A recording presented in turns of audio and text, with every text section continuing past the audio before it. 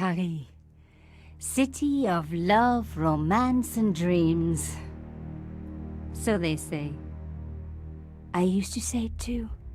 But ever since that day, the day of the murder, I've always associated my beloved Paris with death.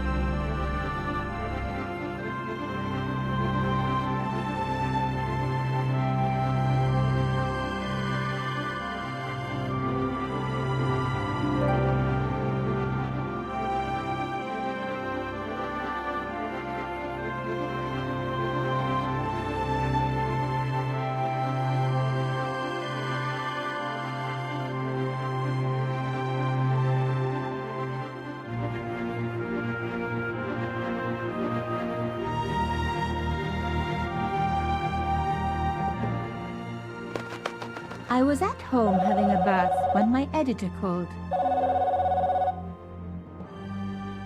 Collard, get your ass over to the Palais Royal now. You got an interview. With Pierre Carchon. Yes, the Pierre Carchon. No photos, so leave your gear at home. He asked for you personally. Don't ask me why. Anyhow, this could be big, so if he makes a pass, don't forget. Just smile, say yes, and keep taking notes. So charming and so very apt. Pierre Carchon was a media king, a national hero, and one of the most infamous adulterers in Europe. He and his wife Imelda were just one step down from royalty. Whoa, I hate mimes, but unless you humor them, they don't go away.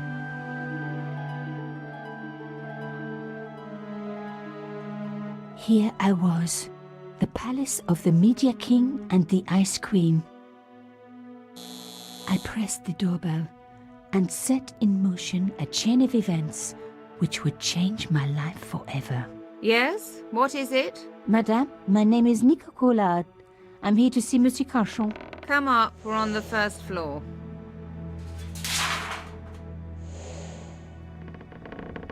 Madame Carchon, it's a pleasure to meet you.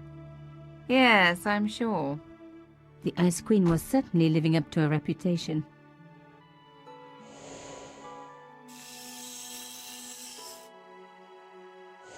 Will you be staying for the interview?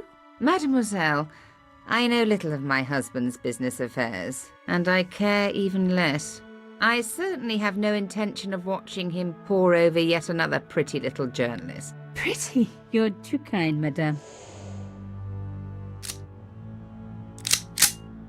Ah, the talented and very beautiful Mademoiselle Collard. Such a pleasure to meet you at last. Monsieur Carchon, I am honored. Oh, I'm sure you are. Call me Pierre, please. But I do not flatter you idly. I was a friend of your father. He was a great man. My father? He never mentioned. He and I were very close. And then his death. So tragic. I must... Imelda, your damned cat's in my study again. Another Ming vase, I suppose. Excuse me for one moment, my dear girl. You journalists are getting younger each year. Perhaps it's the rest of the world getting older, madame. That was no cat. My God! What? Monsieur Carchon!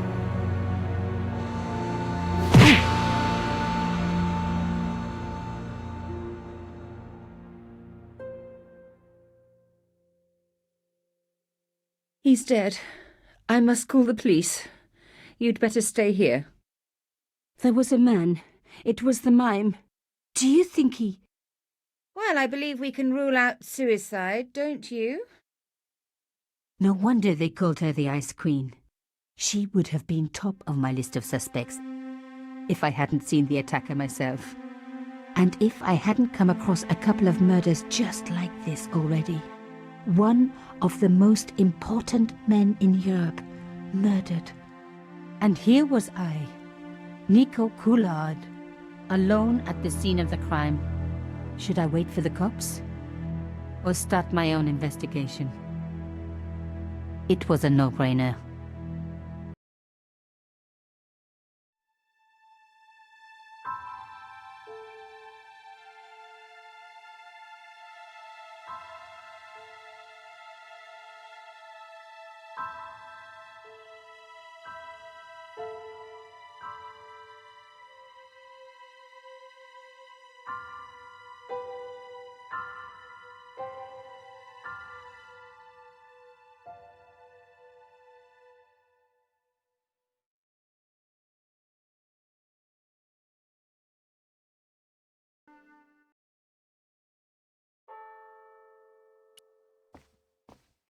A bust of Pierre Cauchon, humble servant of La France.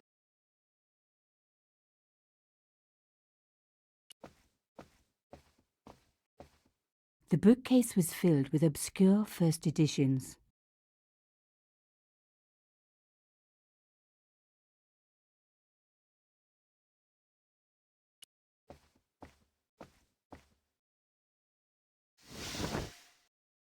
A small round piece of glass had been cut out of the pane. This was a professional job.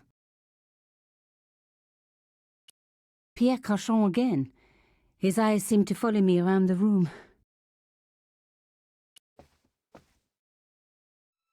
Mimes and guns don't usually go together, but I had an idea that this was no ordinary mime. I'd come across this murderer before and written about him.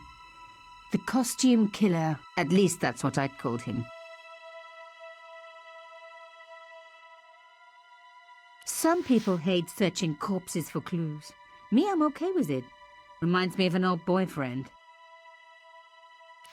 In his pocket, I found a ticket stamped Bateau de la Conciergerie. Taking the ticket meant I tampered with the evidence.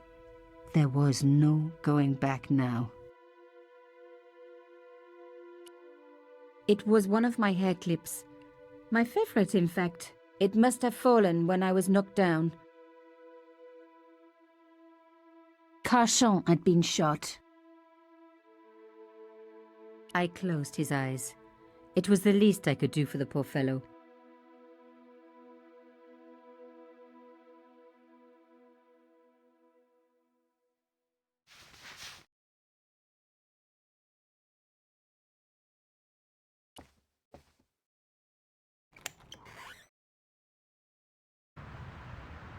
The killer must have used a ladder to reach the window.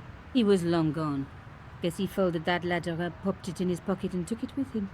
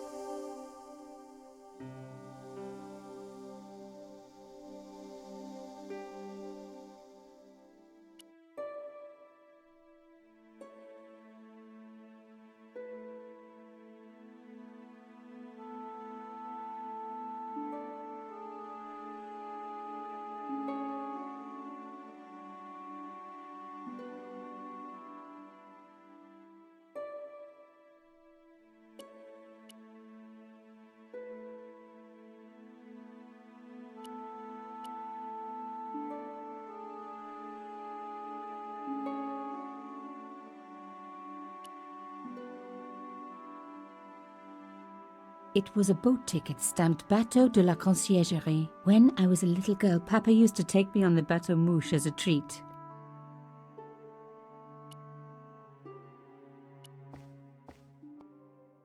The police could turn up at any minute. Somewhere there were clues to the murder, and I needed to find them.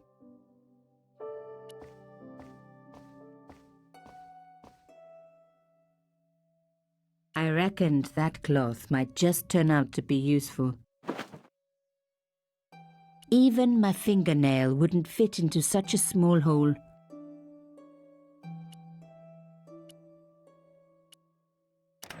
Aha! Nico, you are just so damn good at this stuff. Instead of comforting Imelda, I was ransacking her flat. Why? Because there was something going on here, and I had to get answers before the cops arrived. And hey, she'd been rude to me, so she had it coming.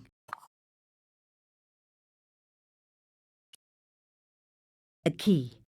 Maybe a safe key.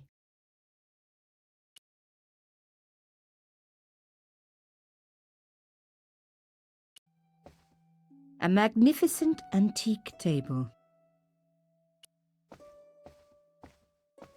Imelda had talent, but I certainly wasn't going to tell her that.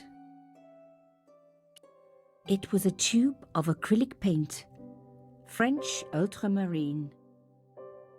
Just the colour I was after for my bathroom. I'm sorry, I have to go. Someone is... Young lady, what are you doing? Oh, this paint. It's my favourite colour. For God's sake, keep the damn stuff.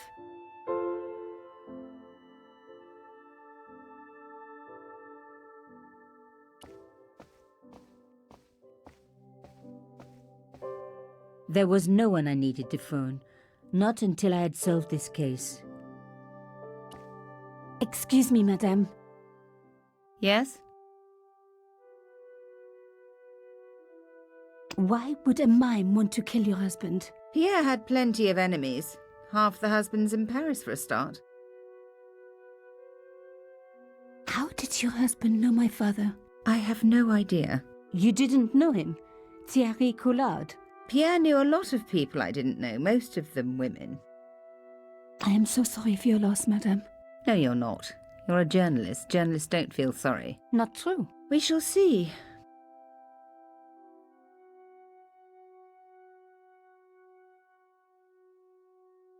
So, her husband took secret boat trips.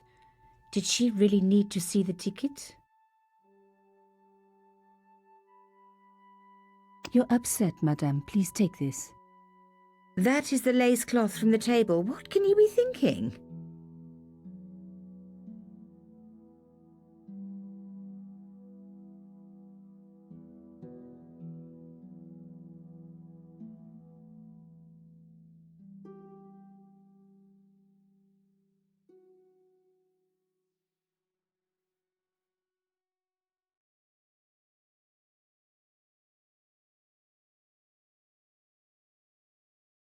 Would you like to see my favourite hair clip? What a ridiculous question. Of course not. Huh. Another time, I guess. Imelda might not have been so cool with me poking around if I'd shown her the key I'd found. The last thing she needed to talk about was paint. What? I have no idea. His business was his business. He never told you anything? No, and frankly, I preferred it that way. This is quite a scoop for you. I suppose you're already inventing the headlines. Just because I am a journalist. Don't patronise me. You're all cut from the same cloth. Do you have any moral sense at all?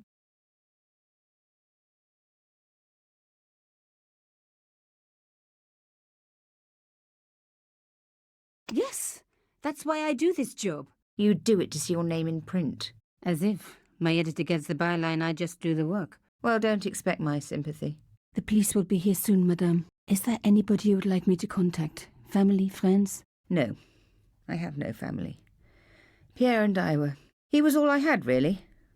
Not much, was it? The dutiful wife. That was my role. He never talked, never let me in. I know one thing, madame. What? If you want to find out who killed your husband, then you let me do the job, not the police. Why? How do I know I can trust you? Your husband invited me here today because he needed me. I think he knew somebody wanted to kill him, and he knew I could help. I doubt it was your database he was after. You're wrong. I was onto his killers already, I am sure of it. Please, you owe it to him. I don't know.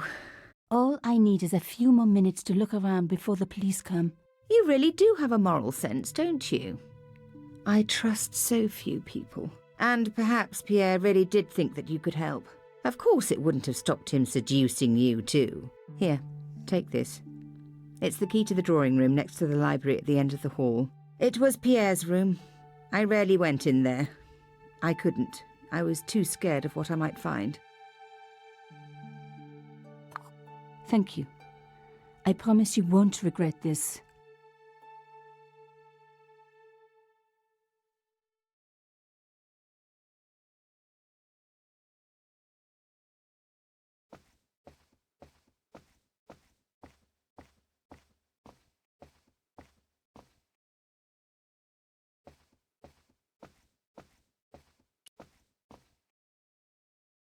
The door was locked.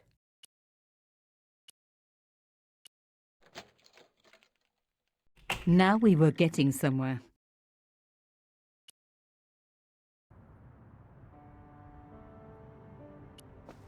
I didn't need the lights on. It was light enough already.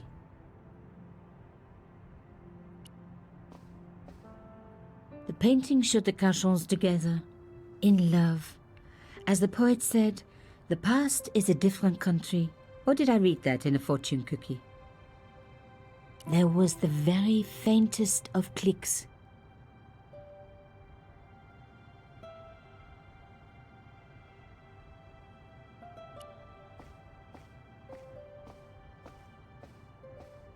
As expected, the desk was yet another priceless antique. Yawn.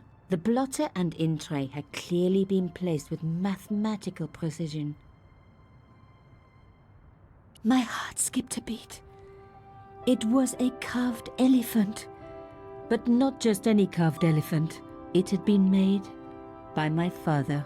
I knew for certain because in my apartment I had its exact twin, carved into a box he had made. So Cauchon had known my father. They really must have been friends. I decided to take the carved elephant. It clearly meant nothing to Imelda.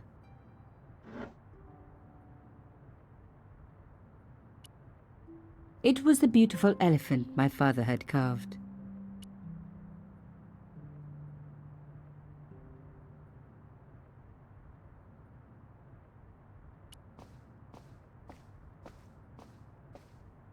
This wasn't the time for me to lie on the sofa doing my Marie Antoinette impression.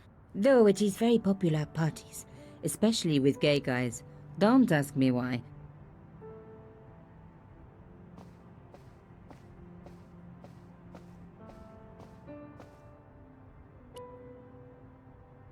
Locked. Not surprising, really.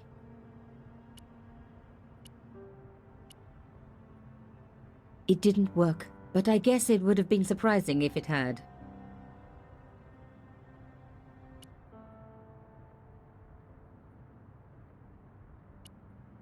No. No.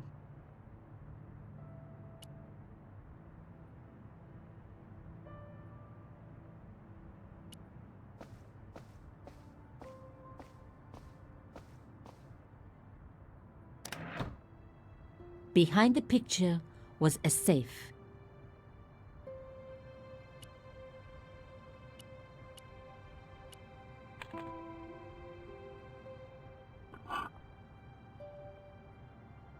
In the safe was some kind of artifact. There were strange symbols on its surface. It looked like the printer's blocks I'd made at art school. If there was one thing I'd learned about symbols, they are always important. But these symbols scratched into stone were impossible to read. I needed to find a way of printing them. At least the stone was round. But what could I use for ink? And what could I print on? Sure, I was stealing, but I knew Imelda didn't know about the artifact, and Cauchon was past caring.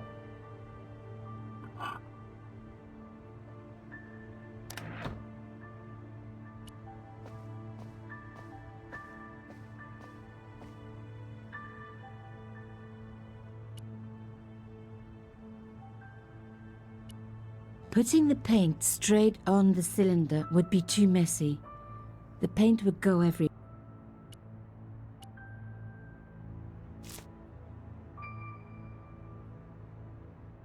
I'd spread blue paint over the bottom of the tray. It was ruined. I was a very bad girl, but also quite a clever one.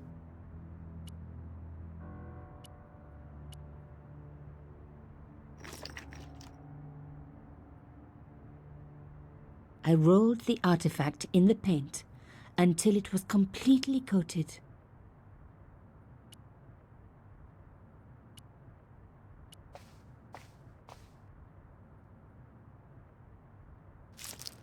Genius! The roller and the paint worked just as I planned, but what did it say?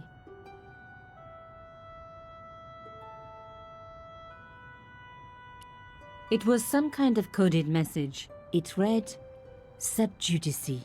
I may not have learned a lot as a journalist, but that was a term I knew well. It means a legal case that is before the courts. Below it was a sequence of letters that made no sense. I suddenly realized there was a connection between the boat ticket and the coded message. The boat ticket was stamped Bateau de la Conciergerie. The Conciergerie on the Ile de la Cité, by the river, housed the ancient law courts. So, sub judice could in this case mean literally under the law courts, below the Conciergerie. I was pretty sure I'd found all I could here. And besides, all this opulence was making me pine for my regular life of poverty. This was a huge story. It was also one heck of a puzzle with a lot of pieces missing. But I was going to crack it. And if I could just remember the name of that fancy prize you get for being an ace journalist, I was definitely going to win it this time.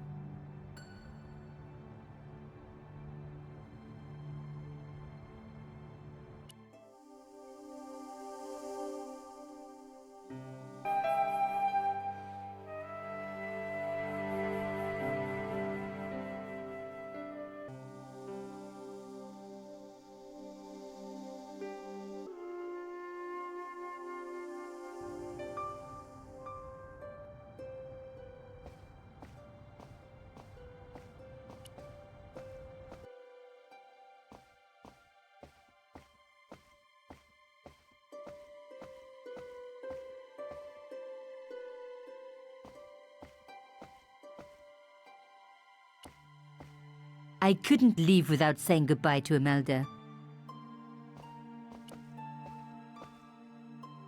Did you find anything useful?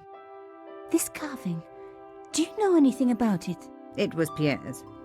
What does the statue have to do with... Please, I need to know. He was given it by a friend, something to do with Africa. He never explained any more. No, but I think it was important to him, always on display. Why? It was carved by my father. Oh, I see. I didn't know. Imelda, I will do everything I can to find the killer.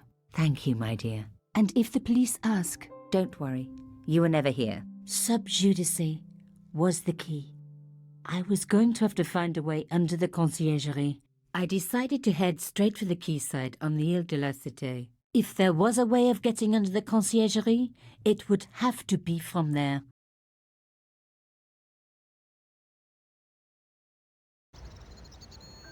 Canchon wasn't the type for messing about on the river. He was up to something down here. Something that got him killed.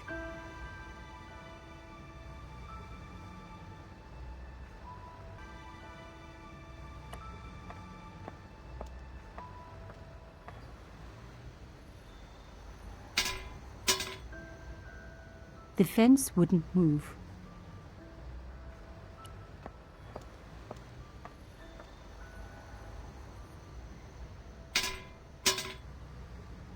This fence wouldn't move either.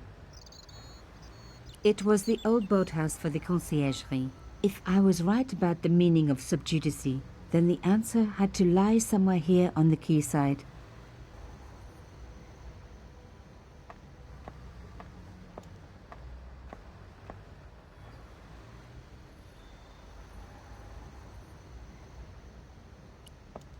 The cross looked familiar.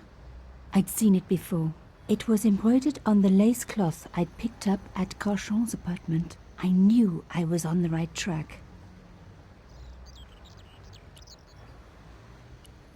The cloth was embroidered with an unusual symbol.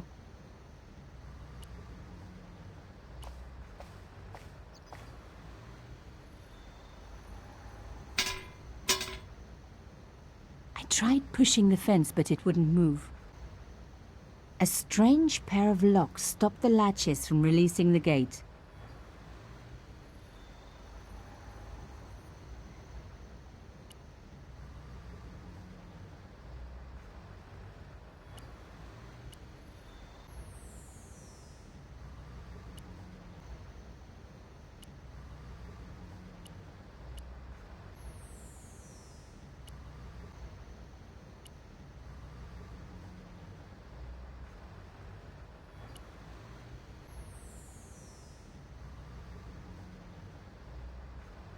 I wasn't leaving yet. I had a hunch there was more to find.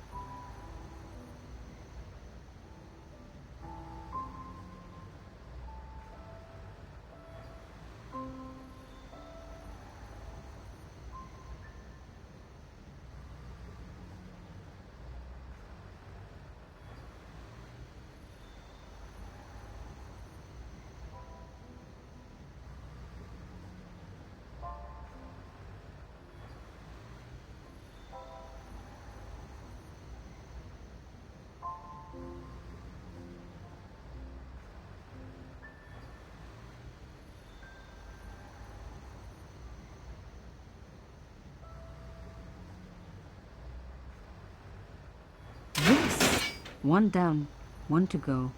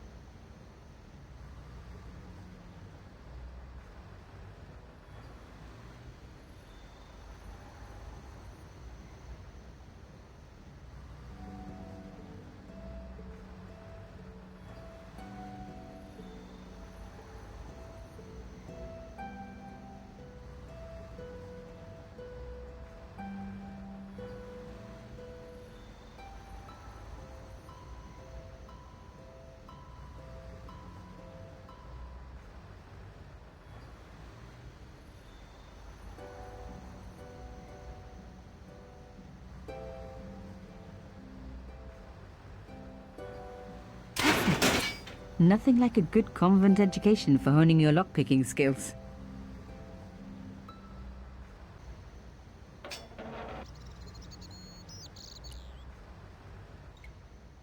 For a room full of junk, that was one very sophisticated lock system. This place was definitely fishy, in more ways than one.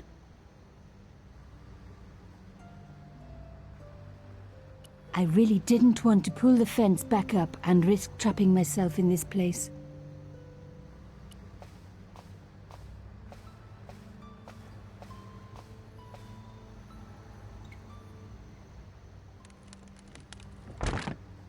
Oops. An old shell case. I wondered what that was doing there.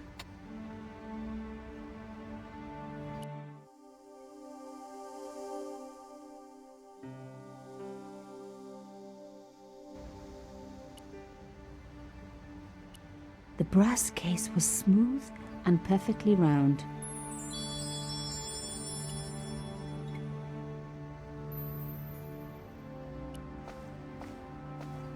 No handle, nothing obvious, but there had to be a way to open it. The words sinister and Dexter were carved on either side. Now any good convent girl like me knows the old Roman for left, right, but what did it mean here?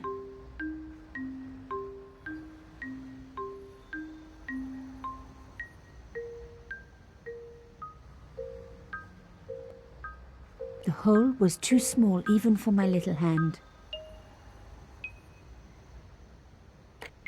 Nothing happened. Nothing happened.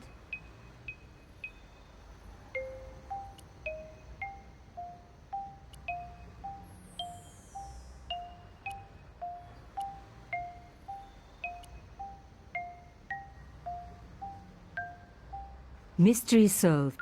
Carchon's stone cylinder slotted into the hole with a satisfying click.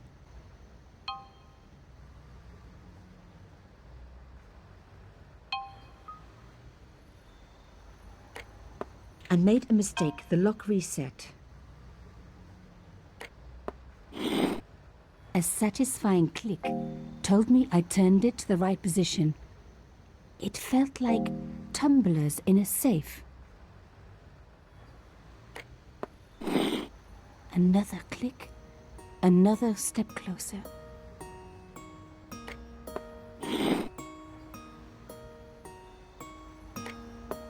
Oh no!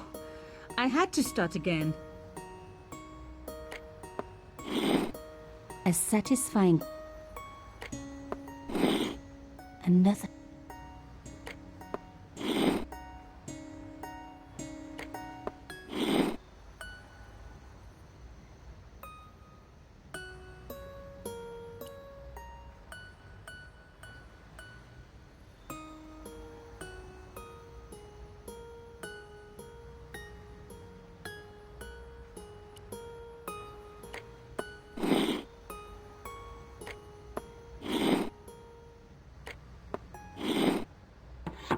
I love the sound of locks clicking open.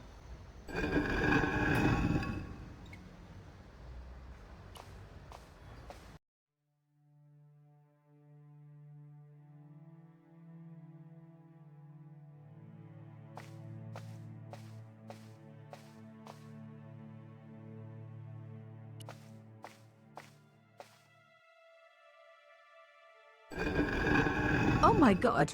The slab came down with a hell of a force. With nothing to hold it up, the cross dropped back down again.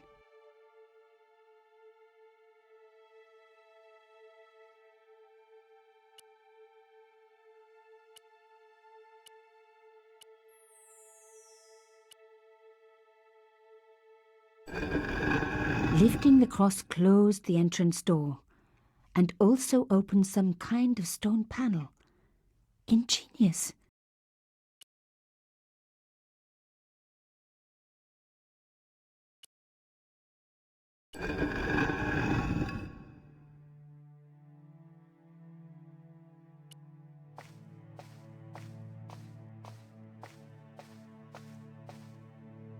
Ut lex vel ut next sumito. To the law or unto death submit. I guess these people didn't believe in liberté, égalité, or fraternité. Yes, I'll admit it. I was a swot at school. I also wore lipstick and the nuns never knew.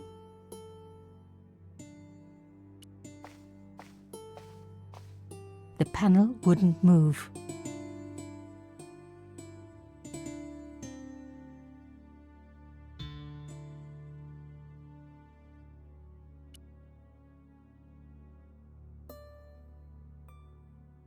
It was a boat ticket stamped Bateau de la Conciergerie. It was one of my hair clips. My favorite, in fact.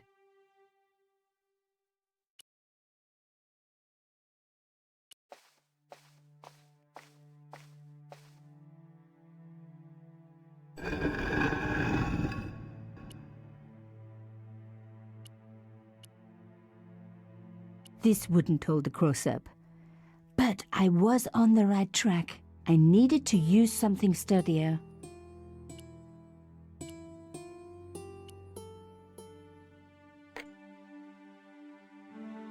The stone cross was propped up. Now I was getting somewhere.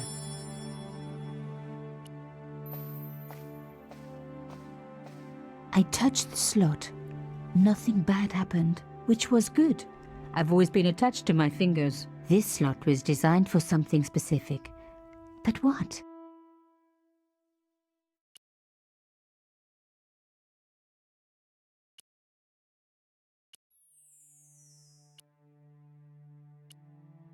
I touched the slot. Nothing bad happened, which was good. I've always been attached to my fingers. This slot was designed for something specific. But what?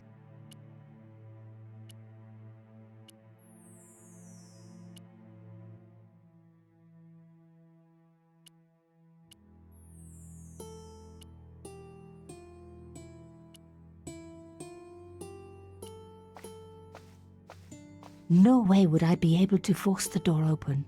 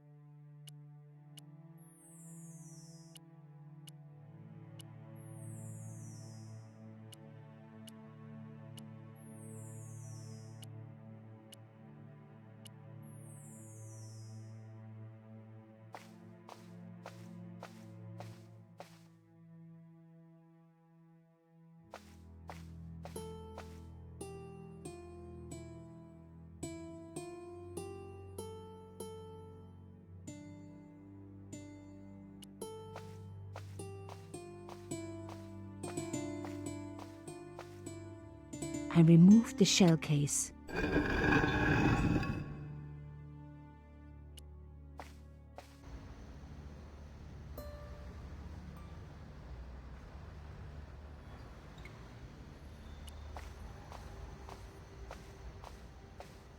Moving the skiff would only damage it more. Moving the skiff would only damage it more. I really didn't want to pull the fence back up and risk trapping myself in this place.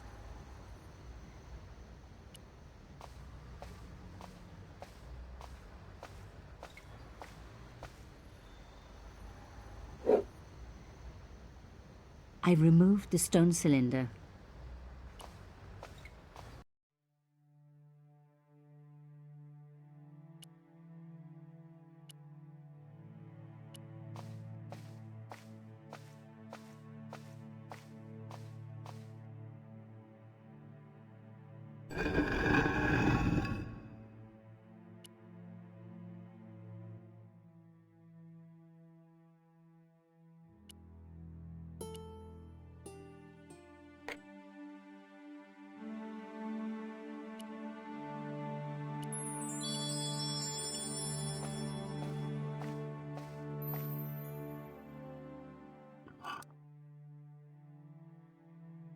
The artifact slotted into the hole perfectly. Behind the old walls, I could hear some kind of mechanism groaning into life, but whatever had been triggered had now jammed.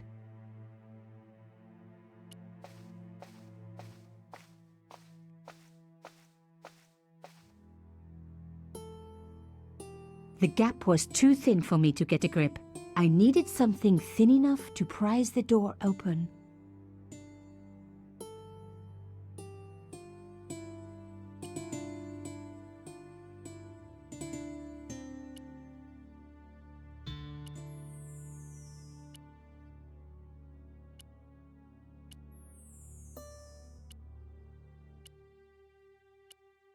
I was going to need something a lot stronger than a hair clip to free the door.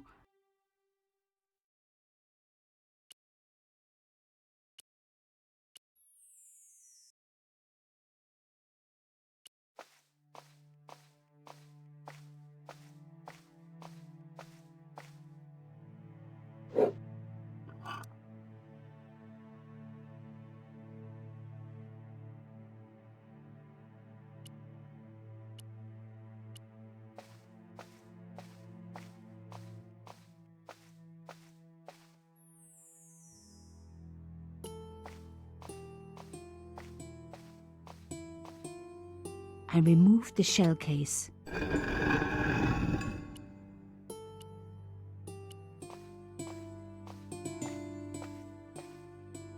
I needed a gap for leverage.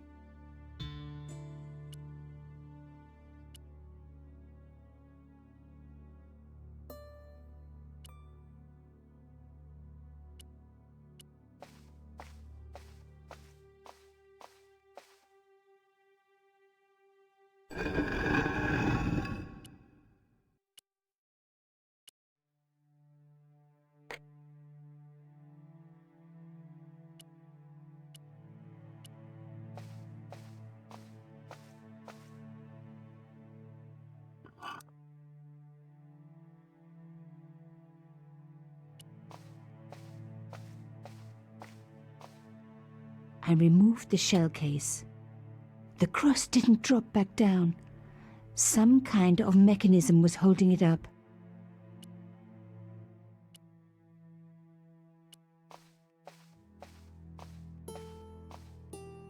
The gap was too narrow.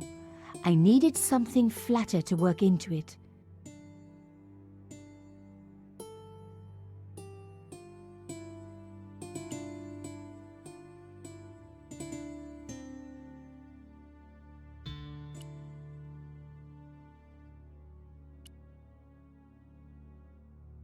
The gap was too thin for me to get a grip.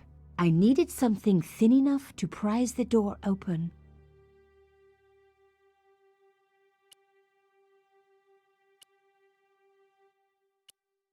I was going to need something a lot stronger than a hair clip to free the door.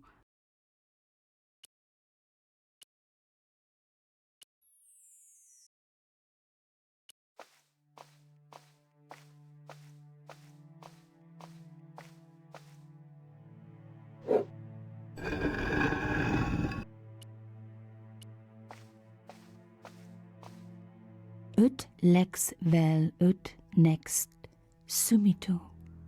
To the law or unto death submit.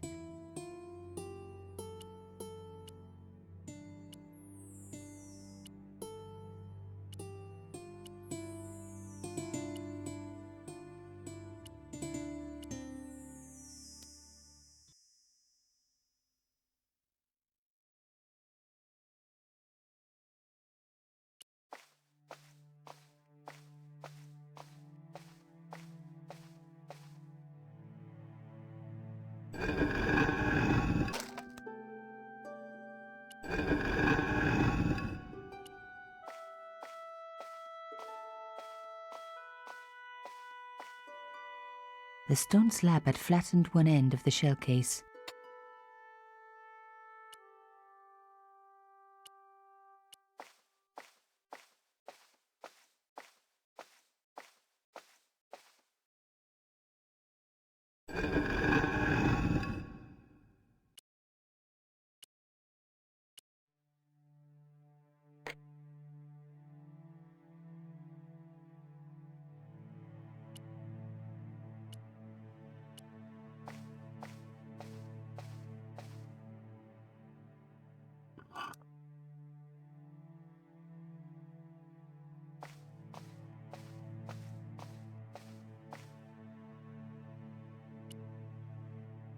I removed the shell case.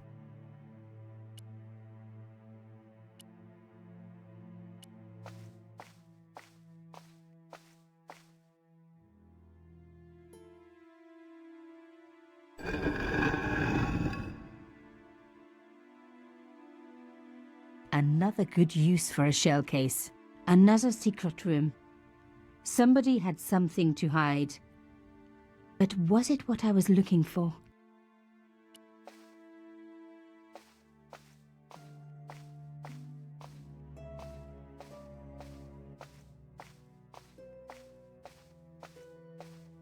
Wow!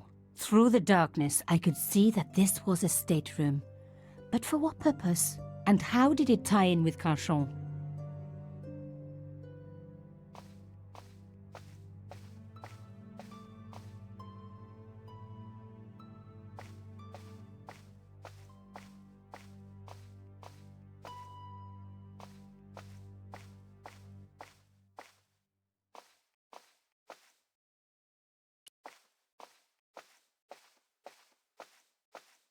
Amazing! The thing still worked.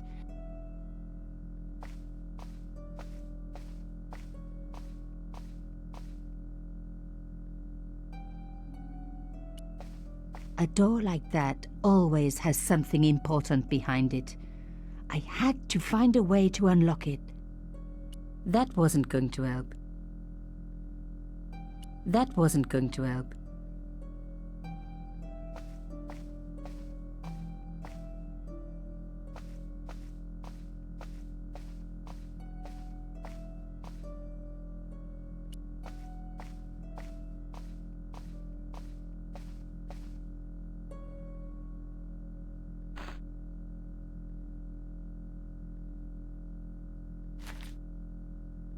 Inside the drawer, I found a note written in some kind of code.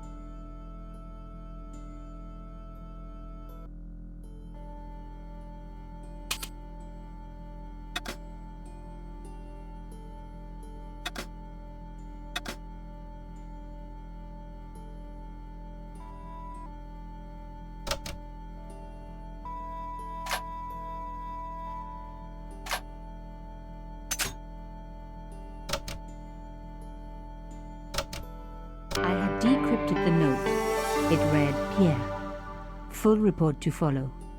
But this is too urgent to wait. Arno and Yamada both dead. This is not a coincidence. Indeed, it seems that all of us who came together in July are in danger. Take great care. X.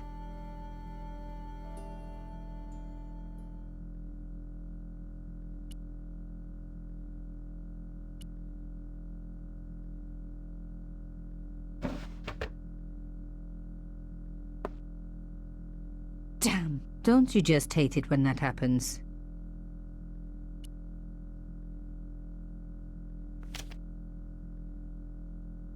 A photo, long lost, had fallen down the back of the drawer. It was very old, but there was no mistaking the guy in the foreground. Carchon. Behind him were soldiers, a burning village, and a corpse.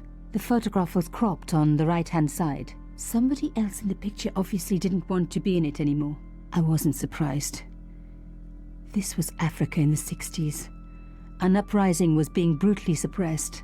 And here was Mr. Media himself, Carchon, doing the suppressing. The photograph was not just powerful evidence. It was also my ticket to one explosive story. But there had to be more for me to discover. There was nothing else in the drawer. It was pretty clear from the lack of dust that someone had been working very recently at this desk. Oh my God! The sheet was a printout with my personal information. Everything from my favorite food to my waist size. They were right about chocolate. But come on, guys, I'm a size 10. There was even a picture of me, taken with a telephoto lens. Carchon wouldn't have taken these pictures himself. This was big and organized. I was part of it, and people were getting murdered. The dregs at the bottom of the mug hadn't dried out or gone moldy. It wasn't more than a day old.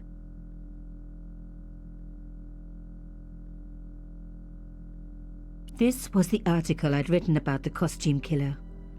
My suspicions were right. Carchon had cut it out. 2 businessmen had been killed. One in Italy, one in Japan.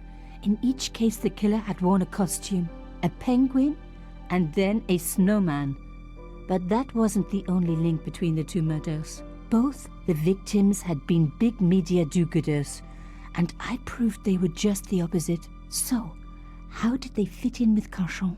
I had enough for a story, an amazing story that was going to make my reputation and blow Carchon's to pieces. I needed to get home fast and start typing.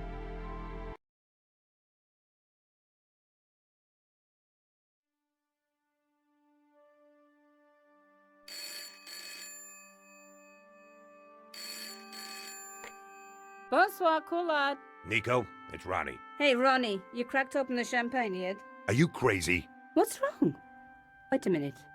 You didn't print it, did you? Course I didn't print. That's the best piece I've written. The last, as far as I'm concerned. It's important. It's suicidal.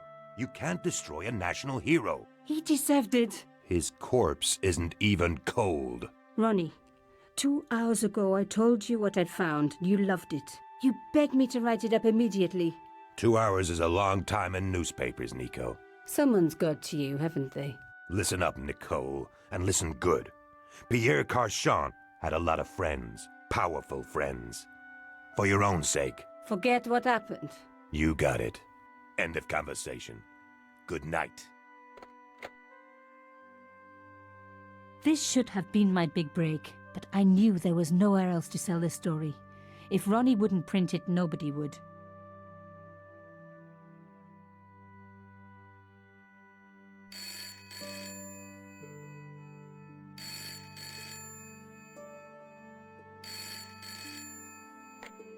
Bonsoir, Collard.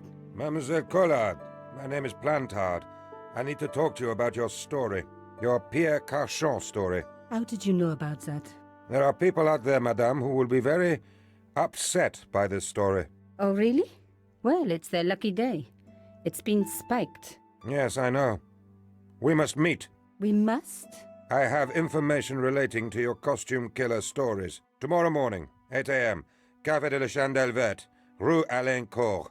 I shall be wearing a grey overcoat. You must talk to no one about this. You can't tell me what to... Tomorrow at 8. I'll be waiting. People complain about newspaper articles all the time, but not usually before they're printed. I was beginning to feel scared. This guy, Plantard, could I trust him? Should I meet him or forget the whole business? I didn't have an answer.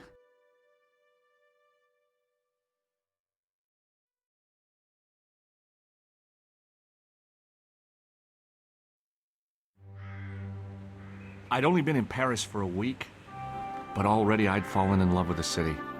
My latest discovery was a little cafe, La Chandelle Verte. I was pretty sure the waitress was taking a shine to me. That old Stobbart charm, I guess. Little did I know my reverie was about to be so rudely interrupted.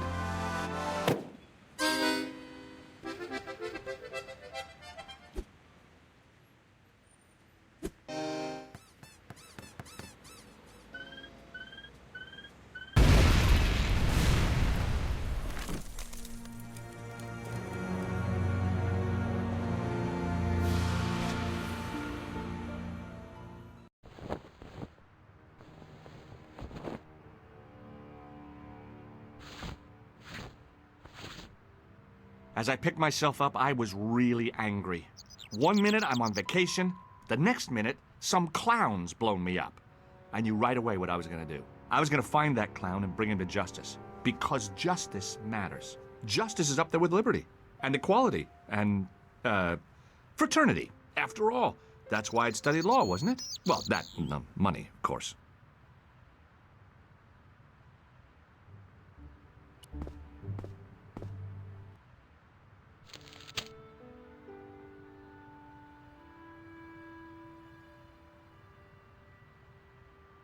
The leading article referred to the visit of a Nobel Prize winner from some unpronounceable Eastern European state.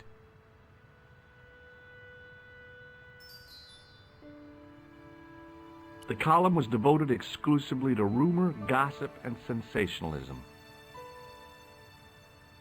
I noticed the writing at the foot of the page. It read, Salah Eddin, 1345. The big story was about the brutal murder of a French media magnate, shot down in cold blood. The guy oozed confidence, like a regular French statesman. The big story was about the brutal murder of a French media magnate. The guy oozed...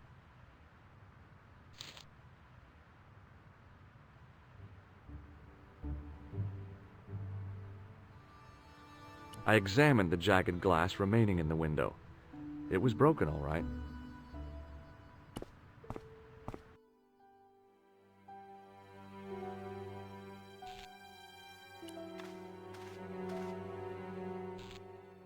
The sight of the dead guy's staring eyes turned my knees to jelly. I tried not to meet his stare as I searched the dead man's pockets. No wallet, no papers, no credit cards. The guy's past was a blank page.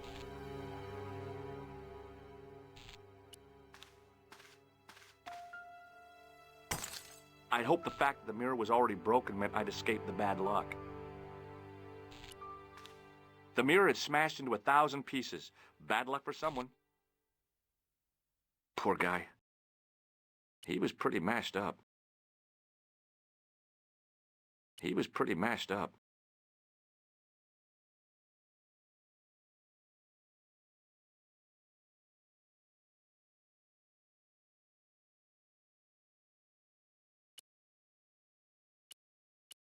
He was pretty mashed up.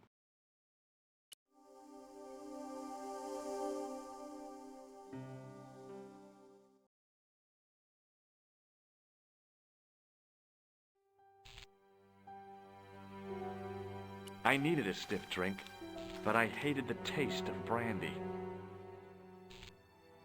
I needed a stiff drink, but I hated the taste of brandy. Oh, my head. Never again. How much vodka did I drink? Oh, no, don't tell me. What is your name, Shelley? George Stobbart, ma'am. You look like you could use a little help. I could use a little drink. I feel sick, dizzy, and bruised.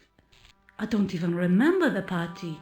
Just relax and take it easy. You've been knocked out. You don't say.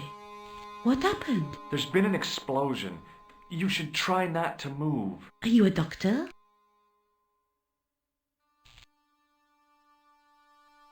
No, but I used to play hospitals when I was a kid. Can you remember anything at all? No. I need a drink. Pour me a brandy.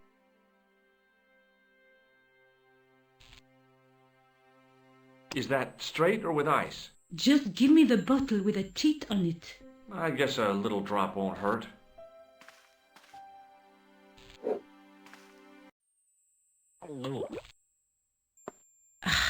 That's better. She knocked back the brandy as if it was water. I was glad I wasn't picking up the check.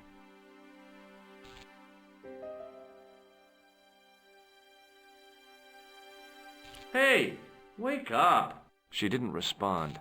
If I wanted another cappuccino, I'd have to serve myself.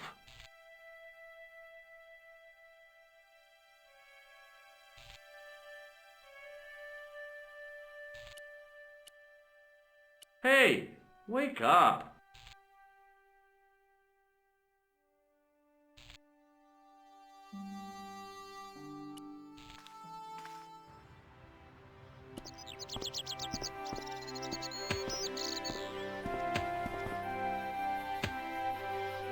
Freeze! Hold it, right there. Oh, don't shoot. I'm innocent. I'm an American. Can't make up your mind, huh? I demand to see the American consul. Drop your weapons and get down on the ground. Put that thing away, Sergeant Mou. I apologize, monsieur, but I cannot permit you to leave. Am I under arrest? Ah, no, I would simply like to ask you some questions. En avant, to the café, marche.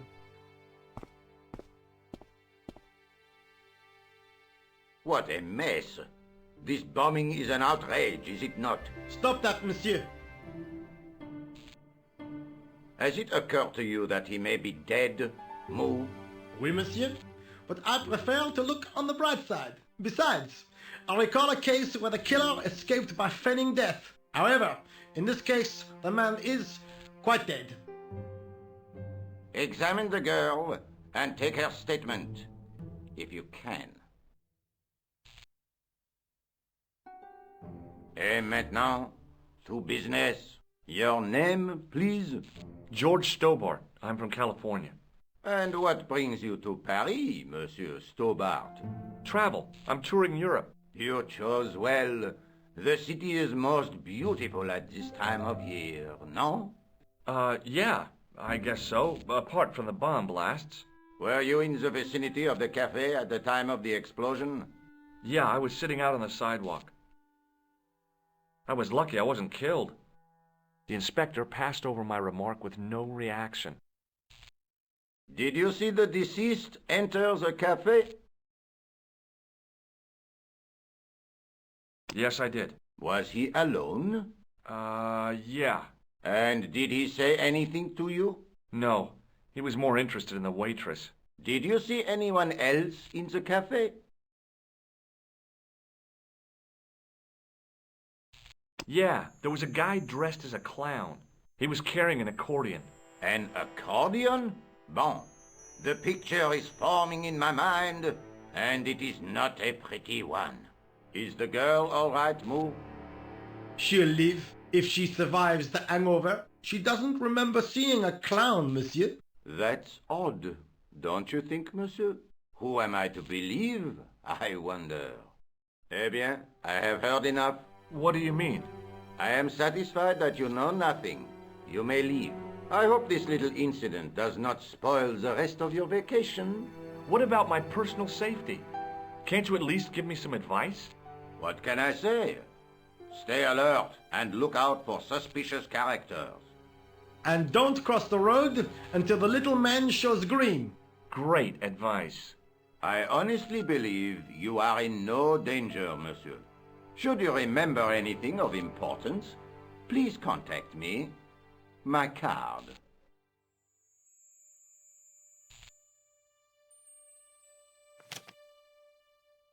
Thanks. That is all. You may go. There's not much to go on, monsieur. On the surface, no. But what lurks inside the subconscious? If the door can only be opened... Are you serious, monsieur? I thought your interest in psychic detection was purely academic.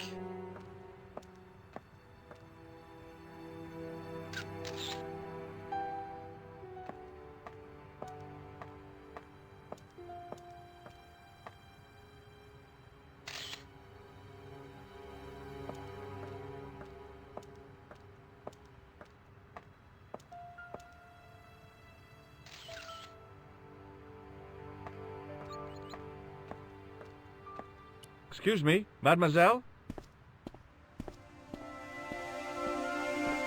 Hi. My name's George Stobbart. Oh, an American by the sound of it. Yep, that's right. On vacation in Paris. Some vacation, huh? You were here when the bomb went off? Sure was. Sat right out in front of the cafe. Did you notice a middle-aged man, maybe 60, with a hat and overcoat? I couldn't believe it. She hadn't even asked how I was feeling. Yeah, he went inside just before the bomb exploded. You weren't related to him, were you? Oh, no, nothing like that. I'm Nico Collard from La Liberté. What is that, some kind of nightclub? Oh, no, it's a newspaper. You're a reporter? I'm a freelance photojournalist. Say, you could interview me about the bombing. An eyewitness account, minutes after the outrage that shook the whole of Paris. You know, real-life drama, human interest, that kind of stuff. I'll just stick to the facts, thank you. Did you see who planted the bomb? I know it sounds crazy, but he was dressed like a clown. A clown? It's him again.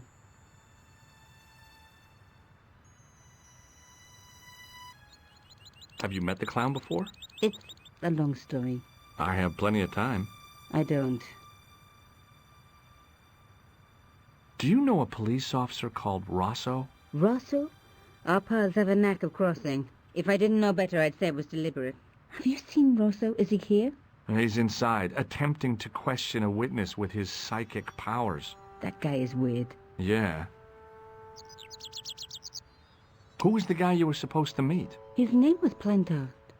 I didn't know him, but he called me last night. He said he had a story which would interest me. He asked me to meet him at the cafe. I guess I'll never know what he wanted to tell me. Well, not unless you have Rosso's gift for psychic interrogation.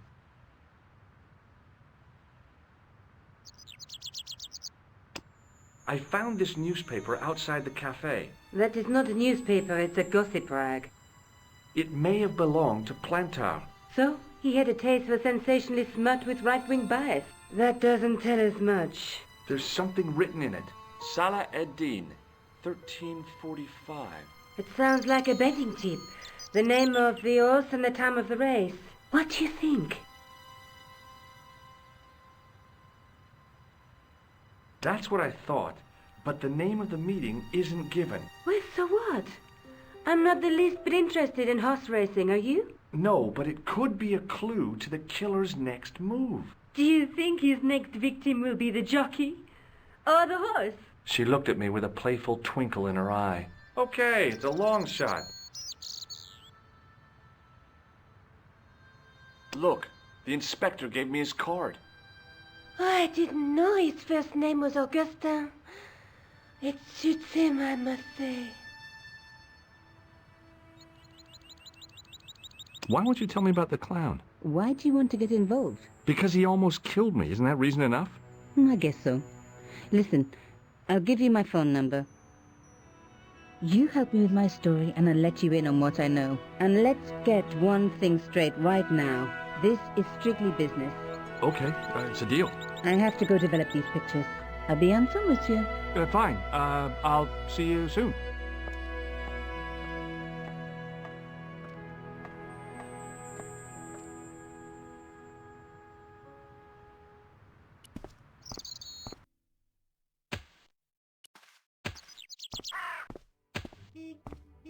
Hey, you! I thought you'd been arrested. No, it was a misunderstanding. When he pulled that gun, gah! I thought that was it. Those automatics pack quite a punch, you know? He made a mistake. He thought I was a terrorist. You? A terrorist? Ha! He was only doing his duty, I guess. Did you see a clown come by this way? A clown? Like In a circus? Yeah, with makeup and a big red nose. Huh! Those guys are funny, aren't they? Not in my experience. I love the circus, especially the horses. You haven't answered my question. Have you seen a clown? You think I've got time to watch everyone who passes by? Some of us have to work for a living. Did you see an old guy with a briefcase? Wait, silly old coot. Do you know what he said to me? Work fascinates me, he says. I could watch it all day. Quel bit. I could have knocked his block off. Would you like to read my newspaper? I haven't got time to read that.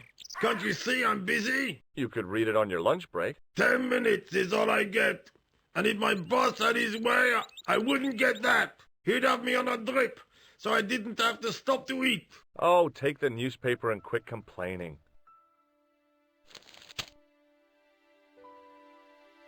Pah! Look at this. Damn bleeding heart liberals. Tcha! Save the dolphins.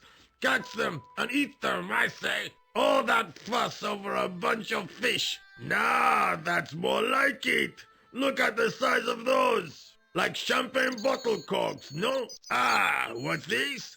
Saladin running in the Prix de l'Arc de Triomphe. It's a racehorse? A horse? A legend. Bucephalus reborn, mon ami. Like a streak of lightning she is. Do me a favor, won't you? Keep an eye on my hole. I'm off to put some money on that nag. What about your toolbox? Stuff it. Help yourself.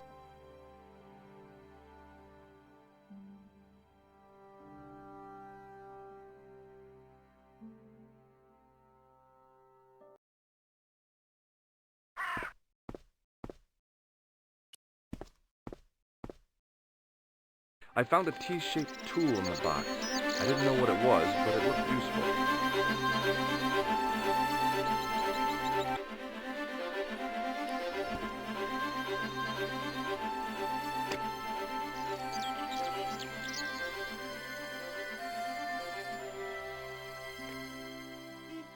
Hello, Nico Coulard. Hello? It's George. Oh, hi. Well, I haven't had a lot of luck. You found nothing. No. Look, I'm very busy right now. Call me if you have any news, okay? Oh, yeah, I guess. Adieu, monsieur. See you.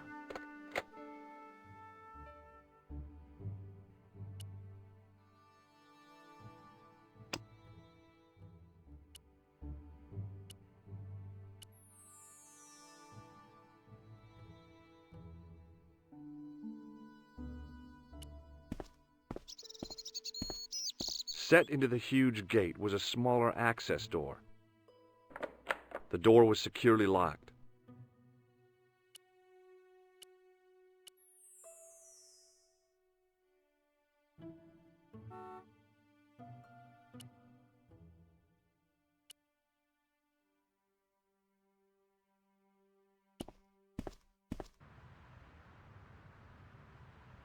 I considered straightening the table, but I figured it best not to disturb the evidence.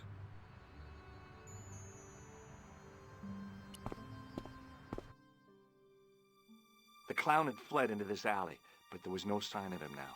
I was intrigued by Nico and what she could tell me about the explosion.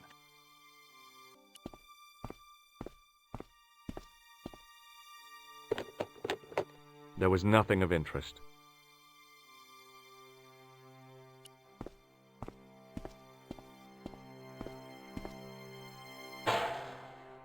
It smelled like someone had dumped a truckload of fish in a locker room on a hot summer afternoon.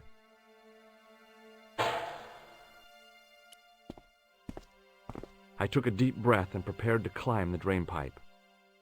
I guess the clown had an escape over the rooftops.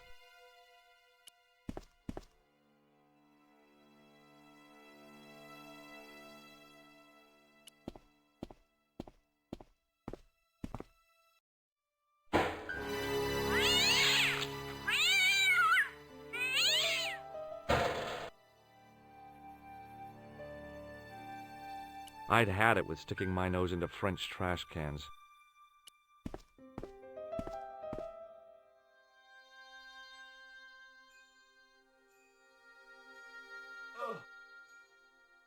The cover was too heavy and awkward to lift with my bare hands.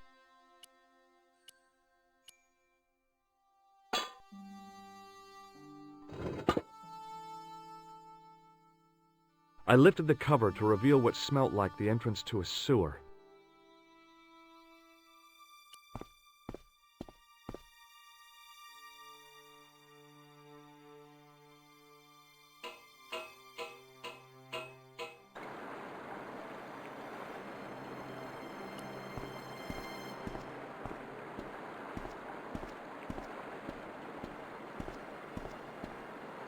As I picked up the plastic ball, I realized it was intended to be worn. It was the clown's red nose. The nose was hollow. Printed on the inside were the words, La risée du monde, Paris. It was a bright red plastic nose, part of a clown's costume.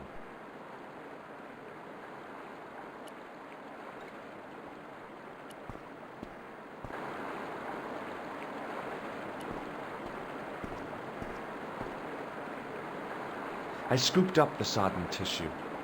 It was cold and greasy, like breakfast leftovers.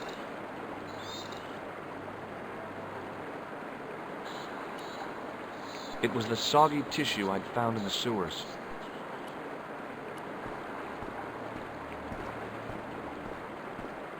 I took hold of the scrap of material and unsnagged it from the spike. It was the scrap of material I'd found in the sewer.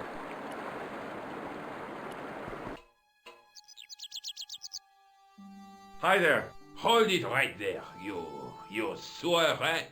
I knew you'd come back, and now I've got you. What are you talking about? You're trespassing. Come out of there, immediately. That's what I'm trying to do. Give me your hand. Ha! You won't catch me with tricks like that. Keep your distance, monsieur. Okay, okay. Now, what were you looking for? I was looking for a clown. Huh, ridiculous. Do you really expect me to believe that? He planted a bomb in the cafe and blew it up. What? The cafe? Blown up? Mon Dieu! That is awful. And you say the person responsible was dressed as a clown? That's right. He blew up the cafe, escaped into the sewer, changed his clothes, and came up here. Ah, mon Dieu! Then, the man I chased, do you think that man and the clown are one and the same? Well, yes, it had crossed my mind. Ah, that still does not explain what you are doing down the sewer. For all I know, you are in league with him. Oh no, I'm just a tourist. Haha, most tourists are content with the Eiffel Tower, the Louvre, or the Pigalle. I didn't realize my waste pipes were such an attraction. Tell me about the man you apprehended.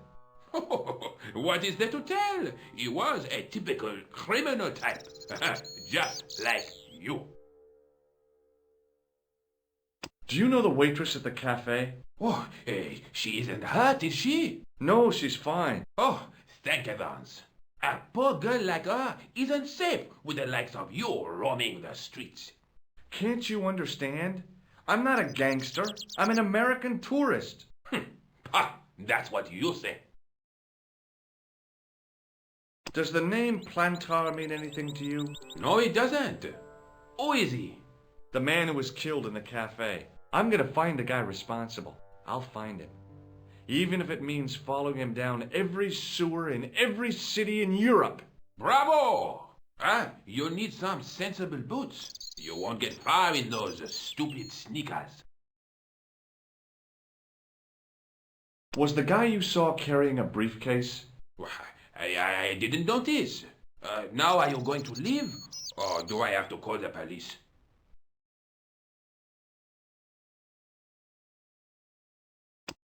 Do you recognize this material? I am not telling you anything. What does this tissue mean to you? Nothing, monsieur. It's disgusting. What on earth possessed you to show it to me? Someone has emptied their nostrils into it. Take a look at this false nose. I've never seen it before in my life. Perhaps you'd like to take a look at my card? What is this? Inspector Augustin Rousseau? What does that say? Hominoid division? A homicide. I think the ink's smudged. Then you are not a tourist. Okay, I'm not. I lied to you, and I'm sorry. Don't apologize, monsieur. You know, I had a feeling there was something different about you. It is your posture, your poise. Oh, yes. There is no mistaking the bearing of a disciplined man. And I should know. I was in the army, you know. When I was your age, I was fighting for my life in the African desert. How can I help you, Inspector? Does this piece of material mean anything to you? That is the same cloth as the jacket I found. I'd recognize that pattern anywhere.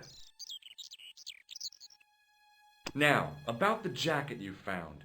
Do you have it here? No, monsieur. One of the sleeves was badly torn, so I sent it for repair. A pity, because otherwise it was a fine piece of quality tailoring. It had the tailor's name inside on the label. Where did you send the jacket? I gave it to an itinerant Romani seamstress. Just my luck. Was there anything in the jacket pockets? Not a sou. You know what I think? Do tell me. He changed out of the clown suit and cunningly disguised himself as an ordinary person. Looks like I'm up against a mastermind. Was the guy you saw carrying a briefcase? Why, yes, he was.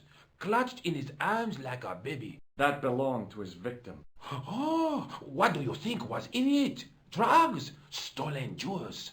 I don't know, but the killer thought it was worth a man's life. Nothing is worth that, monsieur. Does the name Plantar mean anything to you? No, it doesn't. Do you know the waitress at the cafe? You can't suspect her, surely. Just answer the question, please. Yes, I know her. Quite well, you could say. She came to work at the cafe 7 months ago. I look forward all week to the relief she gives me when she visits. Really? So you'd miss her if she wasn't there? Oh, mais oui. Who else would I find to cut my toenails? Tell me about the man you apprehended. He was a mean one, monsieur. He grabbed me in an arm lock. His face suddenly next to mine.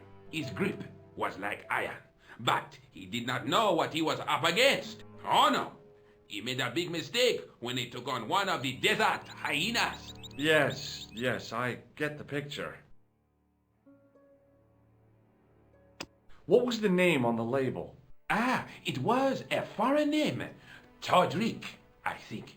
Did you get the address? There wasn't one, monsieur. Only a telephone number. Well, I don't expect you to remember a phone number you've only seen once. 74 98 08 59. You're kidding. That's his phone number? Yes, that's it. A little trick with numbers that I learned in the desert. I was taught the technique by a Tuareg shaman. That's incredible. It comes in handy at the supermarket checkout. Do I get a reward? Honesty, monsieur, is its own reward. Then I'm glad I do not rely on honesty to pay the bills. This is what I used to open the manhole cover. I have one just the same as that, monsieur. I will fetch it if you like. No, don't bother. Oh, it is no bother, monsieur. Nah, forget it. Just trying to be helpful, monsieur. I have to be going. Thanks to your help, the citizens of Paris can sleep a little easier tonight. Vraiment? I was only doing my duty, monsieur. Good luck, Inspector. I hope you catch that killer soon.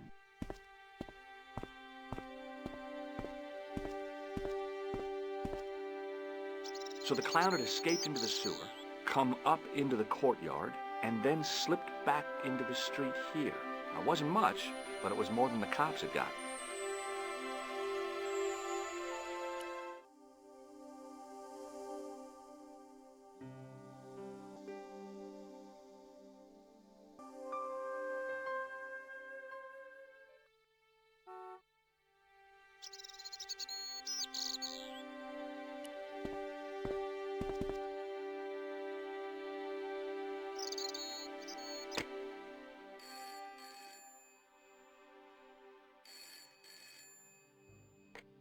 Hello?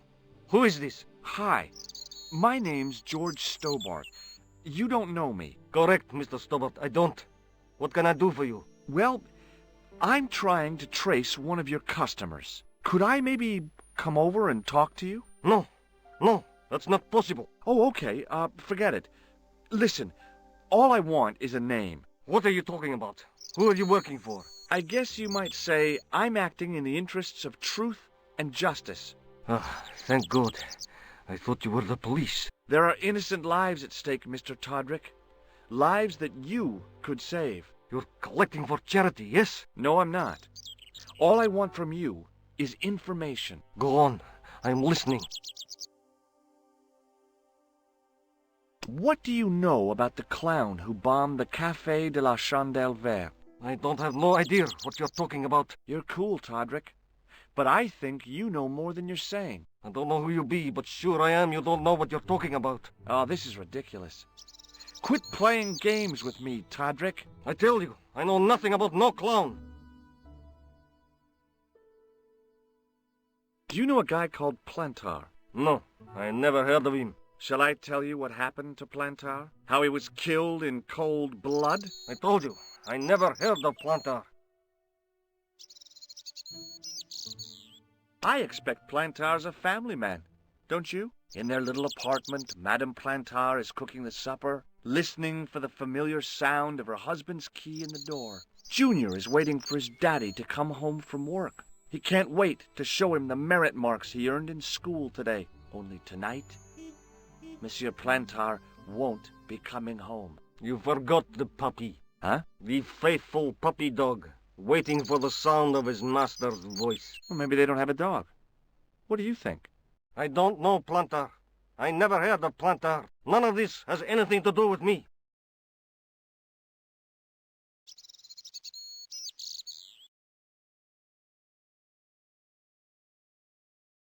Thanks for nothing, Todrick.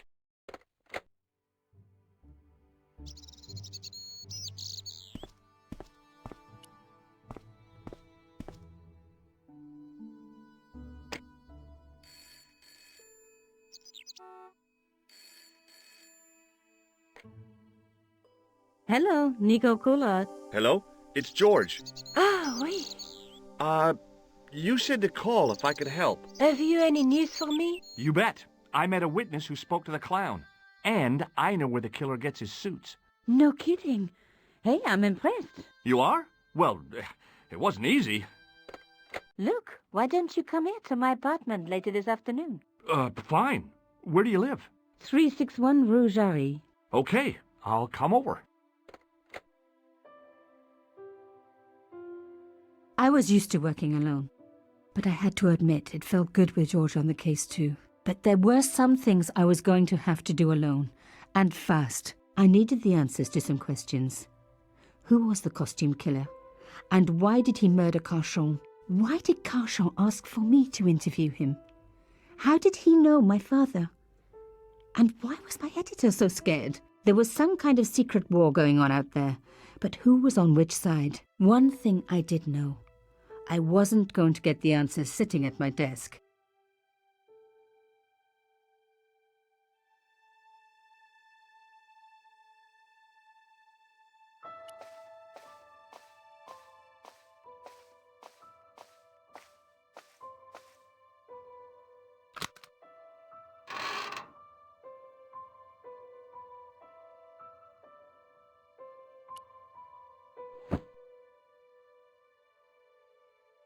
The box was carved by my father.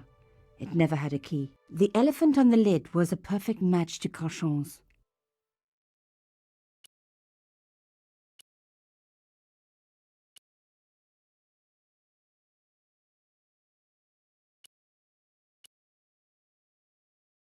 The box was one of the few things my father left me.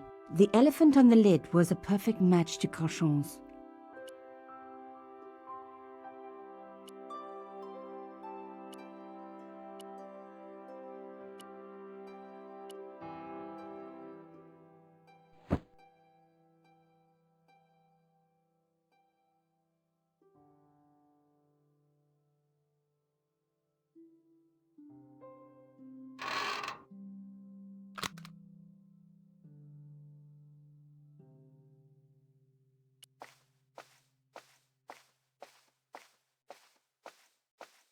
My first Teddy. Never had a boyfriend as loyal as him.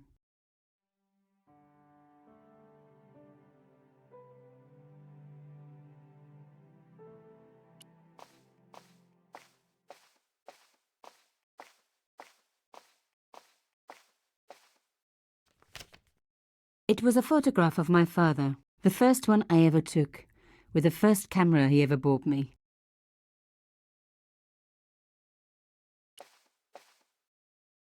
You have no messages.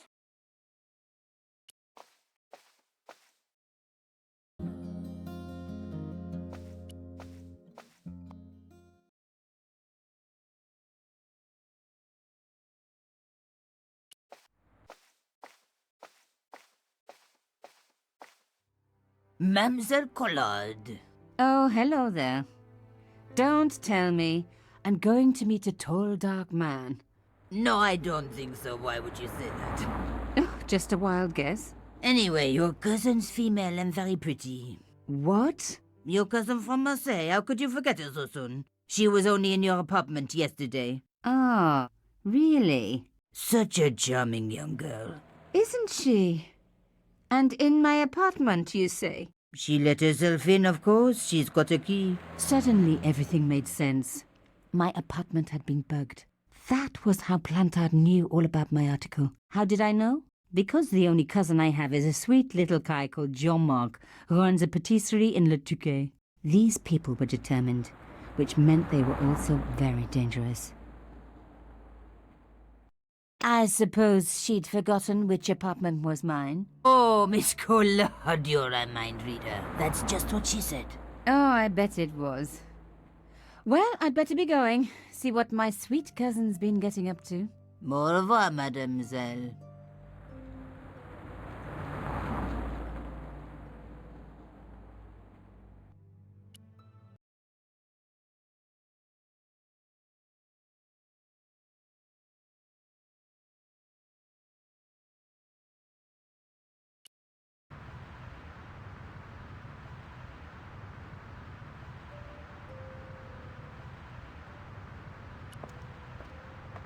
I would be obliged if you did not touch the art, mademoiselle.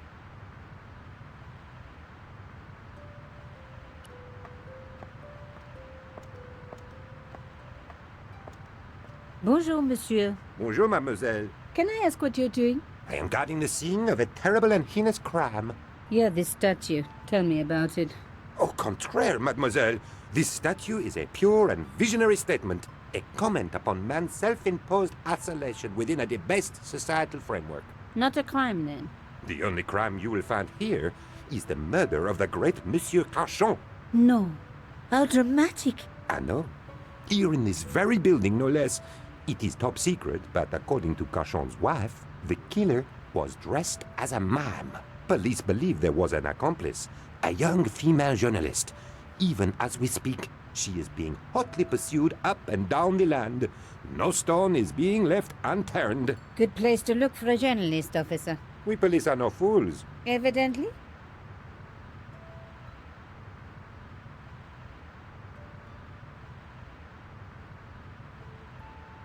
Why would a mime kill Monsieur Carchon? He was a hired killer, I expect.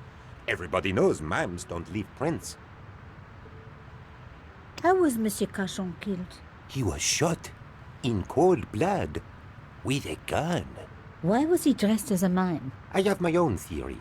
Either he was mad, or he was a real mime, trying to throw us all off the scent by cunningly not wearing a disguise. How long have you been in the police force? All my life, mademoiselle. It shows. Thank you. You must be quite an aficionado of modern art. Au contraire, I adore it. In fact, I dabble myself. Oh, really? I used to dabble myself, but I managed to quit in the end.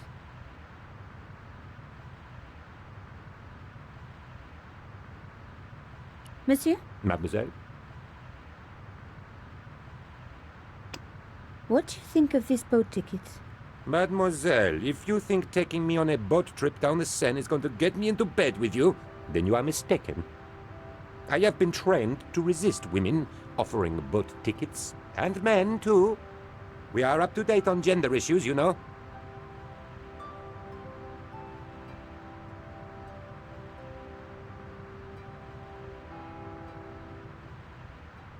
No.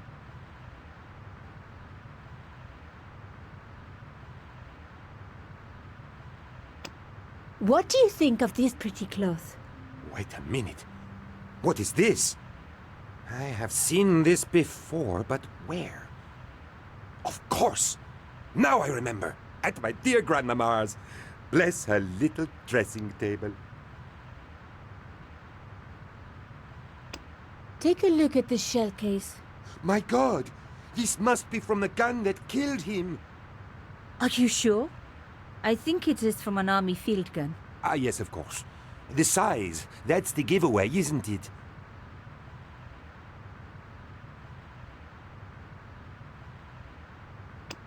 What do you think of my elephant? A poor piece, to be honest. Derivative. Crude. Forget about. Oh, really? I was just wondering where I should stick it. Somewhere that doesn't get much light? That's just what I was thinking.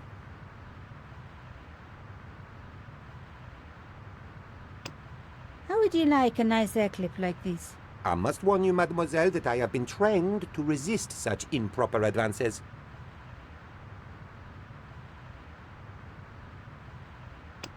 Ever seen one of these? Not since I was a boy. My father taught me how to whittle using a metal cylinder like that. I bet that kept you quiet. Indeed it did. I never talked to him again. He died before I finished.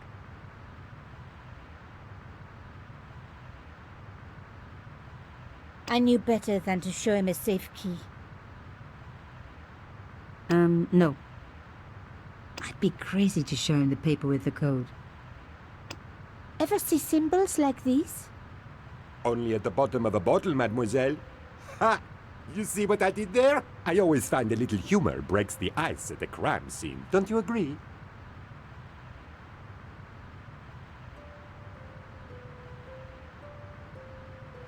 Why would a mime kill Monsieur Carchon? He was a hired killer, I expect. Everybody knows mimes don't leave prints. How was Monsieur Carchon killed? He was shot in cold blood with a gun. Why was he dressed as a mime? I have my own theory. Either he was mad, or he was a real mime, trying to throw us all off the scent by cunningly not wearing a disguise. How long have you been in the police force? All my life, mademoiselle. It shows. Thank you. You must be quite an aficionado of modern art. Au contraire, I adore it. In fact, I dabble myself. Oh, really? I used to dabble myself, but I managed to quit in the end.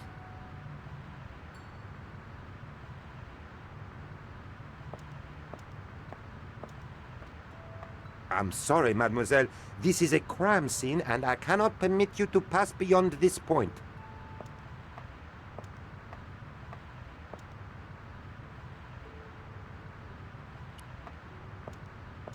Please do not finger the wires. They are high-tension, titanium-coated wires, especially imported from Birmingham, in England. This guy was either into art or wire, or both. If they were to become freed, this superb piece of kinetic engineering would topple and fall. At the same time, the force of the recoil would take your eye out.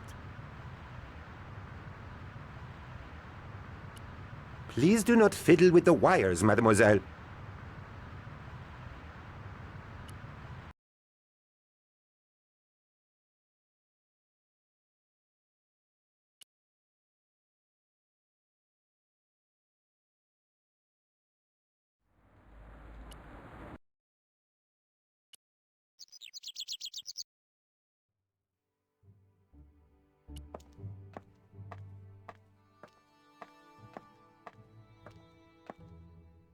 The door was locked.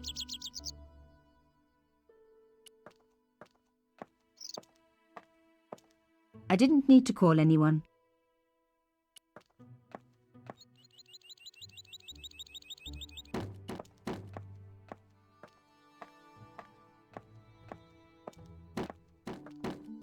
Hello, could I ask you some questions? That depends. Are you a cop? No, I'm a journalist. Bit late, aren't you? They already took away the body. I'm doing a follow-up on this story.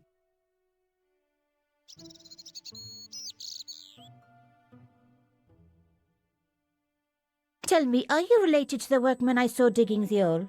Don't talk to me about flobage. Pah! Okay. He just won a fortune on the horses and he won't give me a cent. Well, it's his money. When he was broke, he was happy to touch me for a loan. Brothers should look after each other, he used to say. He's changed his tune, now he's brassed up. You're doing a fine job. Damn right I am. You should be writing about me, not that idiot that got blown up. The heroes who pick up the pieces when disaster strikes. Exactly. Well, give me your best smile and maybe I'll put your picture in the article. Oh, right. Just give me a minute to do my hair.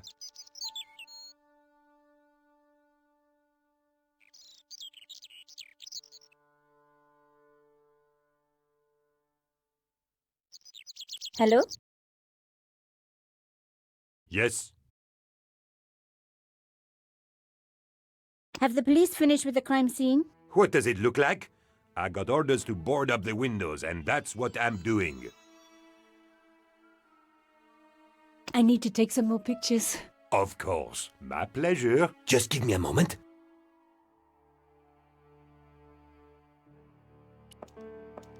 The police had removed the body, but nothing else looked disturbed.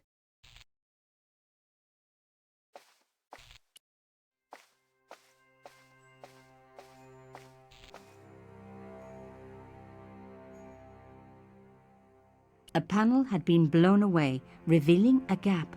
From this angle, I could see that something had been lodged in the gap behind the pipes.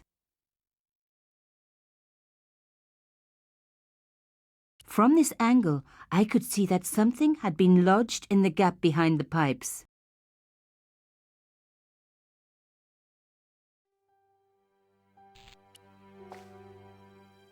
Behind the table were some damaged pipes. Voila!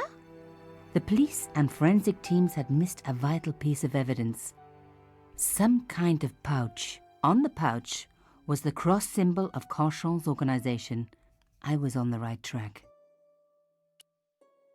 On the pouch was the cross symbol of Cauchon's organization. Inside the pouch were two items: a strange metallic artifact and a letter in some kind of code. The artifact had a sword laid across scales. There was a picture of Lady Justice on the locked panel in the room below the conciergerie. Another coded message using the same cipher system. So, Plantard was involved with Cauchon.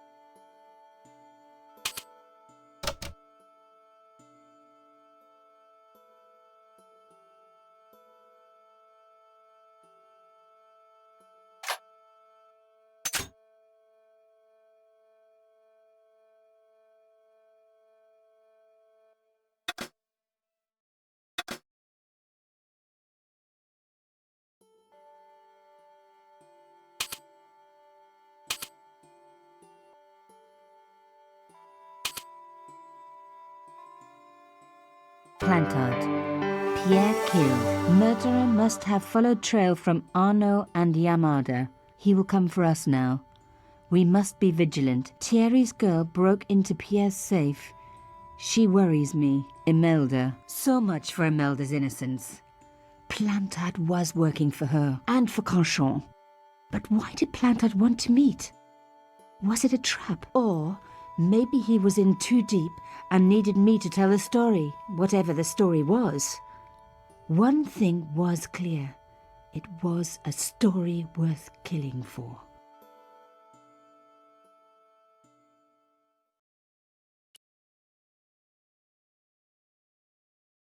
There was nothing of interest beyond some bloody debris.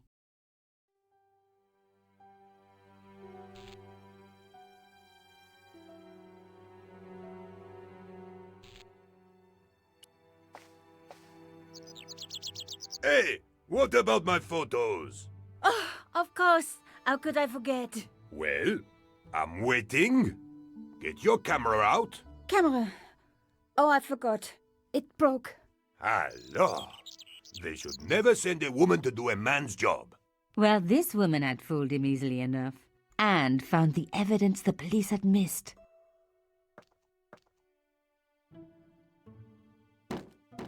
There was nothing I could do. The workman had everything under control.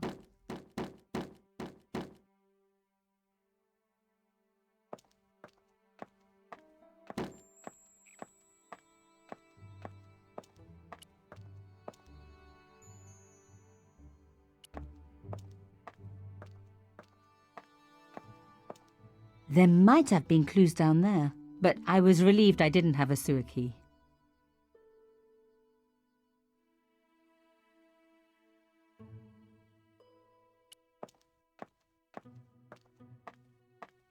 The pipes weren't going to help my investigation.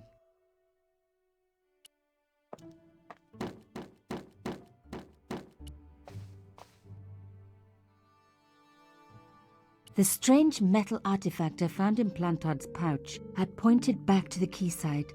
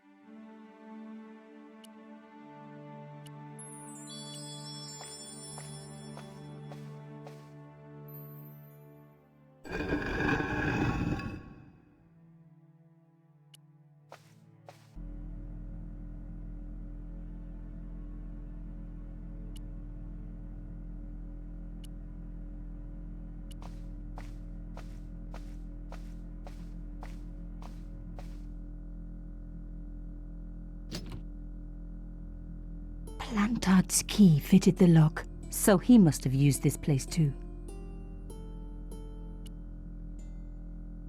A photograph had been torn up. If I could just arrange the pieces.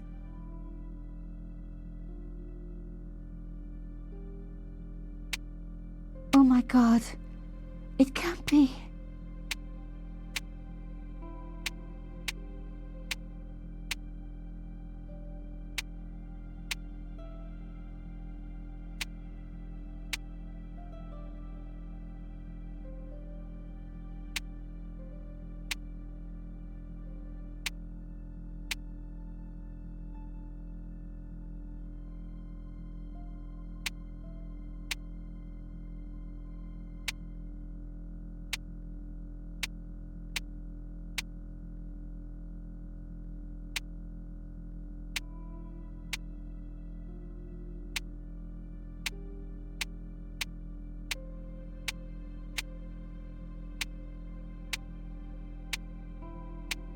There was no doubt about it. It was a picture of my father. Papa? Oh, God. After what I'd gone through, I thought I could face anything, but not this. My father, the one person in the whole world who I truly admired, standing with Cachon while those murderers carried on with their evil work. My father, grinning at the camera. I couldn't believe it. I realized that I desperately needed to get to the bottom of this story, and that I really needed George.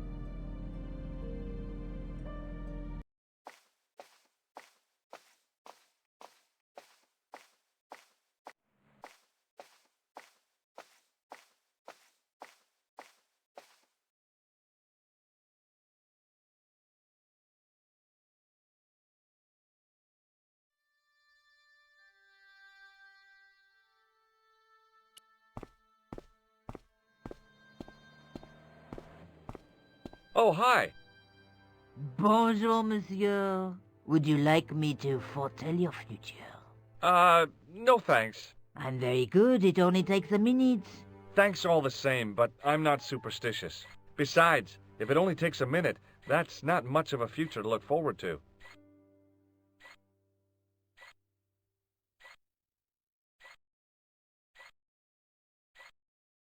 I've changed my mind. Will you tell my fortune? You're going on a long journey. My, oh my. What a surprise. Can you tell me anything I don't already know? Are the flowers for sale? Oui, monsieur. Okay. I'll take a bunch of those white ones. I wouldn't do that if I was you. No? They are lilies, monsieur. Some people associate them with death. Yikes. Thanks for telling me. What other flowers do you have? Dahlias? What do they signify? Insecurity? I don't want to give her the wrong idea about me.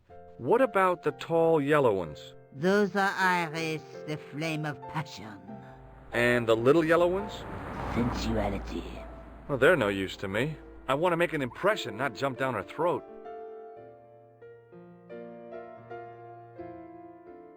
Do you know a young woman called Nicole Collard? Yes, I do. She lives upstairs from me in the apartment block across the street. The door isn't locked, but you'll need to give it a gentle nudge. It sticks, you see, because of the damp. The landlord said he'd fix it before winter sets in. He's been saying that for 3 years. How long has Mademoiselle Collard lived here? A few months. She's in for a shock when the cold weather comes. Drafty windows, insufficient heating. It's a struggle to keep warm. The only reason I stay is because the rent is cheap. Your young lady, she deserves better. I thought Mademoiselle Collard was a successful photographer. Not as successful as she makes out for all her fine clothes. Oh, I've heard her crying herself to sleep at night. That's awful. Now don't you let on that I've told you. She's proud, that one. Too proud, if you ask me.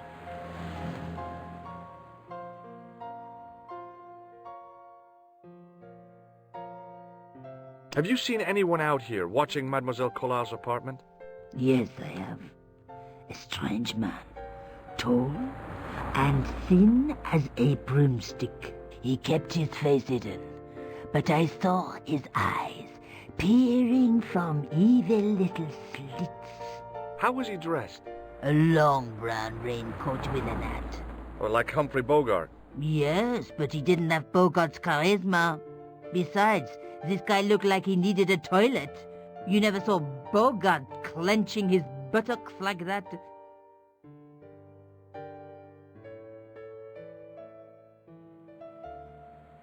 Is there anything else you can tell me about Mademoiselle Collard? No, monsieur.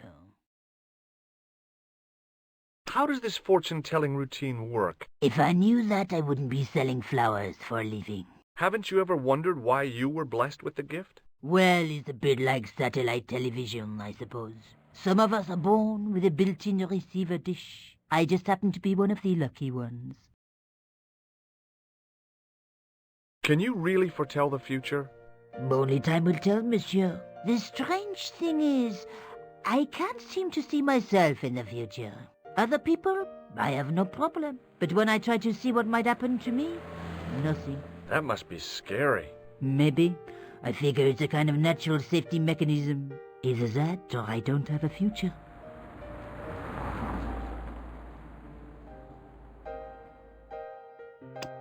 What can you tell me about this material?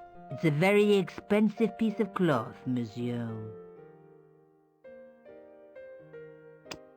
What can you tell me about this tissue? Nothing. Do you recognize this nose? No, monsieur. What do you make of this tool? Is it something a dentist would use? No, it's for raising manhole covers. Formidable. See you later. That's right, monsieur, you will.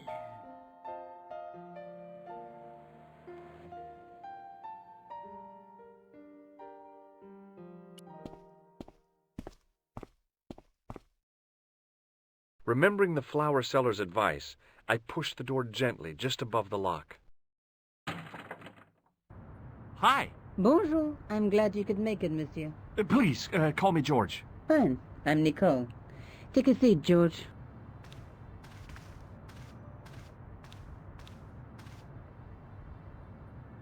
Eh bien? And what have you been up to? I've been exploring the sewers underneath the cafe. I thought I could smell something bad. The clown used the sewer to escape and to change out of his costume. I guess he was in a hurry. He left his jacket behind.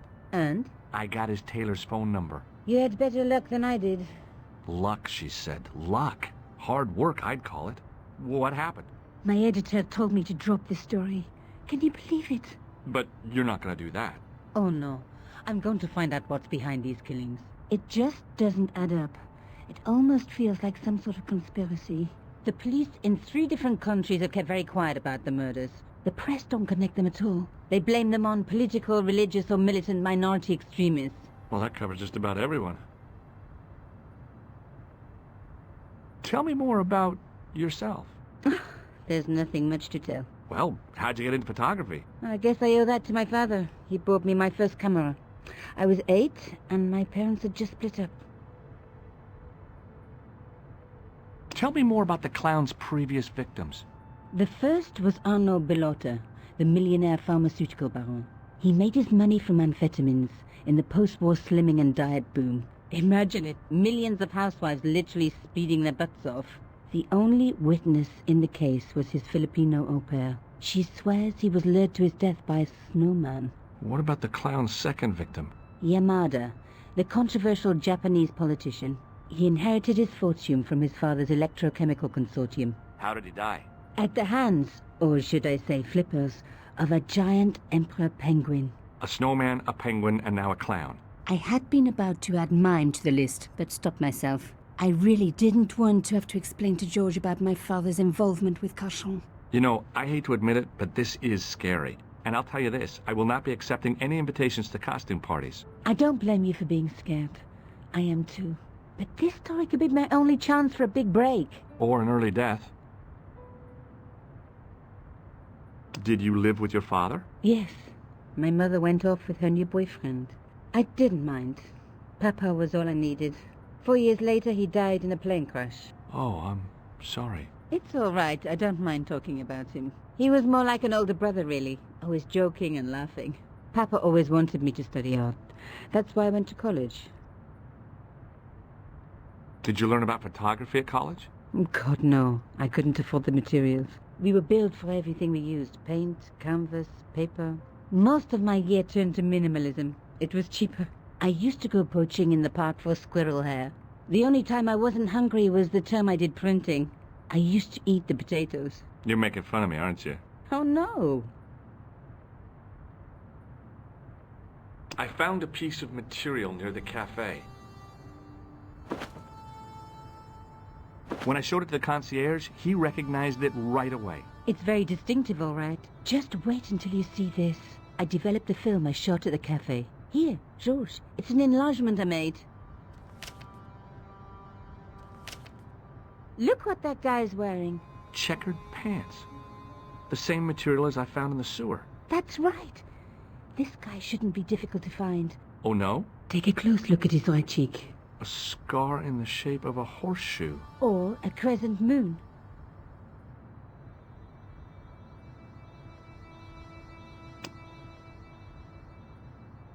I found this tissue down the sewer. That's disgusting, George. No. I think the stuff on it is grease paint, like actors use, or clowns. It's still disgusting. Get rid of it.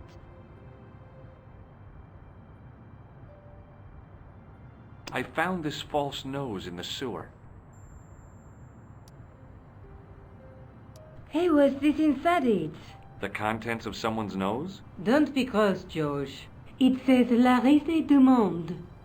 Masks and costumes. It's a costume shop near the Gare Saint-Lazare. I'll check it out. Maybe the owner remembers who hired the clown costume.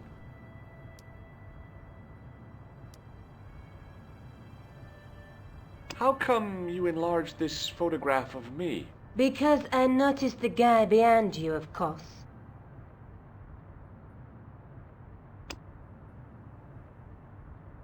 This is the tool I used to get into the sewers. Fascinating, George. You're not interested, are you? Oh, of course I am. I think it was very brave of you to go down those sewers. Yeah?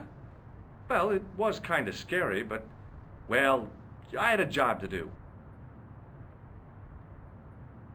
I have to go. Okay, I'll see you later.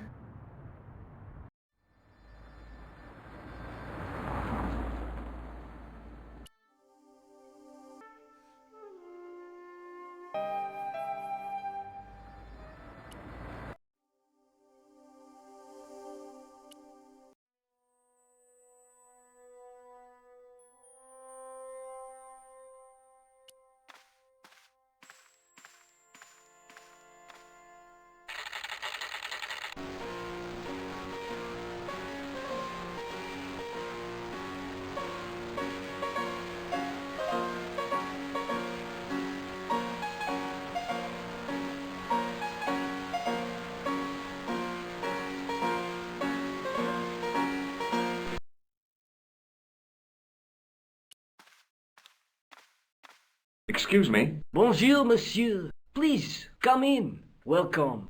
Leave the mundane world behind, for in these four walls, fantasy is king.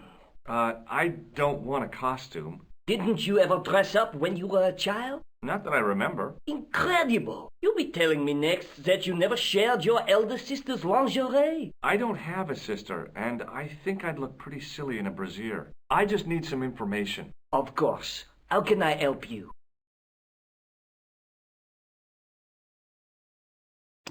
Do you want this red nose back? Not after it's been worn, thank you. I'm looking for a man who hired a clown costume from you. Oui, monsieur. I do not see how I can help. Don't you keep a record of costumes that you've rented out? Of course, monsieur, but... Well, then, I'd like to check your records. Give me the names of everyone who's rented a clown suit. Impossible. There are too many.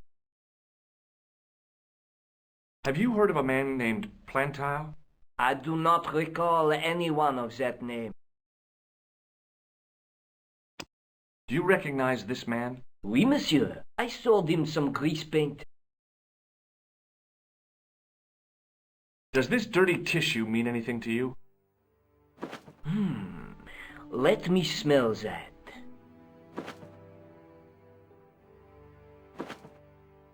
Bestheimer's number 7 white pancake. Theatrical grease paint, right? Oui, monsieur. La crème de la crème of Thespian accoutrement. Have you sold any of it recently? Yes, 2 cans.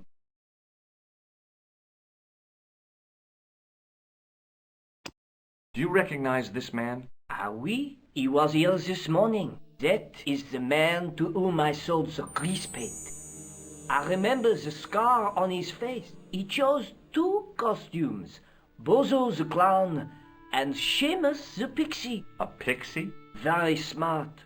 Green silk with a taffeta lining. He gave me his name as Monsieur Khan.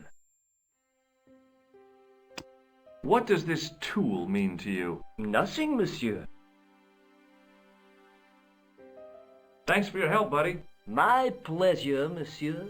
Allow me to shake you by the hand. Huh? Well, okay.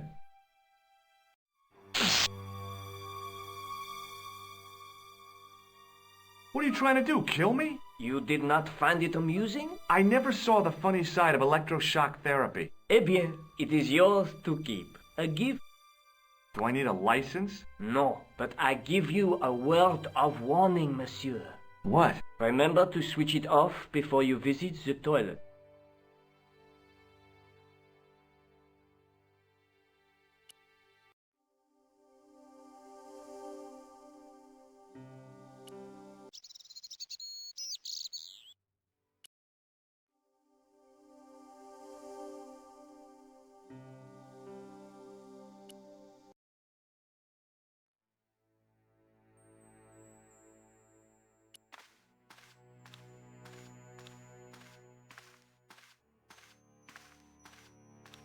It was just some police paperwork, a search warrant. Sergeant Moo? Ah, Monsieur Stobbart, n'est-ce pas? That's correct. You remember me. The retention of such data is part of my duty as a gendarme. That is how crime is fought, through attention to detail, not intuition. Yes, sure. Do you know a man named Khan? He's a shifty-looking guy with a scar on his right cheek. No, monsieur. Has this man any connection with the bombing of the cafe? Yes. I believe Khan was the name he used when he hired the clown costume. Is Rosso here? Yes, he is. You wish to speak to him? Yes, I do. One moment, monsieur. It's Stobbart, monsieur. He insists on talking to you again. Did he say what it was about? No, monsieur. Very well.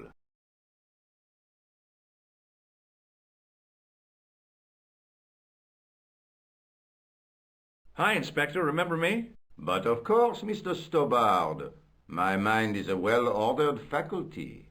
A mental classification system that's the envy of the Bibliothèque Nationale. No tricks, mark you, monsieur. Just exercise. Just as our muscles waste through inactivity, so our minds decay. But there is no need.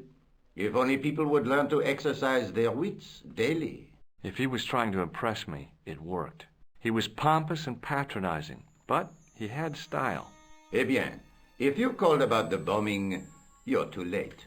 Investigations have been closed. But I've been taken off the case. What about the murderer, the dead guy? It is out of my hands.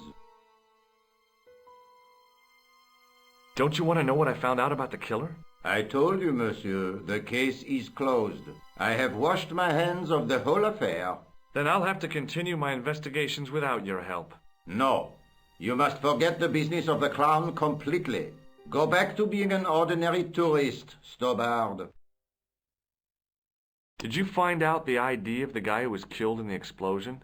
I already knew who he was. I heard that the bomb victim's name was Plantar. Your sources are reliable. He was a big shot at the Treasury, wasn't he? Maybe that's why you've been taken off the case. I'm sorry, monsieur. I cannot comment. So long, Inspector.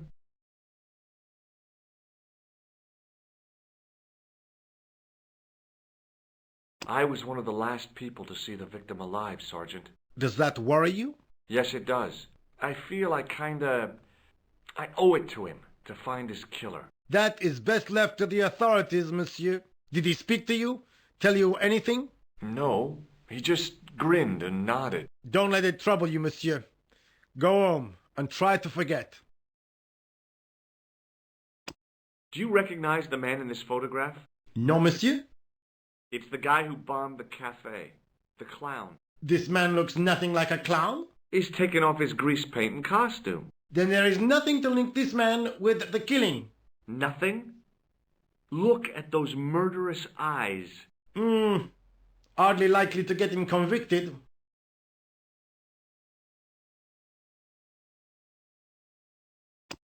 I found this red nose in the sewer. What were you doing down there? Fishing for clues. That's where the clown went. You still insist you saw a clown, monsieur? Of course. And this novelty nose proves it. It will take more than a plastic proboscis to convince Inspector Rousseau. You don't want this as evidence, then? Certainly not, monsieur. Do you recognize this dirty tissue? No, monsieur, I do not. I found it in the sewer. Perhaps it would be better if you put it back there. No way! This could be an important clue. If you say so, monsieur.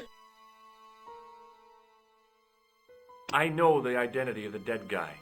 His name was Plantow. Is that so? You knew him, did you? No, but... We'll know everything there is to know about him soon enough. I'm trying to be helpful here. The best way you can help us is to go home, monsieur. Would you like to shake my hand, Sergeant? Not while I'm on duty, monsieur. The gesture could be misconstrued.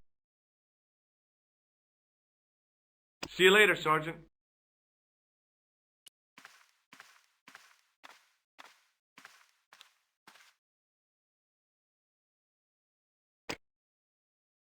Hello? Who is this? Mr. Todrick? Oh, it's you again. What now?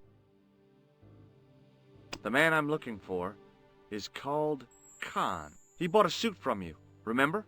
Mr. Khan. Yes, I remember him. Yes, I delivered the suit to his hotel. The Hotel Ubu. I don't remember the room number. It was upstairs. The second room on the right-hand side of the corridor. Thanks, Todrick. That's all I wanted to know. Now I've got you, Mr. Clown.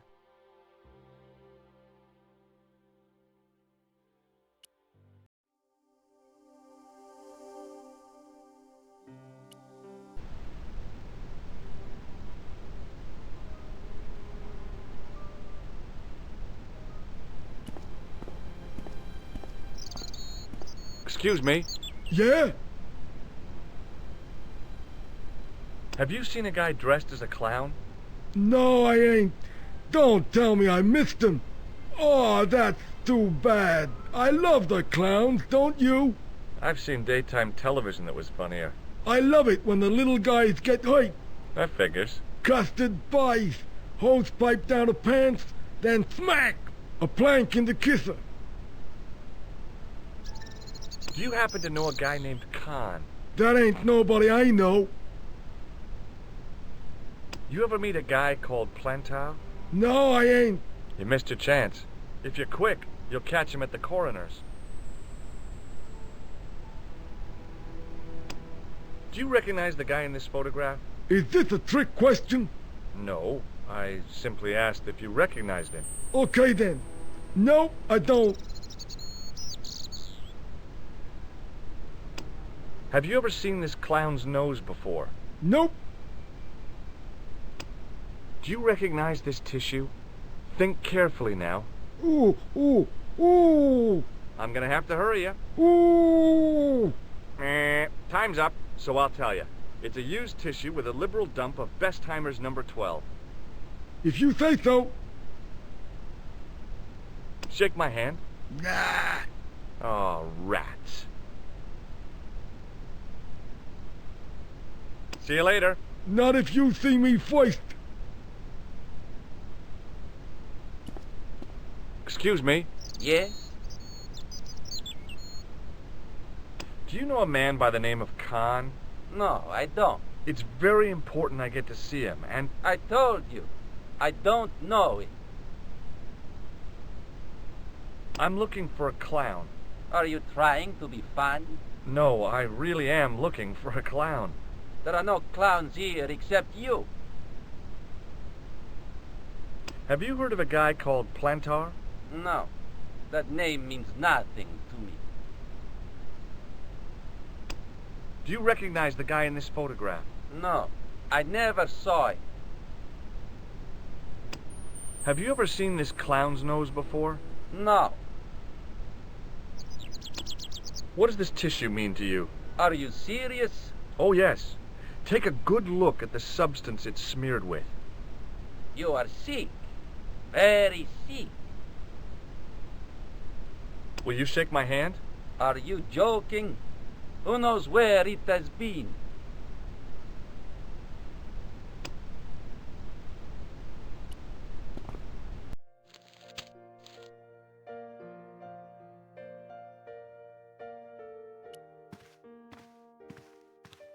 Hi there, ma'am. Well, hello. What can I do for you? I'm looking for a man. You disappoint me, my dear. For one foolish moment I thought... But never mind. Aren't you going to tell me your name? George Stobbart, ma'am. How sweet! I once had a stable boy called George. I am Lady Piermont. The common reaction is to kneel and stutter, but it's not obligatory. A real lady? I mean, you're an honest-to-God aristocrat? Oh, I don't know about that. Few of my ancestors are honest, not even to God. I can trace my family back to the Normans, but don't let that intimidate you, George. Beneath that impressive pedigree, I'm just flesh and blood. The blood may be blue, but the flesh is the plump beef of old England, so to speak. You appear distracted, George. Is there any way I can help you? Did you know there's a gangster out front? What makes you think he's a gangster? The Italian suit and the bulge in his pocket? I know plenty of men with Italian suits and bulges in their pockets. That doesn't necessarily make them gangsters. I'm looking for a murderer. Good heavens! You're a private detective. That's correct, ma'am. What's the term you Americans use? It's on the tip of my tongue. I believe what you're thinking of is Dick. Precisely. Have you come across a man who calls himself Khan? I am familiar with only one person named Khan. Genghis Khan, the legendary Mongol barbarian chieftain? No, darling. Kevin. Kevin Khan? I never heard of him. I'd be most surprised if you had, darling. He's a pharmacist in Hemel Hempstead. Organises fundraising for the Rotarians. Lovely man. Does he have a scar on his cheek? I really wouldn't know, sweetie. Are you here in Paris on vacation? No, darling, I'm on holiday. I needed to get away after Algy's funeral. I didn't realize you were mourning the loss of a loved one. I'm not. He was my husband. I'm sorry to hear about your husband's death. You wouldn't be if you knew him, my dear. It gave me the opportunity to take a well-deserved holiday. Daphne suggested a change of scenery. Paris, she said. A wild romance is just what you need to take your mind off the inquest. Well, the closest I came to romance was being wooed by a drunken Breton chef. I must say I was disappointed with his coq au vin. Not at all what I was expecting. I was thinking of cutting my holiday short, packing my bags and heading back to Hemel Hempstead. That was until last night. What happened to you last night? I was stricken, Mr. Stobbart. Cupid's arrow has cleft my bosom. They couldn't really miss. It was just as I'd always imagined it should be. The intimacy of candlelight, romantic music tinkling across the room, and then a stranger's glance. Those brooding eyes, that suave manner, those tight trousers. He was the man I'd been waiting for all my life. I'm glad he finally turned up after all these years. Ah, but it wasn't to be. He was merely toying with my affections. And if I ever catch up with him, he's dead. Who was the guy who led you on? His name is Merlin. Do you recognize the man in this photograph? My God, it's him! That's Merlin! She represented everything I loved about the English. The lady was totally deranged. Merlin? You mean King Arthur's wizard? Good heavens, no! Monsieur Merlin is a fellow guest. He's the man I've been telling you about. That's the man who spurned me. The man you know as Merlin is a fake. What do you mean, sweetie? He's a murderer. He also uses the name Khan. I am shocked, Mr. Stobbart. Shaken. I took him to be a gentleman, a man of honour. Do you know, I'd rather like to assist you in stitching him up. When did you last see Merlin? It was no more than an hour ago. He came downstairs and spoke to that clerk chappie. Something passed hands. I couldn't see what exactly. A briefcase? No, smaller than that. A bundle of papers, perhaps. The clerk put it in the hotel safe and Merlin went out. Are you sure you saw Merlin putting documents in the safe? Yes, darling, positive. I wonder what they were. Obviously something of great importance. Yeah. I'd sure like to get my hands on whatever it is. I'll bet they had something to do with Plantow's briefcase. Has Merlin returned to the hotel? No, he hasn't. Are you going to search his room? If I could get in there, I would. Do you know what this is? At a guess, I'd say it was a clown's nose. That's right. It was worn as a disguise by a vicious killer. Ah, Mr. Merlin, perchance. That's him.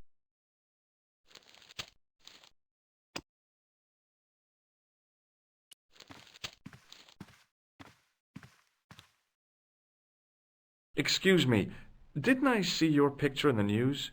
You're that Nobel Prize winner from some unpronounceable Eastern European state. Yes, that is me, in person. I don't want to worry you, but have you had any threats on your life? You know, mysterious phone calls, letters made up of headlines cut from the newspaper. I don't know what you're talking about. Do you know a guy called Plantow? I don't know anybody in Paris. Oh, well, this guy's dead anyhow. Why do you ask me about dead men? I have seen enough of death to last me a lifetime. I'm, sure you have. Have you seen a clown? I beg your pardon? The clown. A guy in funny pants. Have you seen him? My pants are from England. Marks and Spencer. They are a pleasure and a comfort to wear, with much support. I'm real glad to hear that. You know, it's good to know you Nobel Prize winners are human too. In my country, the people make do with string and egg cartoons. For pants? For everything. Oppression is the mother of ingenuity. Do you recognize this man? He calls himself Khan. Yes, I know this man. Why do you carry his photograph? I'm a private detective. What's your interest in Khan? He is an enemy of my people. You know he's a killer? Of course, amongst other things. Would you help me investigate Khan? That is not possible. My instructions are to observe. I cannot jeopardize my position as an honored guest of this country's government. What does this clown's nose suggest to you? In my country, we have no use for clowns. I'm glad to hear it. They were dealt with most severely in the last cultural cleansing. What about the mimes? Did you get them too? All gone. Our streets are mime-free. Sounds like heaven. Thanks for your help. Goodbye.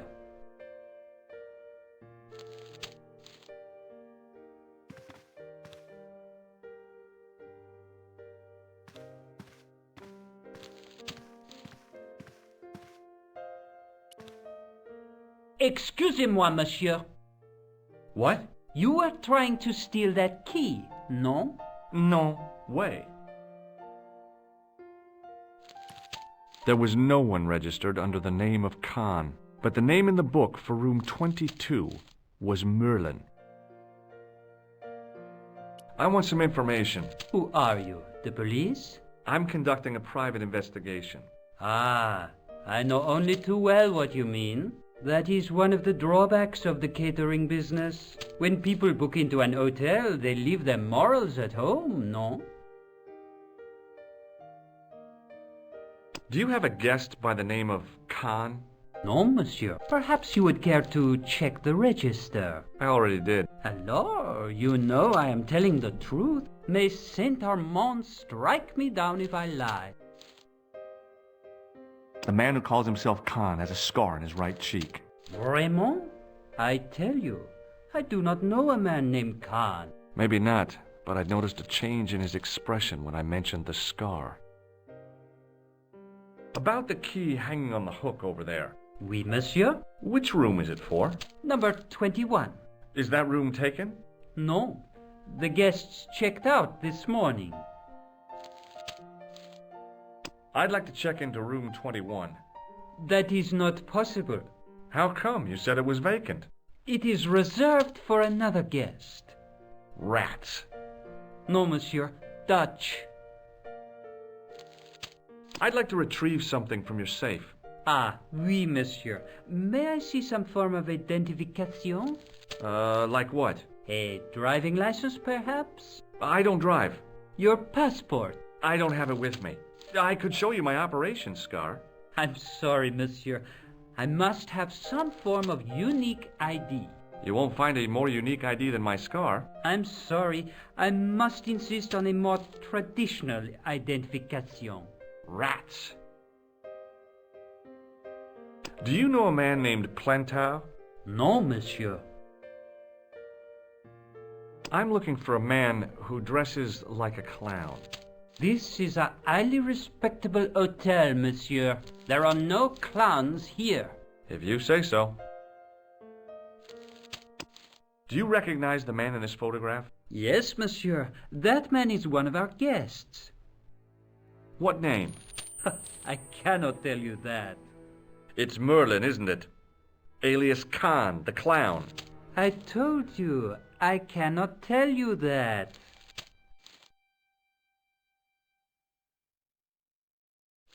Hey, shake my hand. I'd rather not, monsieur. I'm still sore from the shock administered by one of the guests. He was secretly concealing an electrical device in the palm of his hand. Practical jokes are so puerile, don't you think? Oh, yeah, sure. Do you recognize this red nose? No, monsieur.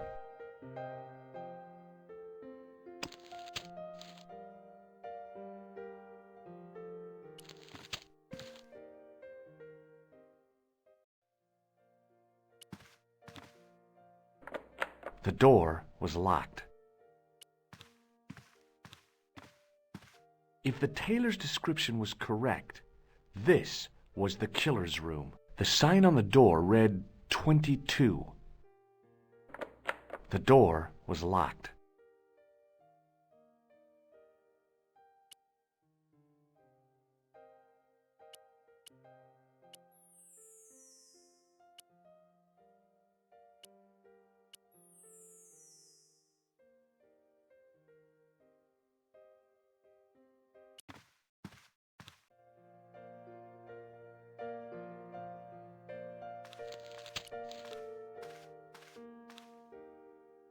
Hello again.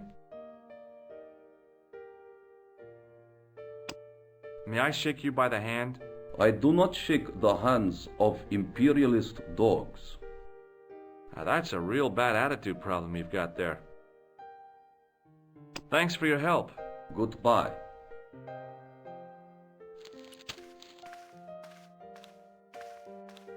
Hi, ma'am. Hello, George. What can I do for you now? Would you distract the clerk while I borrow a key? Are you asking me to aid you in a criminal act, darling? Oh, no. It's the key to an empty room. And why, may I ask, do you wish to gain access to an empty room? Do you plan to squat? No, ma'am. Scouts honor? I was never in the Boy Scouts, ma'am. Oh, you should have been. What were your parents thinking of? It's a fine way for a boy to get licked into shape. Now tell me, why do you want to get into that room? It's next to the room the killer is using. Ah, so you plan to eavesdrop on Merlin? I was hoping there might be a connecting door. Well, how can I refuse? I shouldn't think my feminine charms would be much use in this case, but a good dose of English arrogance might do the trick.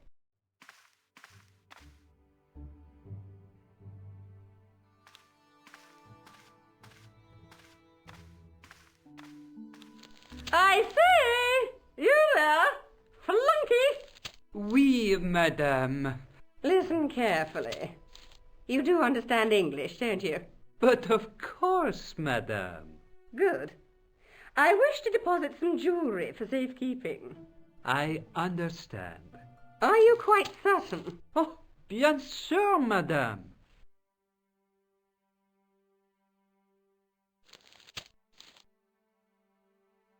Over to you, my dear.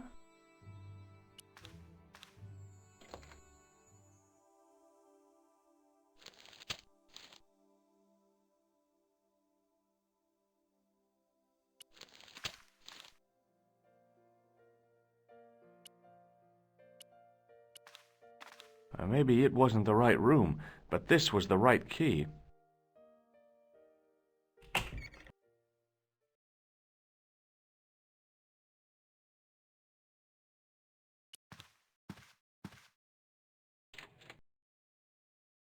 There was nothing in the wardrobe apart from a vague, lingering smell of camphor.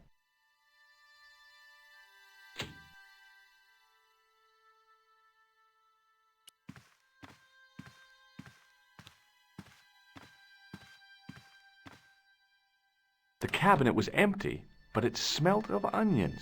No kidding, it really did.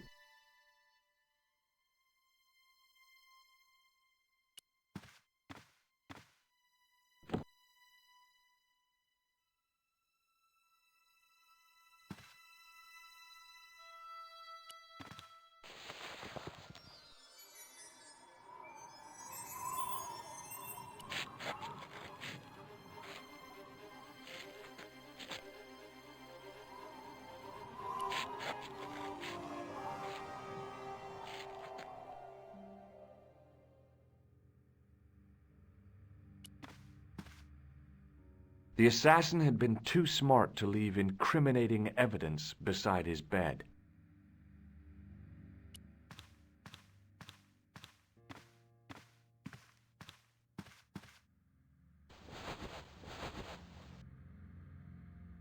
The bed was freshly made, and the crisp white sheets told me nothing about the killer's habits.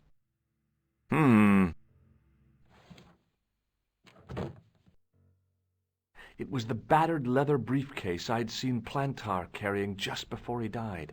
I searched the interior of the briefcase, but, as I'd half expected, it was empty.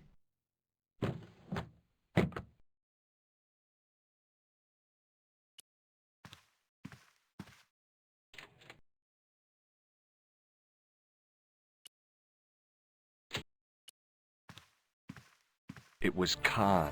I had the kind of feeling in my stomach that would usually send me running to the bathroom.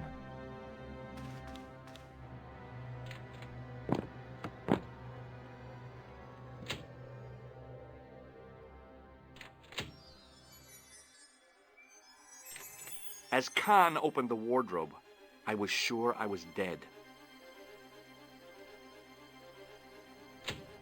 But he grabbed his pants quickly and didn't even see me.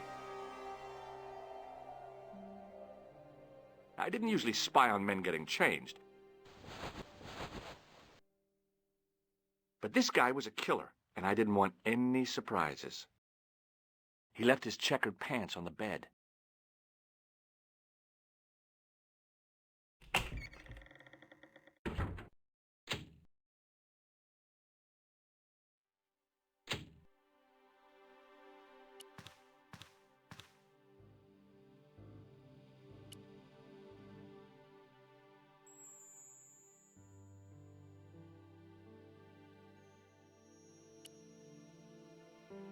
I had that kind of feeling you only get from searching still warm pants. There was nothing in the pocket.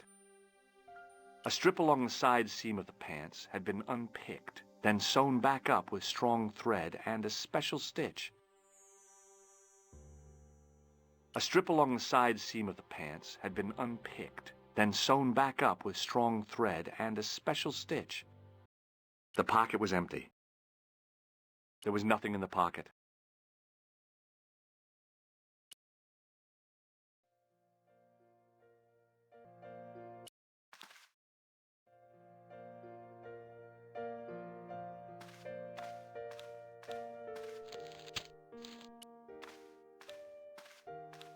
Hi, ma'am.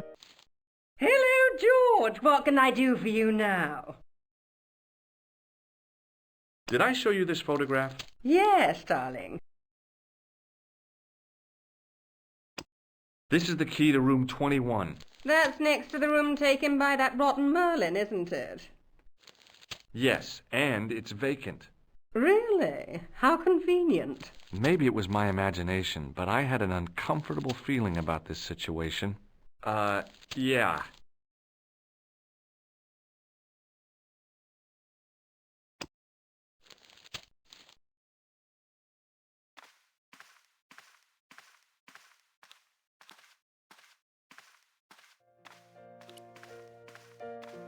There was no one registered under the name of Khan, but the name in the book for room 22 was Merlin.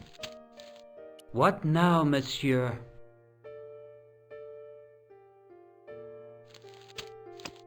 Do you recognize this key? That is the property of the Hotel Ubu. Correct. May I ask how it found its way from the little hook to your pocket? Would you believe it was put there by a poltergeist? No, monsieur. The hotel is regularly serviced by an exorcist. If we had a ghost, Father Fécond would have flushed it out. I suppose you want the key back. Not especiellement. The room is vacant. Since you are so determined to conduct your little investigation, I won't stop you.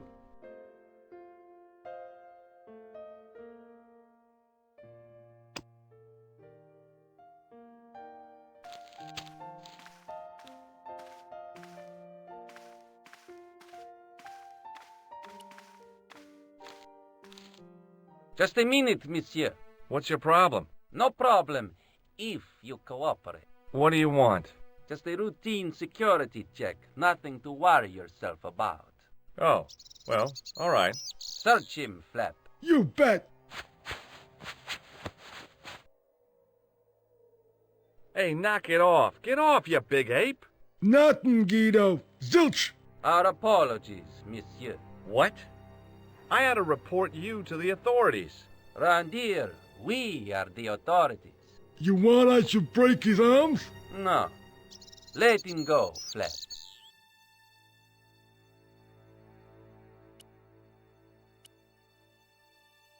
Get lost, creep. Oh, yeah? And what if I don't? What if I call the cops? First, I break your arms at the elbows and wrists. Then, when you recover consciousness, I break your fingers. There's just one flaw in your plans, Ape-Man. What's that? It's broad daylight. I don't think even you would assault me on a busy street. Of course, this tranquil square at the end of a cul-de-sac.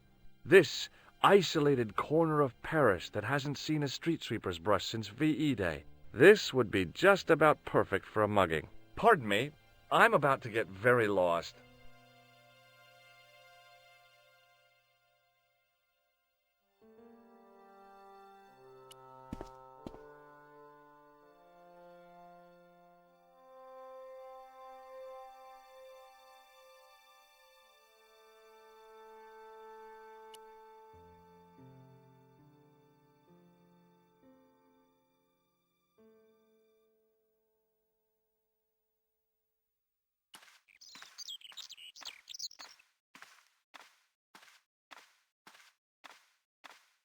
Hey, Shorty, I didn't think much of your trick, little man. I don't know what you're looking for, but you picked on the wrong guy. Maybe you'll spread the word around the sewers. George Stobbart is on the case. That's Stobbart. 2 B's and 2 T's. It sounded impressive to me, but the weasel didn't seem to share my enthusiasm. Still, I figured he'd think twice before gunning me down in the street in cold blood. I do not like your tone. Oh, yeah? And what are you going to do about it? If you do not go away, I will gun you down in cold blood, right here in the street, without thinking twice about it.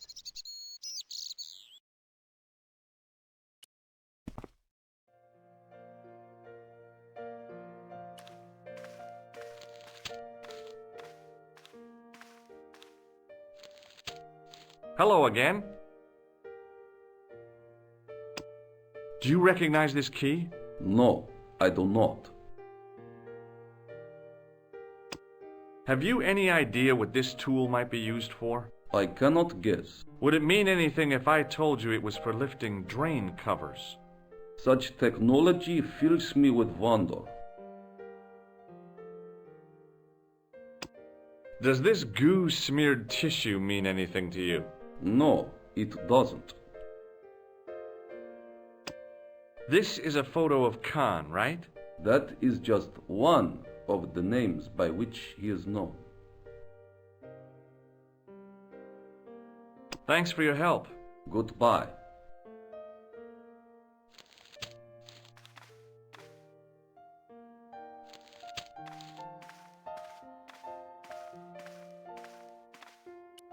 What now, monsieur? I've just been manhandled by a gorilla. Yes? I do not see any signs of a gorilla. No, not a real gorilla. It was a guy who looked like a gorilla. It happened right out front of this building. Let me get this quite clear.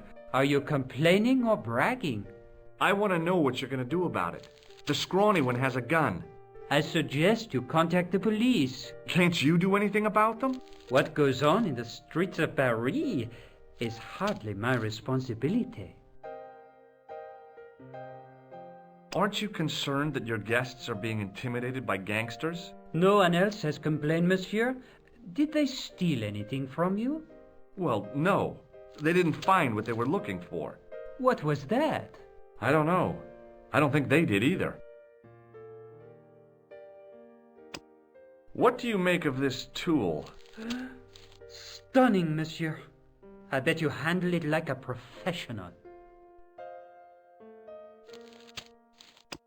What do you make of this tissue? Do you wish me to dispose of it for you, monsieur? Hey, no! It could be useful. I'm holding on to this.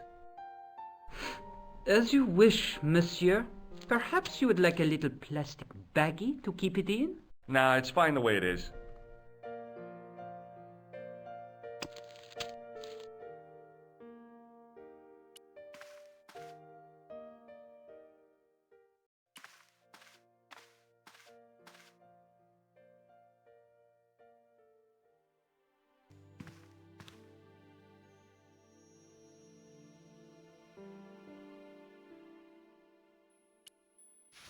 I flipped the pants over. I found an ordinary matchbook. No matches, no clues. But as I pulled it from the pocket, a strong thread came with it. A thread with a metal tag on the end. I pulled on the metal tag and the thread came out of the pants. It was like pulling out a ripcord.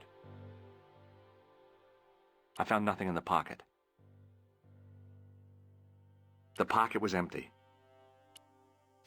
I turned the pants over again. I searched the pocket gingerly and found a pass card. It read, Thomas Merlin, Gruber Electronics Corporation. There was nothing else in the secret pocket. It was the card I'd found in the hotel bedroom. It read, Thomas Merlin, Gruber Electronics Corporation.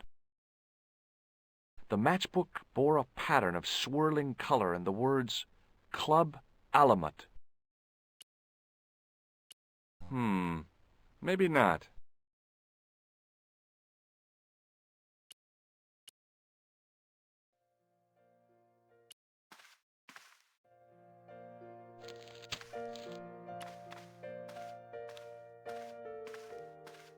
What now, monsieur?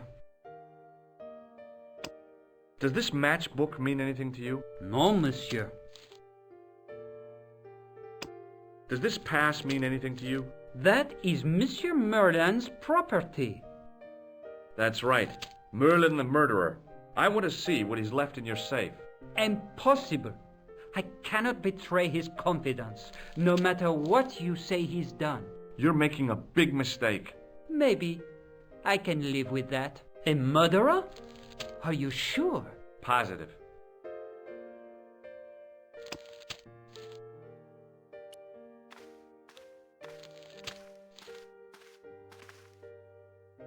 Hello again. Does the name on this matchbook mean anything to you? Indeed it does, for Alamut was the home of the Old Man of the Mountains. You do not know him? No, I don't. Do you recognize this card? No, I do not. This is a photo of Khan, right? That is just one of the names by which he is known. Thanks for your help. Goodbye.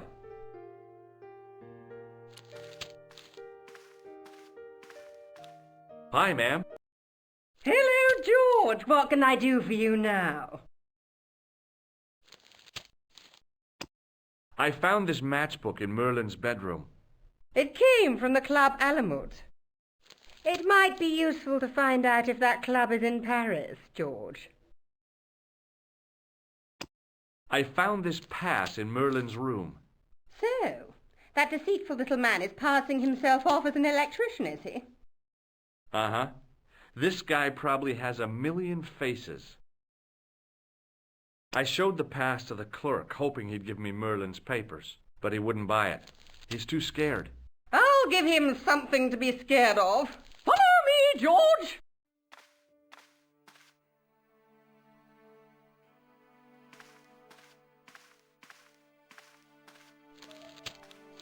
Did you place a package from Merlin in the hotel safe? I did, madame. And did my friend here show you Merlin's identification? Indeed he did, but... What's the problem? He isn't Merlin. A mere academic detail. Give him the package. But that is against the law. I happen to be a justice of the peace, you silly man. I am the law. If he tries anything, shoot him, George. My pleasure, Lady Piermont. One moment, please. You know, I haven't enjoyed myself this much since Greenham Common. I don't know what I would have done without you, Lady Piermont. Voilà, monsieur. Le manuscrit de Monsieur Merlin. Thanks. How satisfying. An Anglo-American alliance that actually worked. The clerk had given me a tightly rolled sheet of parchment. I decided not to unroll it until I was safely back in Nico's apartment.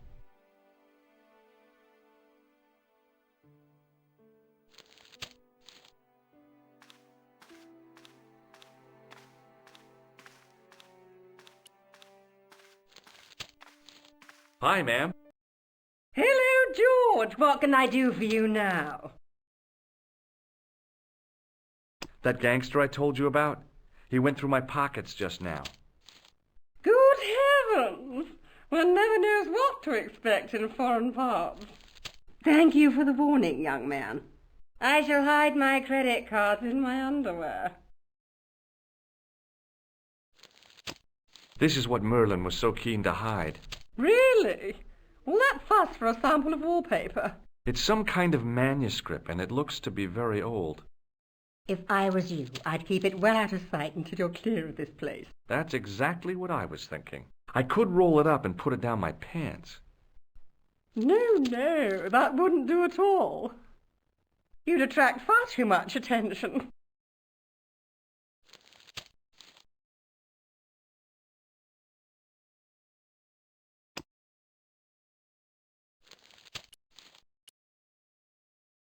I couldn't leave the hotel with the manuscript. It was probably what those thugs were looking for.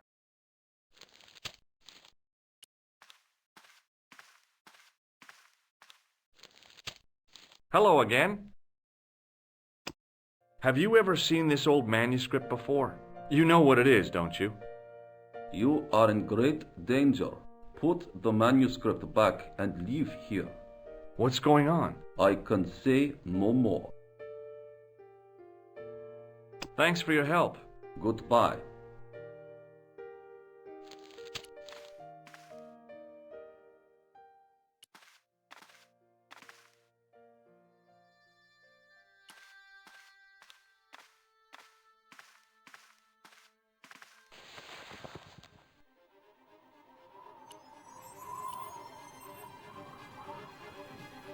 I knew this was no way to treat an ancient manuscript, but I couldn't let it fall into the hands of the goons waiting outside.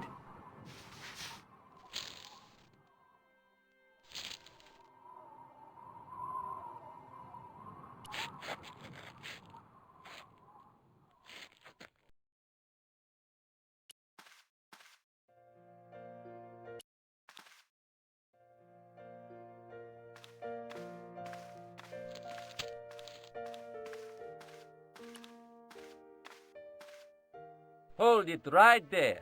Search him again, Flap. Nothing, Guido. Okay, let him go.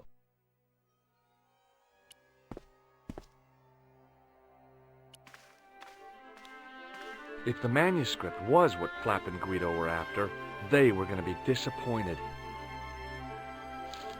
I couldn't wait to get back to Nico's apartment and check it out.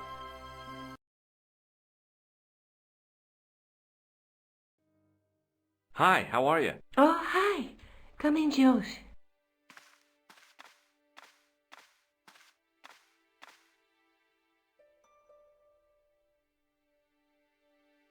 I found this matchbook in the killer's hotel room. It's from the Club Alamut. Never heard of it. Is there anything written inside it? No, what were you expecting? If this was a movie, there'd be a clue, a name or an address. That's no use. There aren't even any matches in it. Oh well, I'll keep it as a souvenir. I found this in the killer's room. What is it, a credit card? ID, Thomas Merlin, of the Gruber Electronics Corporation. Never heard of him or the company. What are you doing to help trace the killer clown? Research, George. Yeah? You have a copy of the clown's yearbook? I have a telephone and lots of contacts. Oh, well, did you find anything useful? Not yet. I'm employing my first and most useful weapon. What's that? Patience. Oh, I've heard of that. Isn't it a substitute for decisive thinking? Do you have a boyfriend? Not anymore. There was someone. A guy in my final year, but it didn't work out. Neither did my degree. I'm sorry. I'm not. Tell me more about your family. When I was a little girl, I used to spend the winter with my grandfather and grandma. They were the best times, warm and safe in their tiny cottage. My grandfather rolled cigarettes while grandma made hot chocolate and cakes. One day, he stopped his scrolling. He put the lid back on his tobacco jar and took me in his arms. I laughed and wriggled, but he hushed me to be silent. With his unshaven chin all scratchy in my ear, he told me his secret. What did he say? He said, I don't smoke, but she likes to think I do. What a weird old man. Don't call my grandfather weird. He was the nicest guy ever. I wish I was back in that cottage instead of this crummy apartment in this noisy city. You're just not going to believe what I've found. It's not another part of the clown's costume, is it? It's a medieval manuscript. Khan left it in the safe at the Ubu. It's incredible. Is this what he took from Plantark? It could be, which means it's worth enough to kill for. Look there, two guys on the same horse. Oh, yeah. Maybe they couldn't afford one each. What of it? Have you ever heard of the Knights Templar? Their official seal was an image of two knights sharing a horse. Whatever this manuscript means, it's connected with the Templars. How come you know about these knights? I learned about them while writing an article on the Crusades.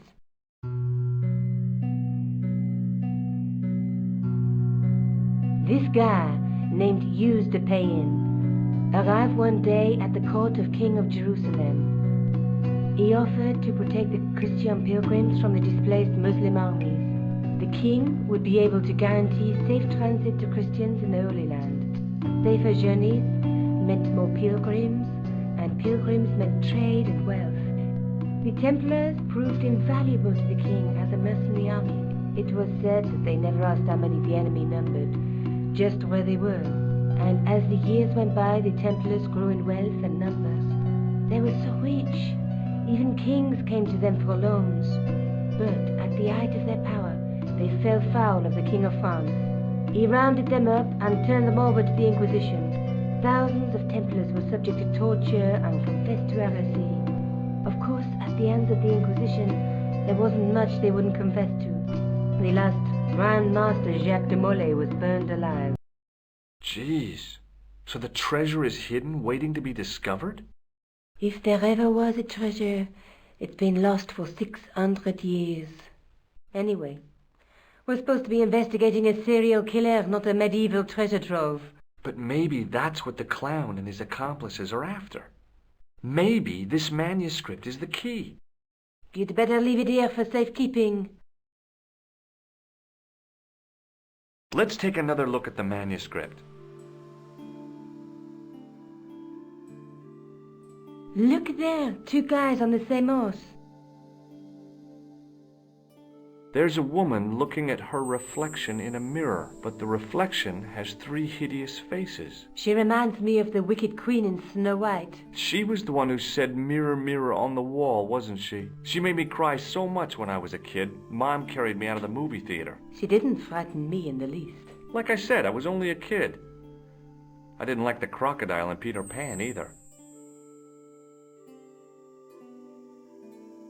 There's a guy working on a loom. He's weaving a carpet or a tapestry. Or a duvet cover. It's a clue to a place, I reckon. Somewhere famed for weaving and ships. Where folk live in barrels? It beats copper boxes. There's a guy with a sword and a bull. The only mythological bull I know of is the Minotaur, but he was only half bull. I don't think I'd like to be half a bull, even if it was the bottom half. What's that object between them? It looks like a gem on top of a tripod. A knight with a crystal ball. There's something written on the scroll beside the knight. Yes, but it's written in Latin. Per disciplinam mea lux videbis. By my teachings, you will see the light. You speak Latin? Where did you learn a trick like that? A trick? I studied law, okay? I can read Latin. My, you're touchy. Tell me that again. Let's face it, we need help, George. Someone who knows about these things. Who do you suggest? Indiana Jones? I know a guy who specializes in medieval studies. His name is Lobineau. Huh. Some stuffy old fossil who gets horny over ancient relics, I suppose. Far from it. Andre isn't the stereotypical professor you have in mind. Where can I find this Lobineau guy? At the Krone Museum. I'll give you the address.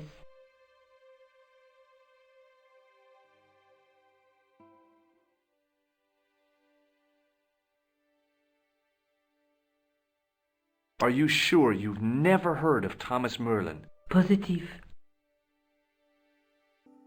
I have to go. Okay. Don't forget to look for Lobineau at the Krone Museum.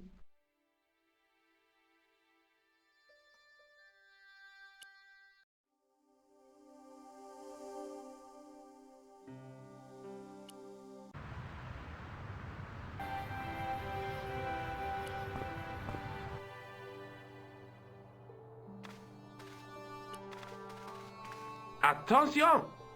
Please do not open the window, monsieur. Don't you think it's kind of stuffy in here? Better stuffy than dead. What's the problem? Fumes from car exhausts? Not just that, monsieur. There's a new burger bar opened up across the street. The Laughing Buffalo. So what's the problem? They cook their burgers on a charcoal grill, and the fat falls on the open flames. The amount of organic compound and smoke particles released is astounding. Since they opened, local air pollution has doubled, and it stinks like a funeral pyre. That is why I keep the windows closed.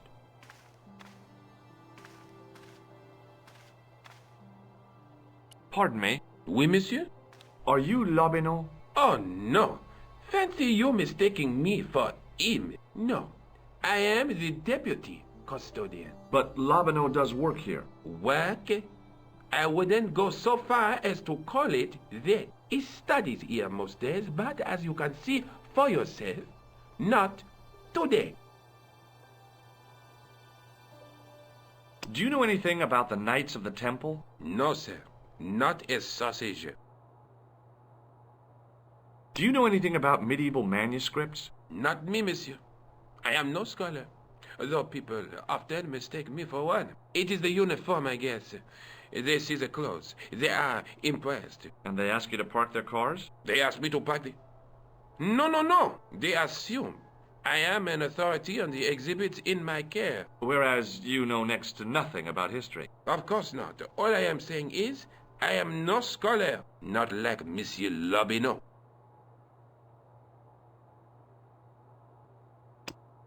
Do you recognize this ID pass? No. Have you ever heard of the Club Alamut? Oh no, I don't frequent places like that. Do you recognize the man in this photograph? No, monsieur. Is there any reason why I should? I guess not. Do you recognize this red nose? I don't think so.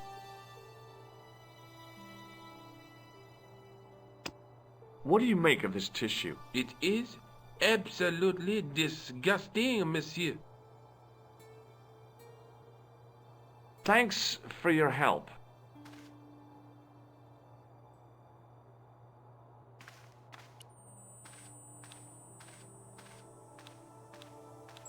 In the case was a spindly tripod, blackened with age and pitted with rust. It was identical to the tripod pictured on the manuscript.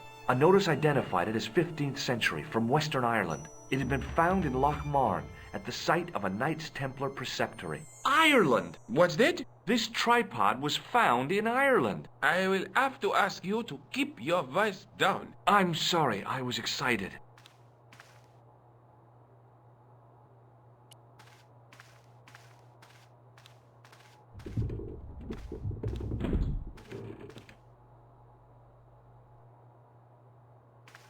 Watch out! You'll have that done on top of us! Watch out! You'll have that done on top of us!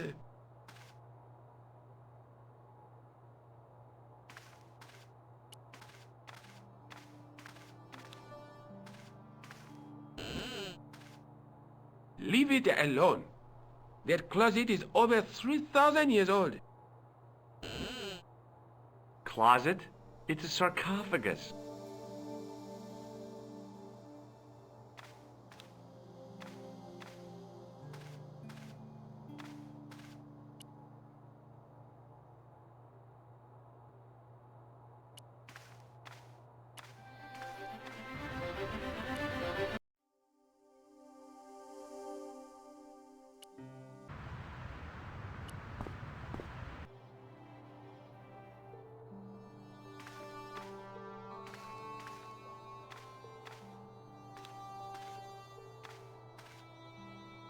Pardon me? Oui, monsieur?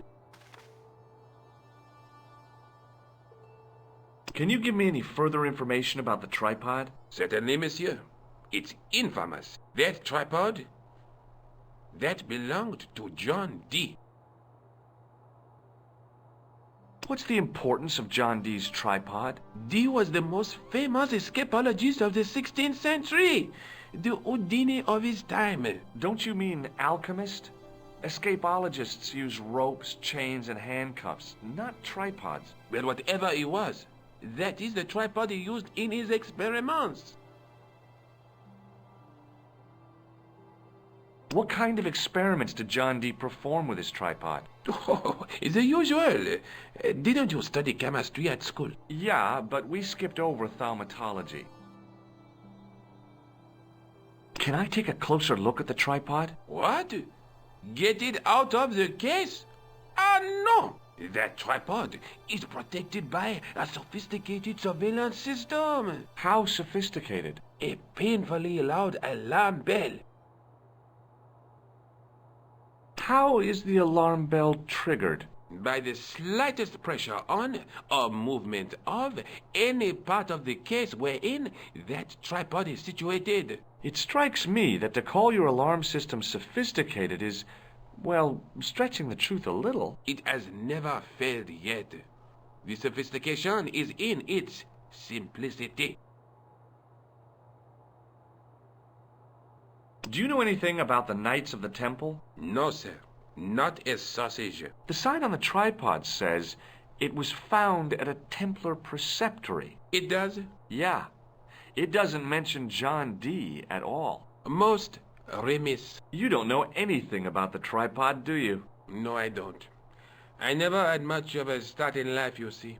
I owe what little education I gained to my uncle. He was an optician, but he also doubled as the village school teacher. He taught me the alphabet.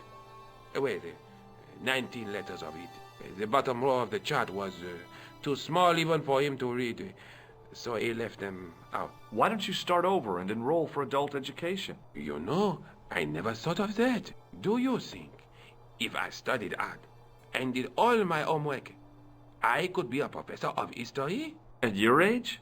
Dream on. Do you know anything about medieval manuscripts? Not me, monsieur. I am no scholar, though people often mistake me for one. It is the uniform, I guess. They see the clothes. They are impressed. And they ask you to park their cars? They ask me to park the... No. They assume I am an authority on the exhibits in my care. Whereas you know next to nothing about history. Of course not. All I am saying is, I am no scholar, not like Monsieur Lobineau.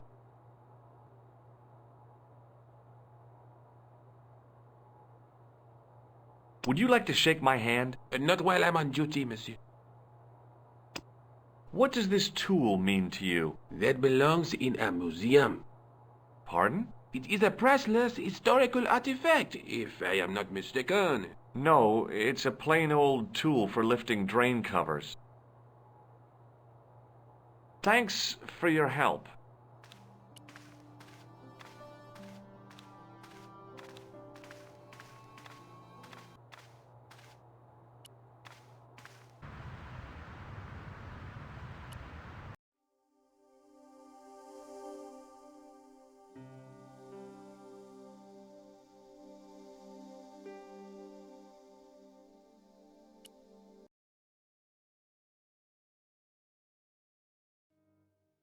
Hi. I've been to the Kroon Museum. Did you speak to Lobineau? No, he wasn't there.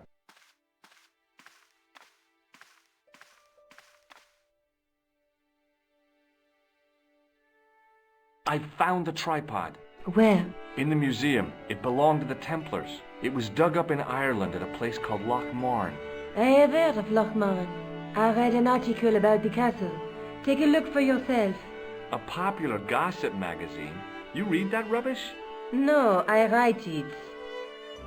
Professor Nigel Pegram, excavating the medieval castle at Lochmarn. That's strange. What? He resigned his chair at Durham University in order to devote his time to the excavation. Not only that, but he canceled the filming of a fourth series of his popular television program. This site at Lochmarn must be awful important to him. He's a professor of history. They're all cuckoo. All the same, I'd like to talk to this Professor Pegram. How do you feel about a trip to Ireland? Disappointed. Huh? That I won't be going. I want to follow up the Bellotta case. If you really think Pegram's dam is important, why don't you visit Lochmarn? On my own? I'm not so sure about that. Where is Ireland exactly? Have you found out any more about the murders? Well, it may be nothing, but both the clan's victims visited Paris earlier this year. When? The second week of July. They were both here at the same time. Did they meet? I don't know, but I can't imagine it was coincidence. I have to go. Okay, I'll see you later.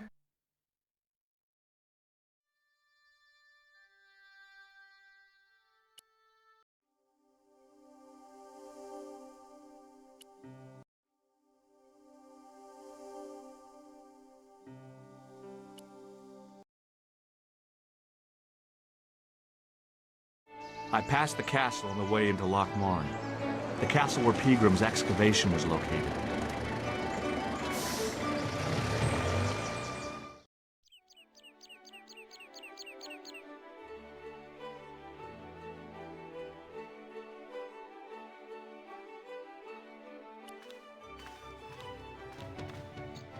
I tugged at the plastic cover, but it didn't move.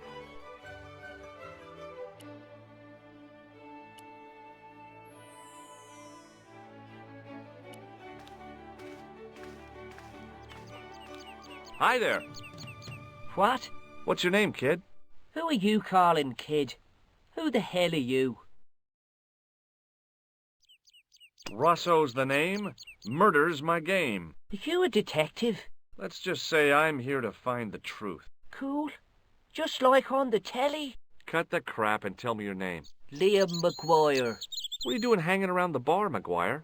I'm on the run from me dad. Why? Did you do something bad? I ain't done nothing, boss. You can tell me, kid. Is it your dad? Oh, sir. He drinks every last penny down his evil throat. And there's me poor old mother, bedridden and dying of presumption. I tried to buy her medicine. Chopped firewood for Father Mahoney till me fingers bled. The old skinflint cheated me too. But I took the pennies he gave me back home. Look, Ma, says I, see what your darling son has earned with his own sweat and blood. When suddenly, me dad appears and grabs the loot. I'm off to Dublin heavy drinking, says he. Watch out till I get back. That's why I runned away. Something in the grin on his face told me he wasn't being strictly truthful. Compared to him, Huckleberry Finn was a candidate for Altar Boy of the Year. Do you know a man called Pegram? Can you describe him like on the telly in the cop shows? He's an English archaeologist. I know the man you mean if he's the one. Can you tell me where I'd find Pegram? No, I can't, 'cause he's not here now, but if I sees him, I'll ask him. Do you know what Pegram was doing in the castle? Digging for buried treasure. Jewels and gold and skeletons, like in the films. Have you seen a guy dressed as a clown? Here in Lochmarn, they all dress like clowns. The man I'm looking for is a dangerous psychotic. Jesus. It's just like that film I saw. There's this clown, see, and he's after this kid who saw him kill a guy. He tries to warn the sheriff, only no one believes him. Then, while he's in the tub, the clown cuts him up with a chainsaw. My God, that doesn't sound suitable for a kid like you. Who are you calling a kid? I'm 25. Yeah, right. You're not a day over 14. Oh no, it's 25 that I am. Married with a car and 3 kids. 10 kids if you count the wives. What can you tell me about the castle, McGuire? What do you want to know? Well, can I get inside? No, it's locked up. Does anyone live there? No. Only, what do you want to know? Oh, nothing. You know something about the castle you're not telling me, don't you? No. What is it you're covering up? Is it something you're scared of? I ain't scared of nothing. I'll give you one last chance to tell me about the castle. Oh, yeah? And what if I don't? Then I'm taking you back to school. Oh, there's a ghost. It's called the Phantom of Lochmarn. You're not telling me you believe in ghosts, are you? Mister, I seen it with me very own eyes. Last Tuesday night, I went up to see what that dig was about. I just reached the top of the wall when I hears this awful noise. What sort of noise? A horrible snuffling and snorting, like O'Brien's pig, only worst. It was coming from inside the castle. Did you find out what was making the noise in the castle? No fear. I just sat there on the wall like Humpty Dumpty. The moon was cracked and greasy like an old dinner plate. The yard was full of shadows. I could have been hiding anything. I would have gone home, but me legs had lost their stuffing. Did you get to see the ghost? Indeed I did. And a fearsome sight it is too. I sat on my arse, waited while the moon went down. Then out it comes from the shadows, all grey and tattered and hunched over like an old bent willow. Then I hears this spluttering and splashing and horrible laughter in the dark. I was so scared. Why, I fell off the bloody wall. I'm sure there's a rational explanation for what you saw at the castle. There is. The bloody place is haunted.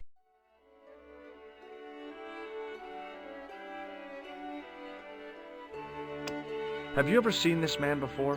What a slimy character. No, I never seed him.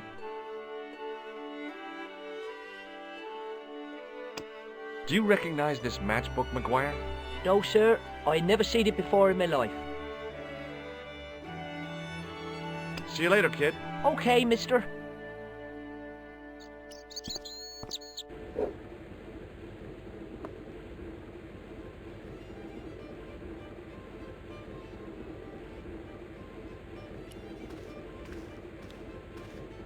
My name's George. Pleased to meet you, mister. My name's Fitzgerald. Can I get you another drink? Oh, no, thank you. I shouldn't be drinking at all. I'm on tablets for my nerves. More than a pint and I'll pass out. Do you know Professor Pegram? He's the archaeologist, isn't he? That's right. Did you work at Professor Pegram's dig? What gave you that idea? What can you tell me about the castle? There's nothing there. Just an old ruin. How old? I really couldn't tell you. Have you ever explored the castle yourself? I used to play there sometimes, when I was a kid. Then one of the little ones fell off the wall, broke his head and died. We didn't go there anymore. You haven't been up there recently? No. Do you recognize the man in this photograph? No, I'm sure I don't know him. See you later.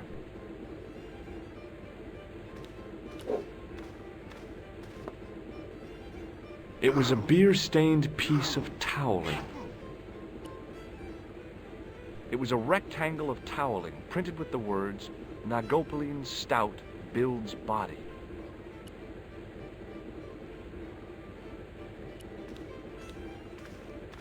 Hi there, old-timer.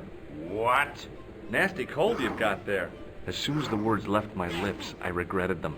Is there such a thing as a cold which isn't nasty? I put the question to Father Mahoney. Father, says I, why were we born to suffer snot? What did he say? He said, it's my reward for being out all night like a sinner. Pious prig. Anyway, this is no ordinary cold. 'Tis the hay fever. Pollinosis? Thank you. You're not a policeman, are you? Excuse me? Police? No. I'd know it if you were. What's that you're making? It's a necklace, me bucko. Oh, sure. Made out of steel wire? That's right. A necklace for my pretty one. When my little lover feels it round her slender neck, she'll be mine. All mine.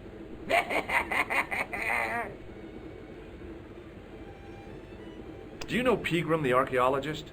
That's the scrawny fellow who was poking around at the castle, isn't it? No, I don't know him.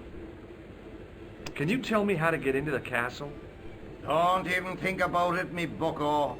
Lochmarn Castle is haunted. That's what the kid outside told me, but I don't believe it. Then you're a fool. Ghosts don't bother me. I still want to visit that castle. You can't. It's not open to the public. There's no one around to stop me, is there? That's right. Nothing human, anyhow. Have you ever seen the ghost? To be sure. With me very own eyes. Can you describe the ghost? It was horrible. A wee stunted beast, long beak, straggly, flappy wings. Are you sure it wasn't a wild animal? A rabbit or a skunk or something? Skunk?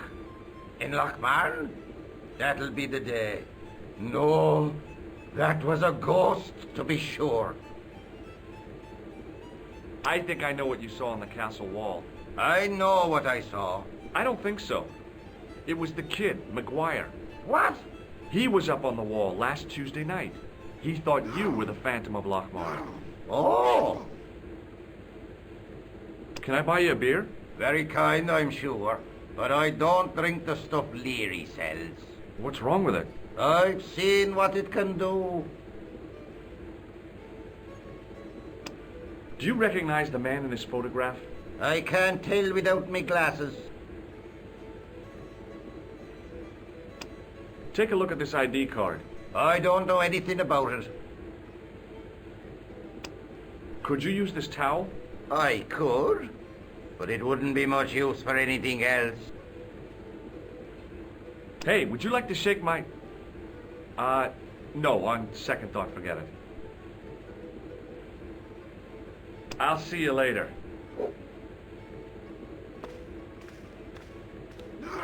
Hey, where do you think you're going? Excuse me? No customers behind the bar. Ever.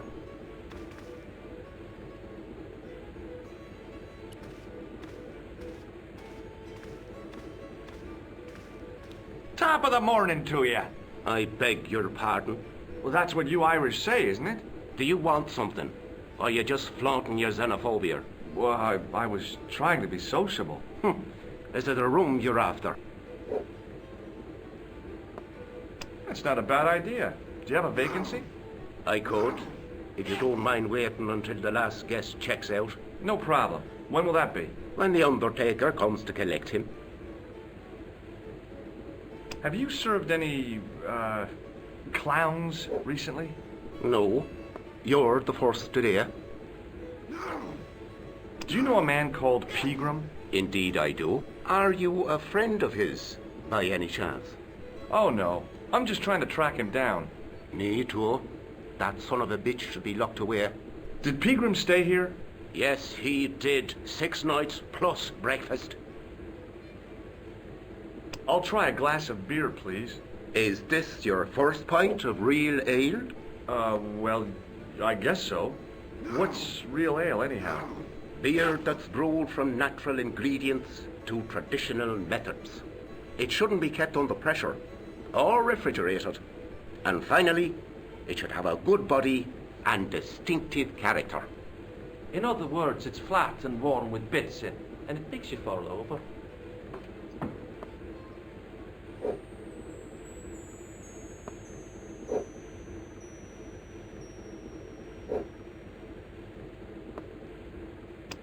May I borrow this towel? Sure you can, on one condition. What's that? You keep it away from old Ron.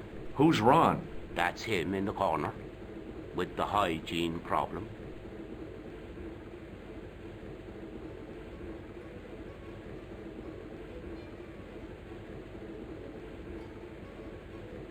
Look, I gotta be going. Hi, my name's Stobbart, George Stobbart. Hello there, mister. What can I do for you? Can you tell me anything about the castle and the hill?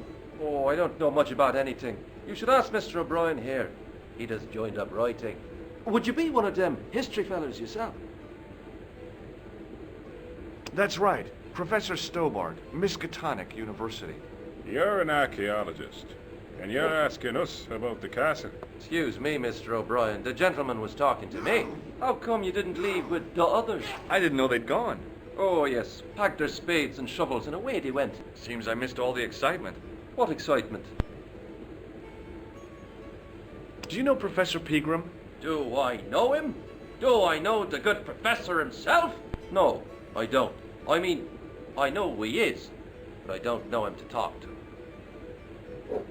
Do you know anything about Pegram's excavation? Only that he didn't have the right tools for the job. What he needed was shovels and a JCB. Pegram was digging for historical remains, not coal. Is that a fact? What the hell for? It's the science of archaeology, Pat. Understanding how people used to live by what they've left behind. One day archaeologists might be digging up our remains. Imagine that, Mr. O'Brien. I wonder what they'll find.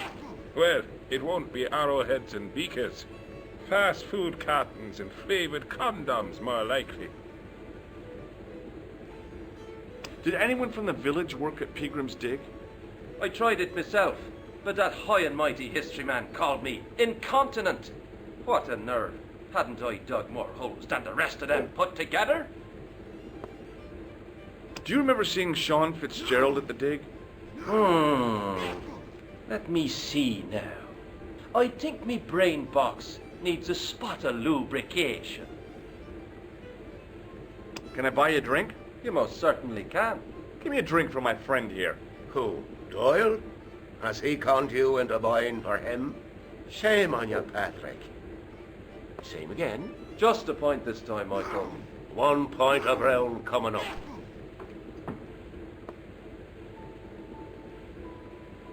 Do you remember Sean Fitzgerald now? I can picture the scene as if it was only last week. Come to think of it, it was only last week. Fitzgerald was there all right. Him and a bunch of students. He was speaking with the boss man. Do you recognize the man in this photograph? It's a handsome mug on that fella, to be sure. Is he a film star?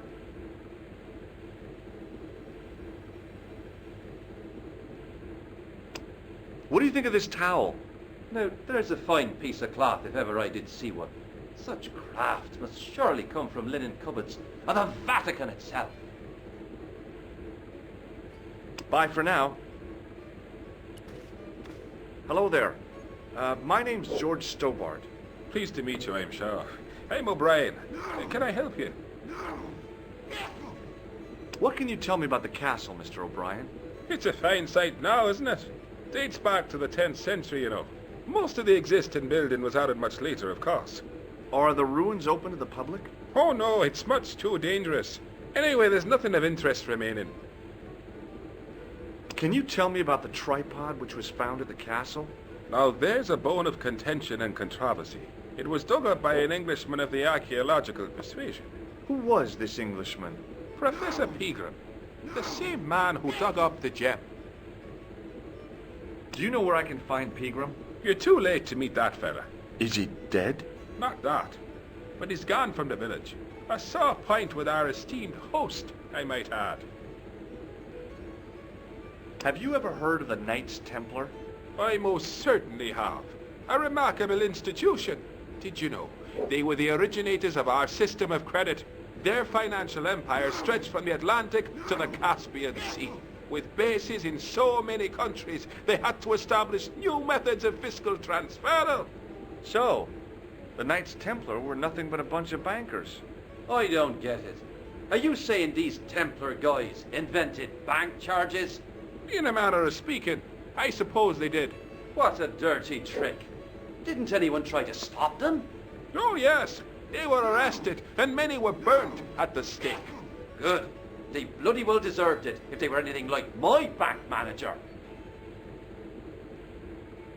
Why has Pegram's departure upset the landlord? He's lost a paying guest, that's why. More than that, there's the question of an unsettled bill. Poor Michael's seen red over the business, and I don't blame him. Do you know where Pegram has gone? I'm sorry, but I don't. He upped anchor in the dark and shipped out before the dawn. Why did he do that? Who knows? A guilty conscience or a secret assignation. Whatever the reason, he'll not be missed in Lochmar. Maybe now the fuss about the gem has died down, we can get back to normal. What can you tell me about the gem which Pegram found? Now there's a gem which should never have been taken. A man would have to be full of greed to covet that stone. What's your interest in the jewel? You're not a reporter, are you? Oh no. Thank the Lord for that. How can I get into the castle? Well, those walls were built specifically to stop people getting in, Mr. Stobbart. But I dare say you'll find a way, if you've the will. Do you know Sean Fitzgerald? Yes, I do. What do you want with him? I want to talk to him about working at the dig. I can't imagine anyone employing Sean Fitzgerald on a dig. He wouldn't know a post hole from his elbow. Have you heard of the Phantom? More than that. I've seen it. And let me tell you, it's a dreadful spectre. So it's not just a local legend. There really is a Phantom of Lochmarn. Oh no, I was talking about the Phantom of the Opera. Can you tell me more about the landlord? Mick Leary? He's what you call a would-be sophisticate. The trouble is, his idea of sophistication extends as far as putting paper in the lavatory. I never worked out why he did that. It's much too dark in there to read. That's true. Have you ever run your hand over the back of the door? The graffiti is written in Braille. Does this towel mean anything to you? Sure, it's one of Leary's towels. Are you planning on stealing it? Just borrowing it, if you must know.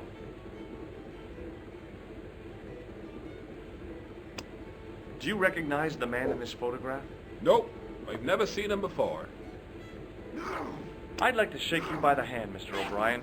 Oh, no, you don't. Goodbye for now. He wasn't listening.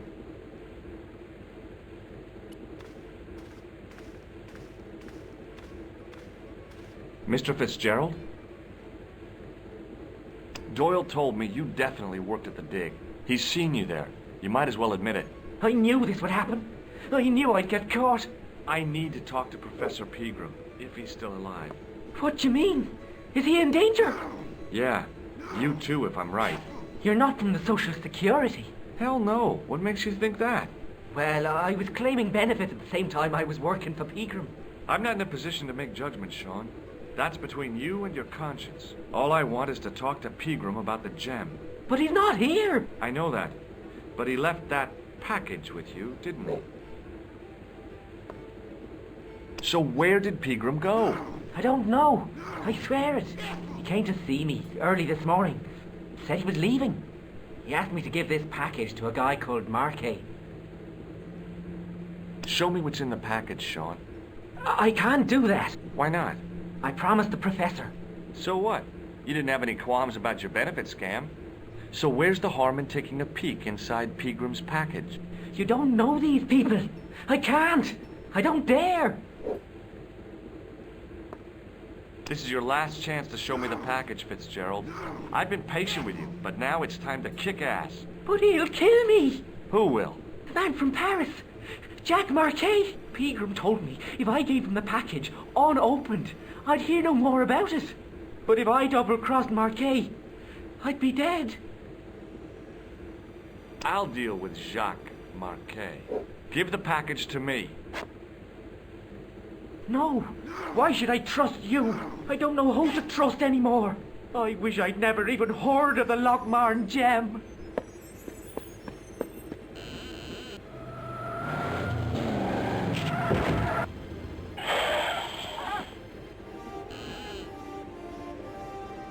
Hey, I just seen a big red... Get out of here, Maguire. Come back when you're old enough. What's the lad howling about? A big red sports car. Sean Fitzgerald's been runned over. Get out! Noisy little tyke. Maybe you should send out some medicinal brandy, Michael. Oh, yes. And who's going to pay for it? Not me. Me too, neither.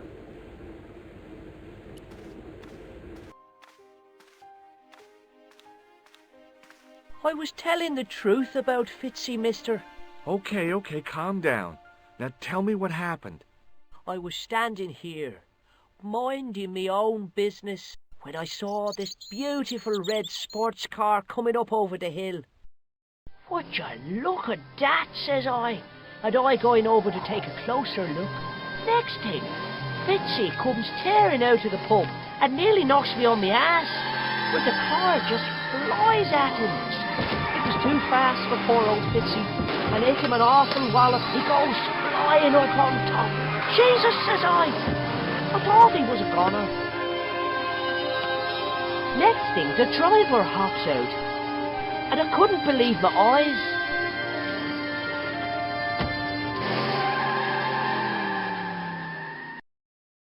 He was dressed like a bloody pixie.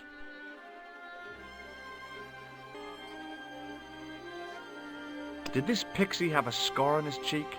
I couldn't see. He was wearing a stupid mask. Are you a special agent? Sorry to disappoint you, kid, but I'm not. Did Fitzgerald drop anything when he was hit? I didn't see. It all happened so fast. Maybe the package fell somewhere out of sight. See you later, kid. Okay, mister.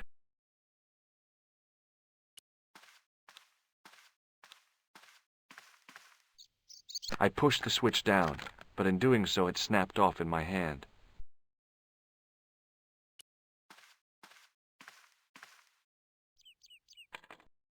I tugged at the trapdoor, but it was locked from the inside.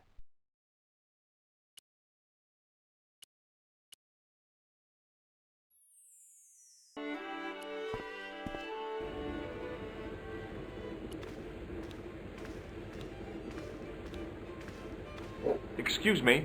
Yes, sir? May I have another beer, please? Certainly, sir. Same again? Yeah, please. How is this stuff made? That's the secret of the master brewer, sir. Each barrel is lovingly manhandled in time-honored fashion, suspended on skillfully tied ropes of the finest hemp, lowered into the cellar, utilizing the forces of original gravity, like manna from heaven. I'm sorry, but the pump appears to be broken. I can fix it for you. I don't think so. This is a job for a professional electrician.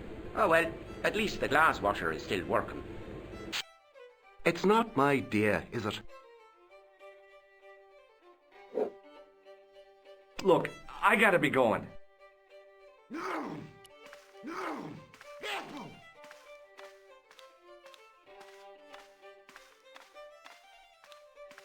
I couldn't see anything obviously wrong with the machine. I figured it must be the wiring.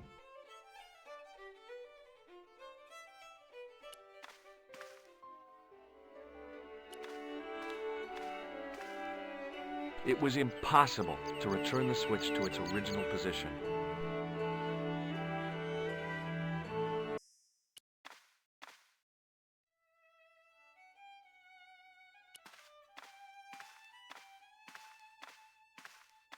Excuse me? Yes, sir? Look, I gotta be going. No! No! Careful! Almost as if he'd sensed my intentions, the old derelict snatched the wire from the table. Will you leave it alone, man? Look, I know how it seems, but my curiosity got the better of me. No! No! As soon as the old guy looked away, I grabbed his piece of wire.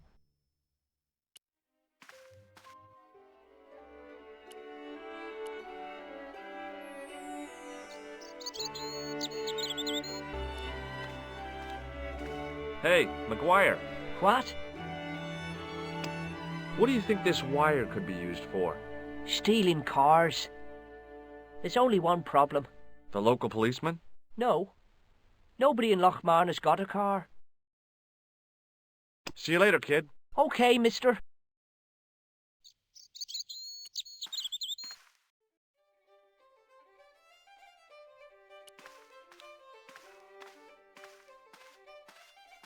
Excuse me? Yes, sir? Does this piece of wire mean anything to you? No, it doesn't. Look, I gotta be going. No! No! Careful!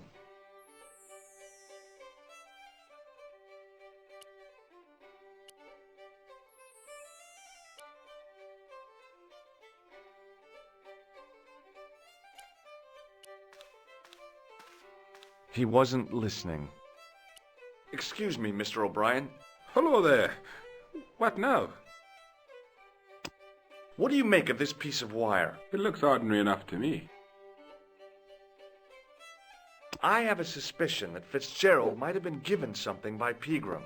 I thought he acted strangely. I'm talking about the gem. It was something he said. Were you not speaking to him when he ran out of the bar? Yeah, sure. Just talking, that's all. Goodbye for now. Hey! Hello there again, mister. Does this piece of wire mean anything to you? Not me, mister. May I shake your hand? No, you can't. Well, how come? Because I'll spill me beer if you do. Bye for now.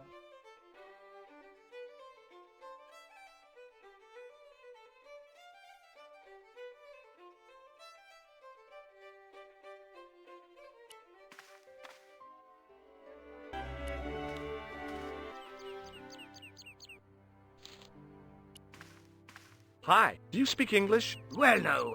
What if I was to say no? An implication of cognizance shrouded in denial. A pretty poser of a paradox indeed. I gave him the look I'd perfected when I was 12 and was going to be the greatest hypnotist of all time. It was a killer. Are you attempting to hypnotize me, or is it the constipation you're suffering? I was a little out of practice. Did you happen to see a red sports car down on the road? I caught a glimpse of a flash of red on the hill and heard the racket. Sure, it was an awful noise. A sports car, you say? A Ferrari, to be exact. A racing car? And what was it doing here? The poor fella must have been lost. The driver of the Ferrari was involved in an accident. Is that so? Yeah. He knocked somebody down outside the bar. What an idiot! How could a thing like that happen? He was traveling too fast. So fast, he ran right under the car? I mean, the car was traveling too fast. But you'd have thought the idiot could have heard it coming. Maybe you know the guy who was hit by the Ferrari. His name is Sean Fitzgerald. Oh, I know him all right. That's me nephew, the idiot responsible for the stacking of my hay cart. Was he killed by the car? Oh, no. But he has been abducted. Well, that's a relief now. Aren't you going to look for your nephew? What for? From what you say, it's too late. Well, you could report the matter to the police. Better not. Besides, what could they do? Well, they could mount a search. They have only the one bicycle between them. In a question of superior acceleration, I put me money on the Ferrari. I think you ought to know exactly what Sean has gotten himself into. I'm not sure I want to know. But you're his uncle. His own flesh and blood. You're right, but what can I do? If I'm not here to guard it, some idiot might try to climb the haystack. What a moral dilemma. Stay here and guard this potentially lethal agricultural construction, or to go off in search of the prodigal nephew, the very man responsible for said hazard? It'll need some thinking about. Why, there's no problem. You're right. Why didn't I think of it before? We'll demolish the haystack. You don't have to demolish the haystack to go look for Sean. I'll stay here in your place and warn anyone who's silly enough to climb it. Marvellous! I think I should start me inquiries in the bar. He strode off in the direction of McDevitt's bar, leaving me to contemplate the stack of hay.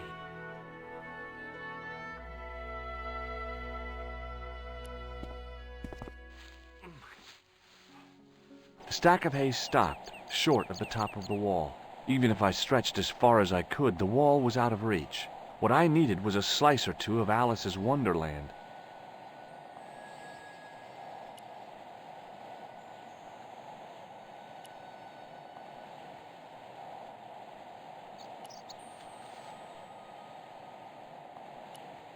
I pushed my fingers into the narrow crack.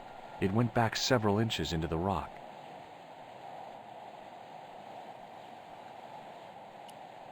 I pushed my fingers into the narrow crack. It went back several inches into the rock.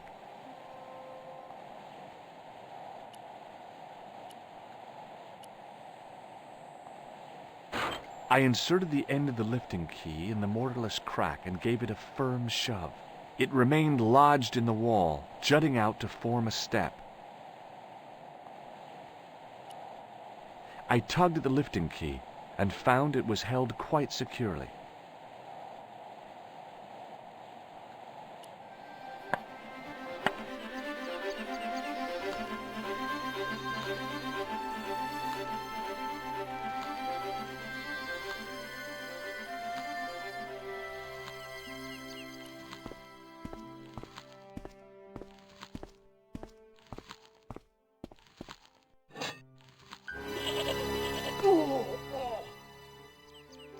The rope by which the goat was tethered had become tangled on the old plowshare.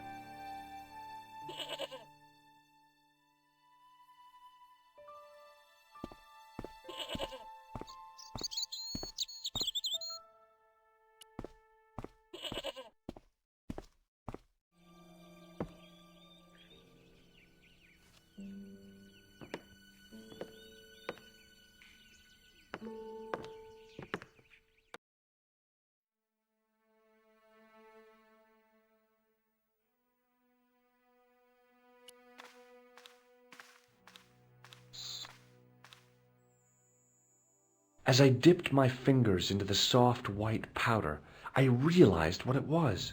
Plaster of Paris. I'd used it in kindergarten to make casts of animal paw prints. I reached into the sack, but it was empty. I reached into the sack, but it was empty.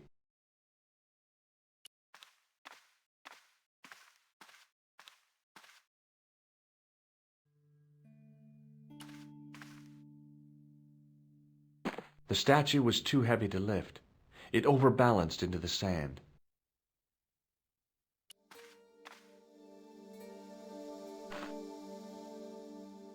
As I swung the stone upright, I noticed it had left a pattern of holes in the sand.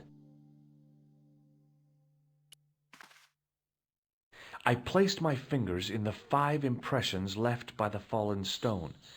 It was weird. They fit perfectly.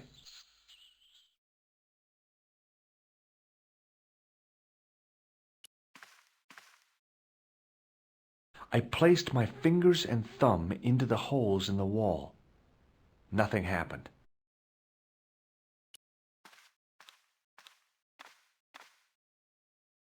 I tried in vain to move the panel. Behind the altar was a carved panel decorated with animals, birds, and plants.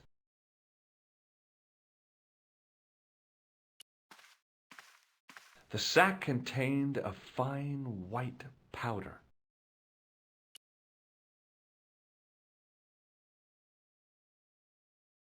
It was a handful of plaster left in the castle by Pegram's archaeology team.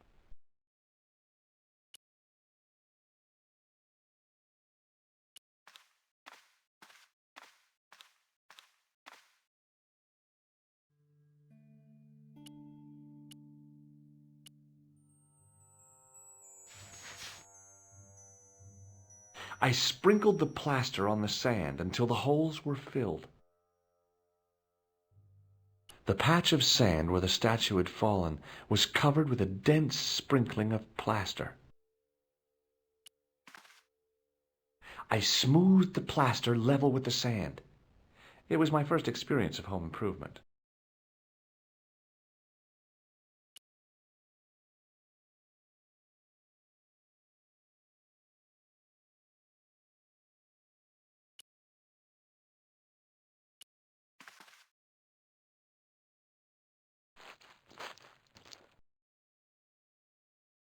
I squeezed the towel as hard as I could, but it was barely damp.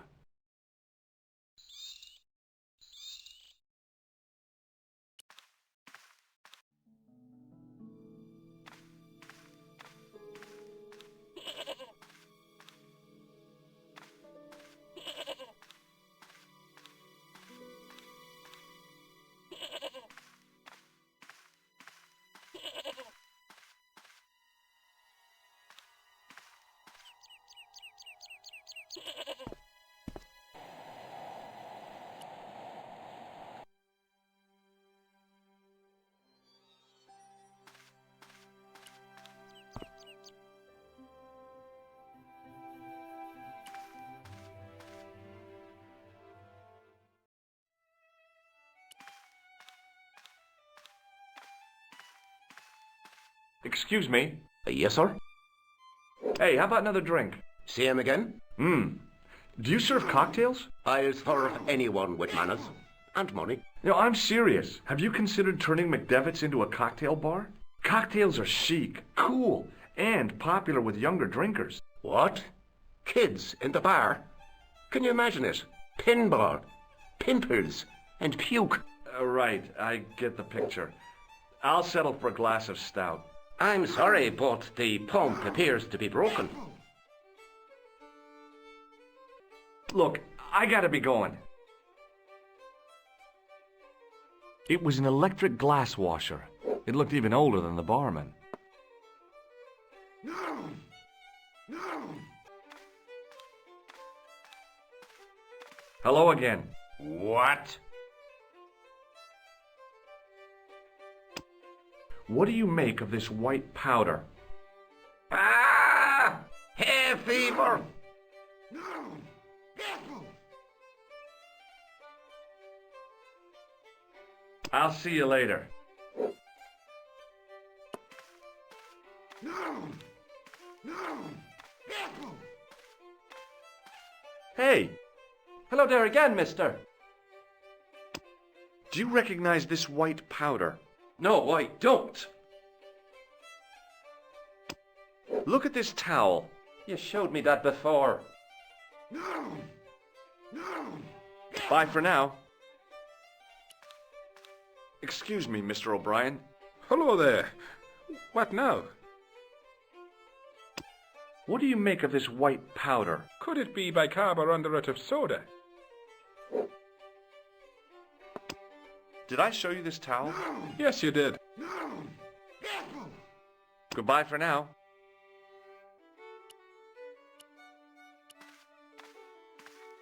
Excuse me. Yes, sir? Does this... I'm not interested. No! No! Look, I gotta be going. Excuse me. Yes, sir? Give me another beer, dude. Give everyone another beer. Let's party, guys. I think you've had enough, don't you? Hey, listen. Is it supposed to taste the way it does? Gopaline Stout is brewed from the finest chemicals in the world. I'm sorry, but the pump appears to be broken. Hey, bartender? Landlord, if you don't mind. Sorry. Shake my hand, why don't you? Now, why should I do that? What have you got up your sleeve? Nothing. Come on, just shake my hand. Not just now, mister. I have to be careful on account of the health restrictions. Aw, jeez.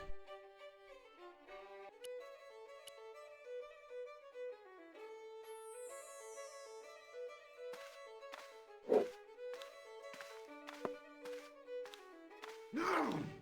Get out. I could try to fix your glass washer. Oh, no. Not unless you're a qualified electrician.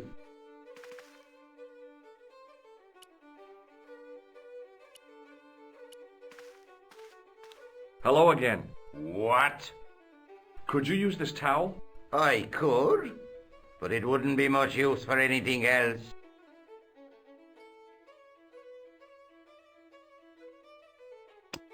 Here, this wire belongs to you. Oh, no. Never saw it before. No. I'll see you later.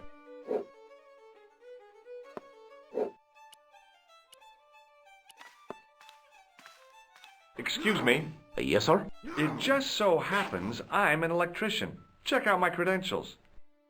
Well, now, isn't that marvellous? Here's a house bedevilled with faulty wiring of a wayward nature.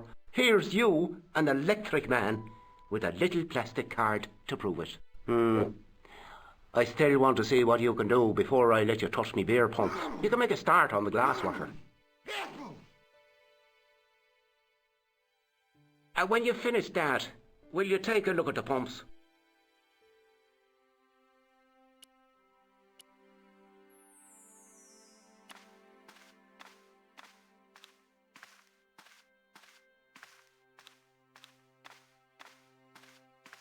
I couldn't see anything obviously wrong with the machine. I figured it must be the wiring.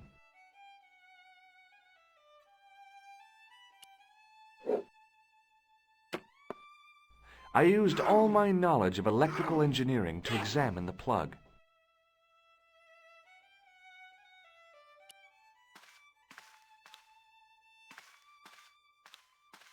I couldn't see anything obviously wrong with the machine. I figured it must be the wiring. No! It was an electrical plug attached to the glass washer.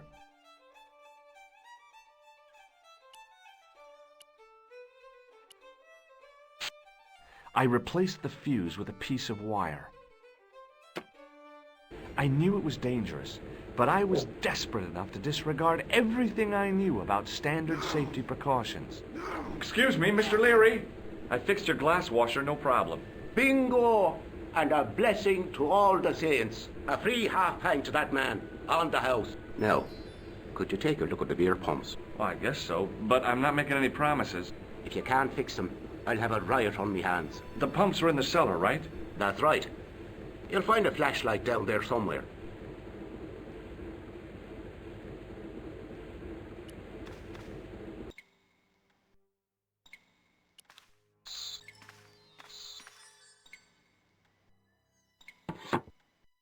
I pushed the lever and heard the grating of metal, but nothing appeared to happen.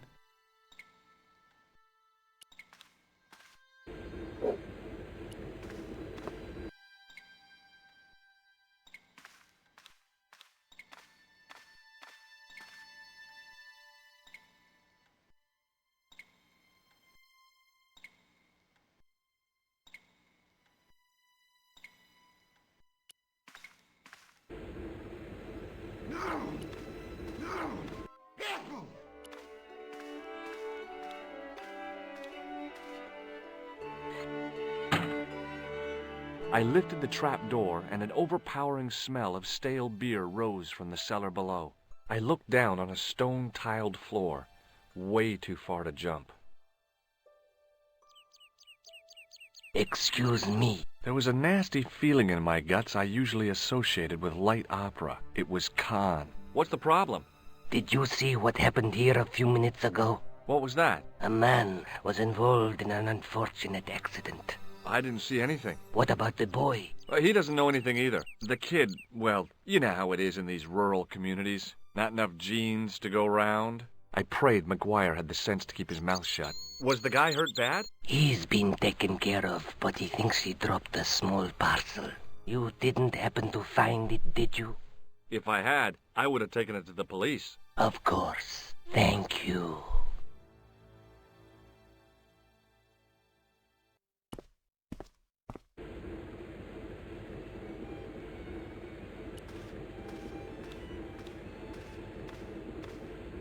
Excuse me. Yes, sir?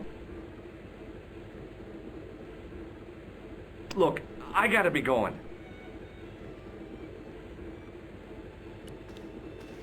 Now I could see. I spotted Mr. Leary's flashlight easily. Then I noticed a flash of light. Something sparkling beneath the open trap door.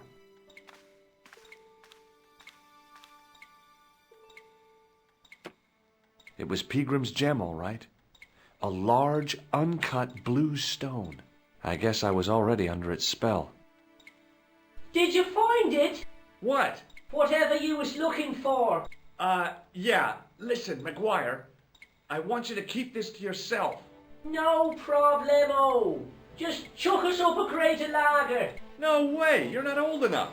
We can sell it and make some cash. Forget it, kid. I couldn't betray Mr. Leary's trust. I could, for sure. That old misery guts deserves it. If you want to do me a favor, keep a lookout for that guy in the suit. Okay. But it'll cost you a packet of chips. Oh, and shout if you see that Ferrari.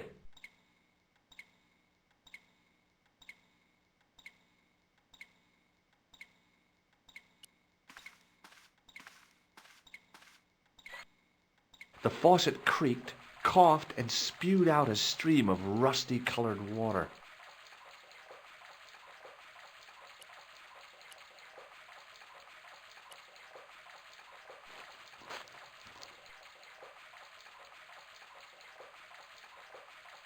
I held the towel under the faucet and soaked it with water.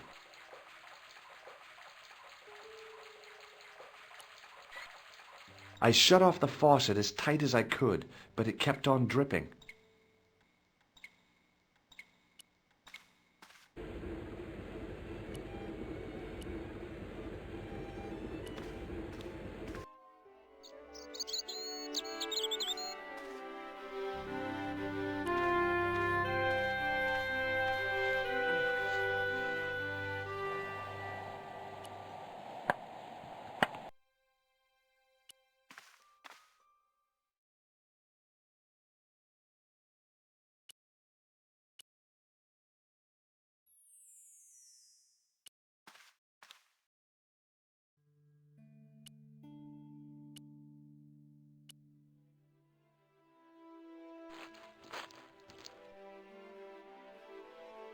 The trickle of water was quickly absorbed by the plaster.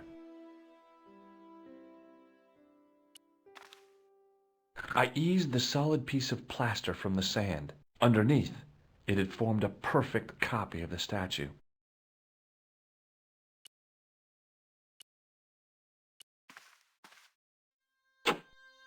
The hardened plaster cast fitted snugly into the 5 matching sockets. There was a soft thud, then silence.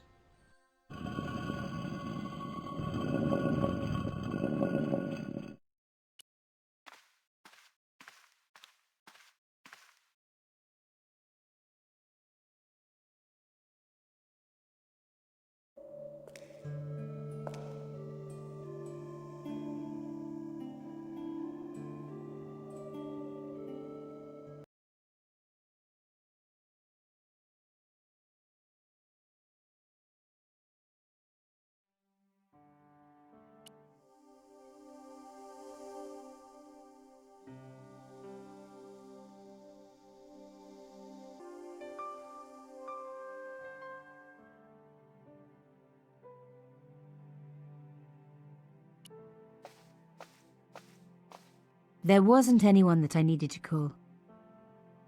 I had no reason to go out into the night.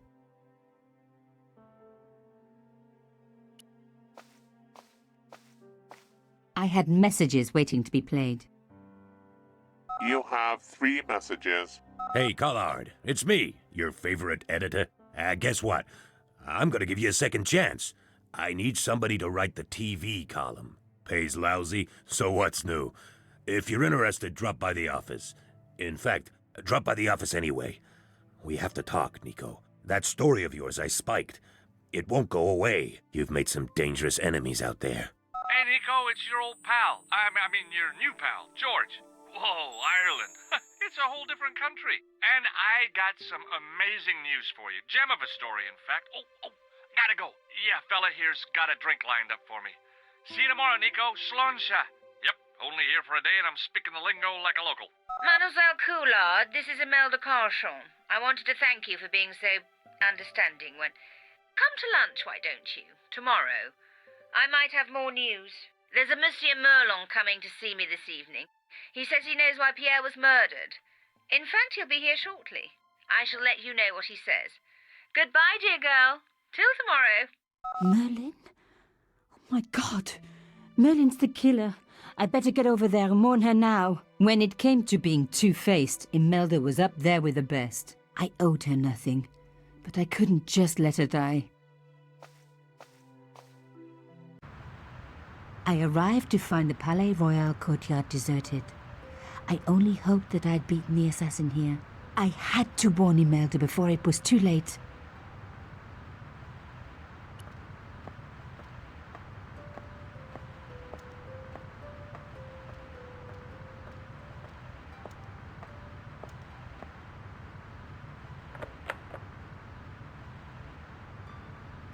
Locked?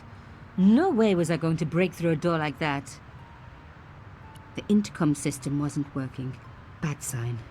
Somebody had cut the wire.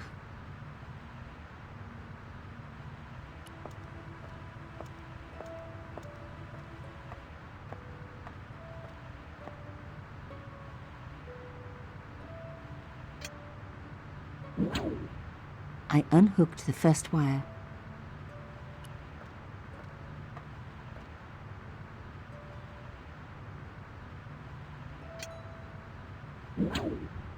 I released the second wire. Even with both wires removed, the statue remained upright.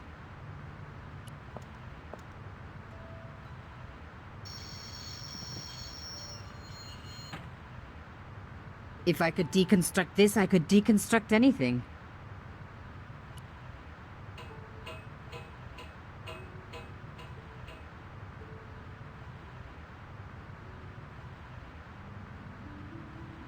The plastic sheet was thick and strong.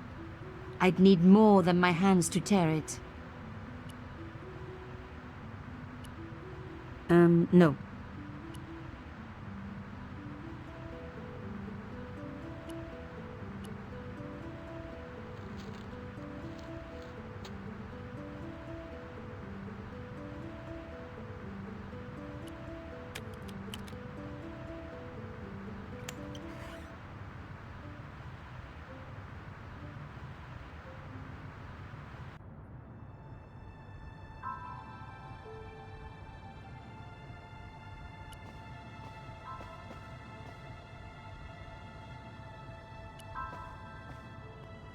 My God, I'm too late.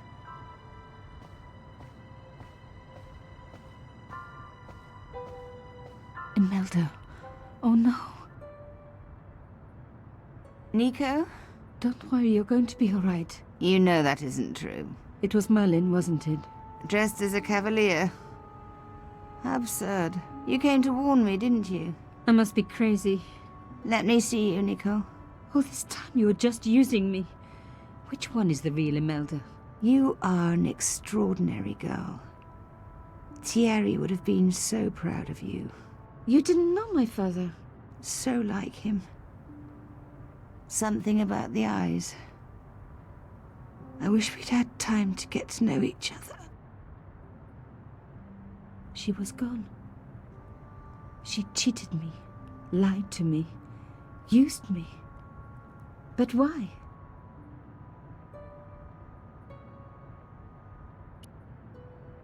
Even in death, Imelda looked the same. Beautiful, inscrutable. The Ice Queen alone in her ice palace. I opened it. Inside was a tiny gold key. I took the key. I had to leave. I knew I could never return.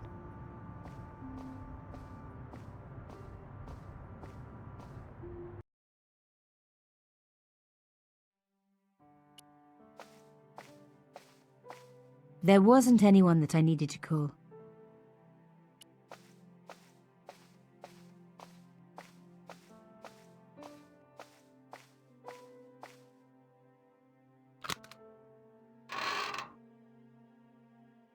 In the dim light, I caught the reflection of something metallic. A small, sinister-looking metal disc had been tucked under my father's box. It was a bug. Oh, chère cousine. You left me a little present. You shouldn't have.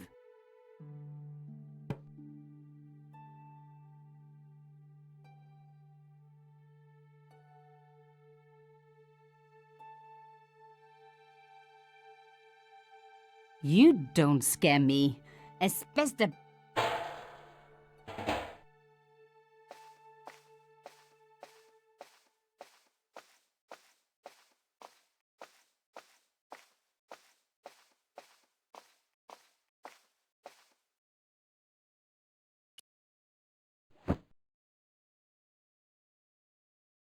The box was carved by my father.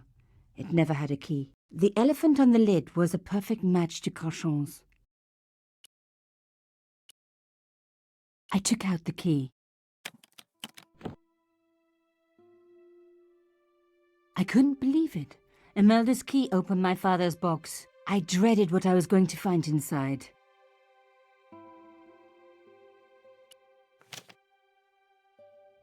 It was a photograph of Imelda. But why here? In my father's box? I felt as if a black hole had swallowed me up. Imelda and Carchon grinning. While behind them a village was being razed to the ground. Its people butchered.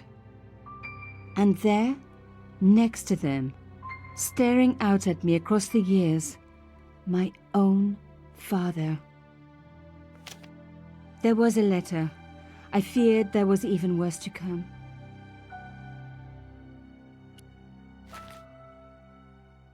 Hotel St. Georges, Algiers, Friday. My darling Thierry, by the time you read this, you'll be safely out of Africa. You need not fear. Pierre and the organization do not know who you're really working for, or about us. Did you think I would betray you?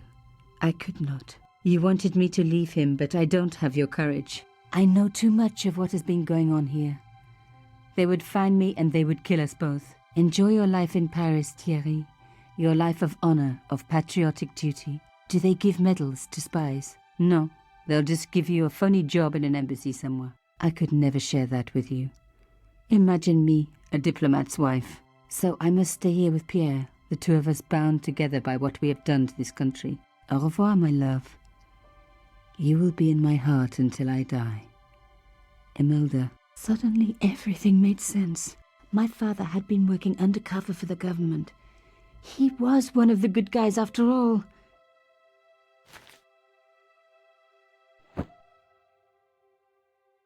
He and Imelda must have fallen in love. She'd found out who he really was, so he had to leave. It had broken her heart, but she had never revealed it to anyone. I knew I couldn't either. Whatever he was doing, he'd had good reason to keep it secret. I decided I would respect that and tell nobody.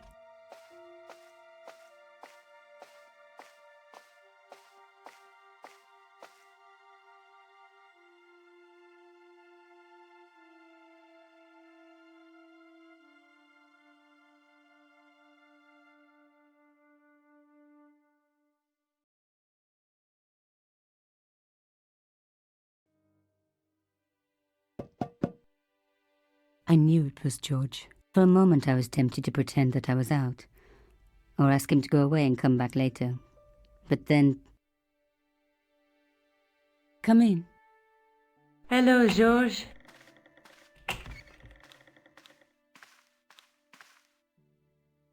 So, where did you stay last night? At McDevitt's. I got to drinking with Doyle and a couple of the guys. That explains why you look so ill today. Did you get any sleep at all? Not much. I had to share the room with another guy. Did he snore? Hardly. He was dead. And you say Pigram has disappeared? Without a trace. But my visit wasn't a complete waste of time. Pigram's gem? The Templars' gem. Whoever Jacques Marquet is, he's in for a disappointment. Jacques Marquet? He's the guy who should have collected the gem from Fitzgerald. What are your plans? I want to find out who, what, or where Montfaucon was. All I've got to go by is the name and a picture of a hanged man.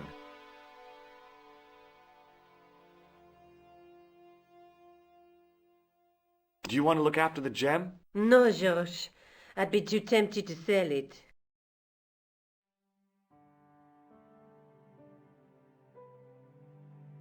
Look, Nico, a handful of plaster. Yeah. Why is it that men never really grow up? What's your problem, sister? Your pockets stuffed with useless junk like little boys. You never know when useless junk might come in handy. I can't sit here all day, much as I'd like to. Okay. Don't forget to look for Lopinot at the Krun Museum. And why don't you see if Rosso has heard anything? Okay. Anything else I can do for you while I'm out? Shopping, a trip to the laundromat? Just take care of yourself.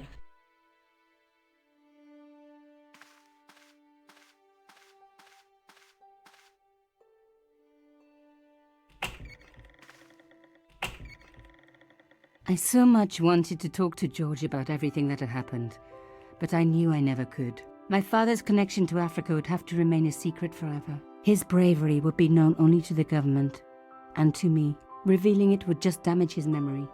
People would take the story and twist it. Before long, he would be the villain and Carchon would be the hero. I know how they do that. I'm a journalist.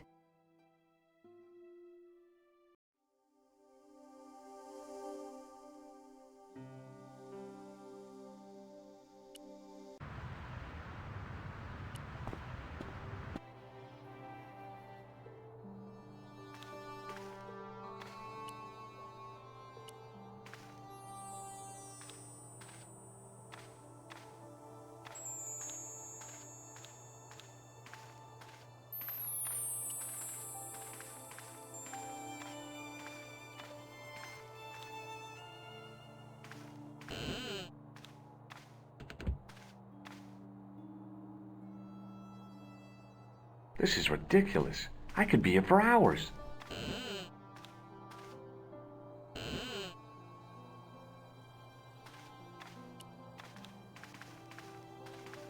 Watch out! You'll have that done on top of us!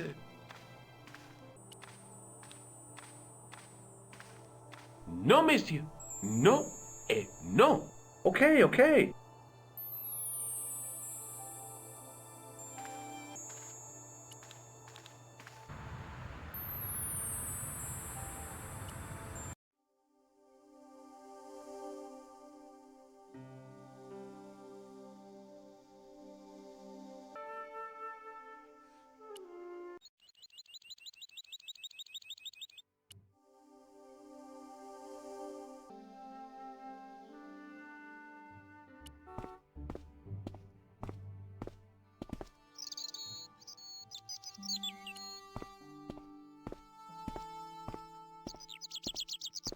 Hi there, remember me? Ah, mais oui, Inspector. Have you found him? Who? The man in the sewer, of course. I'm, sifting through the evidence. Ah, rather you than me, monsieur. So, when you are not exploring sewers, what do you do? I take a lot of showers. Oh, very good, monsieur. A policeman with a sense of humor.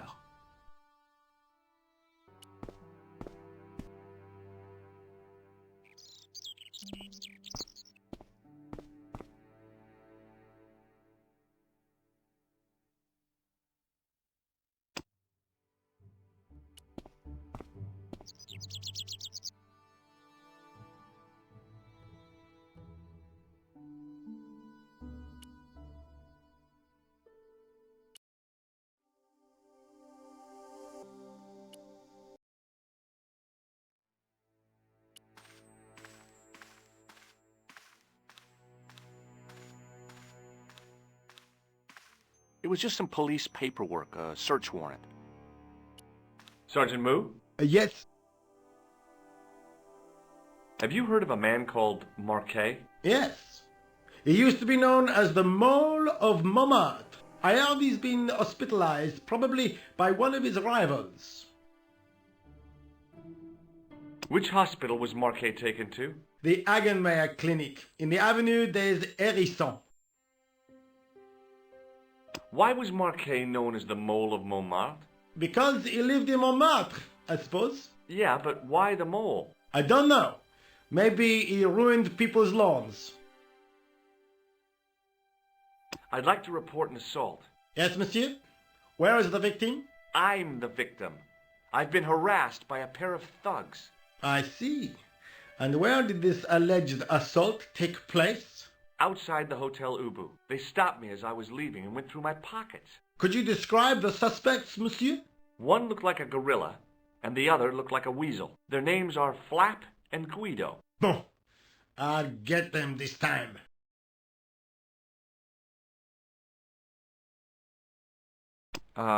No. Would you like to shake my hand, Sergeant? Not while I'm on duty, monsieur. The gesture could be misconstrued. See you later, Sergeant.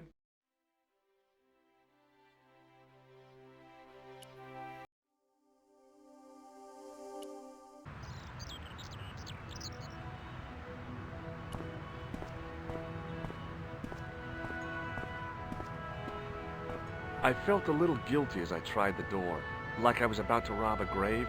I gripped the handle with an involuntary tremble in my hand and pulled. The door was locked.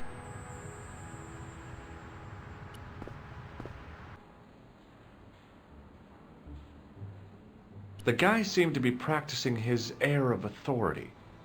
Today he was working on his withering stare.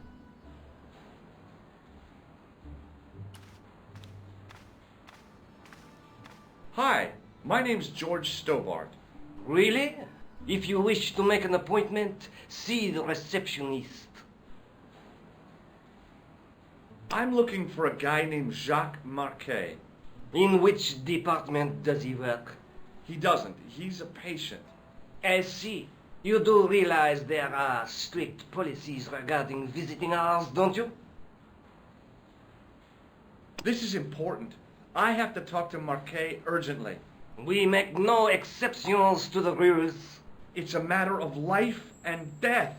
The well-oiled running of this hospital is a matter of life and death. That's why we have rules. I think I ought to warn you that Marquet is not what he seems. Explain yourself. He's in league with a bunch of guys who want to take over the world. Nonsense. Besides, Marquet's employers have paid in advance for one of our most exclusive private rooms. Could you tell me who Marquet's employers are? Certainly not. Thanks for your help. Excuse me, sir. May I have the honor of shaking you by the hand? You may not. I don't encourage physical contact between my staff. Thanks for your help. Excuse me. Yes, sir? Is this the Hagenmeyer Clinic? That's correct. I thought I was in a garden center. Oh, the plans. They were my idea. A little greenery to evoke the spirit of nature. How may I help you? I'm here to see Jacques Marquet. Oh, yes. Are you related to our client, sir?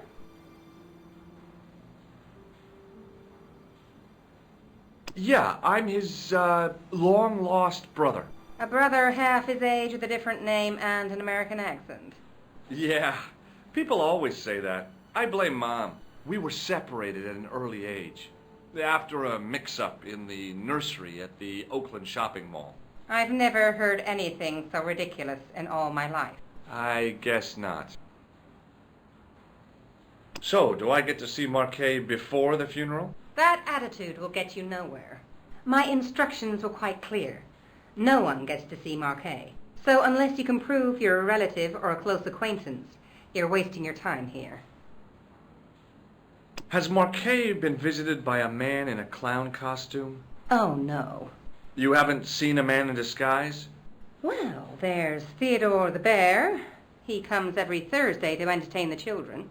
Personally, I think he scares them half to death in that crummy old bear suit. If I was stuck on my back with tubes in every orifice, he's the last person I'd want to see. Has Marquet had a visit from a pair of gangsters? I should hope not. Can you describe them?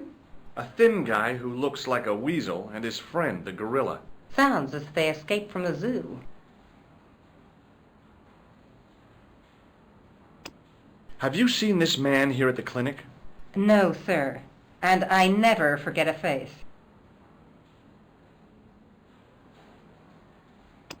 What does this gem suggest to you? I advise you not to flash that around. Look at this ID pass. So you're Merlin. Marquet's been asking for you. For me? Yes. He was shouting your name when they brought him in here. Now, let me see. He was on Ward B12, as I recall. Oh, he's being transferred to... Oh, dear. He's on Ward J2. That's Nurse Grendel's ward. What's so bad about Nurse Grendel? She runs that ward like a South American prison. Keeping a well-disciplined ward isn't a crime, is it? Well-disciplined. In the discipline and punishment stakes, she'd whip the butt off the Marquis de Sade. Everything, I mean everything, is done to a strict routine. 6 o'clock alarm call, 6:10 bowel movements, and woe betide anyone who doesn't have a result. Those patients of hers are like Pavlova's dogs. She sounds like a real nightmare. And then some. If Nurse Grendel is that bad, how come the authorities tolerate her? She's like part of the furniture. I was beginning to get the picture. This woman was jealous, with a big green capital J. How do I find Nurse Grendel's ward? Down the corridor on the left, turn right at the senior consultant's washroom. Right again at the executive coffee lounge. Bear left past the administrator's sauna. And turn left at the end. That's J2. And good luck. Thanks for your help, ma'am. You're welcome.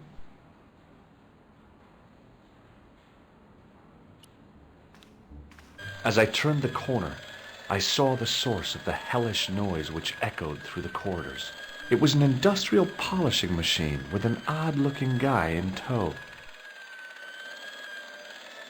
He looked blissfully happy, for no apparent reason.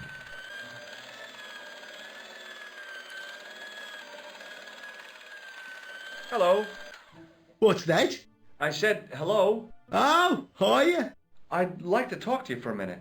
That's what I thought you said. Don't look so down in the mouth. No matter how bad things seem, I never let life get on top of me. Oh, yeah? What's your secret? Why, it's easy. All you have to do is smile and whistle this little tune. You know what? If you start whistling, I'll bust you in the teeth. It's a deal. Have you seen any unsavory characters lurking about in the corridors? No, sir, I haven't, but I've got nothing to worry about. What's that, Mr. Shiny? You'd take good care of the rascals, I'll bet you would. With a friend like him, I've no fear of oppressors. It must be a great comfort. He is. Would Mr. Shiny be your polishing machine by any chance?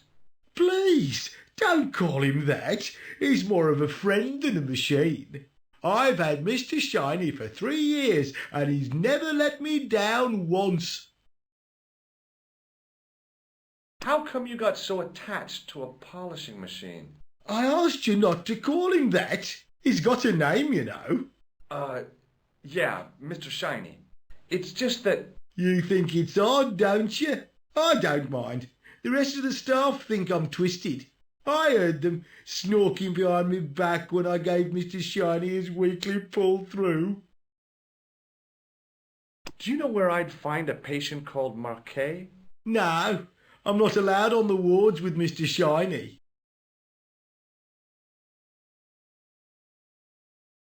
See you later. Yeah, take care now. Hey now, you can't go in there. How come? I'm responsible for the contents of that cupboard.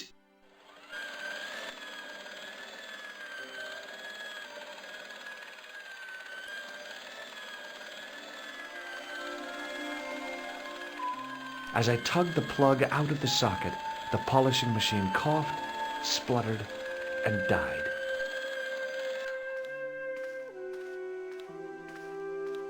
Mr. Shiny, what's wrong, pal?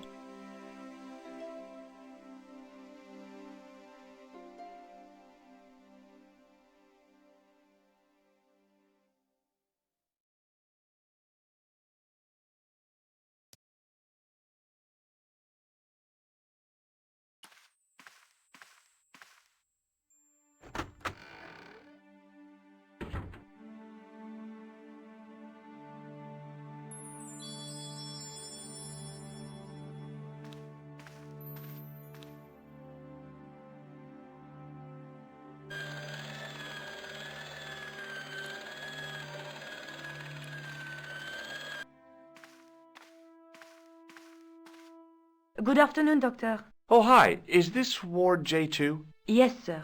The patients are ready for your inspection, Doctor. Thank you, nurse. You'll need this, Doctor.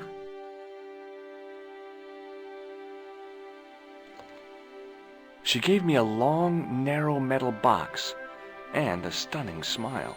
Thanks. Could you take a look at the client in bed number 3 now? His name is Eric Sopmarsh. Do you have any clowns on the ward? Why, yes, we do. A professional clown. I'll bet he lightens the place up. Hardly. Monsieur Boissy has been in a coma for the last 3 months. What's wrong with Boissy? He was involved in a very nasty accident. A silly stunt involving a unicycle.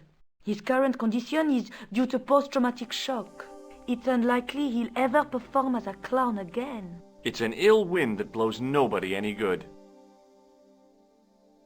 Do you have a patient named Marquet on this ward? Oui, monsieur. He is in the private room at the end of the ward. He has been placed in strict isolation. Why is Marquet in quarantine? If you wish to know more, you'll have to speak to Herr Hagenmeier. All I know is that Marquet's room is strictly out of bounds. Do you know who paid for Marquet's room? No, of course I don't. Preferential treatment like that must cost an arm and a leg. That's not my concern, monsieur.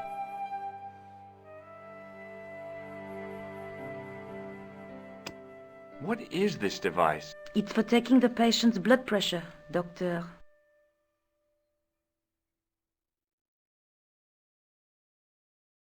Thank you, nurse. Au revoir, monsieur.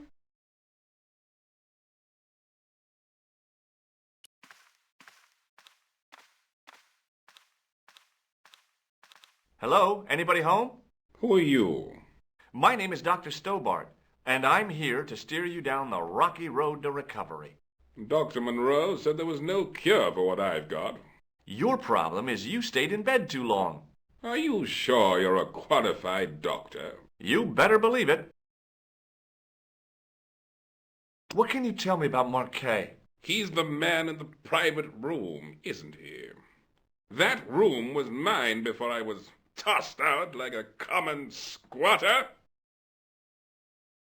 Do you know what's wrong with Marquet? They won't even say what's wrong with me. Tell me, Doctor, what's your opinion? It's too early to say. But I've been here for 3 months. What's your impression of Nurse Grendel? She's a very efficient young woman. Efficient? You make her sound like a vacuum cleaner. I've no complaints. The woman in reception described Nurse Grendel as a monster. Well, that's simply not true. She's quite strict, but that's her job, isn't it? You've got to have discipline in a place like this. I'm going to take your blood pressure. Why? I'm a doctor. It's my job.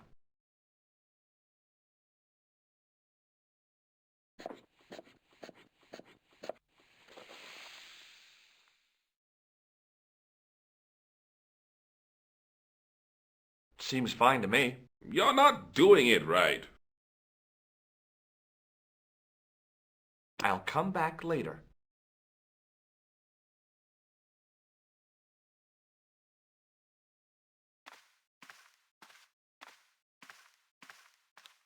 Doctor!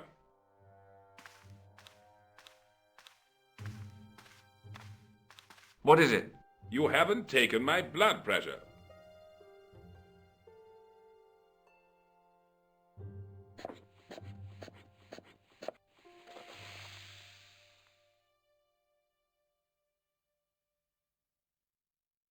Seems fine to me.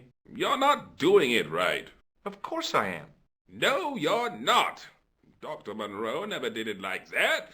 I can't take a satisfactory reading while you're excited like this. I'll come back later.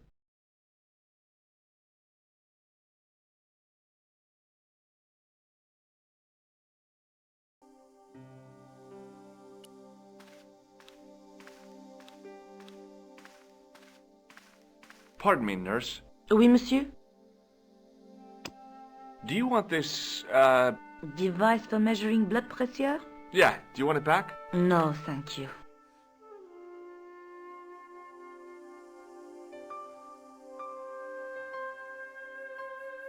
Do you know Merlin of Gruber Electronics? No, I don't.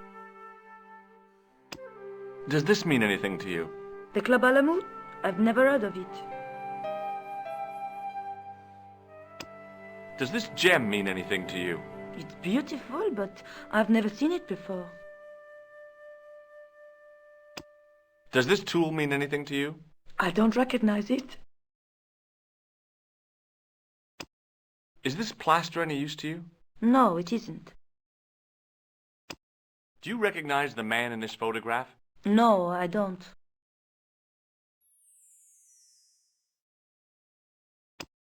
Do you recognize this tissue? No, I don't. It looks like a chronic health risk to me. Well, I've been carrying it around for days and I'm okay. Would you like to shake hands with me? Well... No, it's okay. Forget it. Thank you, nurse. Au revoir, monsieur.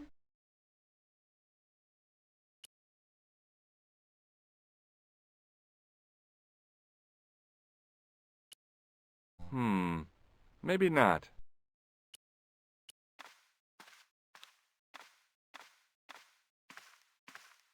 Hi, it's me again. No way.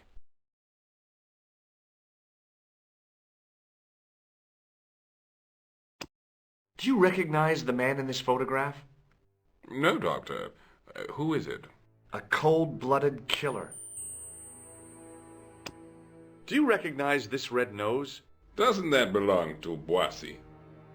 No. I found it in a sewer. He's a clown, you know. You wouldn't think so to look at him now, would you? Have you any idea what this is? No, Doctor.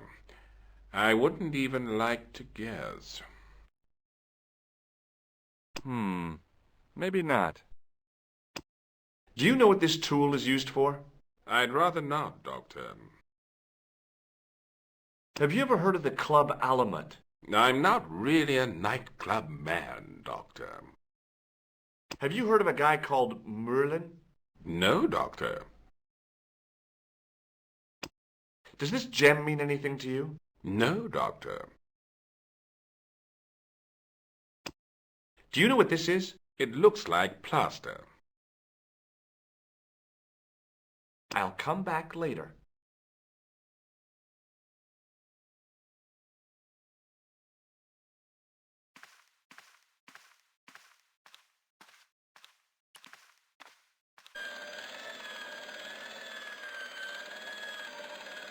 The connector in the socket supplied electricity to the polishing machine.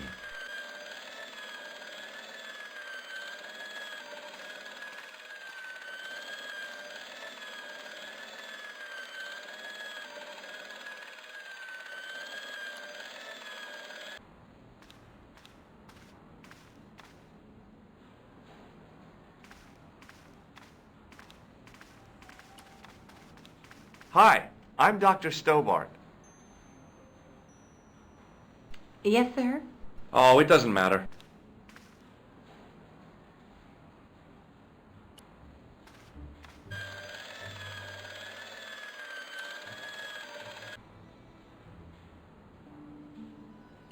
Hi, my name's George Stobbart. Yes, sir? Pleased to meet you, sir. Call me George if you like. Are you sure? Yeah, that's my name. My name's Benoit, but everyone calls me Bunny. Bunny? That's right. I used to have this cute habit when I was a kid. Keep it to yourself, Benoit. Do you know anything about a patient named Marquet? No, sir, I don't know much about any of the patients. I've never met a doctor who admits that he's only human. I'm only a trainee, sir. I'm sure I'll get the hang of things. Do you know the nurse on Ward J2? No, monsieur. This is my first day here. I can't wait to get my hands dirty. I was talking about treating my first patient, of course. I didn't mean I'd get my hands dirty with a nurse. Shut up, Benoit. Okay, sir. Here, take this pressure gauge. Thank you, sir. What do you want me to do with it? Well, keep it safe until I think of something.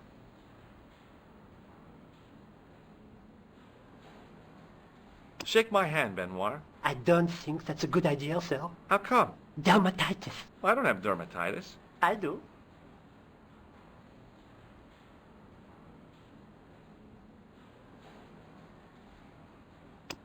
Do you recognize the man in this photograph?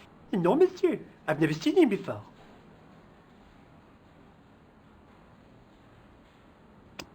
Does this false nose mean anything to you? No, it doesn't. What does this tissue mean to you? Is that a nasal discharge, sir? No, it's grease paint. See you later. Right.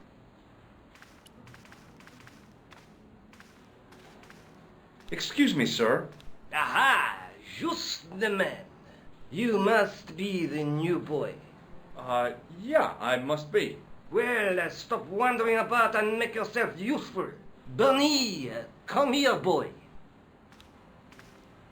This is Benoit, my nephew. Can I trust you to look after him? He is fresh out of medical school. It will open his eyes to see a real doctor on the job. I'll bet. Show him around. Let him see some real suffering.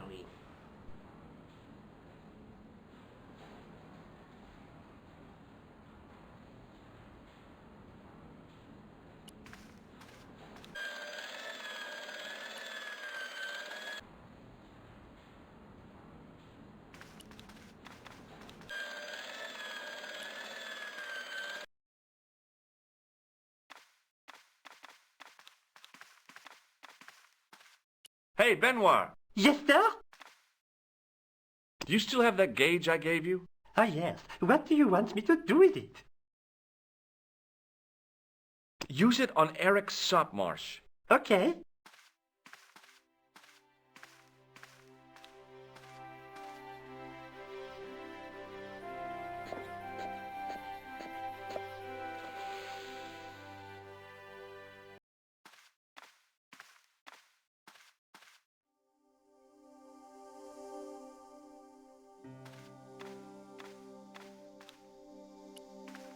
Pardon me, nurse. Oui, monsieur. Thank you, nurse. Au revoir, monsieur.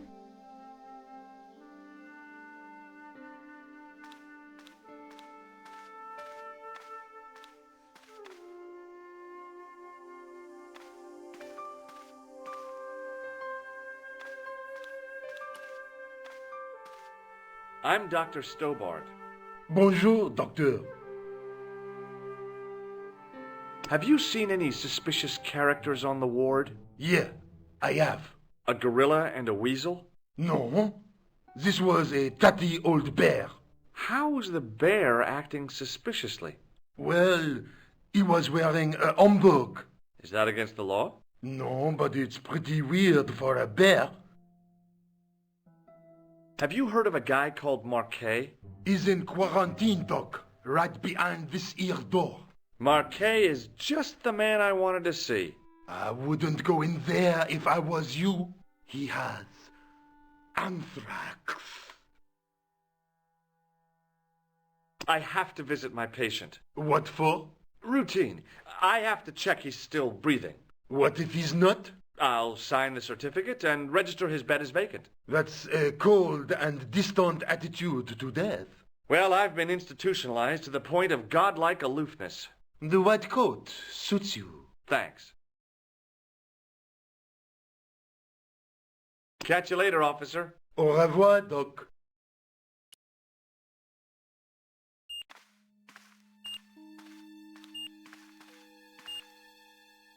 Marquet? Yes, I am Marquet.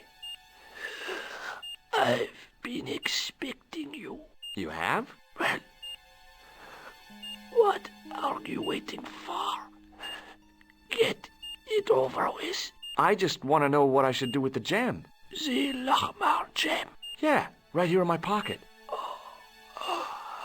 I thought you were one of the assassin. Not me. I never inhaled. So, you were sent in my place? Yeah. You could hardly make the trip to Ireland in your condition. What should I do with the gem? Deliver it to the Grand Master. Quickly tell him that I have found the tripod. Right here in Paris. What, you have it? Not yet, but it's being taken care of. I hired a couple of stooges with a flair for petty crime. Would that be Flap and Guido by any chance? You know them as for Klausner. He has gone off to Syria on a wild goose chase. They have geese in Syria? He has a theory about the location of the...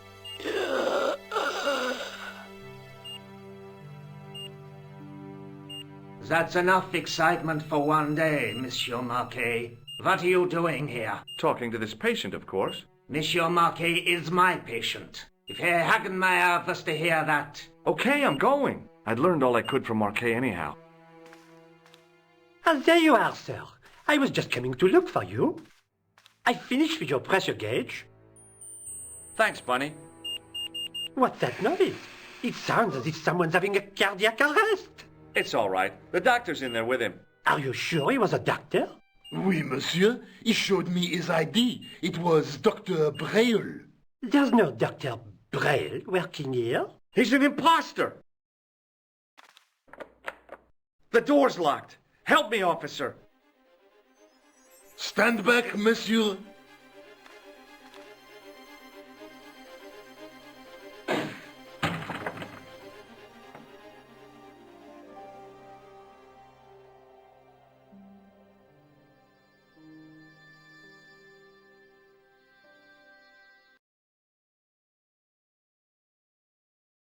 Hello, Georges. I found Jacques Marquet. Did he talk? Yeah, he talked. For the very last time. He's dead. Yeah, killed in cold blood by a bogus doctor. That's despicable. What kind of guy would pass himself off as a doctor and take advantage of a dying man? Was it Khan? No, I don't know who he was, but it certainly wasn't Khan. He got away, out the window. Have you ever heard of the Hashi Ashin? No. Marquet said that they were his biggest enemy. His biggest enemy was the bogus doctor. Don't remind me. That guy was evil. He had wild, staring eyes like a dead fish. I'll never trust a doctor again. Do you think the assassin was responsible for killing Marquet? I don't think so. He could have finished him off the first time. Besides, Marquet would have recognized him. He was pumped to the gills with sedatives. He wouldn't have recognized the 4 horsemen of the apocalypse unless they'd introduced themselves. I guess I'd better go back and talk to that weirdo. Which one, Rousseau or Sergeant Mou?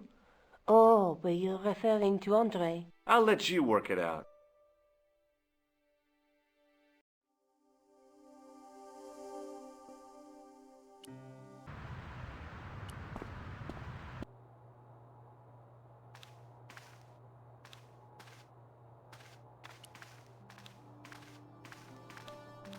He was a thin-faced, pallid guy with a questionable taste in outlandish clothes.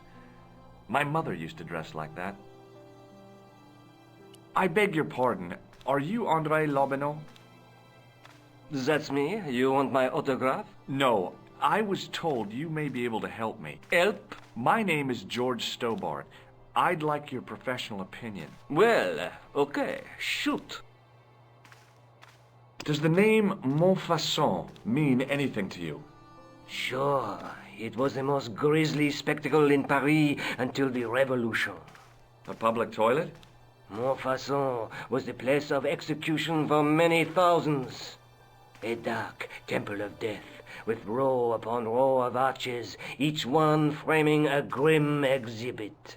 Scores of rotting corpses swung on creaking rope, while the crows devoured their flesh. That explains the image of the hanged man. I found a reference to Montfaucon in Ireland, in a village called Lochmarn. Lochmarn? That's where Pegram was digging. That's right. He'd left the excavation before I arrived. Do you know Pegram well? Not really. I met him at a conference. I would have liked to talk to him in depth, but I didn't have time. When was this? Oh, back in the summer, July, I think. I'd like your opinion on a medieval manuscript. Vraiment? Do you have it with you? No, it's too fragile. And besides, there are certain people who'd stop at nothing to get their hands on it. Intriguing. Do you have a copy of the text? There isn't much. Only a few Latin phrases. I was kind of hoping you'd help decipher the pictures. Without seeing the manuscript, that's a tall order. Just tell me one thing. What does the image of 2 men riding on the same horse suggest to you? The Knights Templar. Does the Templar seal appear on this manuscript? I'd love to see that for myself.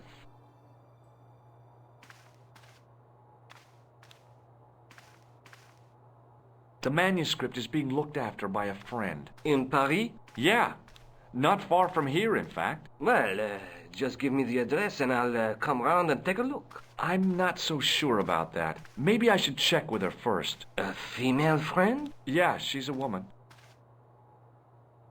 Can you tell me anything about the Knights Templar? I sure can, Georgie. Soldiers, diplomats, mercenaries, monks, bankers, you name it, the Templars fit the bill. The greatest fighting force in Christendom, the militia of Christ. Jeez. I think you ought to know that the tripod is going to be stolen. The Lochmarn tripod? No. It's true. I can give you a description of the thieves. Before the supposed event has taken place? I heard them planning the raid. They're wasting their time. The tripod is protected by a state-of-the-art alarm system. Well, don't say I didn't warn you. Have you ever heard of the Hashashin? Why, yes. It was a radical Muslim sect whose name became synonymous with murder. It was formed in 11th century Persia, shortly before the Crusades. At roughly the same time as the Templars. Yes. They gave a new word to our language. Assassini. The assassins. Where was the site of Montfaucon? To the northeast, near the Canal Saint-Martin, but there's nothing there now. The old gibbet was torn down during the Revolution. How did the assassins get their name? From the legend surrounding the secrets of their initiation rites. A young man who sought to join the sect was given hashish until he drifted into dreams. He awoke to find himself in a fabulous garden with everything he could wish for. The freshest water, the most delicious food, the choicest hash, and the most delectable women imaginable. Cool. Do you have the address? I haven't finished the story. There was a price to pay for this taste of paradise. Wouldn't you just know it? The young man would wake the next day to find himself back in the real world. He was told that he'd been given a glimpse of the heaven reserved for holy martyrs. A heaven he would enjoy for eternity if he was willing to join the Hashashin. How did the assassins operate? Well, as I explained, the new recruits would be only too willing to die for the cause. They'd be instructed in the use of the dagger, poisons, and disguise. Then, the Grand Master of the sect would name an enemy of Allah. And they'd stop at nothing to eliminate that enemy. You got it. They were fearless and deadly. Does the cult of the assassins still exist? Take a look around at the world today. You tell me. Why don't you loan the tripod to me for safekeeping? Because I'd never see it again. Well, don't you trust me? It's not a question of trust, George. That tripod is hundreds of years old and extremely fragile. I get your point.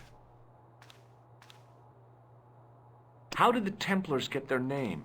From the building in which they set up their headquarters. The King of Jerusalem gave them part of a mosque on the Temple Mount. It was said to have been the site of the original Temple of Solomon. The order became known first as the Knights of the Temple, and later as the Knights Templar. You're a mine of information, Andre. Glad to be of help, Georgie. How come the Templars became so wealthy? There was a constant stream of new recruits to their ranks, many from noble families.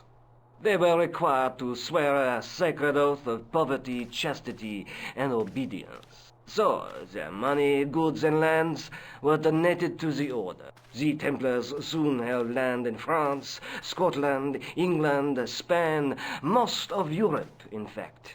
The poor Knights of Christ became the wealthiest power in Christendom. Is it true the treasure of the Knights Templar was never found? Who knows? So little knowledge of what really happened remains. Or, if it does, the truth has never been made public. What do you mean by that? The Templars have attained mythological status, like the King Arthur of the Britons. There are people even now who say the Templars still exist. Do you think that's likely? No, not for a minute. This friend who has the manuscript? The anonymous girlfriend. She lives at 361 Rue Jarry. I know it well. I'll drop by. Just as soon as I can. What do you make of this? It's the biggest gemstone I've ever seen. Where did you get it? From Professor Pegram's messenger boy. Did Pegram find this on his dig? Yeah, the site where this was found was a Templar castle. Do you think it could be part of the Templar treasure? No, I shouldn't think so. You're not one of those crazies who think the Templars still exist, are you? Well, I try to keep an open mind on the matter. I'd like to shake you by the hand, Andre. Not now, Georgie. That is not a good idea. Does the guy in this photograph look familiar to you? No. Does this matchbook mean anything to you? Alamut is the name of the place where the Hashashin were based. Where is it? Somewhere in what used to be called Persia. I'm not too hot on modern geography, I'm afraid. The most recent map I have shows America as an English colony. What do you make of this ID card? Nothing. Take a look at this nose, Labino. It really doesn't interest me, Georgie. What do you make of this tool? Interesting. Where did you get it? From a dig in Paris. Vraiment? I didn't realize there were any excavations in progress in the city. Do you recognize this white powder, Andre? No. What does this tissue mean to you? Nothing. Thanks for your help, Andre. You're welcome.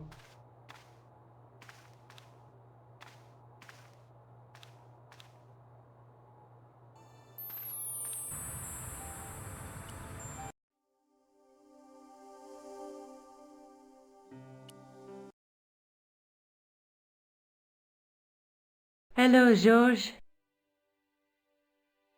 Oh, by the way, I had a visit from André Lobineau. Oh, yeah. I hope you didn't mind me giving him your address. Not at all. It was lovely to see him again. He was over the moon when I showed him the manuscript. It's not often he gets that excited. He made a sketch of the knight's crest to take back to the museum. I believe he's identified the family who bear that crest. I sure hope so. Do you think the assassin was responsible for killing Marquet? I don't think so. He could have finished him off the first time. Besides, Marquet would have recognized him. He was pumped to the gills with sedatives. He wouldn't have recognized the 4 horsemen of the apocalypse unless they'd introduced themselves. I'd better get back to the quest.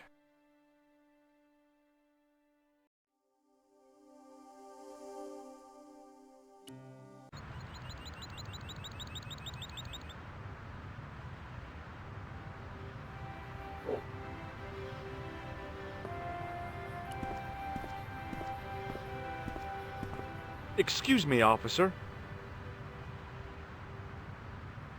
What do you know about the Knights Templar? Les Templiers. Only that they were excommunicated in 1312 and hanged in their dozens within this very square.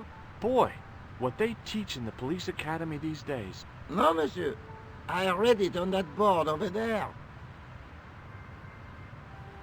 Shouldn't you be off directing traffic or something? You have seen the Parisian traffic, no? Yeah, so? I could direct the traffic. The most dangerous, the east side of Rome. Or I can sit here and enjoy the sun, the architecture, and the Sauvignon. Which would you choose? Yeah, but I'm not a policeman.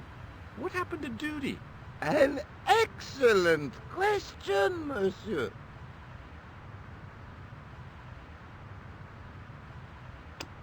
Have you seen this man before? No. Who is it? I believe him to be an international assassin. Oh. Is that all you can say? Oh. I did wonder if I should say that I believe you to be an international paranoiac, but it didn't seem polite. I'll see you around. Oui, monsieur. I'll be there.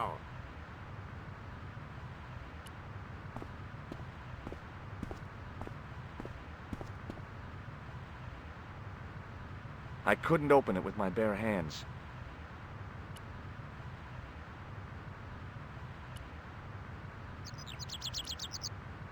Hey, you! What do you think you're doing? Leave that cover alone. Now. Sorry, no harm intended. You stay away from that. In French, English, and German it read, "In 1312, Pope Clement V dissolved the knightly order of the Templars and excommunicated its members on charges of heresy. In the following 2 years, many of the knights were hanged on this site. Their Grand Master, Jacques de Molay, was burnt at the stake on an island in the Seine."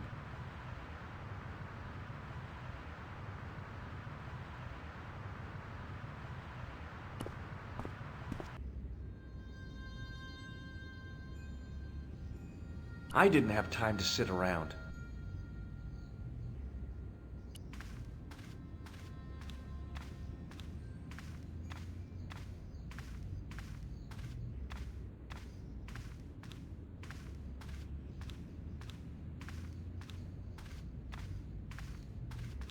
A knight there in the company of his fellows, biblical references engraved into the tomb edge to guide his way to the next world, I guess.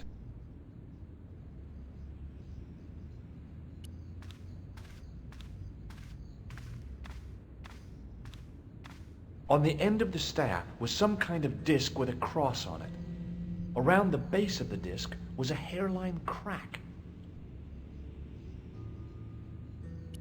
A scroll was a symbol of scholarship. I knew that much. A scholarly knight. That rang a bell. A very Spanish bell. Well, I could have just taken the end off the staff, but I wanted to be sure what I'd be getting out of vandalizing a church, other than deported.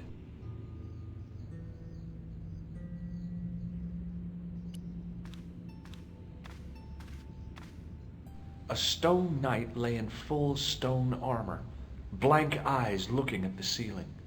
Carrying all that armor around must have been hard work. A stone knight lay at the end of a row of 4. I wondered if this guy had died in combat. I didn't recognize the biblical story in it. I was a Sunday school dropout.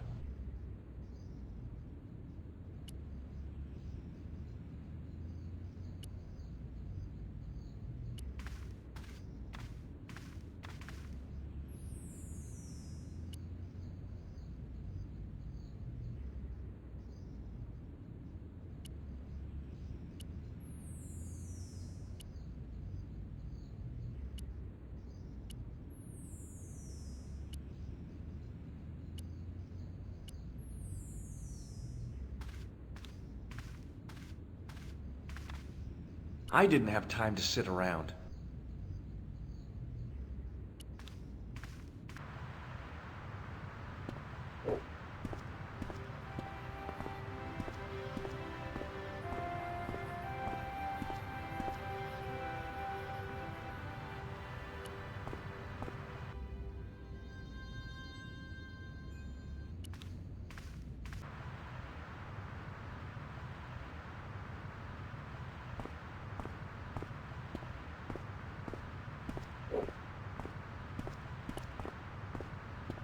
Hello again.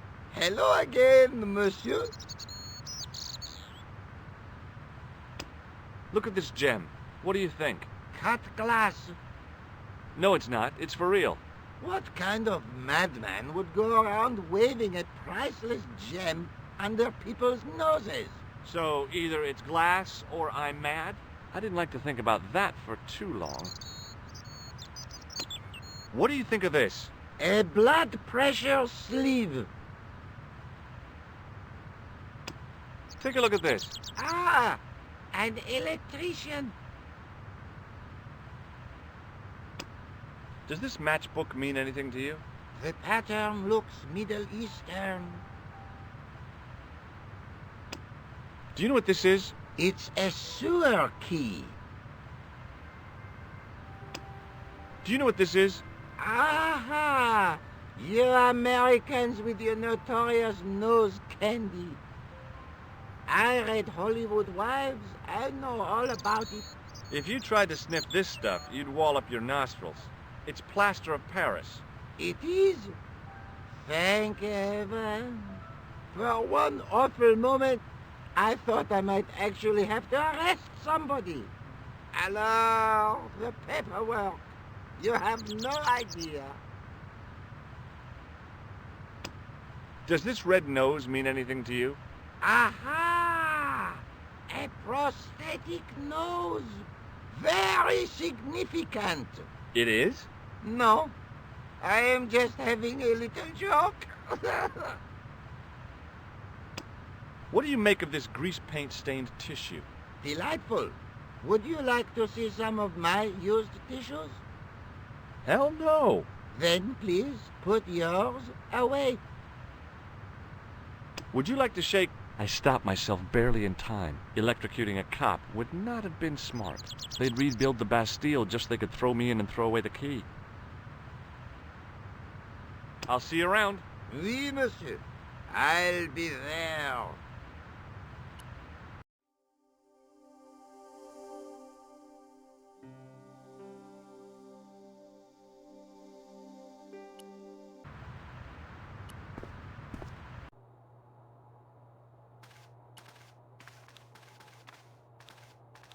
Hi, Andre. Hello, Georgie. Hey, I visited Nico's apartment. Yeah, she told me you came by. Ooh, quite a fine Georgie boy. I didn't expect anything quite so sexy. I hope you're referring to the manuscript. Oui, of course. What did you make of the manuscript? It dates from the time of the Crusades. We guessed that from the Templar seal. It's a story and pictures like a modern-day comic book. What story does the manuscript tell? I don't know. It was probably produced for the tourist market. Tourists? Oh, oui, pilgrims in their thousands on their way to Jerusalem. The tourist trade is nothing new, you know. It's been around for centuries. Ever since Joshua made a packet selling souvenir bricks from the walls of Jericho. Have you deciphered any of the images on the manuscript? There's very little I can be sure about. The slang of the bull could be a reference to Mithras. Who's he? A Persian god, almost as popular as Christ at one time. The only thing I can be sure of is the knight. He's Spanish. How can you tell that? The writing on the shield, the reference to Ave Maria. No self-respecting knight from Northern Europe would have borne a coat of arms like that. Can you identify the knight's coat of arms? I already did, Georgie. He's a member of the De Vasconcelos family from the Costa Calida. Were they famous? No. They're not mentioned after the 15th century. Oh. The spotlight of history moved on. They're probably long dead. What do you make of this? It's the biggest gemstone I've ever seen. Where did you get it? From Professor Pegram's messenger boy. Pegram? Professor Nigel Pegram? He's in Ireland, investigating a Templar site, isn't he? He was, until he disappeared. Did Pegram find this on his dig? Yeah, the site where this was found was a Templar castle. Do you think it could be part of the Templar treasure? No, I shouldn't think so. You're not one of those crazies who think the Templars still exist, are you? Well, I try to keep an open mind on the matter. Do you know Pegram well? Not really. I met him at a conference. I would have liked to talk to him in depth, but I didn't have time. When was this? Oh, back in the summer, July, I think. Thanks for your help, Andre. You're welcome.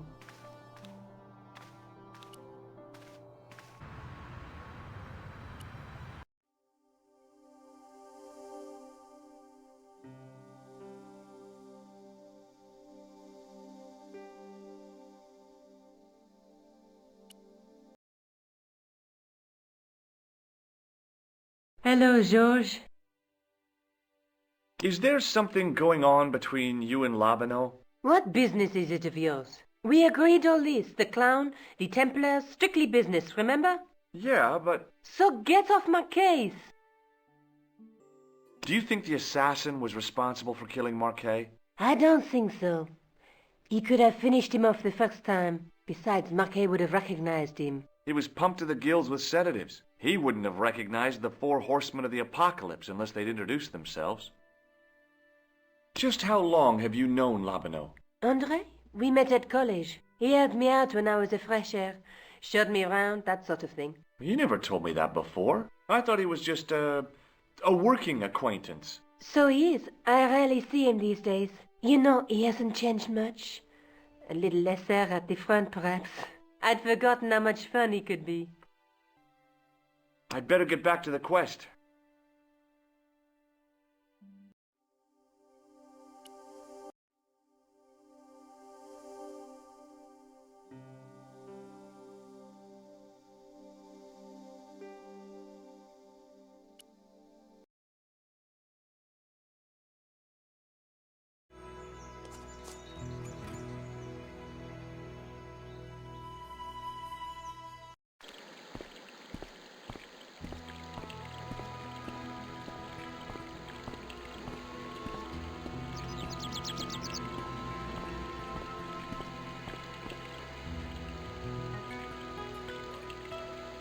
I'm no student of architecture, but the little building looked old. I wondered if it was some sort of summer house.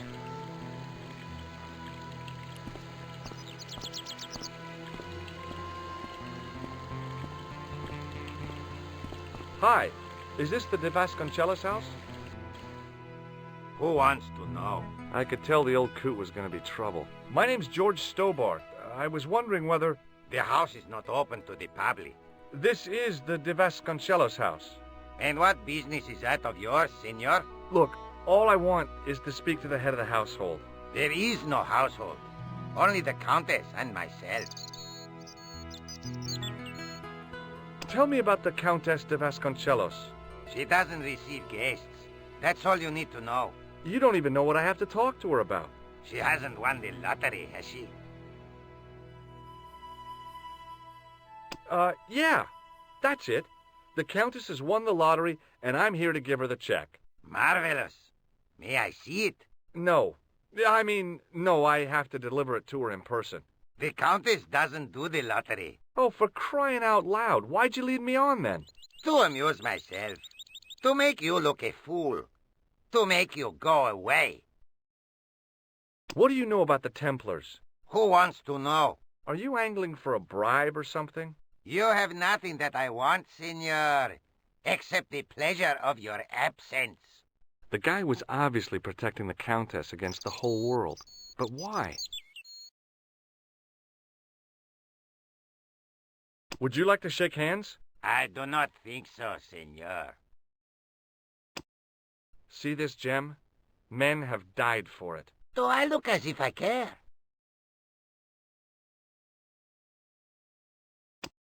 What do you make of this? So that's it. You're a salesman. If I was hawking medical supplies, I can think of better places to hawk them. Do you recognize this matchbook? I don't smoke. I'll be going for now. Adios, senor.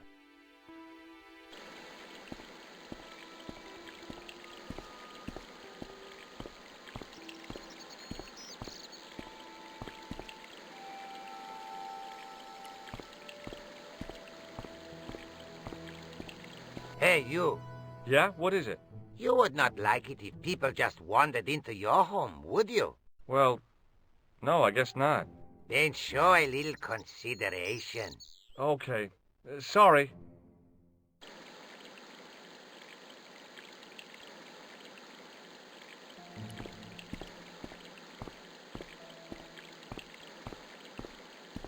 The main part of the house was old, but nowhere near as old as the gatehouse section.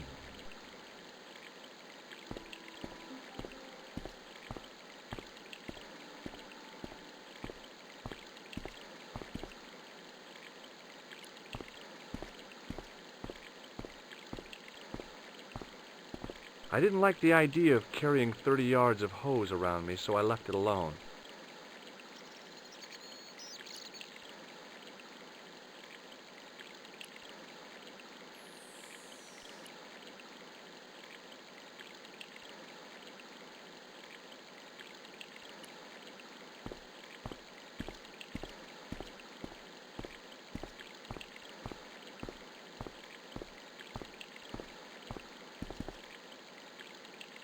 Lopez. One man and his hose.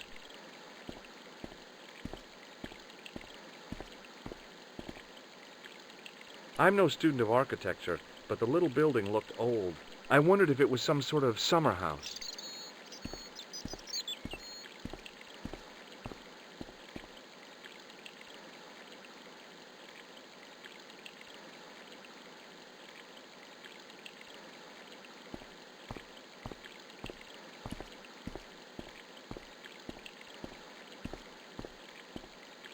Hello again. You again. Yep, and it's a real bonus to see your smiling face, too. This lab pass mean anything to you? Nothing. Do you know what this is? See, I have a similar tool for opening culverts on the estate. Have you got any use for a fistful of plaster? No. Do you recognize this man? No. I don't suppose this red nose means anything to you, does it? Ah! El Flojo! El who? El Flojo! He is a clown on state television. Oh. Is he any good? He is as funny as scabies. Without a laugh. Look at this tissue. It's a tissue with some greasy muck on it. Yes, that's right. I'll be going for now. Adios, senor.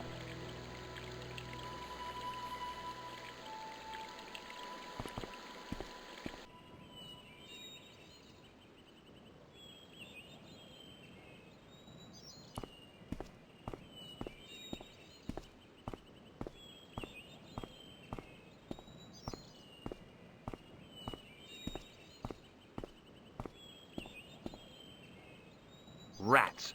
It's locked.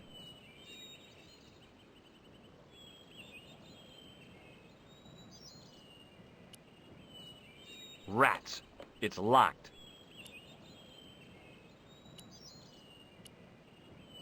Rats. It's locked.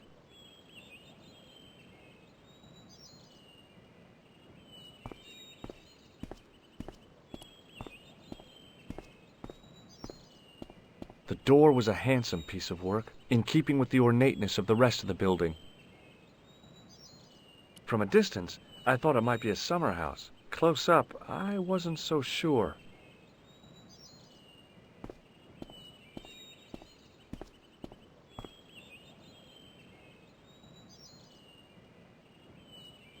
Down below the estate, I could see the sea stretching away. It was a beautiful sight, and looked a lot like the scene from the manuscript.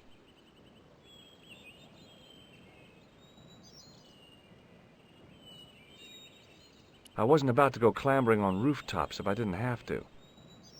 There was a statue of a guy on top of the building. He looked like a knight with a spear and some sort of staff.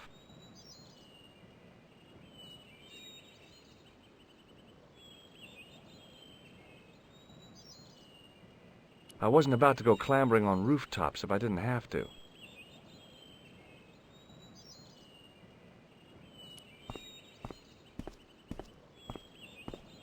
The door was a handsome piece of work, in keeping with the ornateness of the rest of the building.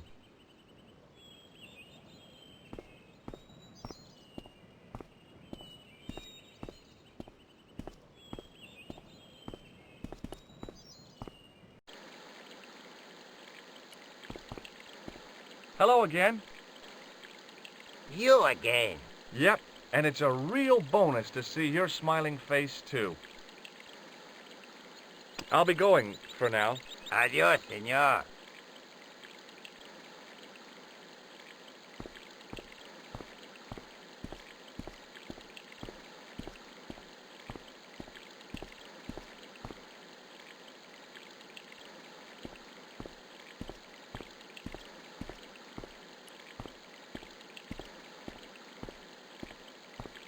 I didn't like the idea of carrying 30 yards of hose around me, so I left it alone.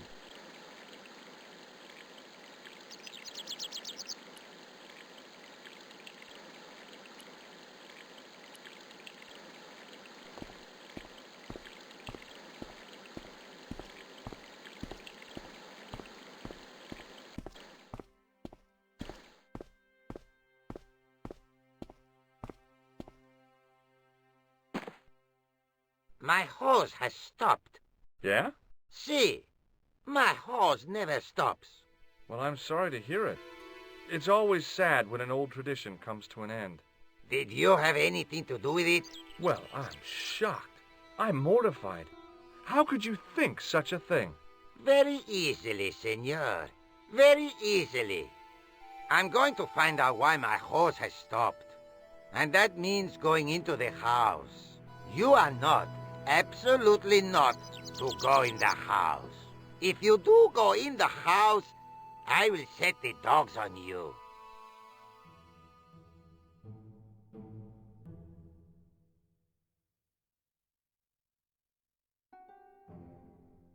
The main part of the house was old, but nowhere near as old as the gatehouse section.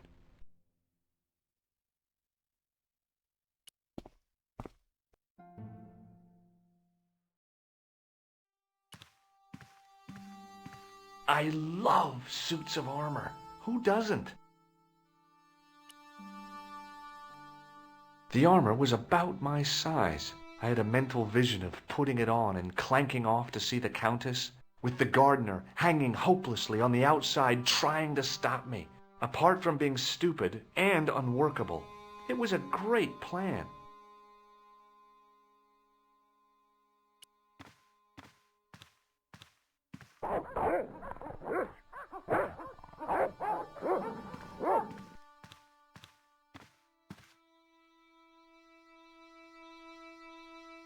Hey, who, me? Come here.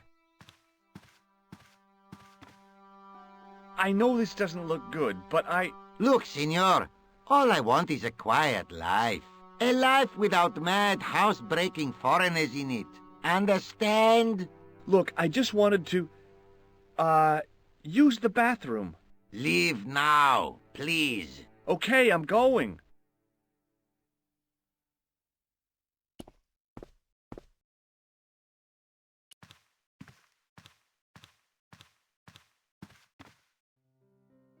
Hey, you on the stairs. Oops. I know this doesn't look good, but Look, senor, all I want is a quiet life. A life without mad, house-breaking foreigners in it. Understand? Look, I just wanted to, use the bathroom. Leave now, please. Okay, I'm going.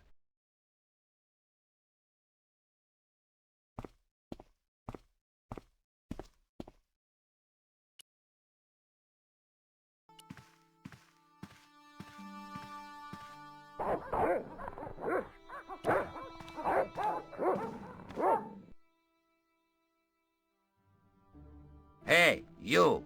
I know you are there, American. All right, you dogs. I'm coming.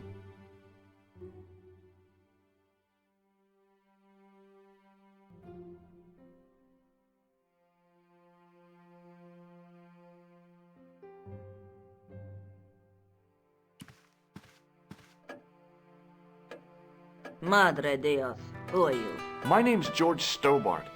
I'm sorry to burst in like this. You must leave at once. You're not wanted here. Please, if you just listen a minute. Very well. State your business, Senor Stobbart.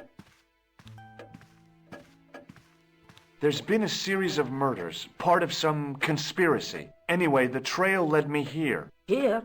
There is nothing for the outside world here. Over 600 years ago there was. What do you mean? This whole thing ties in somehow with the Knights Templar. The Knights Templar are dust. They had a secret that was so important, they went to a lot of trouble to hide it. I do not see what this has to do with my family. Your family had a strong connection with the Templars, right? I believe that they have planted some clues here. Why should I believe a complete stranger who barges into my home? Just let me have a look around. If I find nothing... You'll be spending the night at the police station. Very well. Please, sit down.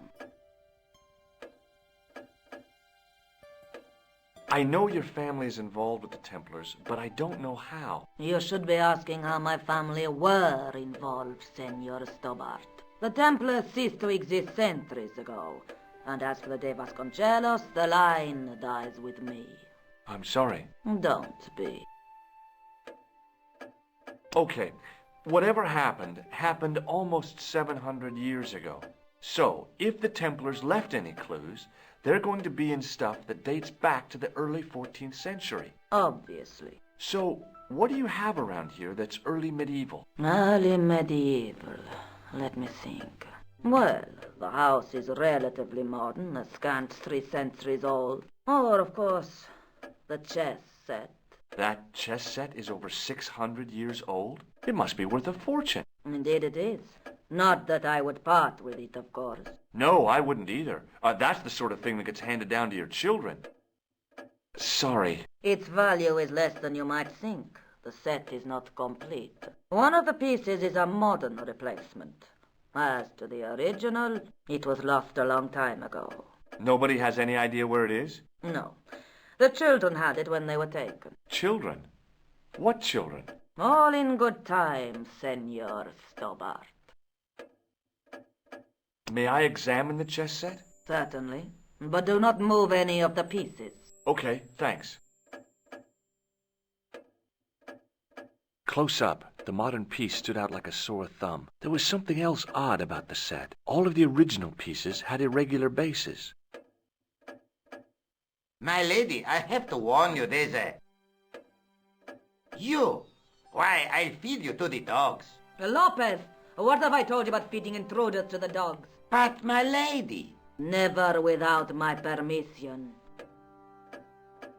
Senor Stobbart, if I find that you're wasting my time, you will be fed to the dogs. Now, I want to show you something interesting. Follow me.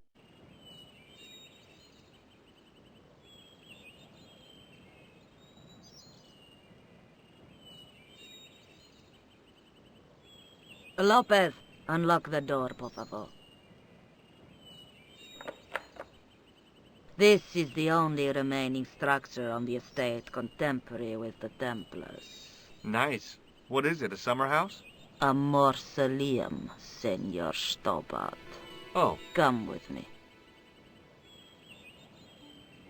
Hey, senor. Yeah? I do not know what you have told my lady to be shown these favors, but I do not trust you. You've got nothing to worry about. Aren't you coming in? No, the dead do not interest me. My garden is a living thing. I will be there. Wow, this is old. It was constructed in the 13th century as the final resting place for the De Vasconcelos Templars. It's well maintained. These are my ancestors, and they deserve respect. I come here at least once a week to say a prayer for them. Mind if I have a look around? By all means. The mausoleum contained 5 tombs for 5 of the Knights Templar, man-size in marble. I couldn't climb up there without breaking something. High up in the dome were windows. I guessed they might open them to make it less stuffy in there. It was a rod with a cone and a hook on the end. I guessed it was for snuffing out the big candle in the chandelier. Hanging from the ceiling was a huge yellowed candle. It looked really old and had never been lit.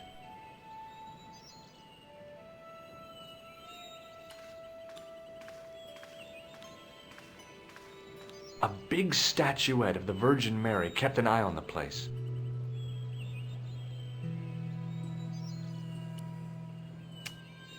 On removing the Bible, I found a pattern on the lectern top. Hey! It's a checkerboard! Close up, I could see that the pattern was made up of glass squares over a checkerboard pattern. Close up, I could see that the pattern was made up of glass squares over a checkerboard pattern.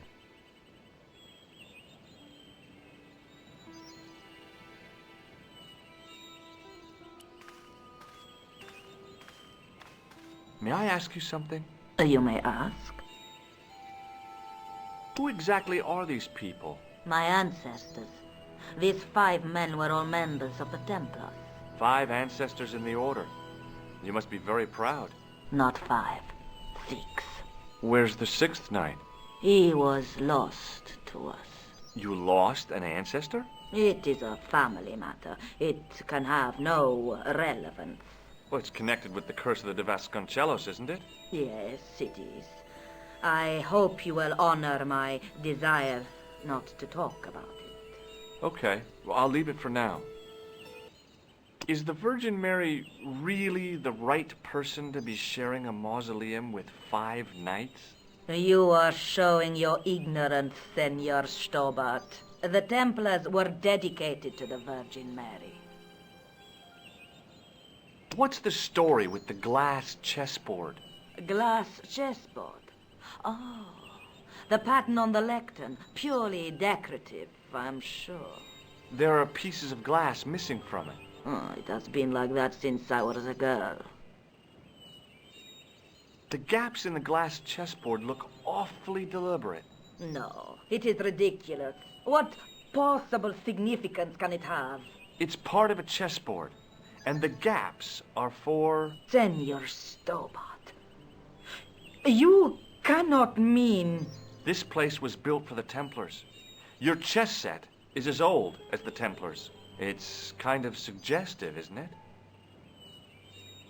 I think this must be it. This is what the manuscript is pointing to. This is extraordinary.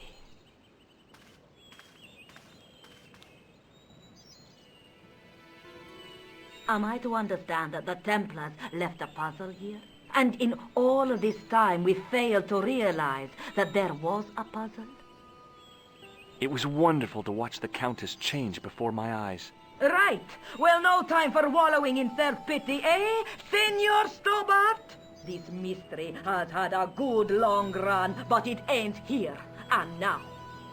All those years of fatalism were falling away from her. Lopez! Lopez! Put that hose down and listen! Go to the house and get my chess set. Yes, the old chess set! Now hurry! My, this is exciting, is it not? Don't get too excited. This could be a blind alley. Oh, I do not believe that for a moment. It's good to see you happy. Happy? You know, I think I am. While we're waiting, I'd really like to know what happened here. I mean, the curse and everything? It all began at the time of the dissolution of the Templars. Don Carlos had already left their ranks to become a scholar. Don Carlos? Is he the guy who went missing? Si, but he had reckoned without the local bishop. The bishop envied us our lands and determined to use the papal edict as an excuse to destroy us. Don Carlos was on one of his scholarly journeys when the Inquisition arrived. When Don Carlos returned, it was to find his loyal manservant slain and his children gone. They took the kids? But why? Oh, we will never know. The bishop denied all knowledge of the children's disappearance. But witnesses had seen his men kill the servant who had been charged to protect them. What happened to Don Carlos? He swore he'd find his children if he had to go to the edge of the world. He put on his armor and took up his sword and shield and rode out alone. He was never seen again. Lopez, you have the pieces. Si, my lady, as you asked. Por favor, Senor Stobbart, would you be so kind? My lady. Calm yourself, Lopez. I believe Senor Stobbart's motives are pure. Very well, my lady. My lady seems to trust you. But you don't. No, senor.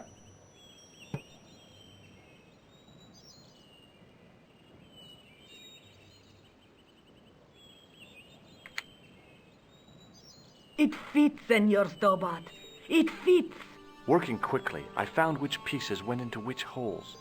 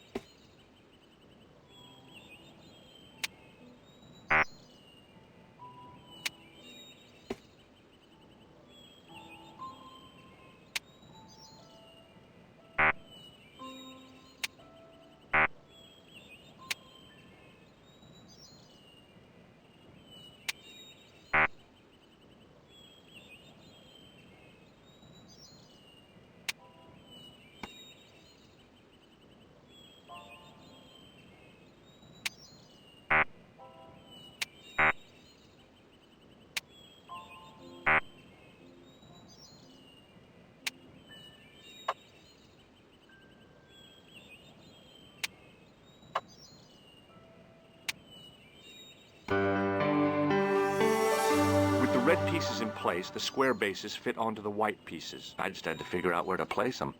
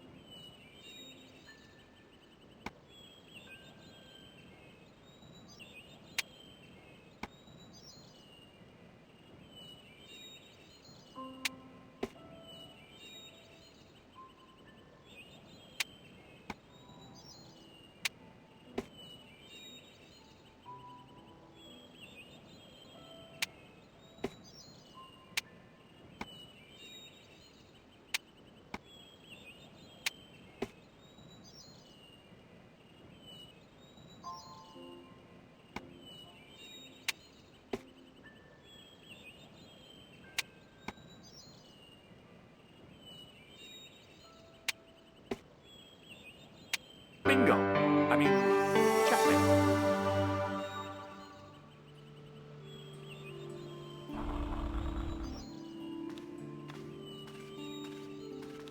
Senor Stobbart, look! What is that?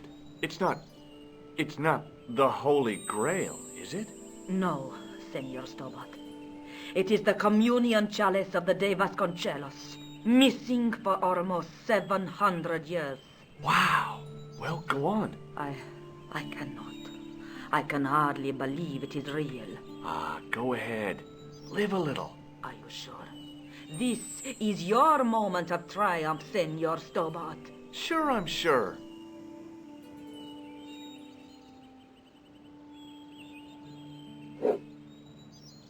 The possibility of death traps only occurred to me a few days later. So the curse of the De Vasconcelos is lifted? Oh no, the Countess was thrilled to find the lost chalice, but there's still the riddle of the missing knight. Well, you can forget about that now and get back to finding the Templar's secret. Actually, I promised the Countess I'd find Don Carlos. You what? I can explain everything. You have got the odds for a withered old Spanish aristocrat? The Countess entrusted me with the chalice and the quest for her ancestor's tomb. You're as crazy as she is. Haven't you got enough problems? Khan and the Templars? It's all part of the same thing. The chalice is important, I'm sure. The manuscript pointed us to the knight, and I have to find him. What then? I don't know. But when the knight and the chalice are reunited, maybe I will.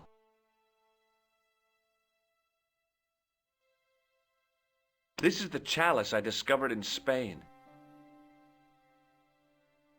I still can't figure out why the Countess gave it to you.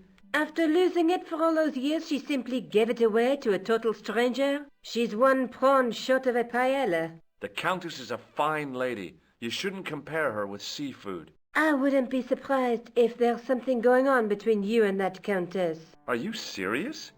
She's old enough to be my grandmother. Do you think the assassin was responsible for killing Marquet? I don't think so. He could have finished him off the first time. Besides, Marquet would have recognized him. He was pumped to the gills with sedatives. He wouldn't have recognized the 4 horsemen of the apocalypse unless they'd introduced themselves. I'd better get back to the quest.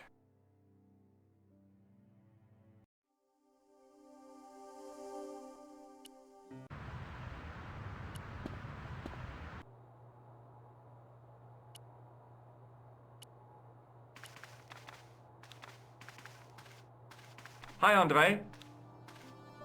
Hello, Georgie. What do you make of this cup, Andre? It's a 14th century communion vessel. Spanish, probably. Thanks for your help, Andre. You're welcome.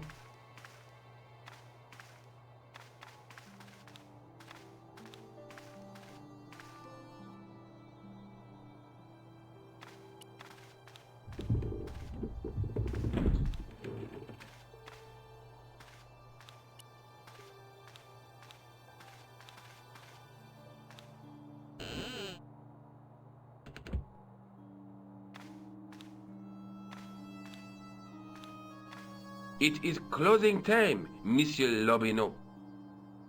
Already, there just aren't enough hours in the day. More than enough for me. I can't wait to get home and put my feet up. Eh bien, see you tomorrow. Good night, Monsieur.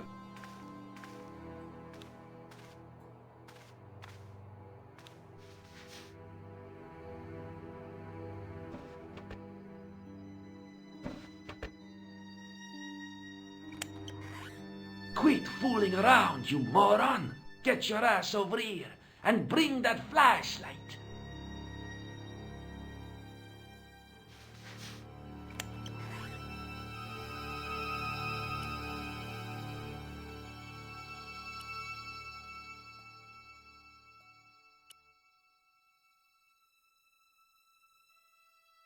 What the... Who's there? Let's get out of here!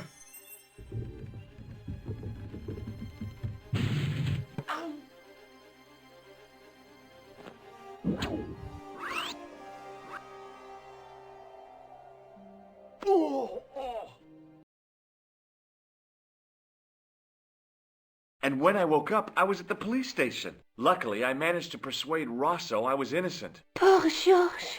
What a mess. I bungled the whole thing. I don't think so. You made a pretty good job of distracting those two crooks. Yeah, but the killer got away with the tripod. No, he didn't. He's not the only one who can dress up in costume. You mean it was you who stole the tripod? Oh, hell, Nico. I could have been shot. Those dogs are more likely to shoot their own feet. I just wish you'd told me your plans. We're supposed to be in this together. And how come you dressed up like a pantomime cat? Don't sulk, Georgie, please. Oh, rats. And don't call me Georgie. Oh, I really thought you'd be pleased. After all, we've got the tripod. I'd better get back to the quest.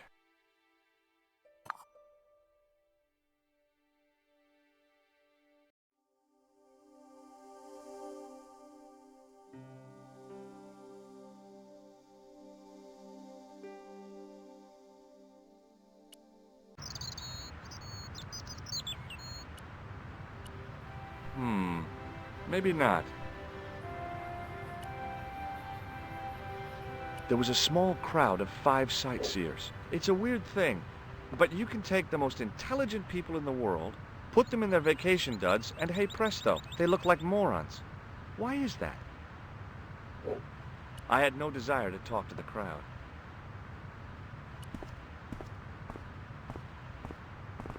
Excuse me, officer.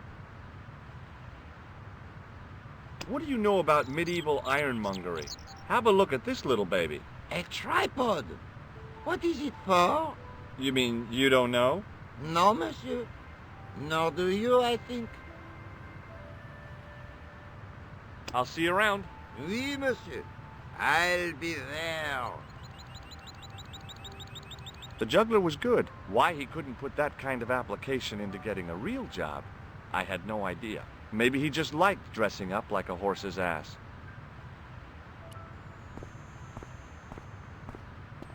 Hey, you with the balls.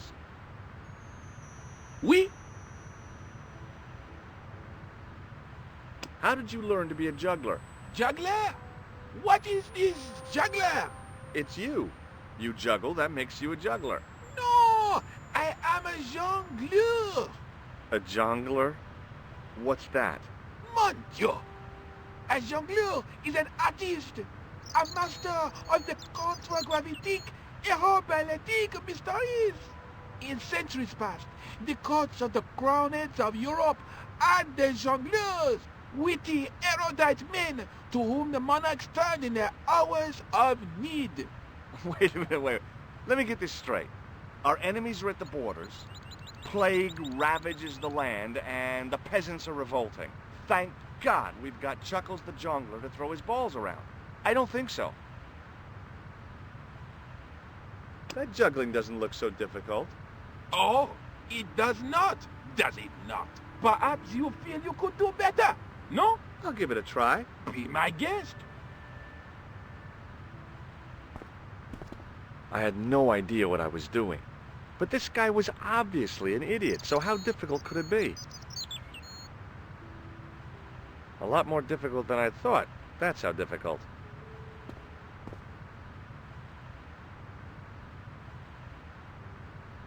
Still, it was my big chance to be derided by complete strangers. Not so easy after all, is it? No, I guess not. The juggler was good. Why he couldn't put that kind of application into getting a real job, I had no idea. Maybe he just liked dressing up like a horse's ass.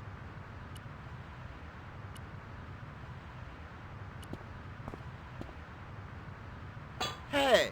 Hey, you! What do you think you are doing? You stay away from that.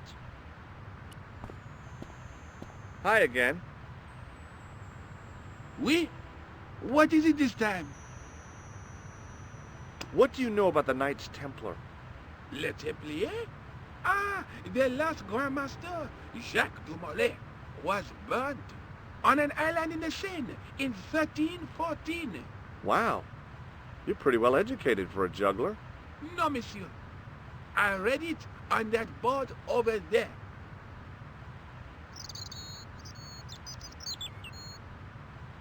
Look, a red nose. Ah, you are a clown. A clown? No, if so, you would be a much better jongleur. For a moment, an idea capered around near the spotlight of my attention, but fell down the pothole of abstraction before I could focus on it.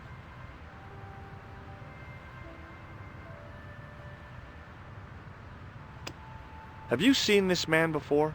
No. I've got a medieval tripod. And my Uncle Claude has hemorrhoids. So what? Feast your eyes on this. Incroyable. Is it real? I think so. Some people believe that great gems always have curses upon them. Oh, that's garbage. Although, now that I think about it, both of the people who had this before me disappeared in mysterious circumstances. And the guy who was supposed to get this was shot and then murdered in his hospital bed. Do you want it? No, thank you. It didn't seem right to fry somebody's palm when they make their living with their hands. This gadget is a sewer key. I do not want it, thank you. Well, I'm not selling it, I just wanted your opinion. It is hardly my area of expertise. Does this chalice mean anything to you? It is very badly designed. I would not wish to drink from such a vessel. You're not going to get the chance, Buster. Does this lab pass mean anything to you? You work in a lab. No, try again. You steal lab passes? No.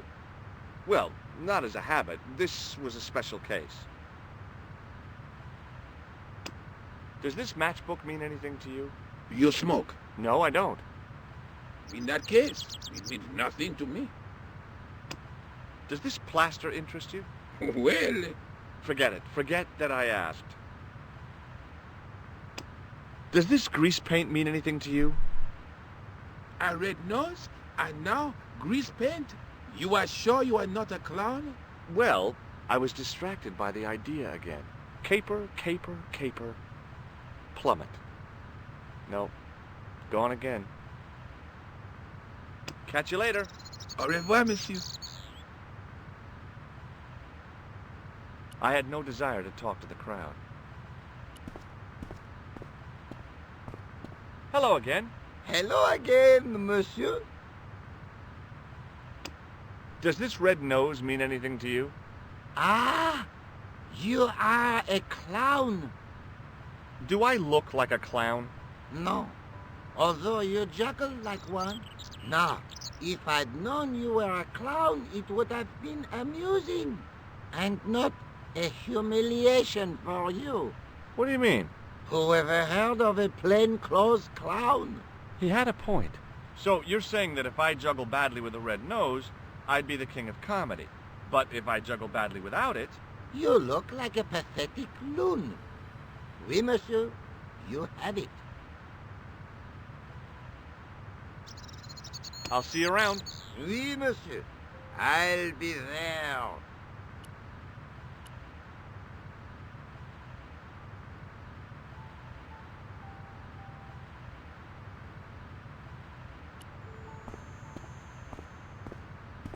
Hi again. Oui? What is it this time? I'd like to have another try at juggling, please. You have gone on a crash course, perhaps? No. I just had an insight into presentation. Huh? Allow me to demonstrate.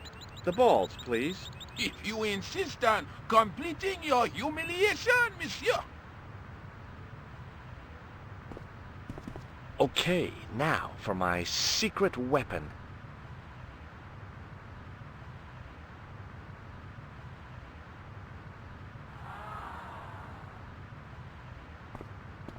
The juggler was speechless with rage. You could have mistaken him for a mime. And without a word, he collected his balls and left in a fury. Hey! You forgot one of your balls! Hey! But he didn't hear. Better still, deprived of his entertainment, the gendarme decided maybe he ought to do some policing for a change.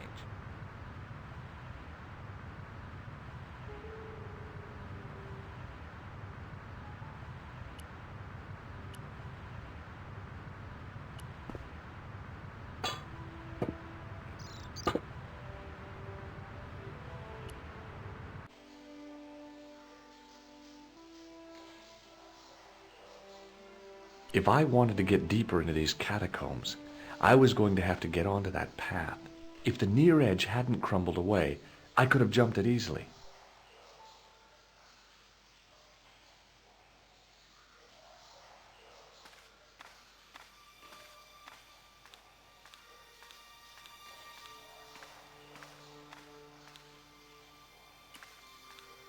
The wall had flaked, and anything once written on it had long since gone.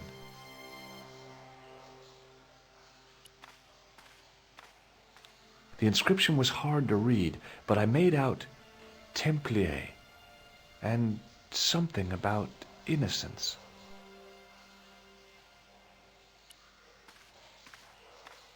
My medieval French isn't much, but the few words I understood seemed to say, "This is where the gallows used to stand." Maybe.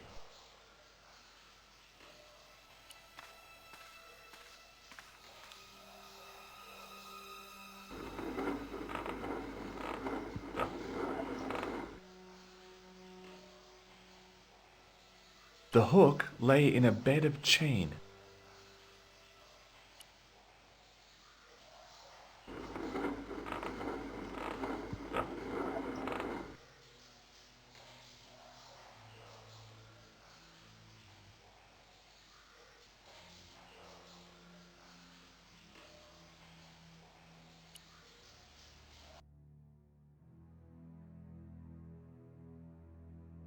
The door was a handsome piece of work.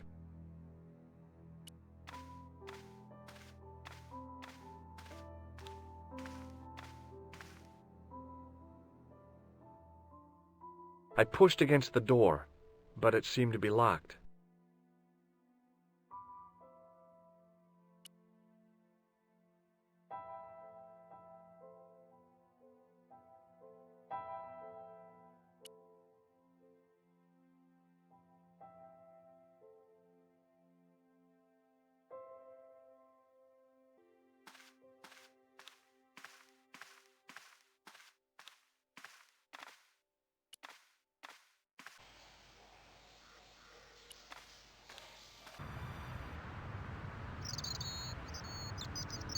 I had no desire to talk to the crowd.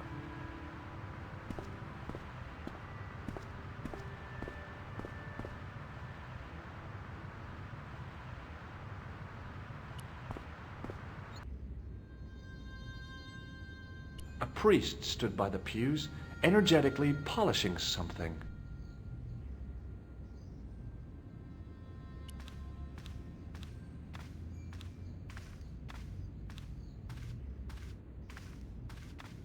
Excuse me, Father.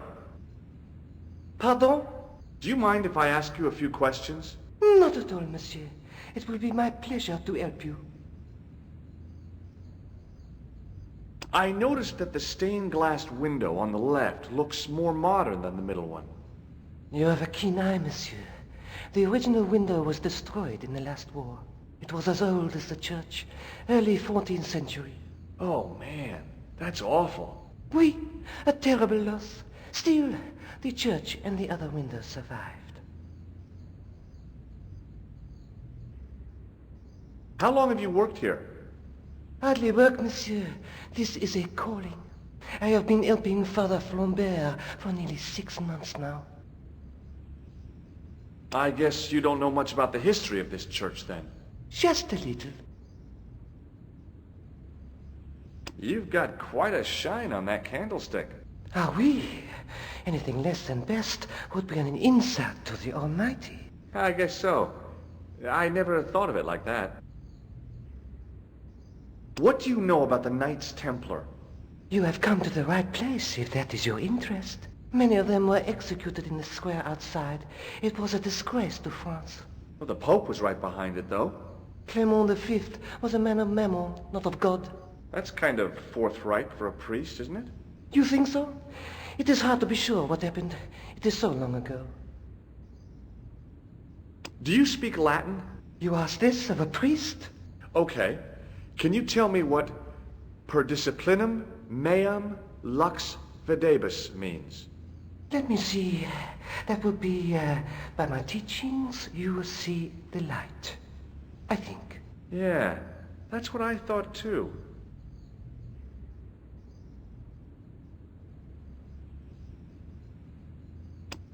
Have you seen this man before?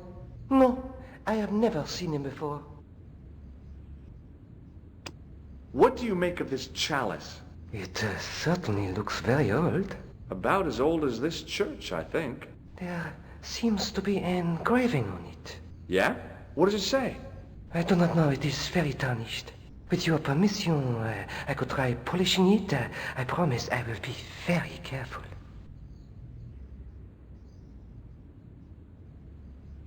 That'd be very good of you. This shouldn't take very long. Feel free to look around. Okay, thanks.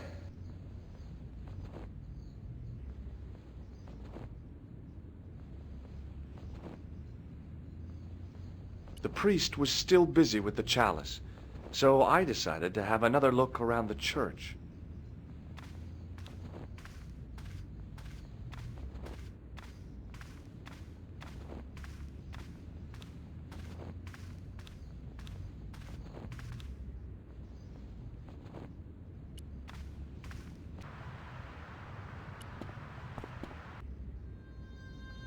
The priest was still busy with the chalice, so I decided to have another look around the church.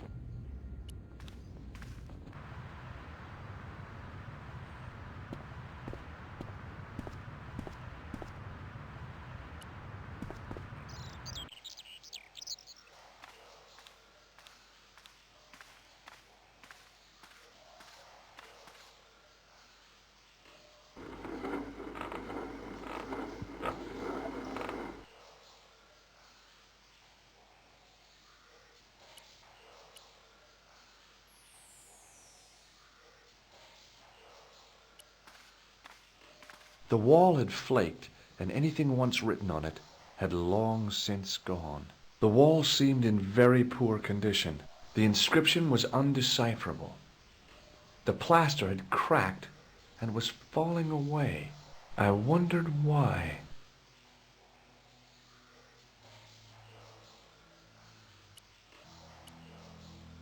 It was time for some brutal destruction. Hey, that's hollow! I'd poked a hole in an historical site. If any archaeologists came by, they'd lynch me for this. There was some sort of mechanism hidden inside the wall, with a lever in the middle of it. Here goes. The secret door had jammed. I couldn't get through that gap.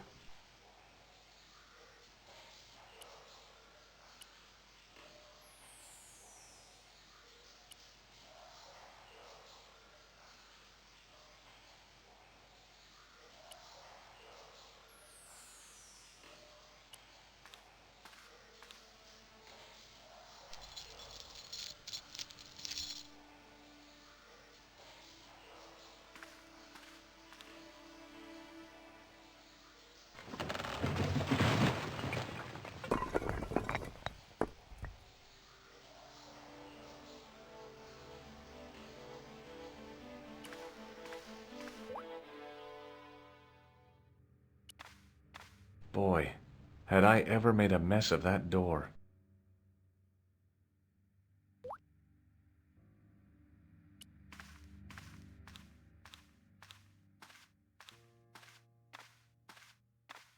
In the beginning was the end.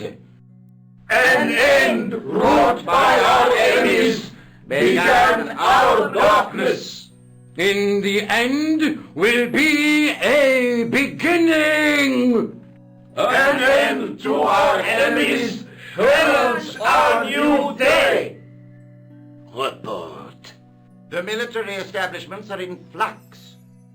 The end of the Cold War has left them with no clear goal and as obvious targets for budgetary cuts. We have successfully promoted a sense of betrayal in the upper echelons. They feel that the politicians have cast them adrift.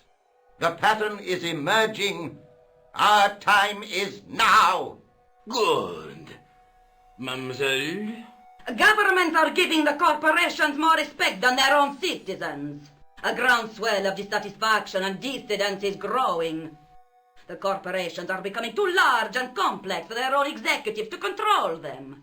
A blind belief in market forces is accelerating this trend the world over. The pattern is emerging. Our time is now.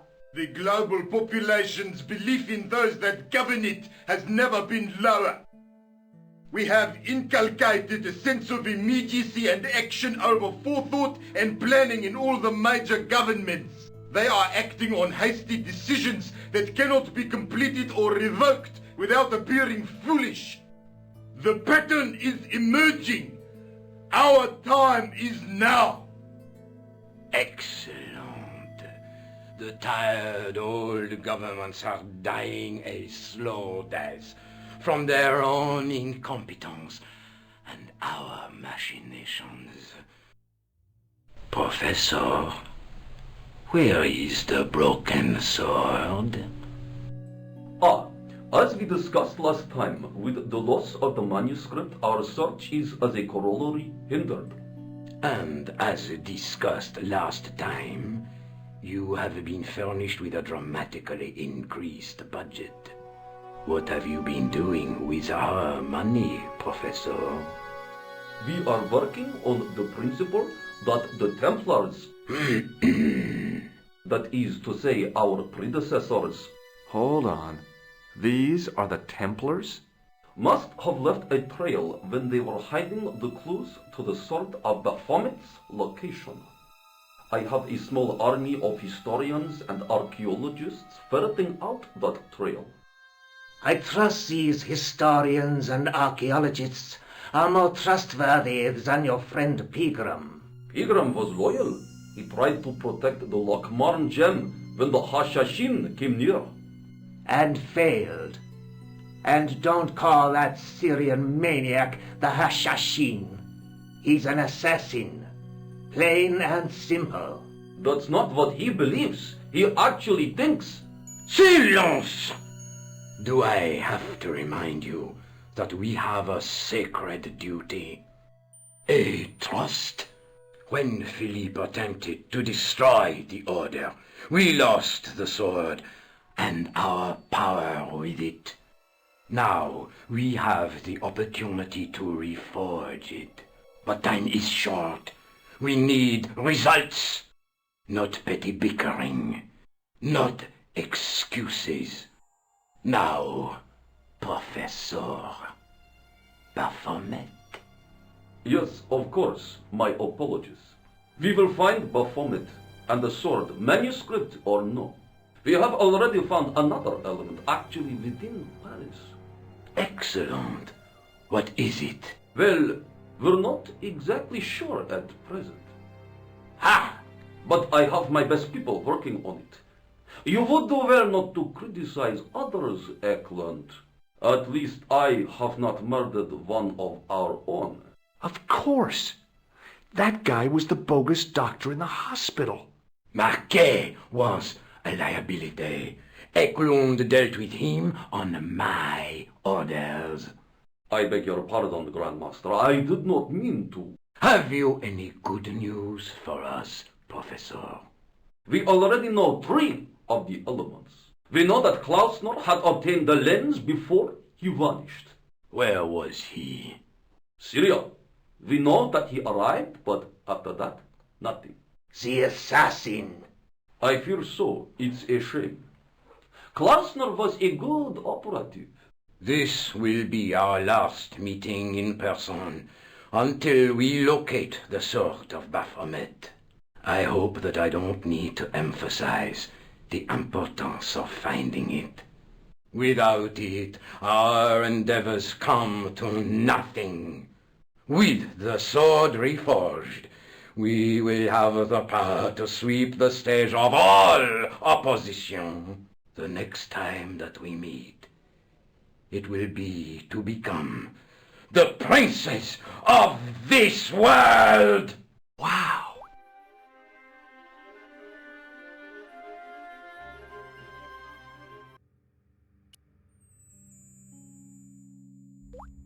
There was a crack in the wall. Through it, I could see a glimmer of natural light.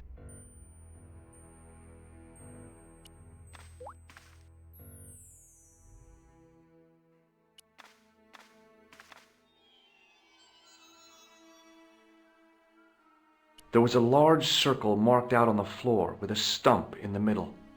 Around the circle, I could see words inlaid into the stone. On the circle's circumference were the Templar seal and 2 Latin phrases, Non omnis moriar and Clarior e tenebris. I shall not die completely, the brighter from the darkness.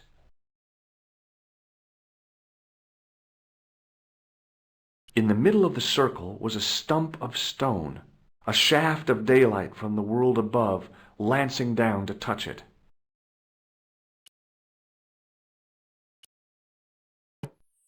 The tripod's feet fitted neatly into the notches on the top of the stump.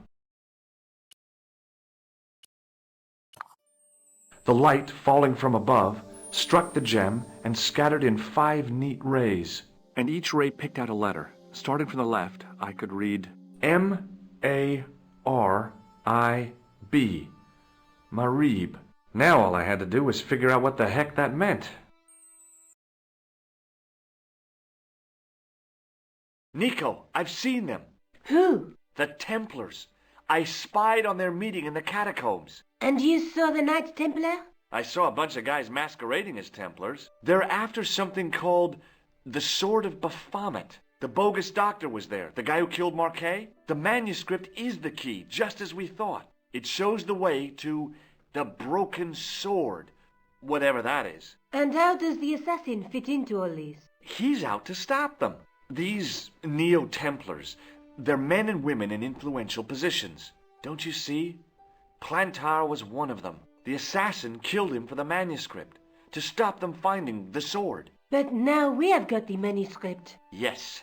So, how do they hope to find the sword? I don't know. They said something about a lens and a guy called Klausner who's gone to Syria. But they didn't seem to realize the significance of the very site of their meeting. You see, after they'd gone, I discovered a stone pedestal and a carved inscription. I set up the gem on the tripod, directly below a beam of light. The gem split the beam and lit the letters M-A-R-I-B. Marib is a village in Syria. You're not thinking of going there yourself, are you? Why not? These guys are crazy and dangerous. That reminds me, you should leave the gem here. Okay. What about the tripod? I'll send it back to Andre, anonymously. Do you think I should go to Marib? Syria is a long way, Georges.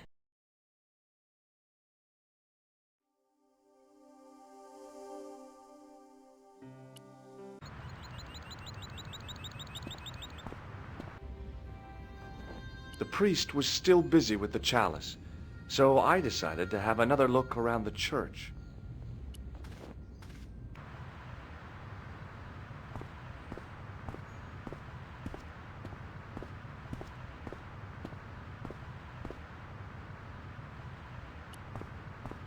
You're back. Oui, I have returned. Well, I wasn't expecting to see you back here again. No? Well, it is a strange thing, but I am here on duty. On duty? But you're just sitting there drinking wine. No, I am not just drinking wine. I am undercover. I must be missing something. You're in uniform. Precisely, monsieur. My cover is that of an indolent, wine-guzzling police officer. You've got me convinced. Merci. But in reality, my every muscle is poised, every nerve honed. I am drawn tight, ready to pounce. Dang! Who or what were you planning to pizzang on? You must have heard, monsieur, of the terror that is gripping Paris. You mean the killings? Oh, at last, someone's taken action. People die every day. No, I am on the trail of Sieur Jacques. Who? Sieur Jacques, the terror of the subterranean city.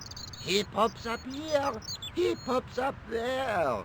The cops, they seek him everywhere. Is he so hush or beneath the neck? That damned elusive Sieur Jacques. Bravo, that's very good. Merci. I was up half the night writing that.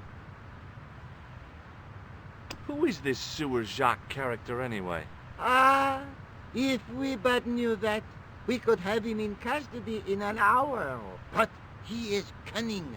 To despoil the sewers of our fair city, he has committed many deceptions. He has pretended to be a police officer and deluded a poor war veteran. Uh-oh. He has pretended to be a jongleur. Wow, is that the time? And an American tourist. What nationality are you, monsieur? Canadian. Well, gotta go now. See ya. Well, it's not everyone who can say they started an urban myth.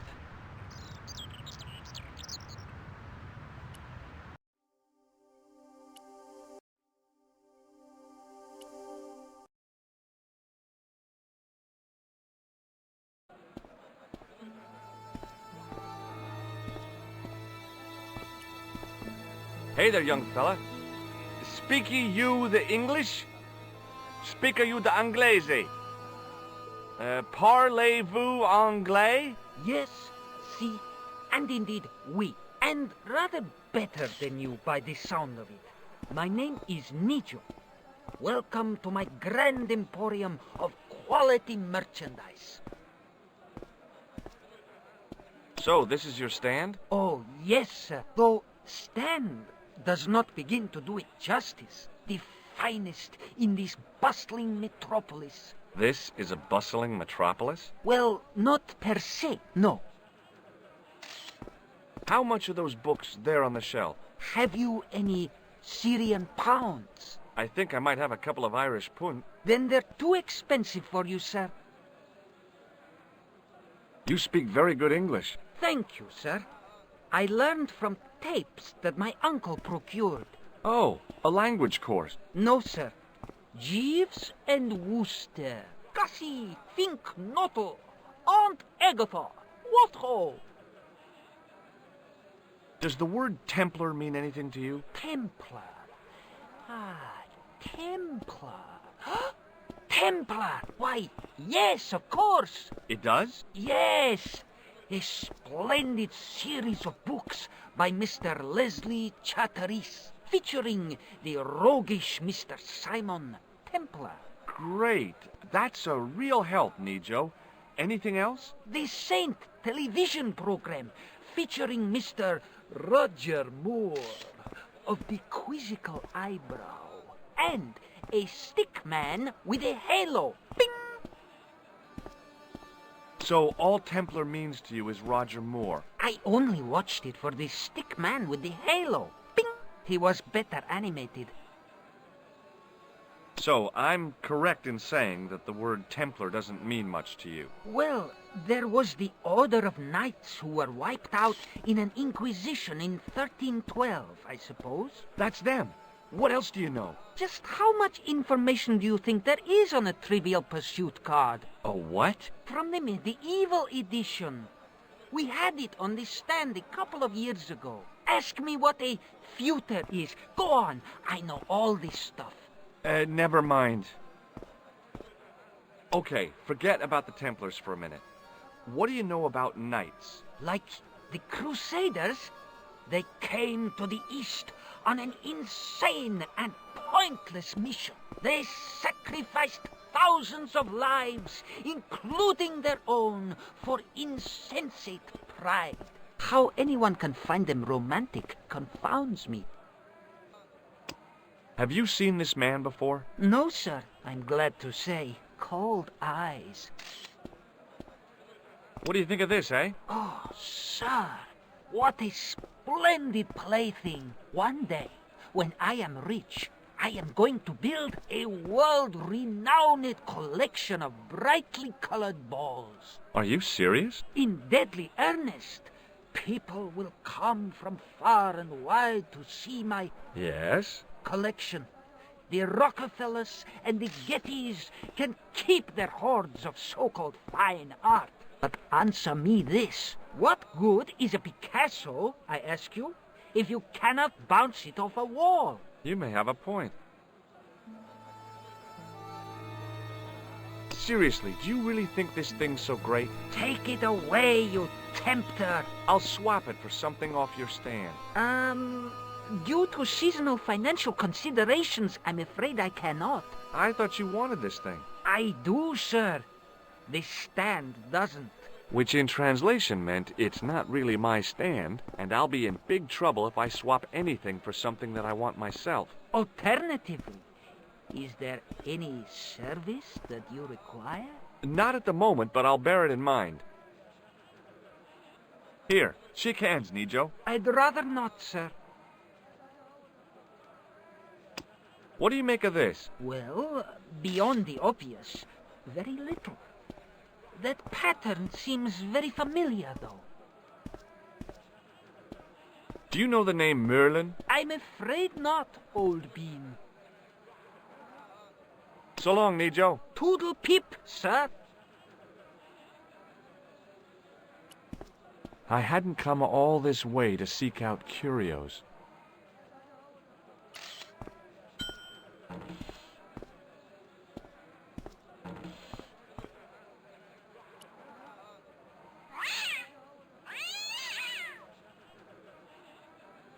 As I didn't see the point of going all the way over there to get scratched, I stayed where I was.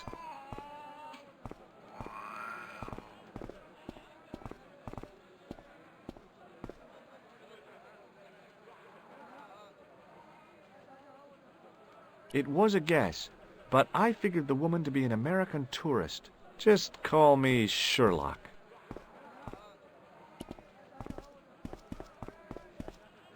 Hello. I was wondering whether you could help me. Why, hi there, handsome. What can I do for you? Hi, my name's George. I was just... Well, it certainly is delightful to meet you, George. I was... My name's Mrs. Henderson, but you can call me Pearl, I'm sure. Okay, Pearl. I was... So nice to meet a friendly American face so far from home. Pearl? Yes, dear? I was just wondering if you could help me. Why, sure, precious. Have you ever heard of a group of knights called the Templars? Sounds familiar. I remember. Dwayne had a book. The Holy Something and the Holy Something Else, I can't quite recall. I read a little of it. And? Seemed like a lot of hooey to me. So, tell me a little about yourself, Pearl. Me? Oh, a gentleman's interest is always so flattering. Well, my husband and I run a greetings card company in a cute little place called Akron in Ohio. Akron? Cute? Little? Is your husband around, Pearl? Well, as a matter of fact, yes, he is. Sorry to disappoint you.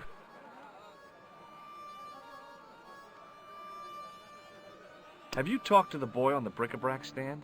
Oh, you've met him? His name's Nico, you know. Oh, he's just so cute, I could die. I'd love to bundle him up and take him back to Ohio. He might not thank you. I'm looking for something ancient, you know.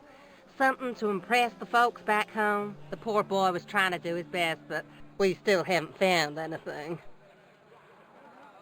Do you know anything about medieval weaving? I do a little needlework, but gosh. It's okay. It was a long shot. What does this mean to you? Gosh, is this some sort of psychological test? No. Oh, well in that case it's a red ball. I've got to go now, Pearl. It's been a pleasure, George. Don't be a stranger. The stand was hawking ancient machine parts.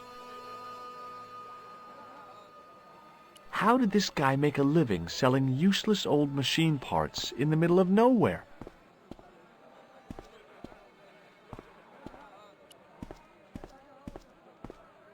Hi, I was wondering whether you could help me. Why, sure, son. Always got time for a fellow American. The name's Henderson.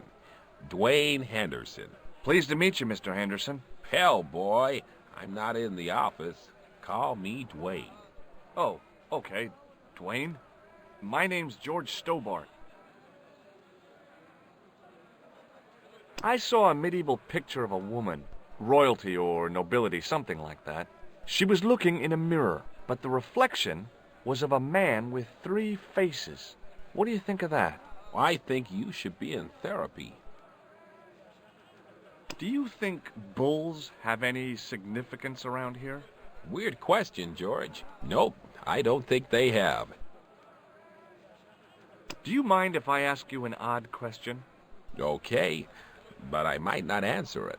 Do you know anything about the Templars? The Knights Templar? Yep. Nope. Nothing at all. Well, you knew they were an order of knights. What I know and what I say are 2 different things, boy. I haven't lasted as long as I have in this business without knowing that. In this business? Sure. The greetings card business. Oh, please. Does the image of a knight holding a crystal ball mean anything to you? Hell no. What would a knight want with a hunk of glass? I don't know. That's the problem. What's wrong, boy? It's not a crystal ball. It all came together in my head. What the conspirators had mentioned losing. The strange perspective of the manuscript. It's a lens.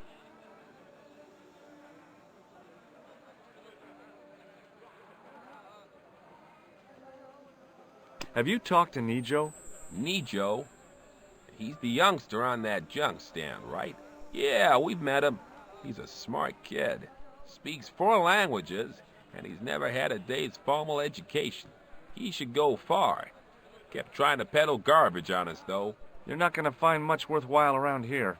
I know that, and you know that. But try telling Pearl. She reckons there's antiquities in them door stands. You're a long way from home, Dwayne. Could say the same about you, George. Me? Well, I'm just sightseeing, that's all. Without a camera? Kinda lax to come all this way and not take pictures. Mind if I take a picture of you, George? What?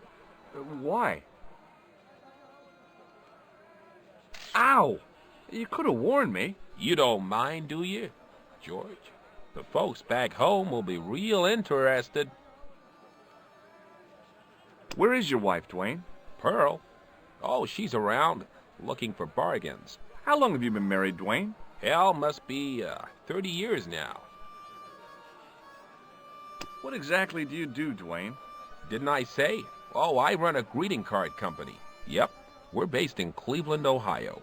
Cleveland? Pearl said you're in Akron. What was that? Nothing. Just thinking out loud.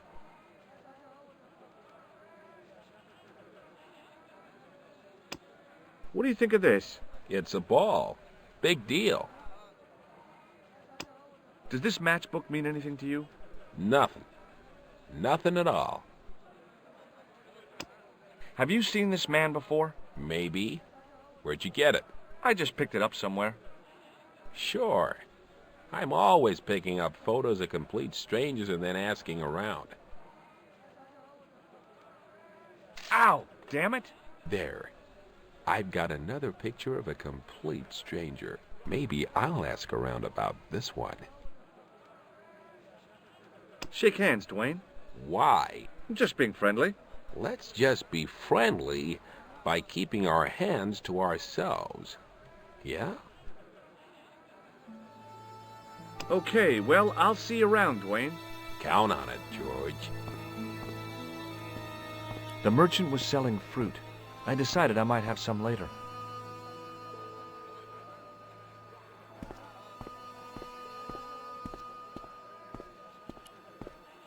In the still air, the smell hung around like bad smells do.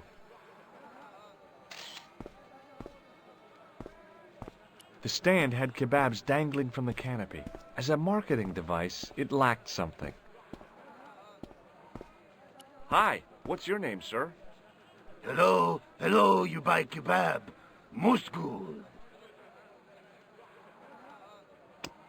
What do you make of this, sir? You buy kebab.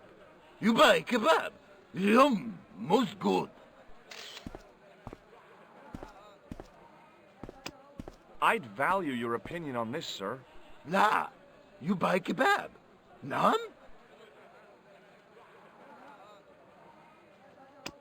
What do you think of this? Buy kebab? Come to eat? I'd value your opinion on this, sir. La, you buy kebab. None? Well, goodbye. Have a nice day. Most good.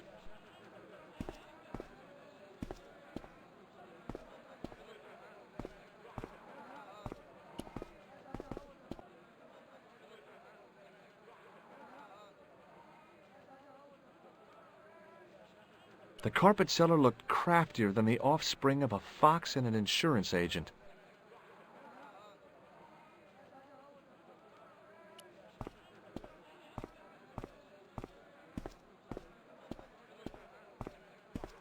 Muruba!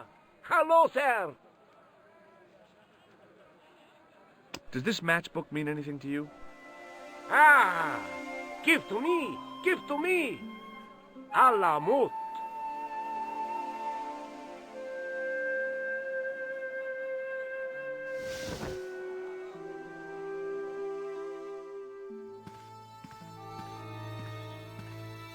Many beneficent greetings, my most fortunate possible friend.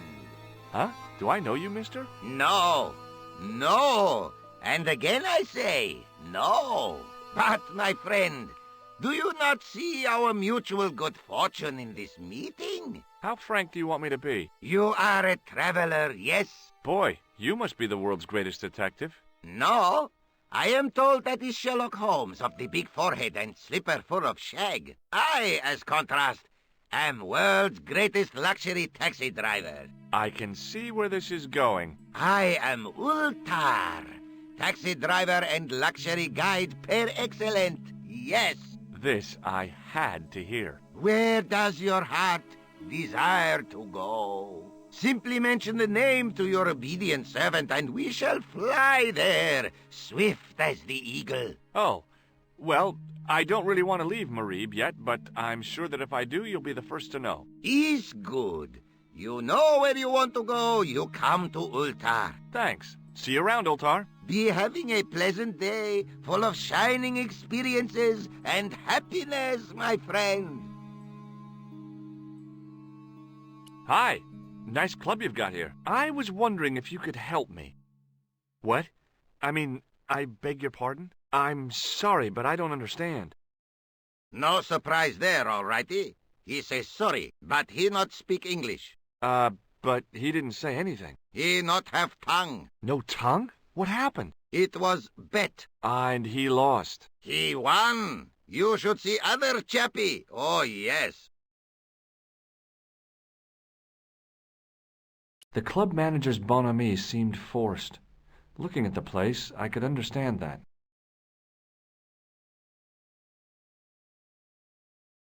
Hello again, Ultar. Praise be to Allah. I am blessed with your bountiful presence once more. This place is certainly hard to find. Oh, yes, it is most exclusive. The membership can be no more than... Kind sir, what would you guess the population of the village to be? Gee, I don't know, a couple of thousand? Then I would estimate the membership to be no more than a couple of thousand. What do you make of that boy in the market, Nejo? Nejo? Ha! Ayub's boy is too big for sandals. I speak splendid English, and he laugh. He say, Ultar, you big ox, you split infinitive. I say, I split your head if you stay still long enough. Ha ha ha ha ha ha! Ho ho ho ho ho ho! Pretty funny, yes? Hilarious. You should be on cable. What do you know about the kebab seller? A most miserable man. Ultar say, cheery up, matey mate, it might never happen. And he say, shut up, Ultar. Fancy that. Not at all. Arto has face like the drizzle that falls on the midweek afternoon, whatever that is. Have you met the American couple? Have Ultar met them? Have Ultar met them? Yes, Ultar have met them. And? They most ungenerous. Ultar offer to show them wonders of countryside. They say, is there anything ancient? Ultar say, yes, of course. Nature is ancient. They say, no, anything ancient made by men. And Ultar say, have you seen Taxi? Fan belt older than Ozymandias. Ha ha ha ha! But they gone. Do you know anything about the Templars? Of course. Yes? What can you tell me? Great she-bop band of the 60s. No, that's not really... Who put the bop in the bop, bop, bop, bop, bop? Yeah, eternal questions. Shake my hand, Ultar. Ha ha! Remind me of thing that happened month ago. Maybe 6. Man come up to Ultar, say, shake hands, Ultar. But man have electric buzz thing in his hand. Ha ha! How we laughed! Then I broke his arms. I didn't think electrocuting the big Syrian was a good idea. Have you seen this man before? Oh, most certainly. Was here only yesterday. Here? Yesterday? My God, he's close. Yes, he was asking a lot of questions, just like you. What did he ask about? He asked about American called Stobby. Stobbart? Yes, Stobbart. You know him? The killer knew my name. What else did he ask about? He asked about German man called Klobner. I tried to remember the name of the man the conspiracy had lost in Syria. Was his name Klausner? Sure, that is what Ultar said. Klausner. I told this man in the picture, Klausner wanted to go up to Bull's Head. Hold on, he wanted to go where? Bull's Head. Big hill, 10 mile out of town. Maybe 60. When was that? Oh, maybe a week ago. What can you tell me about this Bull's Head Hill? It's most magnificent. Lovely views. Worth visiting. Yes, by indeedity. How do I get there? No. Let me guess. You need fine luxury guide to take you there in air-conditioned taxi. Woe is me. Where can I find such a guide? And Ultar is most luxurious guide for Most literally some way, in any direction. Gee willikers, lucky old me. Are you desirous of my pleasant and luxuriant service? All right, let's go. First, I regret the formalities. A trip to the Bull's Head. 50 Yankee dollars, please. $50? I don't have $50. Oh, most unhappy event. Ultar then sorry, but he cannot take you on ride of lifetime. Hold on, Ultar. Is there nothing I could barter with you? Word that it was so, beloved friend. But my taxi needs gas, and its muffler needs the muffler doctor.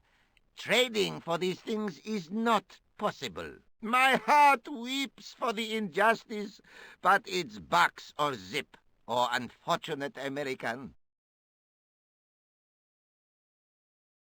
Well, I still don't have any cash on me, American or otherwise. Oh, unfortunate, most extreme. The delights of the Bull's Head Hill then must wait, I fear.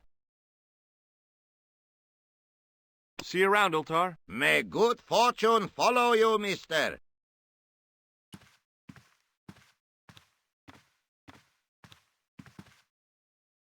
Damn, the door's locked. I'm sorry? Did you say something? He say you not to go in toilet. Read sign, matey. Matey? It lose something in translation. By staring hard at the notice and squinting, I discovered I couldn't understand a word of it.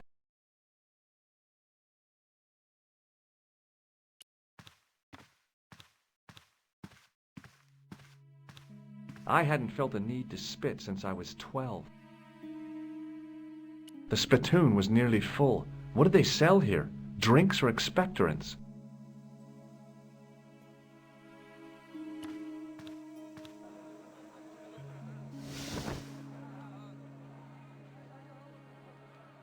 The carpet seller had an impressive collection of wares. If I had the time and the money, I might have bought a couple of rugs.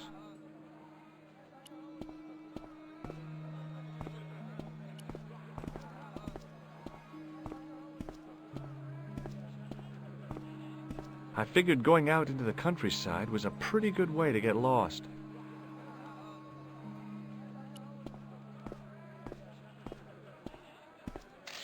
The stand was selling some fruit I didn't recognize. This is what travel is all about. Roam the world and discover strange fruit.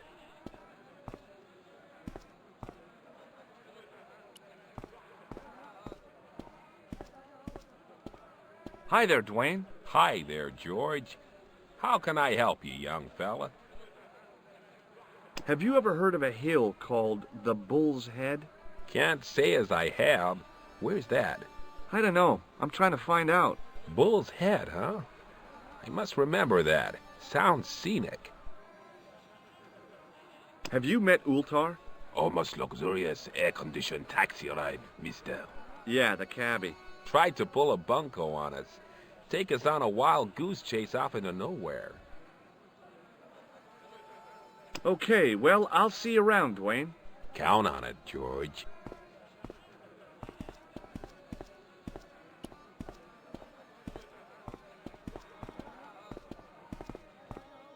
Hello again, Pearl. Why, hello, George. It's such a pleasure to see you again. Have you ever heard of a hill called the Bull's Head? No. No, I haven't. Is it nearby? I'm not sure. Sounds awful romantic. The Bull's Head Hill. Have you met the taxi man, Ultar? Heavens, yes. What a big man. Very muscular. But you didn't go for a ride. Why, George, you're absolutely the most... Oh, you mean a taxi ride? No, Dwayne wasn't interested, so it didn't happen.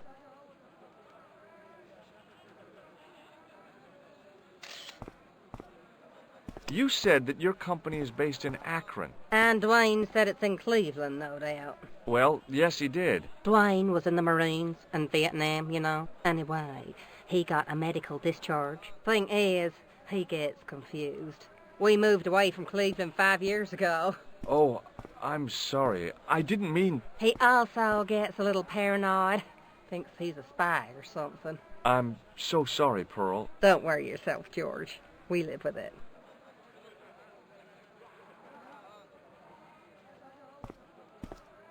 I've got to go now, Pearl. It's been a pleasure, George. Don't be a stranger.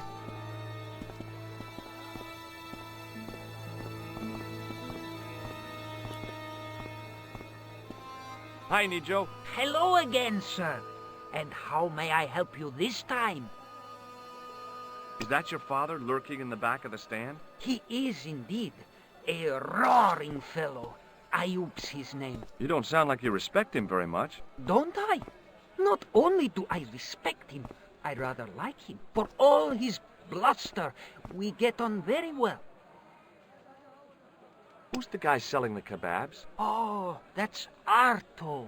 A miserable blighter to be sure, sir. He doesn't seem very happy. He never is. Day in, day out, a face like a wet Wednesday. Whatever one of those is. Does he speak any English? Not cogently, no. What do you know about that couple? Oh, they're American. Is that all? The chap's a little odd. As for the lady, it's a funny thing. But I get the impression she's a lot cleverer than she's letting on. I met an interesting guy earlier, a cab driver. Ah, that would have to be Utar, a barbaric sort of chap. Oh, he's not that bad. You know how he speaks in pidgin English? That's how he speaks in Arabic too. That's not a very friendly cat you got there, Nico. No, sir. It is a very unfriendly cat. Why do you keep it? Oh, it's not mine. It just rests where it pleases. And today it pleases to rest there. As Kipling would say, it is a cat that walks by itself. Fiercely independent. And it smells. So long, Nico. Toodle pip, sir.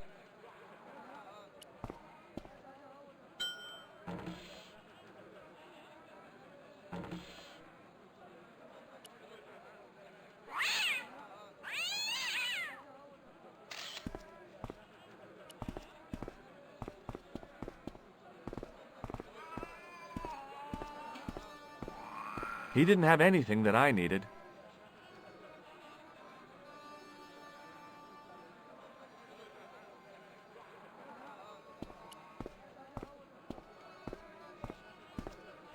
Hi there, Dwayne. Hi there, George. How can I help you, young fella? Do you know the name Merlin? Nope. What do you think of this grease paint stained tissue? You've been hanging around with actors? What do you make of this? A manhole lifting key. So? Hey, how come you recognize it? Hey, how come you're carrying it?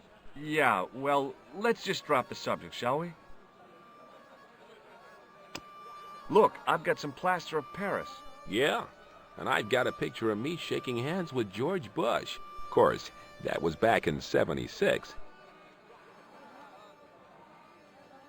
Okay, well, I'll see you around, Dwayne. Count on it, George.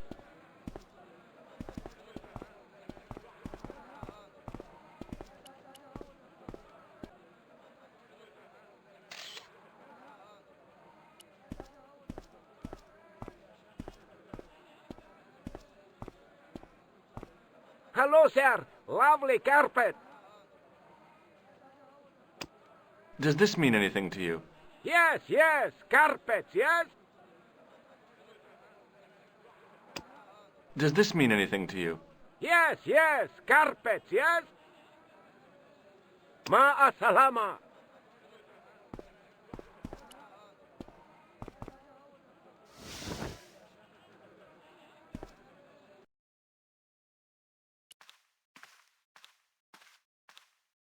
Hello again, Ultar. Praise be to Allah. I am blessed with your bountiful presence once more. Could you tell me what that sign means? It's a door stay shut until brush come back. Signed, the management. Oh, well, what does that mean? Manager buy lovely new toilet brush. leaves it by wash basin for 10 minutes, come back, it been stolen. Not even out of wrapper. He damn cross. Lock up toilet and say, nobody use fine pristine toilet until brush given back. We say, what we do till then, eh? He say, cross legs and use superior willpower. And that's what you've been doing? No. Ultar use bucket.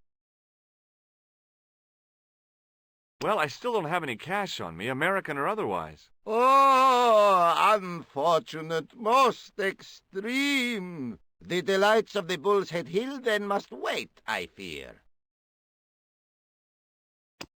What do you think of this plaster? Not much there. Not enough to make tasteful garden gnome, for example. How about a really small garden gnome? Ultar not think so. See you around, Ultar. May good fortune follow you, mister. There wasn't much point in trying to launch an in-depth conversation when I couldn't speak Arabic and he couldn't speak. Period. The club manager's bonhomie seemed forced. Looking at the place, I could understand that. The outside of the ornate spittoon was beautiful. The inside wasn't.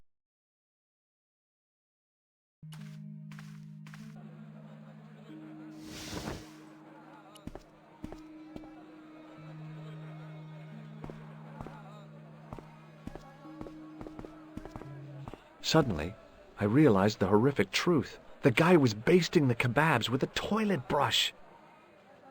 Well, goodbye. Have a nice day. Most good. In the still air, the smell hung around like bad smells do. Close up, I could see flies love kebabs.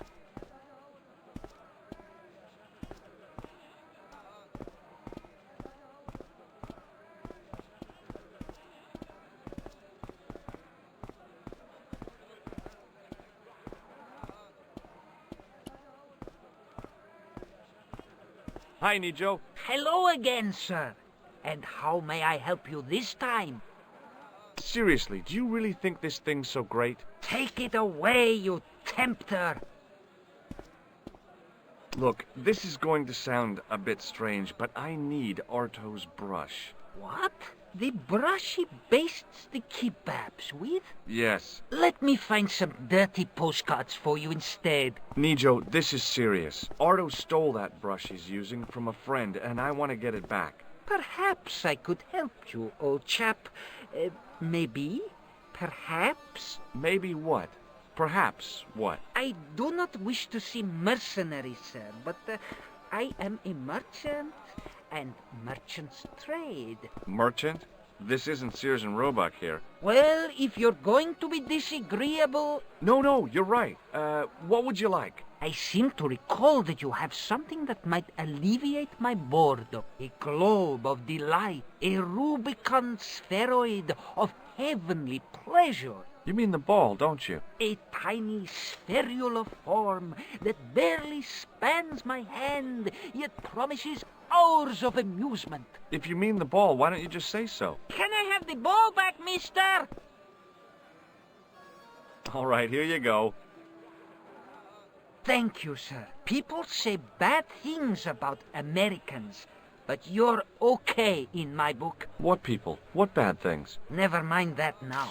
Remember the brush? Right, yes, the brush. All you have to do with Arto is be polite. It lightens his day, makes it all worthwhile for him again. How can I be polite to the guy when I can't speak a word of Syrian? Arabic. That's what I meant. Simply memorize this phrase. Il-ach il-kalb. Il-ach il-kalb. Close enough. Now, go over to Arto and deliver those honeyed words even unto his delicate ear. He won't be able to do enough for you. Really? Really. So long, Nico. Toodle pip, sir.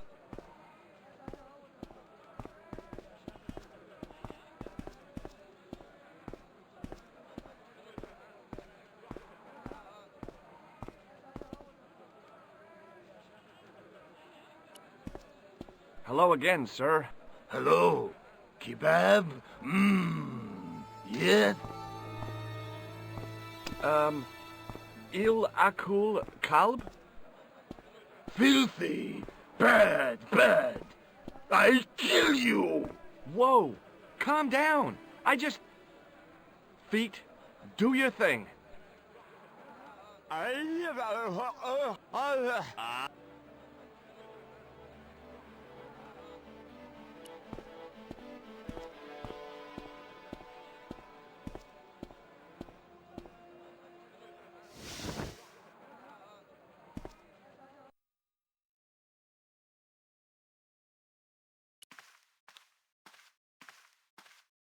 Hello again, Ultar. Praise be to Allah. I am blessed with your bountiful presence once more. What does Il Akal Kalb mean? Who teach you that? Nejo told me to say it to Arto. And Arto come after you with big knife, yes? Yeah. How did you know? I know Arto. You tell him in bad Arabic that his kebab's made from dog meat. I said he was using dog food? No wonder he went crazy. No. Ultar not mean meat for dog. Ultar mean meat of dog. Oh. Ew. See you around, Ultar. May good fortune follow you, mister.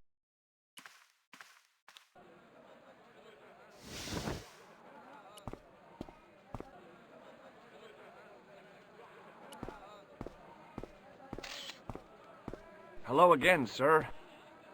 Filthy! Bad! Okay, I'm going.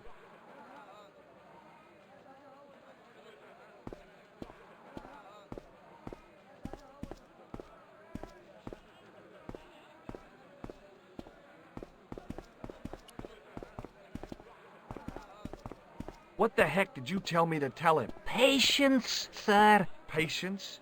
Patience?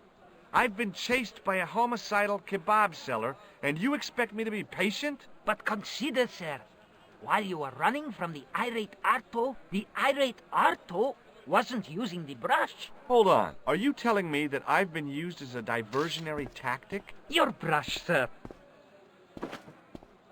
I can't believe that you put me on that kebab seller's death list for a toilet brush. The ends justify the means, sir.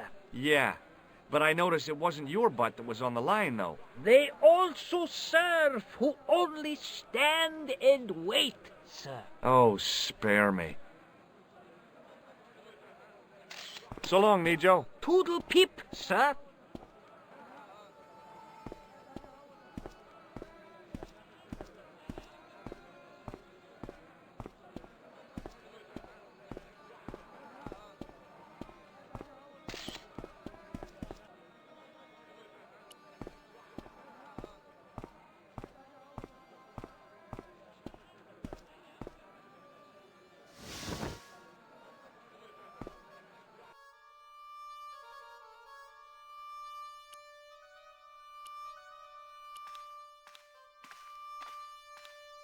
Here's your brush, sir. It wasn't easy getting it back.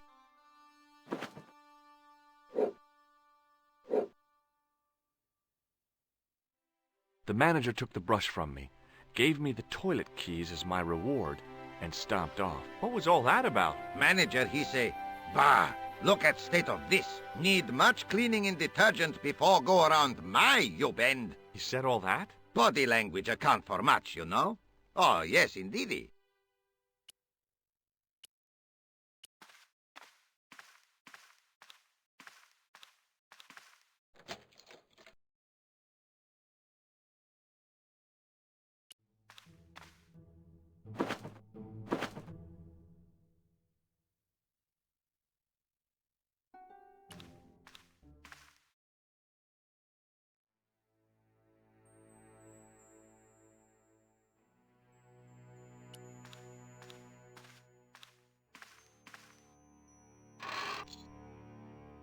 Oops. I hadn't drunk anything since the morning, and I didn't need to use it. It was the short length of chain I'd taken from the toilet at the Club Alamat.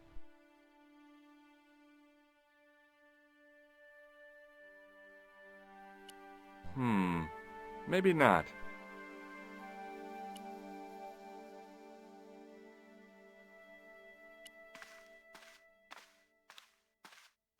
The mirror was as clean as anything else in there. And I thought the French had strange toilets.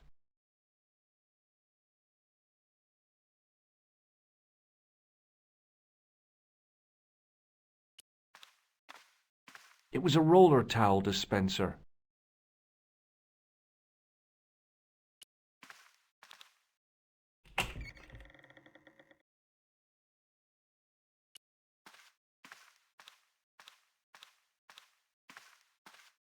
Hello again, Ultar. Praise be to Allah. I am blessed with your bountiful presence once more. What does this toilet chain mean to you? You got brush back so you could steal chain? You sure strange cookie, mister, yes? Look, I've got the keys to the toilet. Is this life goal thing I read in GQ? See you around, Ultar. May good fortune follow you, mister.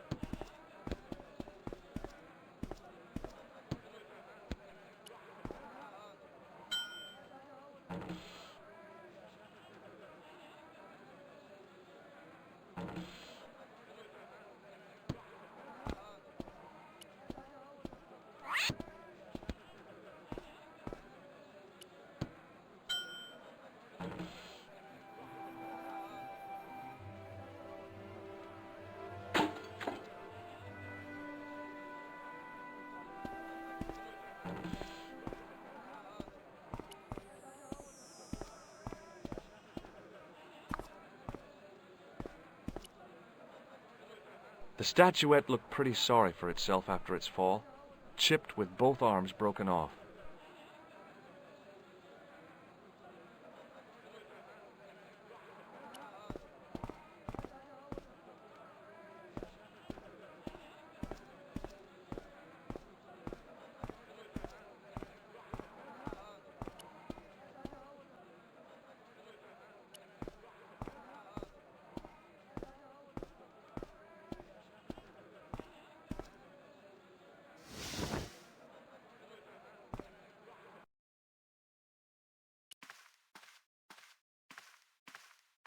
Hello again, Ultar. Praise be to Allah.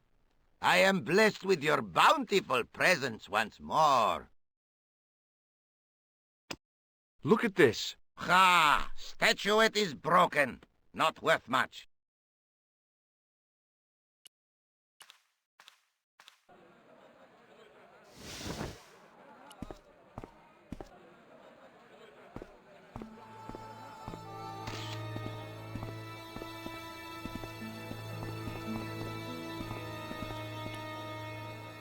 Hi there, Dwayne. Hi there, George. How can I help you, young fella? What do you think of this? Looks like the kind of thing Pearl might be interested in. Not old enough, though. What does this toilet chain mean to you? It means that somewhere somebody can't flush the toilet. I've got the keys to a toilet here. Executive washroom? Not exactly. Have you had any dealings with the kebab seller? Absolutely not. Pearl's already had one attack of Montezuma's revenge. Okay, well, I'll see you around, Dwayne. Count on it, George. Hello again, Pearl. Why, hello, George. It's such a pleasure to see you again. What do you think of this toilet chain? My, but you're a strange one, George. I've got the keys to a toilet here. With my digestion, you better keep them handy. Oh, but I'm terrible. Are you interested in antiquities? Am I? What have you got there, George? How about this fine statuette? Oh, George, that'd be ideal, except, I don't know. It looks new, George. You wouldn't be trying to make a fool out of me, would you, George? Good God, no, Pearl. Nothing could be further from my mind.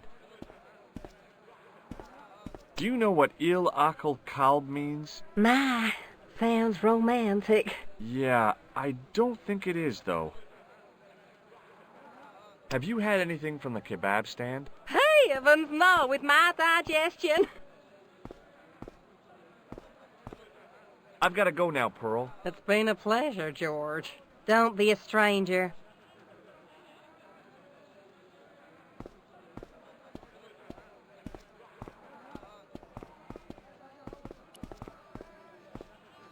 Hi, Nico. Hello again, sir. And how may I help you this time? May I have this statuette? It is broken, after all. Certainly. And when my father deals with that feline for breaking it, you can have a Davy Crockett hat as well. What does this toilet chain mean to you? Are you building a bathroom in easy installments? Do you recognize these keys? No. So long, Nico. Toodle pip, sir.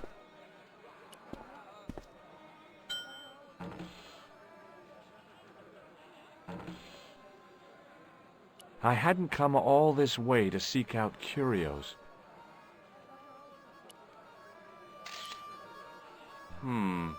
Maybe not. Maybe not. The grease paint had worked magic.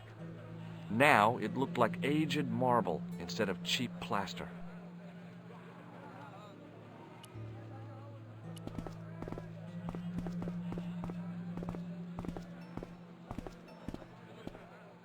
Hello again, Pearl. Why, hello, George. It's such a pleasure to see you again. What do you think of this fine piece of ancient statuary? Oh, Matt, that's just what I've been looking for. Just one thing, though. Oh? It looks awful similar to that modern one you showed me. Ah, well, that's because... You see, that's because the first one I showed you was a modern copy of this one. And I sought out the artist who'd done the copy and bought the original. Yeah, that's it. Yeah. Oh, George, how can you ever forgive me? There's nothing to forgive, believe me. Would you like it? Would I ever? I'm not carrying the money, though. If you go and find Dwayne, he'll pay you for it. If he gives you any trouble, just tell him that I want it. I've got to go now, Pearl. It's been a pleasure, George. Don't be a stranger.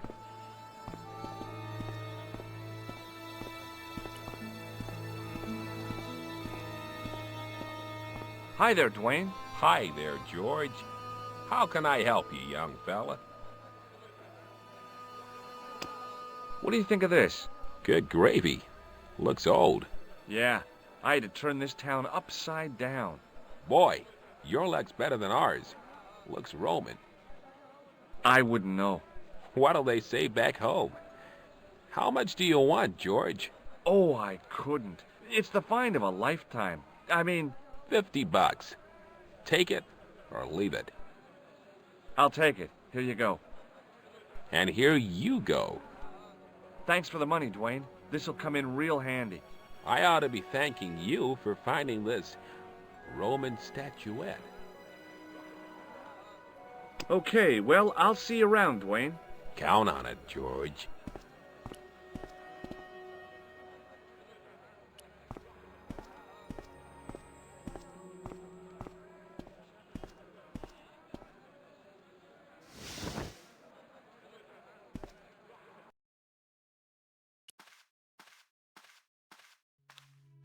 Hello again, Ultar. Praise be to Allah.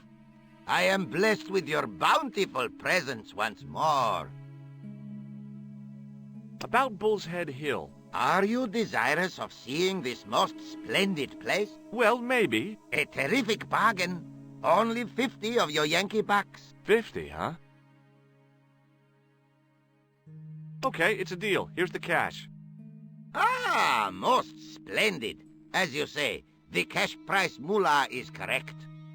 Mister, we make with haste. Where exactly is your taxi? Because the only vehicle I can see around here is an aging Army surplus truck. Yes? Ah, okay. I'll be along in a minute.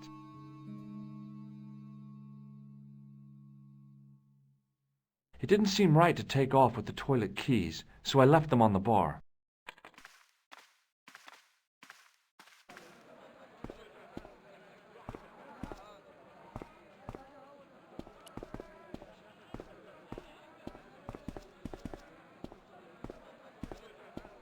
Hello again, Ultar. His most splendid and adventurous client.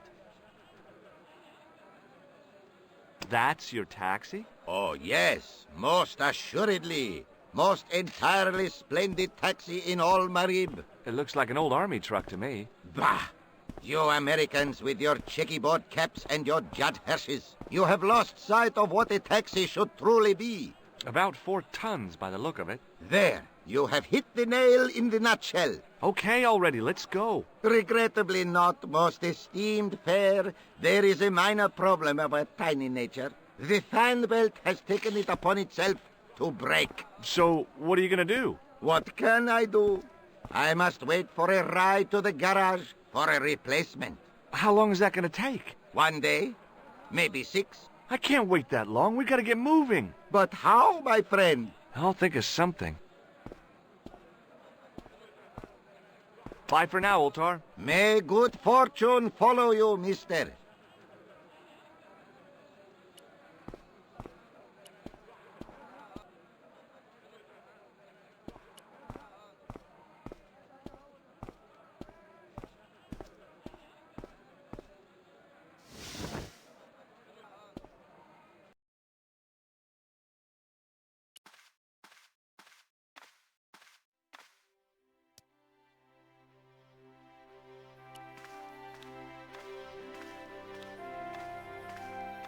I knew the door was locked.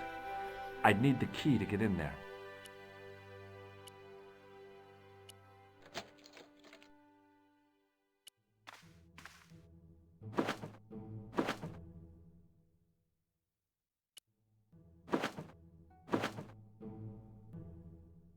It was a roller towel dispenser.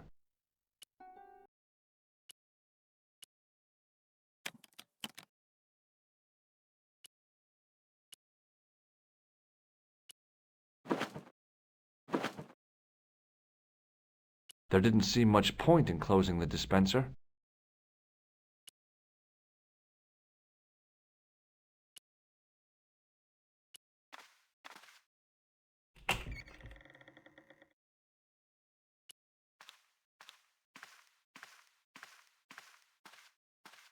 It didn't seem right to take off with the toilet keys, so I left them on the bar.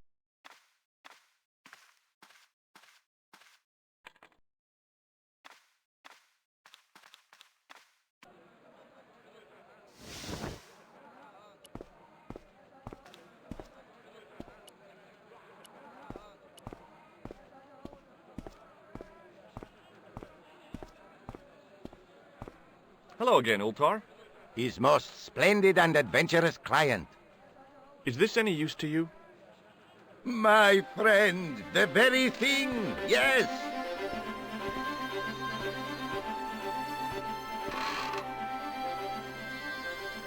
Ultar took the towel from me, cut it in 2 lengthways, and gave me half back. With his half, he did the kind of fan belt replacement that's normally done with stockings. Now, if I knot the ends together, so... Serviceable, yes? Very serviceable indeed. Stockings might work on a Bentley, but on a truck, the coarse toweling did the job nicely. Come along, my friend. You want to see the bull's head? Yes?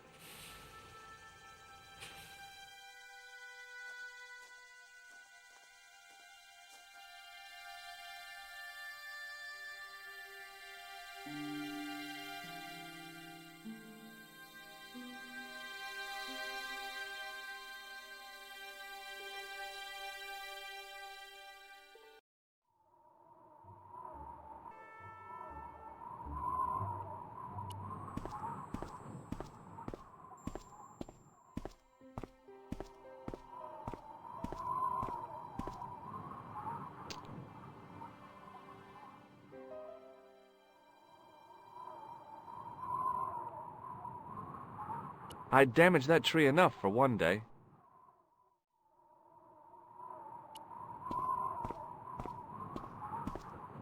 I could see that crack would make a good anchor point.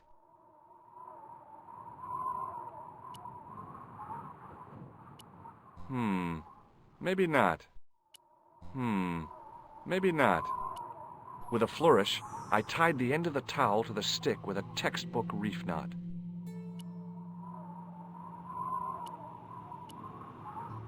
I could see that crack would make a good anchor point.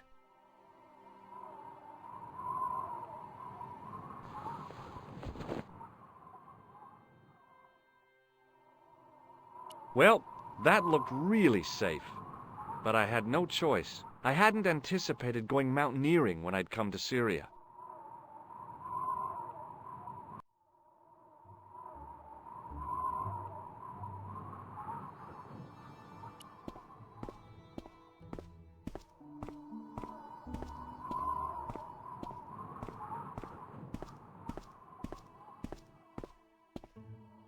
I didn't like the idea of putting my hand in there. But hey, what the heck? I was only risking mutilation. No blade took my hand off at the wrist, and no scorpion stung me, for which I was very grateful. But there was something in there, a metal ring, as wide as my hand.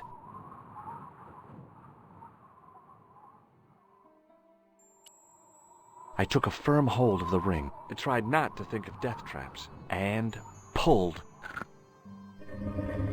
Whoa there!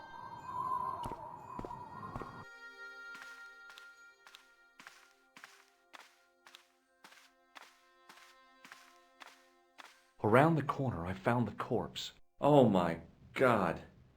Klausner? Large as life and twice as dead. I'd hardly had time to accept the fact when I heard the door mechanism start up again. Oh man, no! The door had slammed shut, trapping me. I had a bad feeling about how Klausner had died. I couldn't think of anything to do with the statue, apart from scaring small children with it.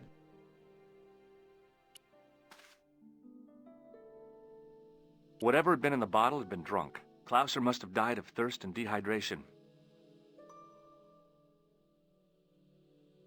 I searched the corpse. No portable phone, no demolition charges, no 5-course meal. You'd think international conspirators would go around better equipped. I've done more fun things in my life than searching a corpse. But as my life expectancy wasn't great, I figured I should try every new challenge that came my way. I cautiously flicked open the jacket. Hey, what's this? I'd found some kind of lens. A very old lens made from a very hard glass. That settled it. The knight on the manuscript had been holding a lens the whole time, not a crystal ball. There was nothing else in the pouch. Bullwhips might be handy for exploring ancient ruins, but they're no use when you're trapped in a cave. Klausner clearly fancied himself as a latter-day Indiana Jones. I'd searched Klausner once. There was nothing on his body.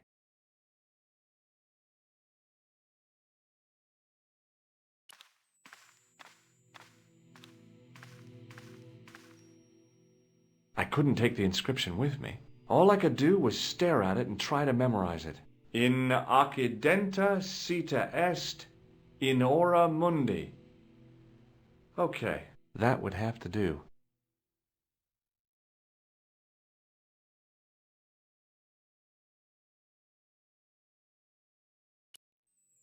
In accidenta sita est in ora mundi.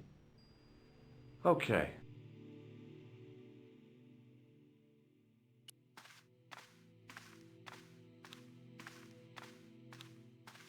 I couldn't think of anything to do with the statue, apart from scaring small children with it.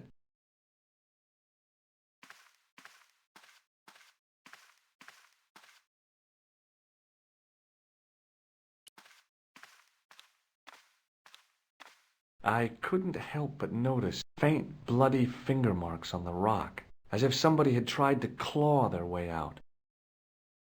I examined the door carefully, high and low. I looked for levers and rings to pull, panels and buttons to push like in the movies, and found nothing. I couldn't help but notice faint, bloody finger marks on the rock, as if somebody had tried to claw their way out.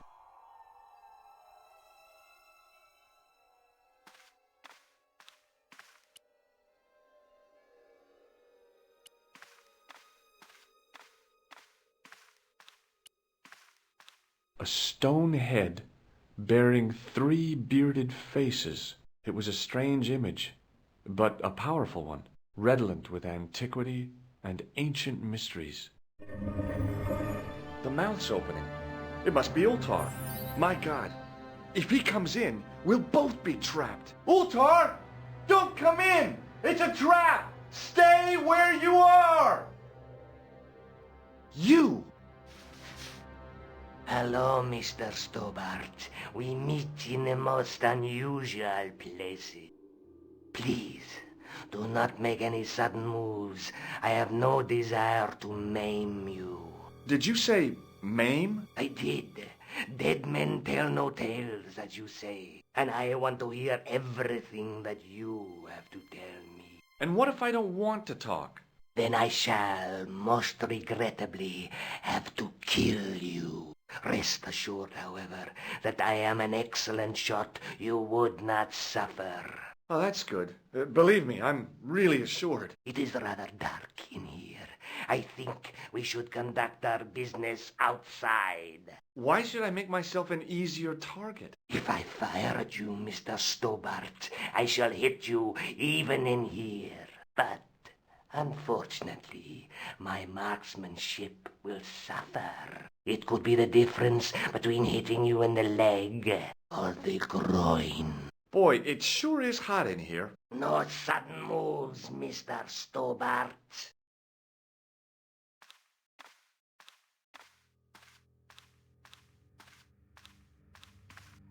Now then, where shall we start? How about being bosom buddies and you putting that gun away? Klausner, do you know where he is?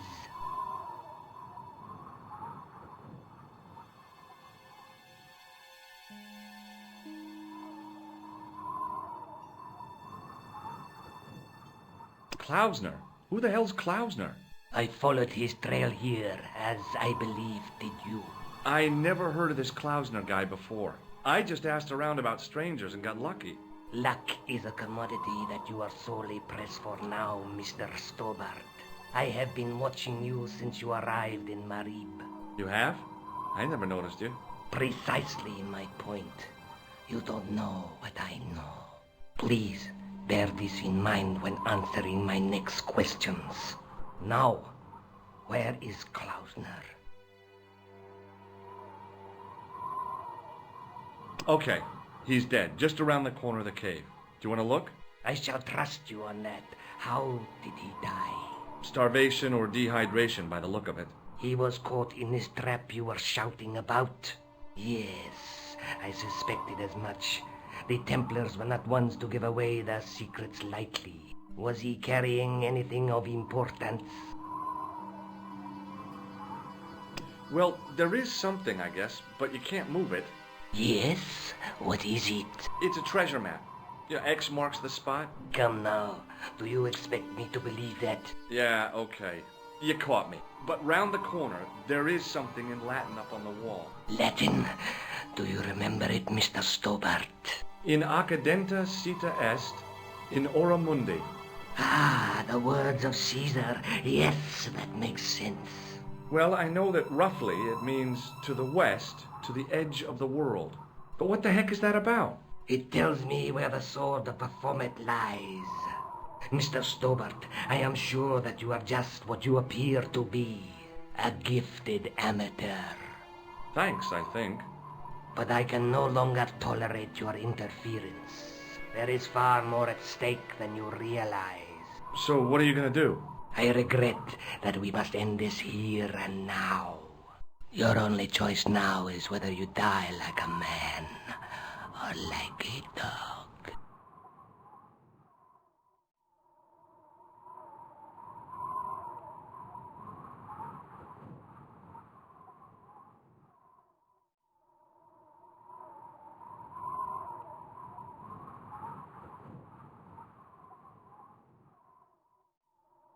Hey, look now.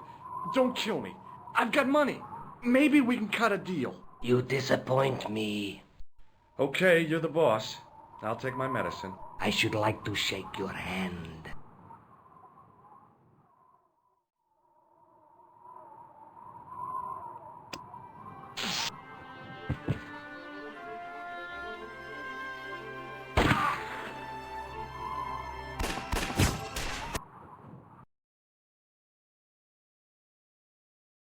Luckily, the canopy on Ultar's truck broke my fall.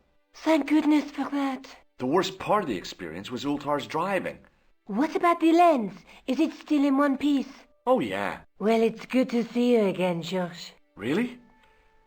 Well, I have to say, I'd have enjoyed Syria a lot more if you'd been there. I wouldn't have been much help. Anyway, you did just fine on your own. Have you any idea what this lens might be used for? As a magnifying glass, obviously. I'd better get back to the quest.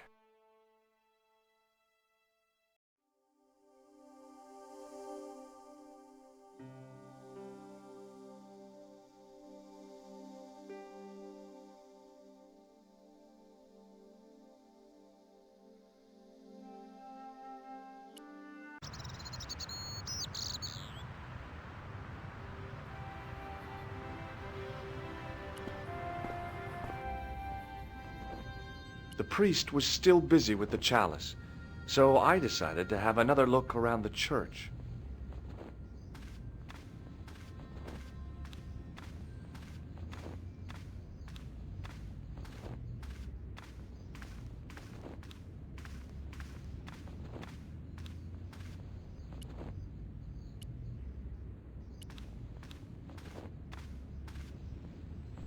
The lens fitted into the end of the scroll like a hand into a glove. Per disciplinum meum lux videbus. Hey!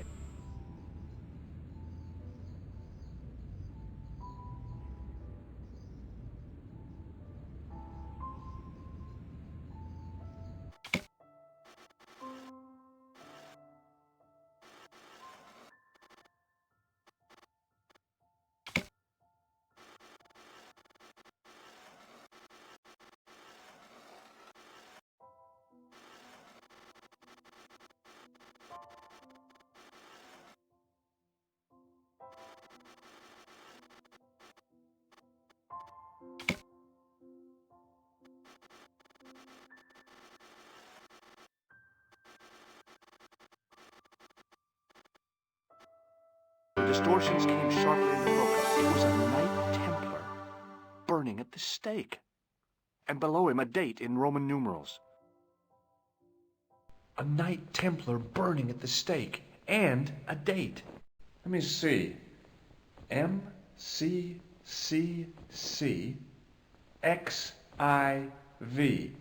That's 1314.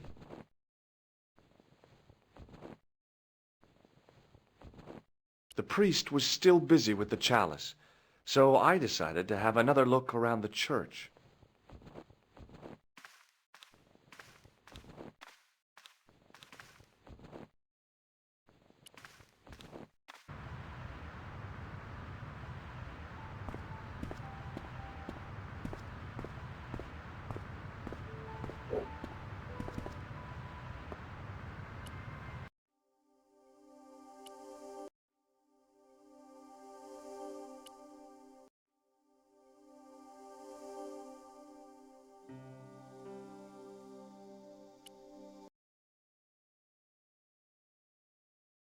I solved another puzzle. You did? Well, I guess I did. Well, what was it? What's the answer? 1314. What does that mean? It was the date when Jacques de Molay was burned, wasn't it? Of course. The answer was hidden in a stained glass window. When I looked through the lens, the picture changed. It became a man surrounded by flames. It seems to me the answers to the Templar puzzles are as cryptic as the clues. Sometimes I wonder if the manuscript isn't an elaborate joke. The Knights Templar weren't the kind of people to play jokes, were they?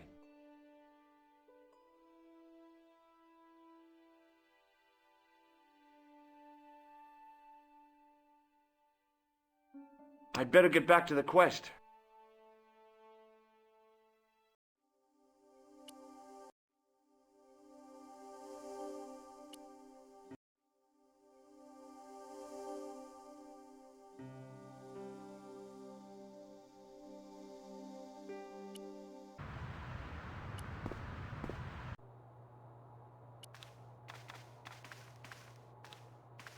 Hi, Andre. Hello, Georgie. Where have you been? Nicole said you were away. I just returned from Syria. Syria? On the trail of the Templars? It's a long story, but I found the bull's head. It was referred to on the manuscript, remember? Yes. What is it? A secret cave built into a high cliff face. In the cave, I discovered a map bearing a phrase in Latin. In accidenta sita est in ora mundi. The island of Britain. Lies at the edge of the world, to the west. Strange. That map seems to contain a series of pointers. Like I said, it's a treasure map.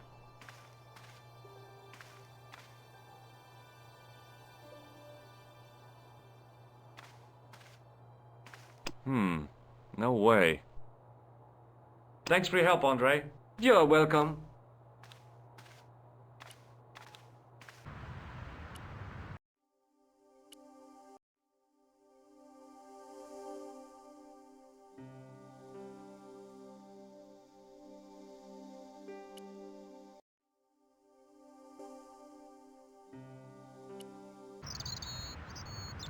I think he suspected me of being the mysterious Sewer Jacques. And the last thing I needed at the moment was to be arrested for crimes against public sanitation.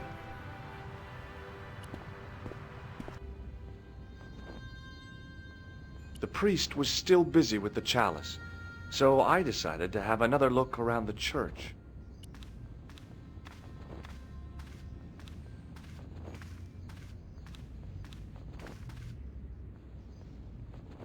Hey, thanks. It is my pleasure, monsieur. What was the writing on the chalice? It was not writing, my mistake. It was a coat of arms. The remarkable thing is that it seems very familiar. Yeah? Oui, I think I have seen it on that wall tomb in the far corner. That winged horse is quite distinctive. I noticed that the stained glass window on the left looks more modern than the middle one. You have a keen eye, monsieur. The original window was destroyed in the last war. It was as old as the church, early 14th century. Oh, man, that's awful. Oui, a terrible loss. Still, the church and the other windows survived. Do you speak Latin? You ask this of a priest? Okay. Can you tell me what per disciplinum meam lux fidebus means? Let me see. That would be, by my teachings, you will see the light. I think. Yeah, that's what I thought too. Boy, what a shine you got on this. Merci. It is all in the wrist action. Catch you later. Au revoir, monsieur.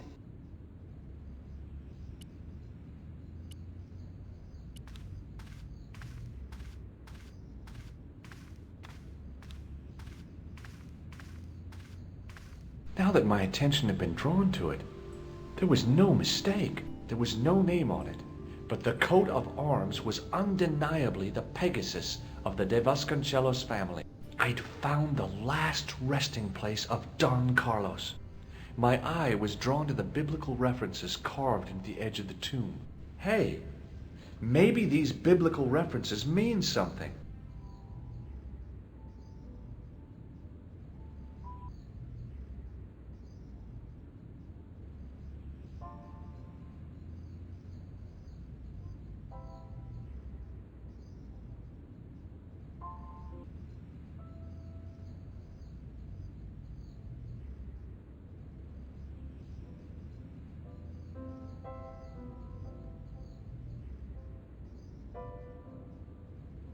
Psalms 22:21. Not much to go on, but it must have meant something. If I examine the tomb more closely, there might be other clues to find.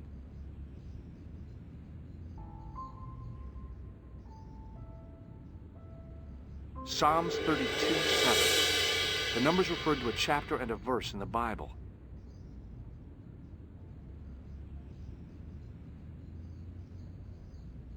Corinthians 14:5.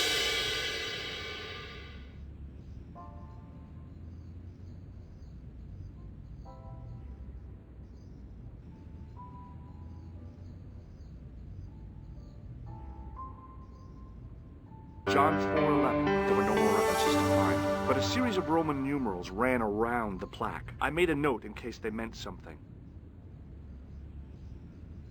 Psalms 32:7, John 4:11, Corinthians 1:4-5, and just one more, Psalms 22:21.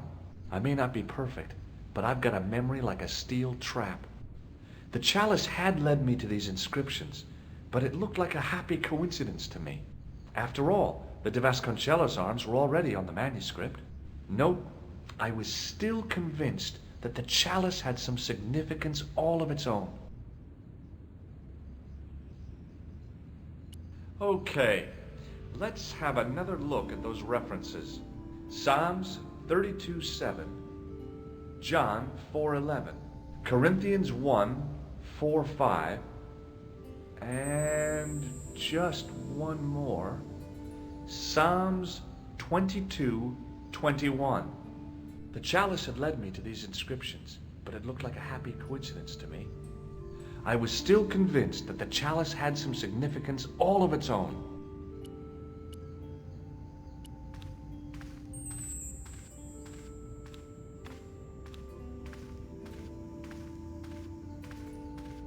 Hello again, Father. Bonjour, monsieur. How pleasant to speak to you again. Is the right-hand window original? Oui, monsieur.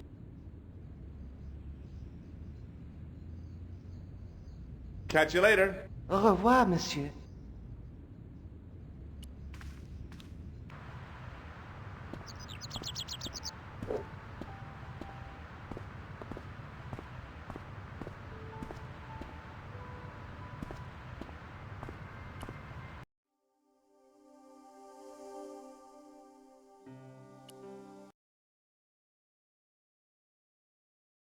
Hello, George. Look at the chalice now, Nico. What happened? It's shiny. The priest at Montfaucon buffed it up for me. That's incredible. Yeah, looks as good as new. No, you found a use for a priest. That's incredible.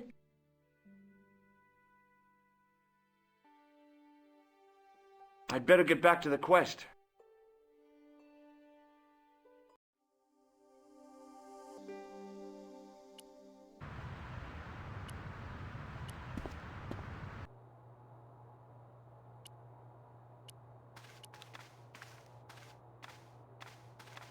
Hi, Andre. Hello, Georgie. No way. While I was in Syria, I discovered a strange pagan statue. It was like a head with 3 bearded faces. Horrible. That sounds as if it could be Baphomet, the idol described by the Templars. The poor Knights of Christ had an idol that looked like that? Allegedly. The description of the idol came from the evidence extracted by the Inquisition. Mind you, not one statue or idol was ever found on Templar property. Until now, that is. Just last month, a statue of Baphomet was unearthed right here in Paris. Where? At the Institut Hermétique de Nerval. The statue is beneath the foundations. It was discovered by some workmen while renovating the building. Can you tell me any more about the statue of Baphomet? It's a fearful image, even now. A bearded head. The base of the statue is carved with Templar symbols. One of the workmen noticed a curious stain at the base. He claimed it looked like blood. Blood? That's right.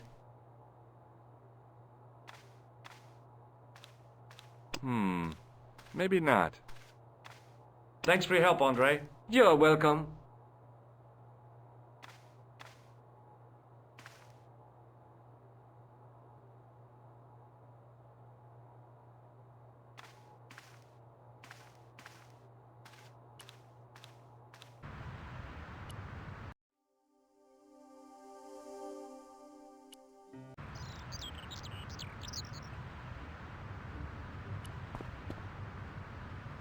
Hey, you! Get away from my dumpster. Okay.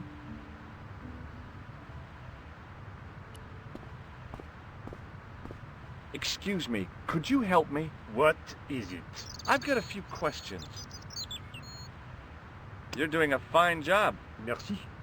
I have my professional pride. I don't think I've ever seen a Gauloise smoke so stylishly. It's a natural talent. I'm being sarcastic. I'm being indifferent. You're very good at that as well. Merci. Vive l'indifférence. So, what are you doing here? I am having my break. Yeah, I mean when you finish your break. When I finish my break? An interesting concept, monsieur. You'll probably need to think about it. I could have another cigarette while I consider. Perhaps tomorrow too? Okay, let me put things differently. What were you hired to do here? I was hired to keep the archaeological dig in the basement of this building clear of debris, and to touch up damage to the door frames with my little pot of paint. It's a very responsible job. Unfortunately, I'm not a very responsible person. So what do you know about the excavation? I know they won't let me in to do my job. I would complain to my union, but You couldn't be bothered to join. Right. Tell you what, though, I'm surprised at the sort of people interested in this excavation. What's unusual about the visitors to the excavation? None of them look like archaeologists to me. Do you know what an archaeologist looks like? Three-piece suits, crocodile-eyed attaché cases, Rolex oyster. But no archaeologist dresses like that. Quite right, monsieur, quite right. So, who are they? Who cares as long as they pay me?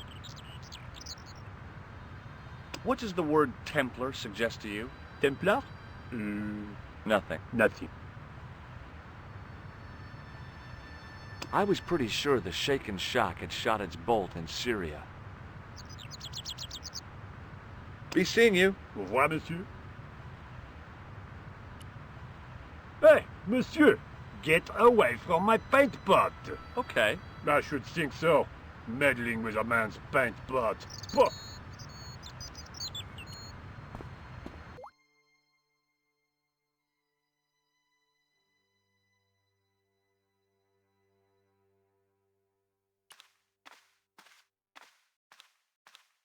Do you mind if I use the phone? Be my guest. I'm paid to guard this door. The phone can look after itself. Hi, Nico? Georges, what have you discovered? Nothing yet. Nothing. Is something wrong? No. Georges, why are you calling me? Oh, no reason. I just wanted to hear your voice. You did? Well, this is my voice saying, don't bother me, I'm busy. Oh.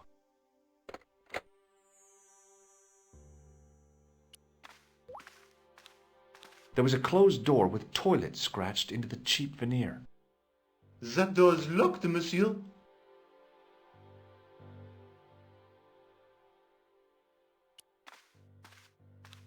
Hi? Excuse me? Oui? So, what exactly are you doing here? I'm guarding. You expect to find me shearing sheep? Take it easy. I just didn't realize you were a guard.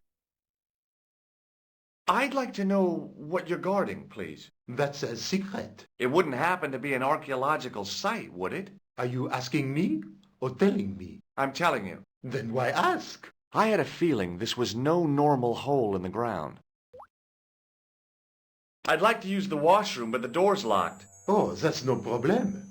You can have the key. Thanks.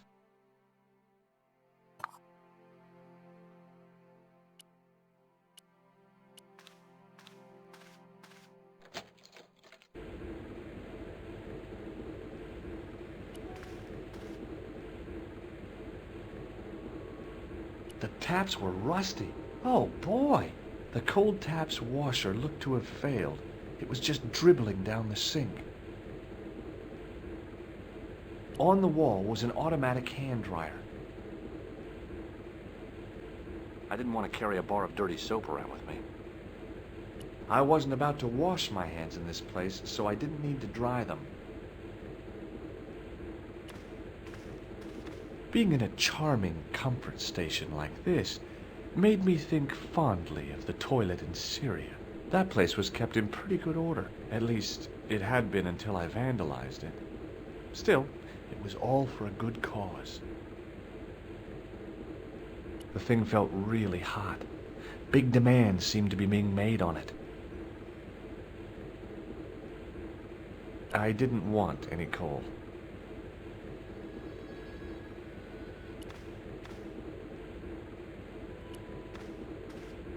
Hi again. What is it? What do you know about the Knights Templar? There was a long pause, during which the guard said nothing. Then he said, Nothing. Nothing at all? Is this a test? What, like a history pop test? No, like a test. Okay, yes, it's a test. Then I know absolutely nothing about the Templars. The guard was being amazingly evasive. It was going to take more than goodwill to get past him. I thought better of showing him the chalice. He might be on the conspiracy's payroll, and I didn't want to risk it. Oui? You have...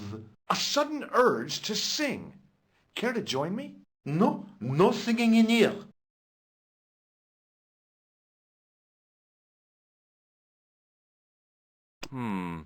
Maybe not. Talk to you later. Au revoir, monsieur.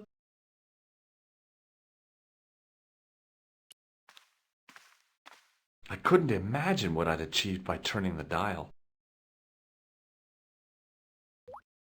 A thermostat was mounted over a radiator. The radiator was pumping out heat as the thermostat was cranked right over to full. No wonder it was warm in here, even with the door open to the chill of fall. The doorway led to an old utility closet that had lost its door. There was nothing interesting in there. The doorway was full of assorted old tea chests, cardboard boxes, and so on, all empty and all uninteresting. I couldn't imagine what I'd achieved by turning the dial.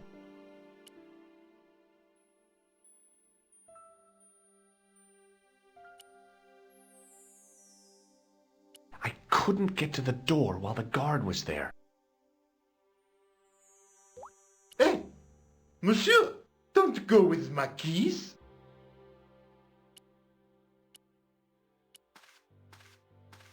Hi again. What is it? Here's the keys. Thanks. Merci, monsieur.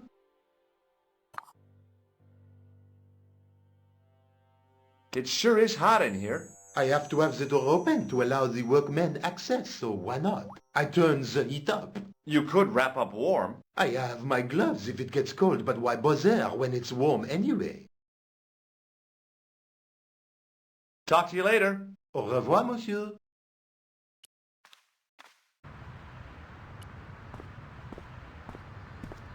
Hi, it's me again. What now? Has a guy calling himself Merlin been nosing around? Was he wearing a t-shirt with "My name is Merlin" on it? I doubt it. Then how the hell am I supposed to know his name just by looking at him? Huh? Be seeing you. Au revoir, monsieur.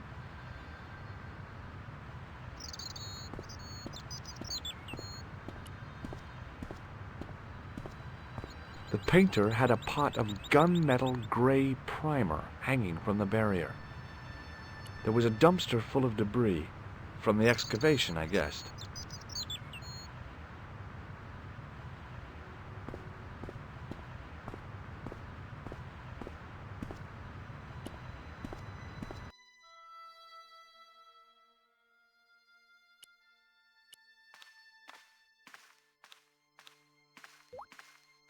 I couldn't see any use for a collection of dirt and half bricks.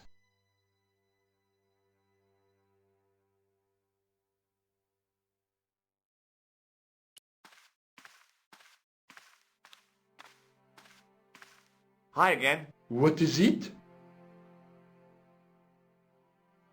I need to use the toilet again. Again?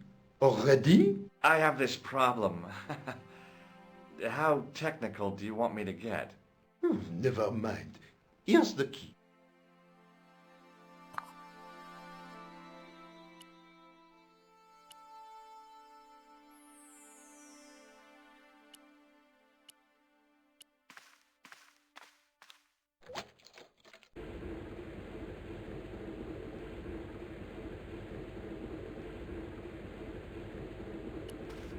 Oh boy, dirty soap. How do they do that? I didn't want any coal. On the wall was an automatic hand dryer.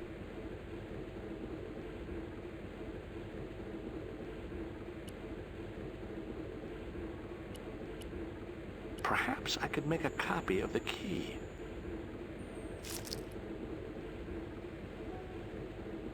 The key had made a clear imprint in the soap. The bar of soap had the imprint of a key in it.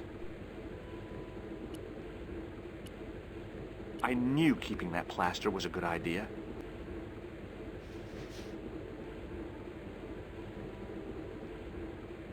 With the plaster and the imprint, I was on the right lines. I had filled the key's imprint in the soap with dry plaster. You can't make a cast without wetting the plaster.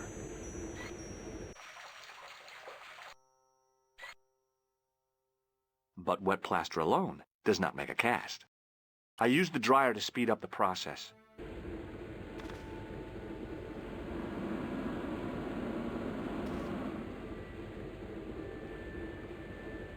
Well, it had taken a while, but I had made myself a completely unconvincing plaster key, way too fragile to use in a lock.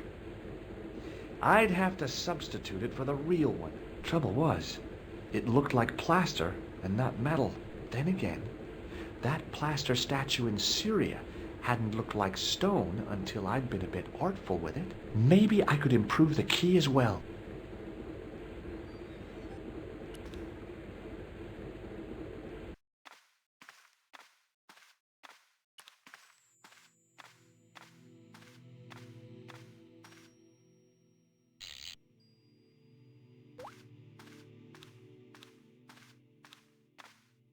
I turned the heating off.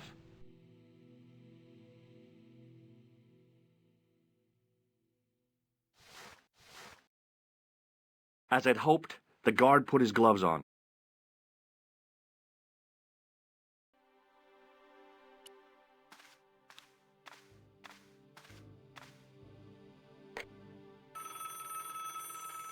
Couillard! Hello, Nico. It's me. Hi, Georges. What's happening? I'm at the excavation, but they won't let me in. Damn! We need to know what's in there. Don't worry. I've got a scheme. I'm going to need your help, though. Okay, what do you want me to do? I want you to keep somebody on the phone for a while. Who? A painter. I need to get at his pot. Oh, okay. Stay on the line. I'll go and get him.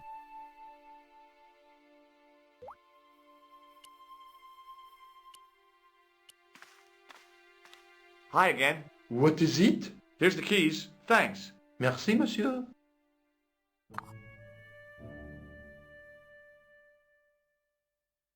Talk to you later. Au revoir, monsieur.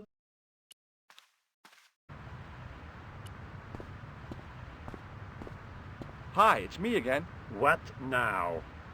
You've got a phone call. For me? Are you certain? It's a woman. She sounded hot. What woman? She must be mistaken, monsieur. Well, she asked for that hunk of a man with the nicotine fingers and his ass hanging out of his pants. Certainly sounds like me. Stand back. It wouldn't do to keep the lady from her hunk.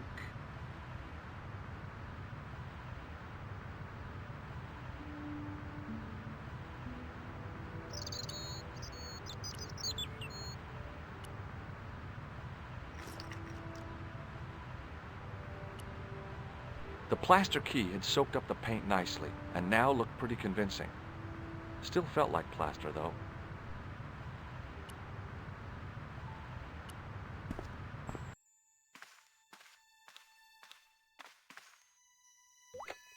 Well, monsieur, what a strange woman. She was all over me, and then suddenly, nothing but abuse. Really? Why, abuse? Ah well, I have a cigarette to finish. And monsieur, if she calls again, I am not available.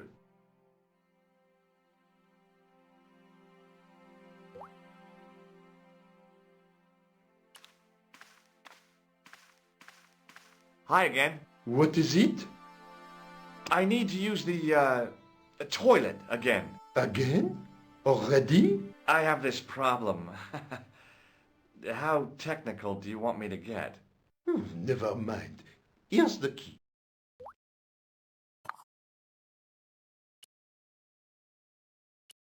Now, I'd substituted the fake key for the excavation key.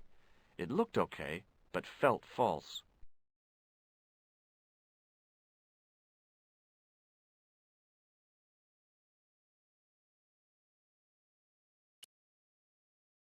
Hi again. What is it? I held my breath and hoped that he wouldn't notice the substitution. Here's the keys. Thanks. Merci, monsieur. Talk to you later. Au revoir, monsieur.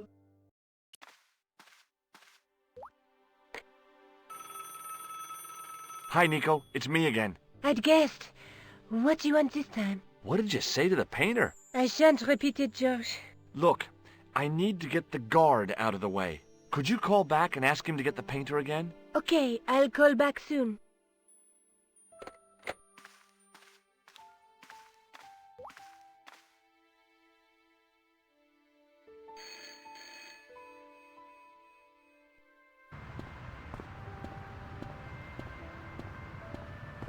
This looked like a good place to watch things develop.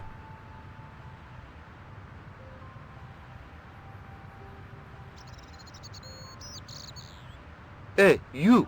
It's the phone. Yeah, who is it?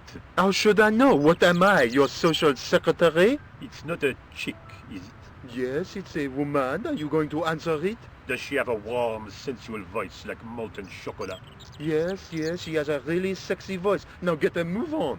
I'm not talking to her. I can see that. You're wasting time talking to me. No, you don't understand. I refuse to talk to her. You refuse? You refuse? I'm wasting valuable time. Don't make me laugh. Your time valuable? You just stand around all day. I have a highly responsible job. Don't me, you elephantine oaf. My job is important. Impossible. They would have hired somebody competent in that case. Meaning what? Instead of which they hired a dismal rent-a-cop like you. All epaulettes and no brains. Why, you... This looked set to carry on for some time. It was too good an opportunity to miss.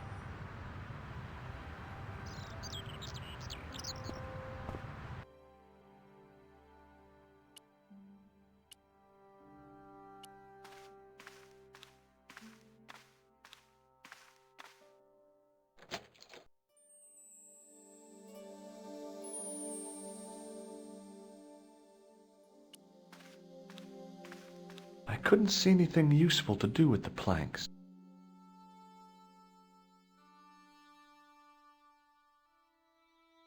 No, thanks. I think I'm carrying enough junk.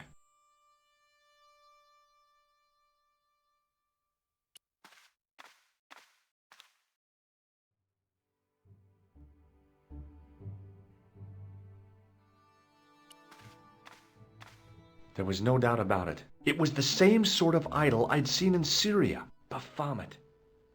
The Templars had certainly been through here. Close up, the pattern didn't make any sort of sense. It fanned out around an axis point, a kind of focus to one side.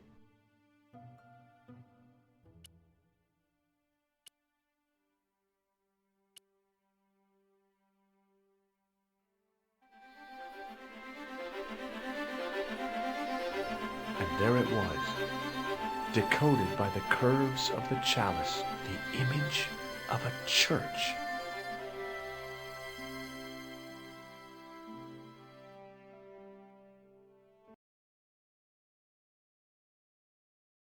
I found out what the chalice was for. You've solved the puzzle?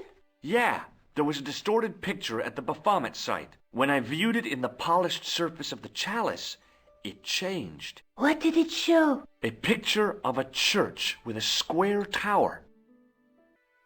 I guess I'd better return the chalice to the Countess. Hurry back, Georges.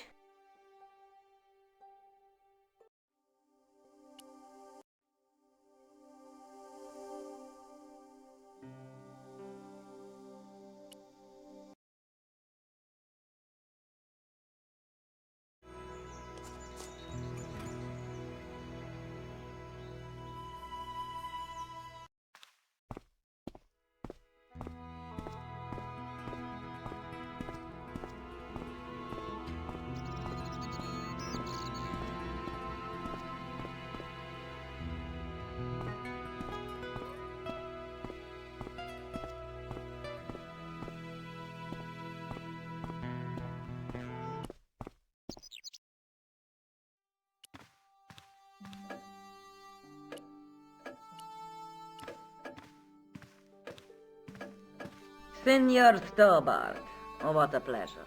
Please, sit down. Hi, Countess. The pleasure's all mine. I've brought back your chalice. Why? You've had it cleaned.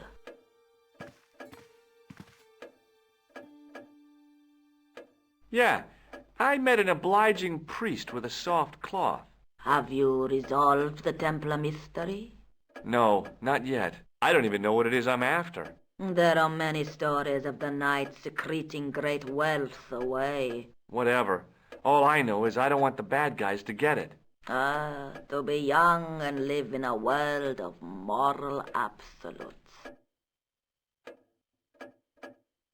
I discovered something amazing with that chalice. In Paris, I found a church where they recognized the coat of arms. I found the tomb of Don Carlos de Vasconcelos. You are sure? There can be no mistake? The coat of arms on the chalice matches the one on the tomb. Incredible. You have my most profound thanks. I must go there as soon as possible. Yeah? Well, I'd be happy to show you the city. There's something else that I discovered carved on Don Carlos's tomb. Biblical references. What are the references, Senor Stobbart? Psalms 32:7, Corinthians. I am not a good enough scholar to know the Bible chapter and verse. I meant, what are the quotations? You know, I forgot to ask the priest.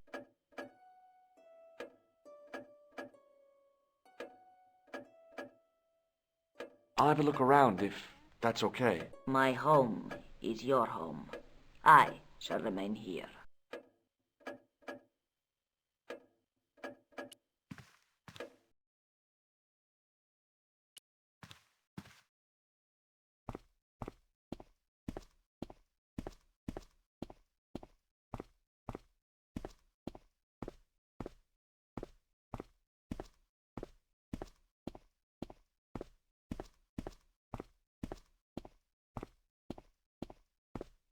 It was the driveway down to the main road. I didn't want to leave just yet, though.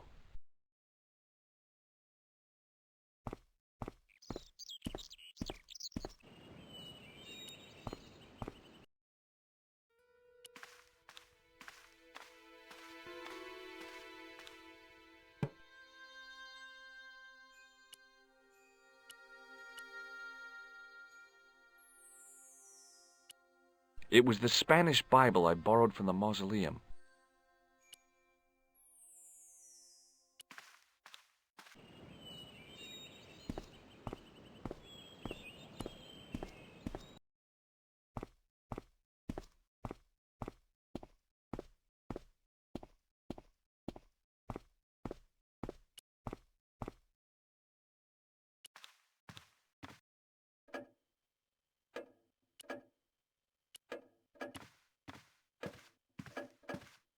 Hello again. Mind if I sit? Please, be my guest. Here's the Bible from the mausoleum.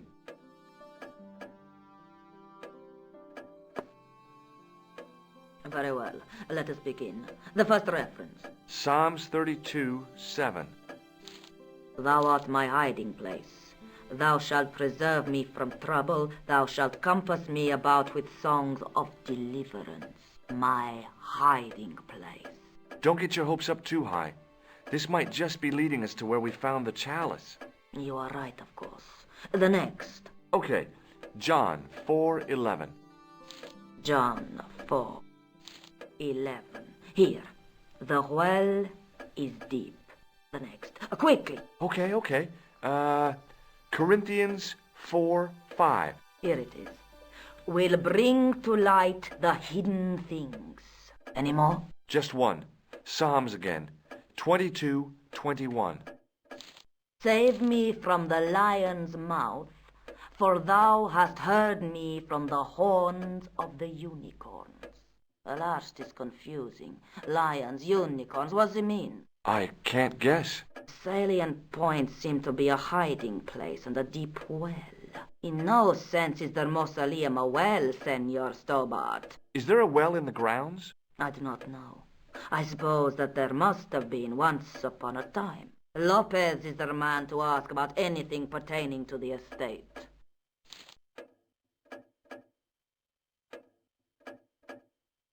I'll have a look around if that's okay. My home is your home. I shall remain here.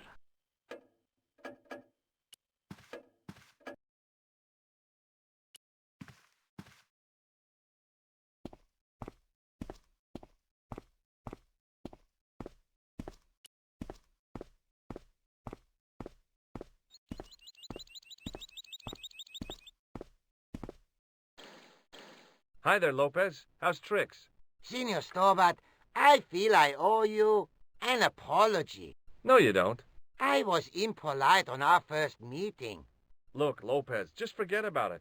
I came on like a snake oil merchant. I wouldn't have trusted me in your shoes.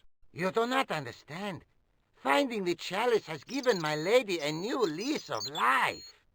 It's a marvel. She smiles, she laughs. The tradesmen are saying that she is on Prozac. You must know just about everything that there is to know about this place. See, I have lived my whole life here in the service of the De Vasconcelos. Do you know of a well anywhere around here? A well? Si, senor. This used to be a fortified villa. How can you last a siege without water? Great! So where is it? How should I know? The well was covered over in the last century. It was dangerous, you see. And you have no idea where it was? None. It was hidden even before my grandfather's time. You must have a vague idea of where the well is. It must have been in the old house's courtyard, so that would put it around here. Here? Okay. Now, how do we find it? There might be a way. Let me think about it. Any ideas yet? Not as yet, Senor Stobbart. I shall give it more thought. So the Countess feels that the curse is lifted? I would not put it so strongly. Your discovery of the chalice was proof that the Templars never abandoned the De Vasconcelos. It counts for a great deal with my lady. Any ideas yet? Not as yet, Senor Stobbart. I shall give it more thought.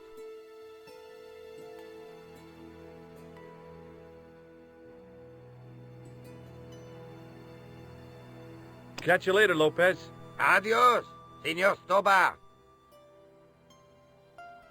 Mausoleum, summer house. Easy mistake to make.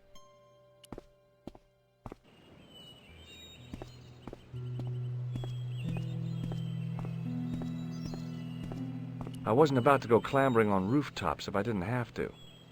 There was a statue of a guy on top of the building. He looked like a knight with a spear and some sort of staff.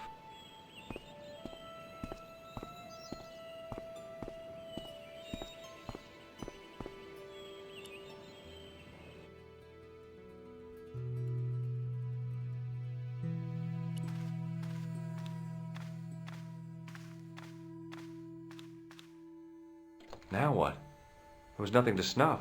Feeling like an idiot, I put it down again. High up in the dome were windows. I guess they might open them to make it less stuffy in there. Now that it had given up its secret, the glass squares in the lectern were just decorative again. It was too delicate to move.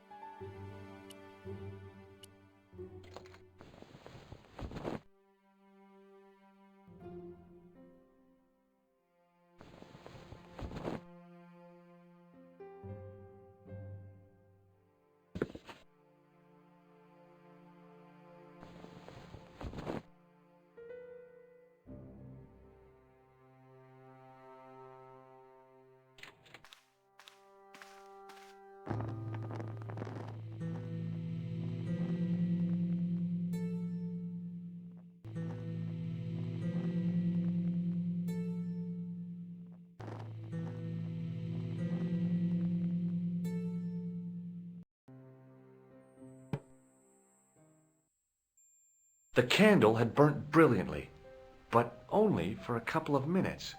Some kind of special formulation, I guess. And had yielded up this, a complex shape expertly cut in stone. I figured it was some kind of key.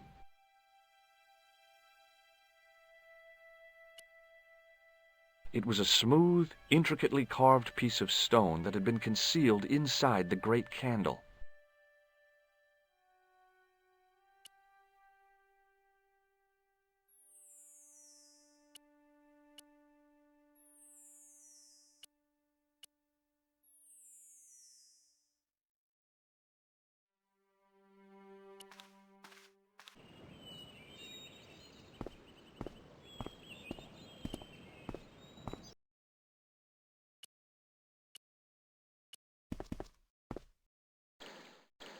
Hi, Lopez. Got a minute? Certainly, senor. How can I help you? Do you know what this is? No, senor. Is it some kind of key? Yeah, I think it probably is. Where did you get it? It was hidden inside the big candle in the mausoleum. And you burnt it? I wondered what the light was I saw through the window. My lady will be furious. The candle was centuries old. Ah. Any ideas yet? We are looking for a source of water, see? Yes? For generations, the Spanish country folk have had a secret way of locating water, even if it is meters beneath the ground. Ah, you're not talking about water dousing, are you? Eh? You know, you get a stick and walk around until the stick twitches and dig there. Oh, you've heard of it. Yeah, I think most of the planet has. Okay, let's get a stick. Uno momento. It must be a special stick. A Y of hazel. Right. Do you have any hazel trees? See, here. That is hazel.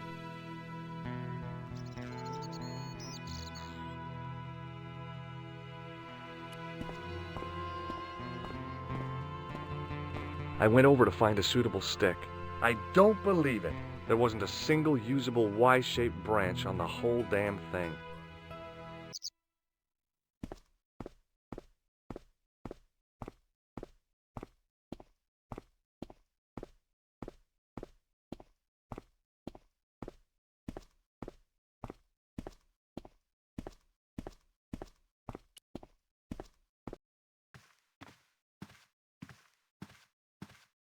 It was a small mirror hanging over the sink.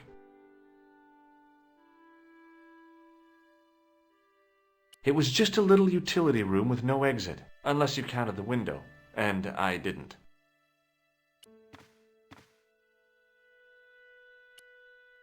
The mirror from Lopez's utility room. Yep, I was still looking great. Maybe not.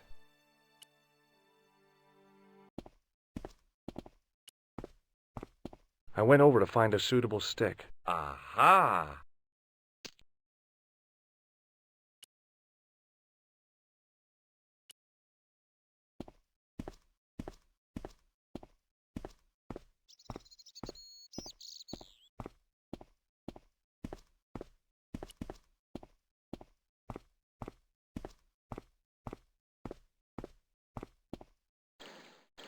Hi, Lopez. Got a minute? Certainly, senor. How can I help you? Well, I got my divining rod. Now what? Simplicity itself, senor. Hold the wand at the upper ends of the Y. Apply a little tension with your wrists so that the slightest movement of the wand tip is clear, and walk slowly and steadily over the area. Sounds easy enough. We'll find this well in no time.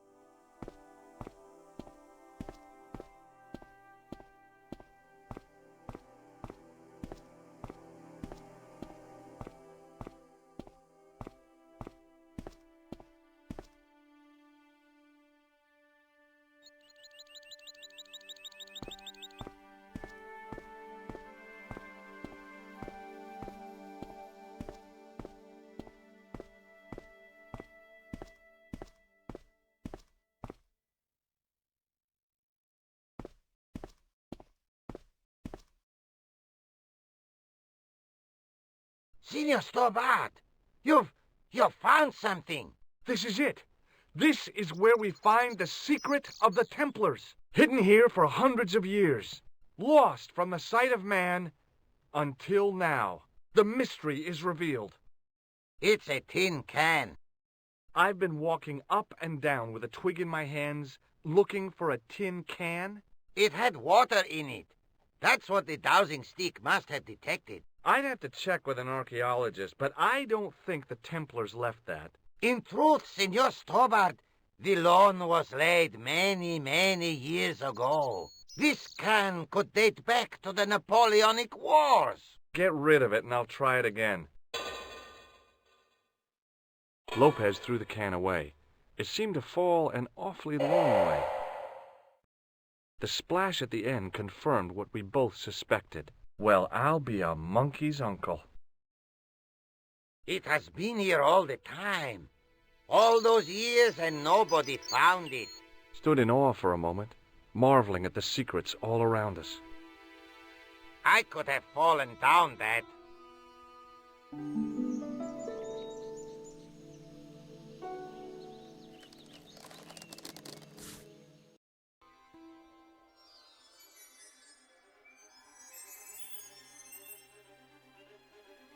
The well had been lost for decades at least. The air was cool after the noon sun, but that's not what gave me goosebumps. I have a really, really bad feeling about this. Sometime in antiquity, there'd been a rock slide. Big ones. I wished I'd had a hard hat.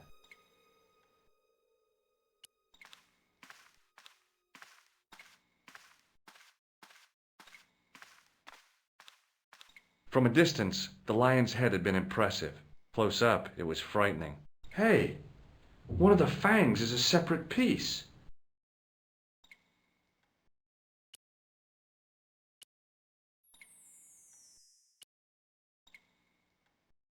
I could hear the sound of a lot of stone moving, and I knew I was in danger.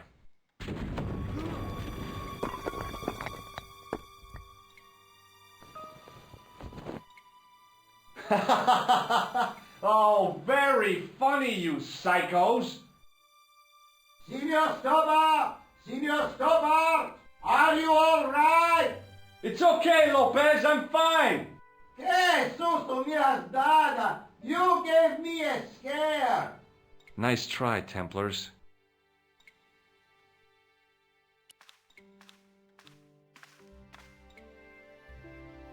I wished that I had Leary's flashlight now.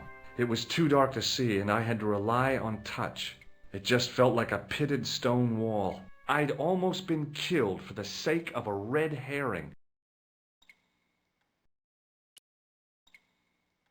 I wished that I had Leary's...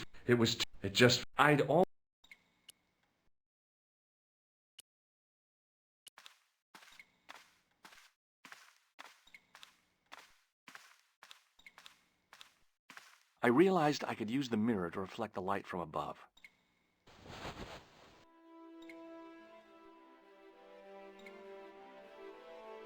There, in the middle of the door, I could see some kind of socket. It looked like this wasn't quite the dead end it had seemed.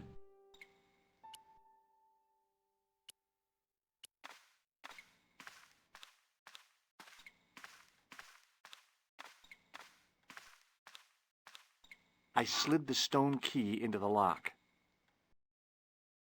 There were buttons that turned the dials.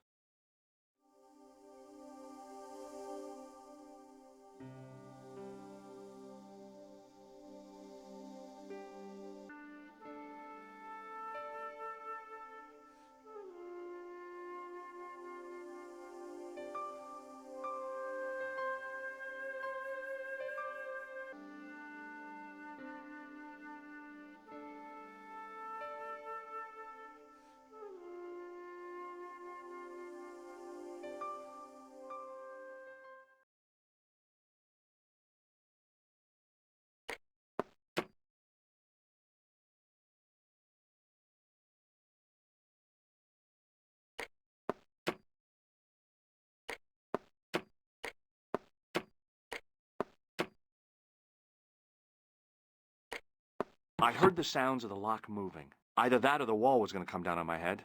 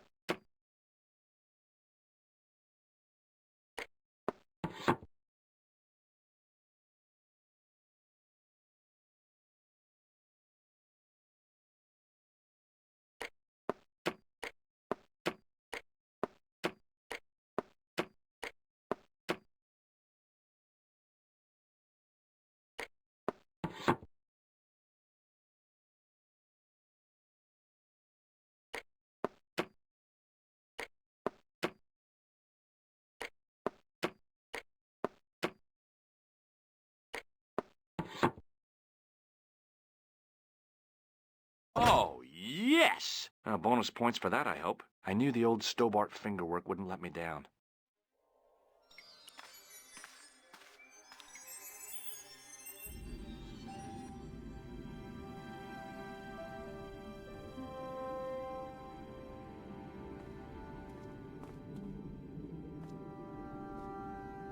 Before I left, though, there was one last thing to do. You won't be needing that replacement piece anymore, Countess. I found it with the children. You'll probably want to be alone for a while. I'll be out in the garden with Lopez.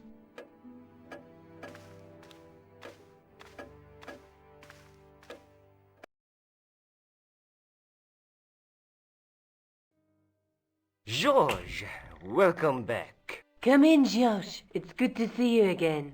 Is it?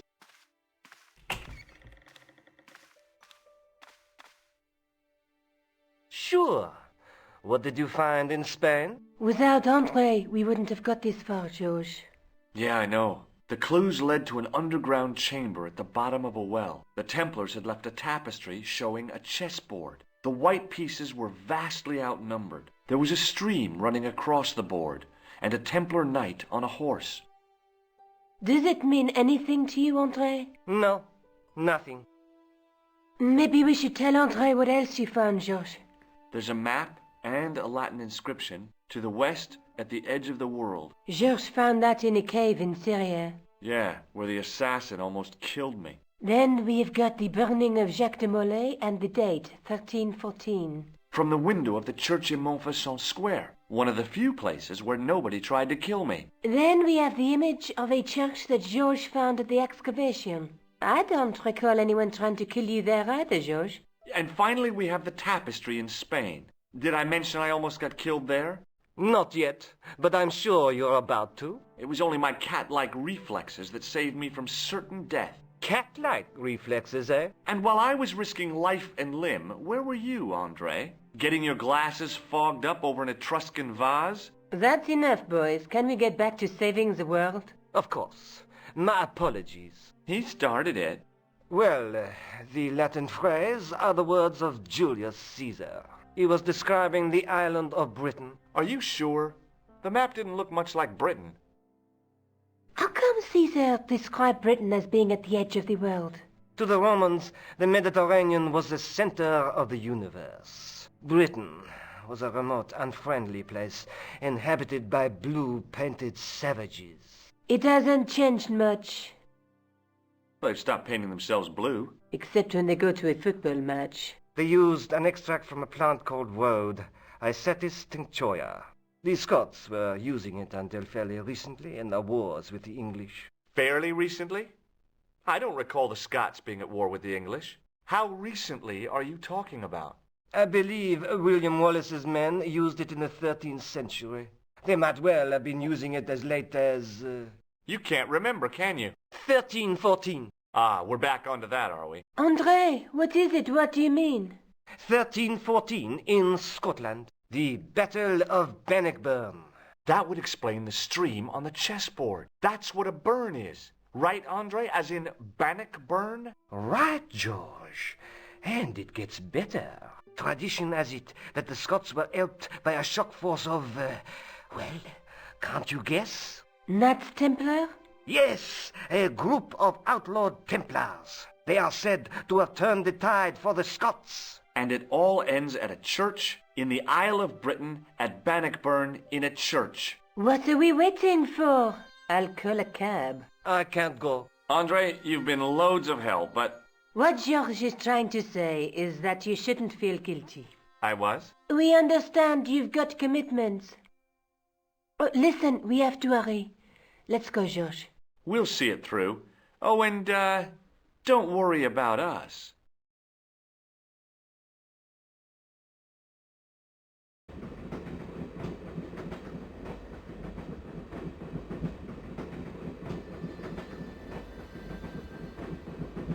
Pardon me. She must be deaf. Yes, my dear.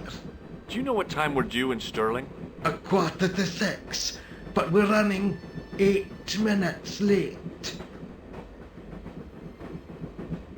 Do you know Stirling well? Yes, I do.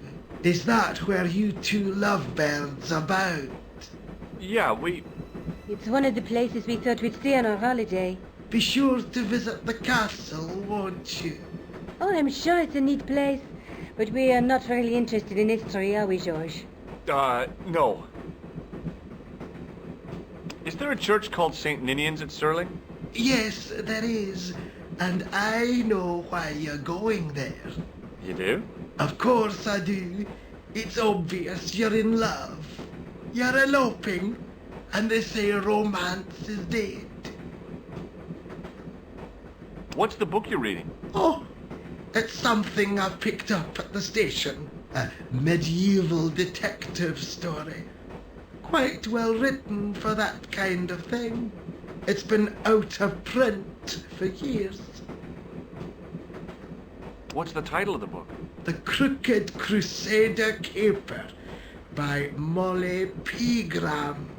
I assumed the author was a woman, but apparently not. His real name is... Professor Nigel Pegram. That's right. Do you know him? No, I never met him. George is a great fan of his, though. Does the name Merlin mean anything to you? Merlin, a master of illusions.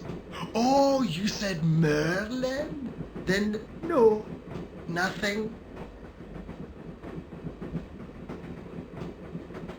Would you believe that this clown's nose led us to being on this train tonight? I would indeed. No, honestly, You would? Certainly. You have an honest face. Yep. That's a nose with a history, all right. So you said.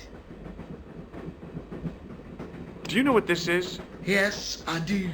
A young friend of mine shook my hand with one just the other day. Yeah? Well, that's outrageous. He should be shot. Perhaps. Still, his intentions were good. I'm sorry that you've been zapped by one of these things. You shouldn't be.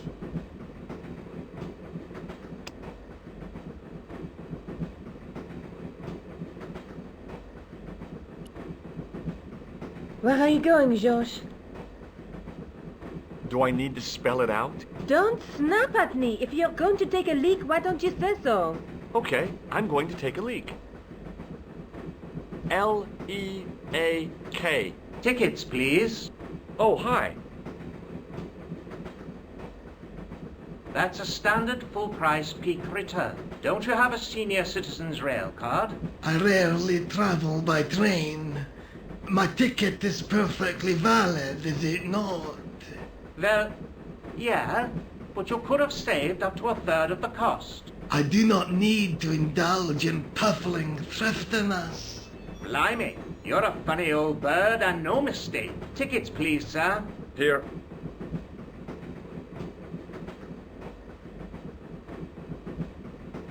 Off to Stirling, eh? Yes, we are. Well, I hope you won't be disappointed. It's a miserable place this time of year. Still, there's plenty of pubs and a lovely view from the castle. Thank you.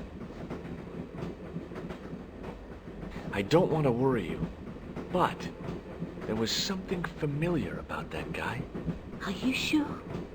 You're tired. Perhaps you're mistaken. Maybe. But I didn't like the look in his eyes when he spoke to you.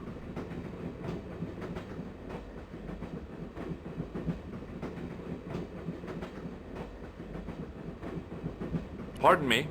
Yes, dear.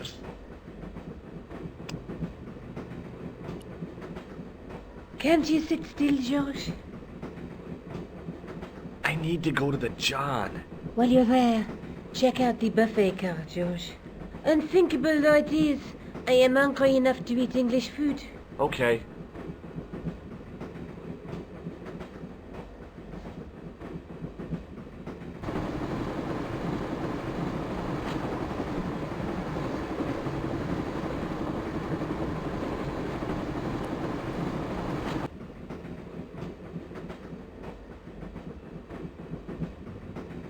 Hi. Having a party? No, this is breakfast. Come on, join us, man. Away, Basha, wake up, man. It's company. His breath was like the outlet from a chemical factory. Excuse my mate, he's taking a nap. Sleeping like a bobby. I'll wake him up when we get to Newcastle. We passed through Newcastle half an hour ago. And I never noticed.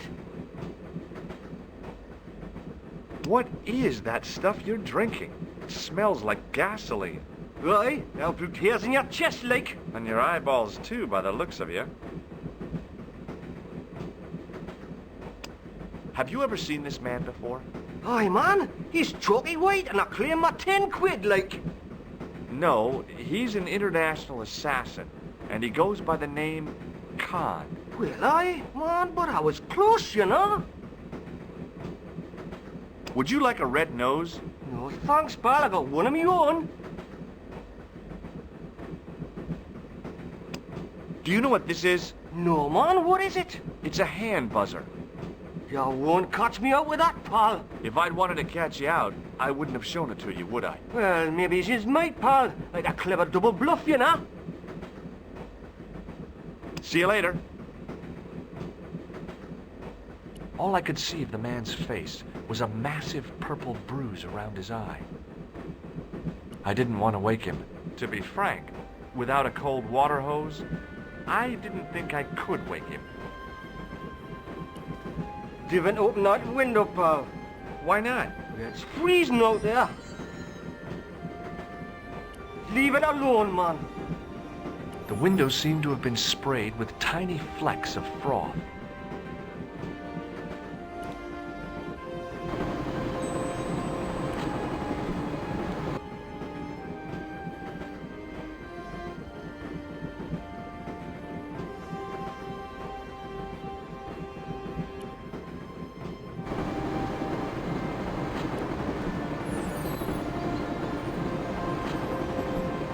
Oh, no.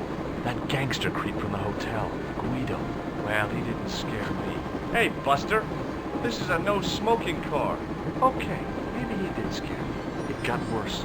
I suddenly realized who the conductor had reminded me of. Eklund, Marquet's murderer.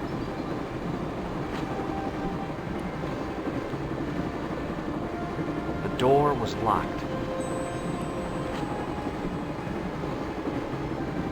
The door was locked.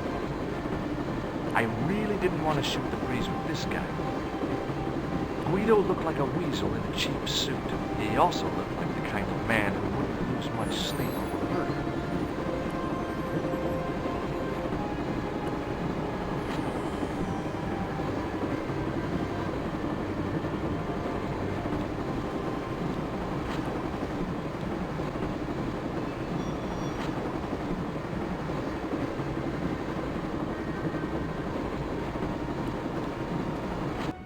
I should have known better than to leave Nico and the old lady alone. Suddenly, the sword of Baphomet took second place to finding the girl I loved.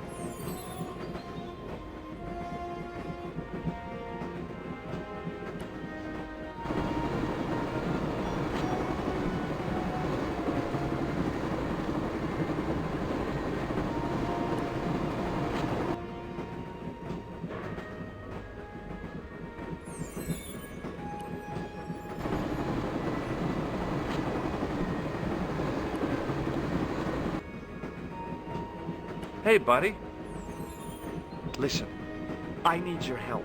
What's the matter? There's a guy on this train who's trying to kill me. Relax, man. You wouldn't try nothing with us in Basharia. We are veterans like, so action at Brightlingsea. I don't recall the British Army being involved in a conflict at anywhere called Brightlingsea. Well, you just take it from me, pal. You're in safe hands. Did you see what happened to the young woman in the next compartment? No, pal, I didn't. Have you lost her, like? She's disappeared. The old lady, too. I think they're in trouble. Oh, yeah, man. An old lady, too? Yeah. You gotta help me. Maybe they went to the toilet, like? I don't think so. They never go on their own. Always in pairs, you know? No, she's been abducted. I'm sure. I've got to go look for her. What's stopping you, pal? The conductor. He's not what he seems. You want to avoid him, like? That's about it, yeah. No problem. See you later.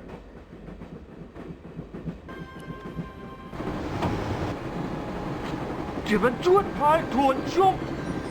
I don't intend to jump. I'm going to climb on top of the train. You're kidding, aren't you? Just watch me.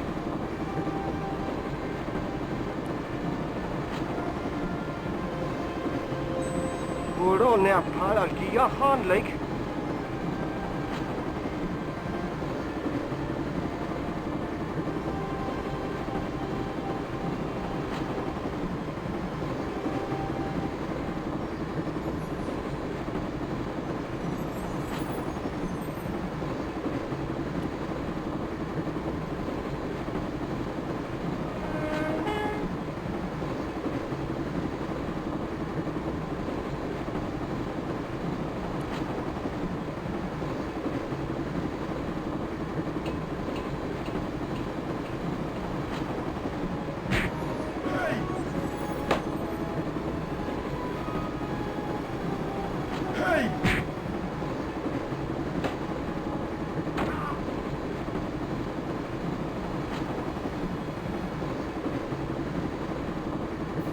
Wanted to stop the train, and now was my chance.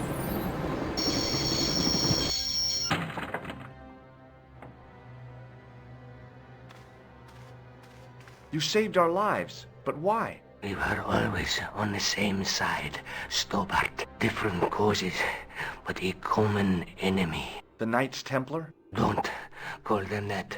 The real Templars were a noble foe. These barbarians have no right to that name.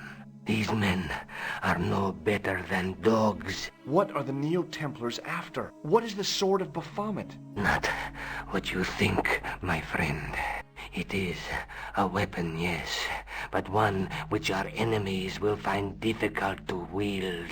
A double-edged sword. A power older than Demolay, older than Solomon. We'll stop them. You and me together, and Nico. No, George.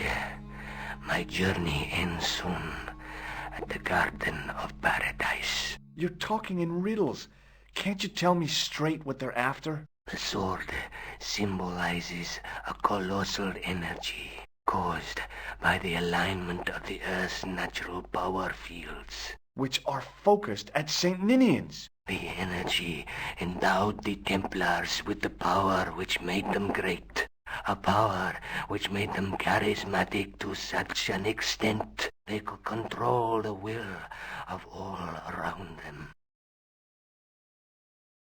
How did you escape from the Bull's Head? It is a long walk from the cliff of the Bull to the village, Stobbart. Fortunately, I know the ways of the wilderness. No. That is not a good idea. No. May Allah guide you to our enemies. Thanks. One last thing. What? What is it? He's dead.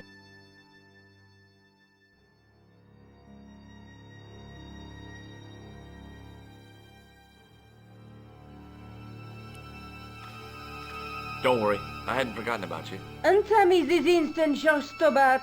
I will, when I'm ready.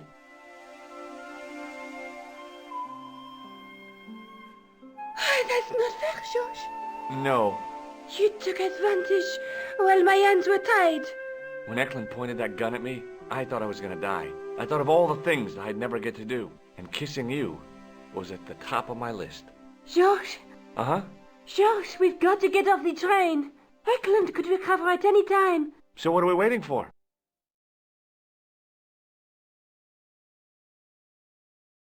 What are you doing? I'm out of here. Not that door. Do you want to end up like Flap? Not especially. What remains of him is well on his way back to London. I hope he was traveling on a return ticket.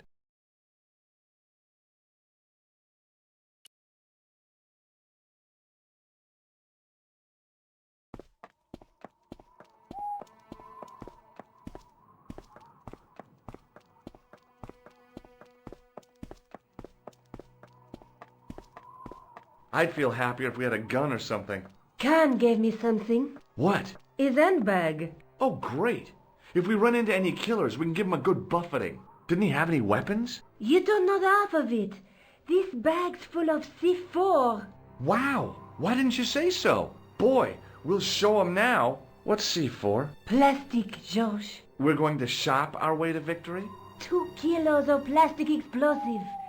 The detonator's broken now. No problem. We'll buy a box of matches somewhere. It doesn't work that way. It takes a small explosion to start the big explosion. Well, that's not much use then. What does that sign say? Apparently during the English Civil War in the mid-17th century, this place was used as an arms dump. Yeah? What happened? Look at the state of this place, George. You work it out. Oh, stray spark? You got it. The tower was the only thing to survive the blast. I hope the explosion didn't destroy the Sword of Baphomet. Do you? I rather hope it did.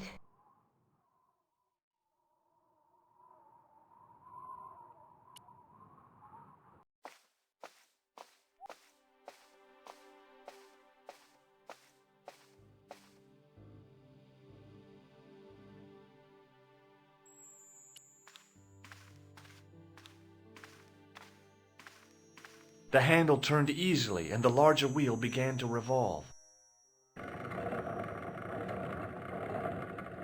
Damn! Then the handle came off in my hand.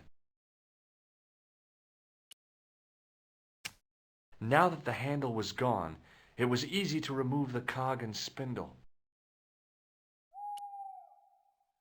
The cog was mounted on a short, slim spindle. It was the handle from the church tower's winding mechanism.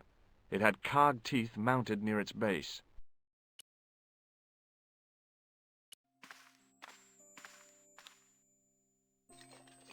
I scrabbled around in the rubble and found an old clay pipe with a broken stem. The pipe could have been anything from 50 to several hundred years old. Under one of the stones, I found a metal coin which was green with age. It was an old coin. It was caked with soil, but what I'd found was a small cog and spindle. The cog was one of those objects I wished I hadn't carried in my pocket. Maybe not. With mounting excitement, I felt something between my fingers. It was short, hard, and black. Something I hadn't expected to find here. It was a plastic pen top. It was a black plastic pen top.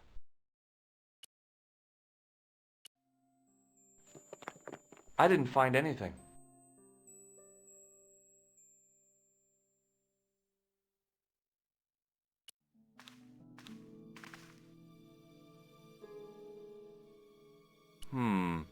Maybe not.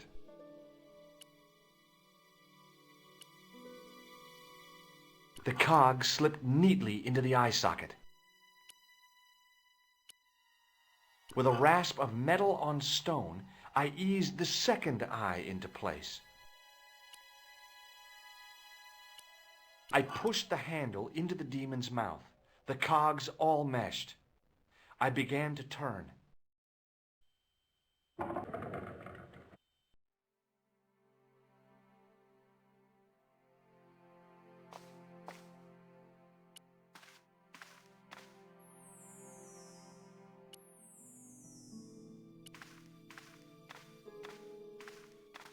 As soon as I saw the flickering torches, I realized the bogus Templars had beaten us to the sword. But where were they now? And why was it so quiet?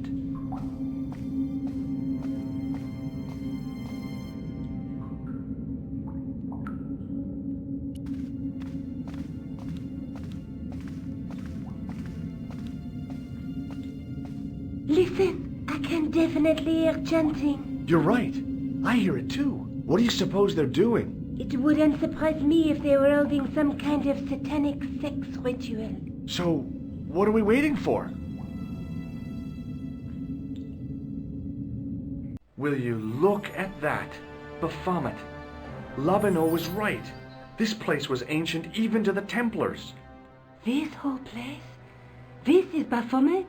Finally, the truth. The Templars had never worshipped this graven image, no more than they'd worship a rainbow. But, like a rainbow, they regarded it as a symbol of a covenant with God, who'd revealed this place to them. Rosso! Why, the double-dealing treacherous? On the contrary, Inspector Rosso has been the model of obedience, an important quality in a true Templar. Now be quiet and watch, if you wish to live much longer. Brothers and sisters, we are gathered here to witness the reforging of the sword that was broken. Here before God's sentinel, Baphomet, Grand Master and Knight of Baphomet, we salute and pledge our obedience to you. I salute you, gatekeeper of the temple. 7 centuries ago, our greatest weapon, the sword of Baphomet, was lost to us. Now we prepare to reforge it, to wield against new enemies. We shall lead the people to a new order, wherein all borders will dissolve. All will be united under the red cross of the Templars.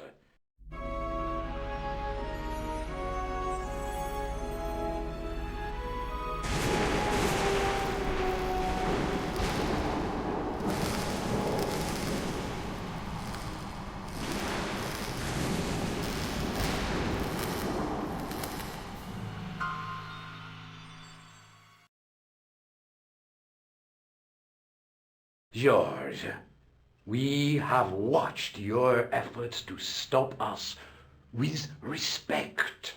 But surely you realize that you have been misled by our enemies. Both of us want a better world. Fortunately, no harm has been done. We need determined, resourceful men like you. Join us, George. Join us in true brotherhood. Yeah. True? Wait. Brothers? What about Marquet? What about Pegram and Klausner? You didn't look on them as brothers, only as failures. 3 men dead, and you don't give a damn. George, you know that sacrifices are necessary. Every great undertaking. Join you. I'll see you in hell first. Oh, George, I had great hopes for you. C'est la guerre. Eklund, kill him.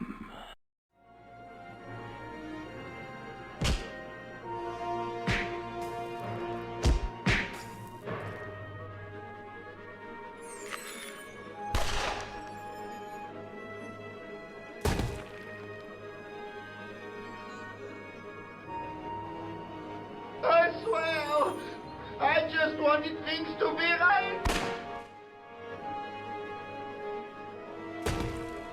Take them. Kill them.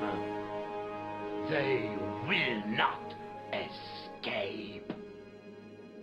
Well, well.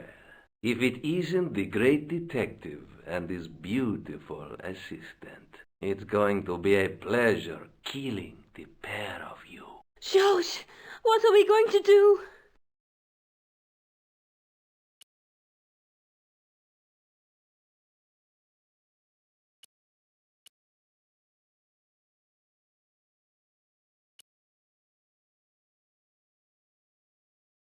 Come on, Nico. We're leaving.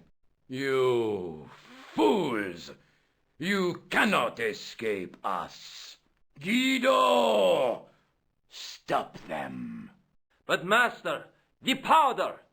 That powder is from the English Civil War. You fool. He's over 300 years old. How explosive do you think it can be? I thought it was all over, but Nico had one last trick up her sleeve. Or in her handbag, to be exact. A handbag full of plastic explosives. Maybe, but this stuff is brand new.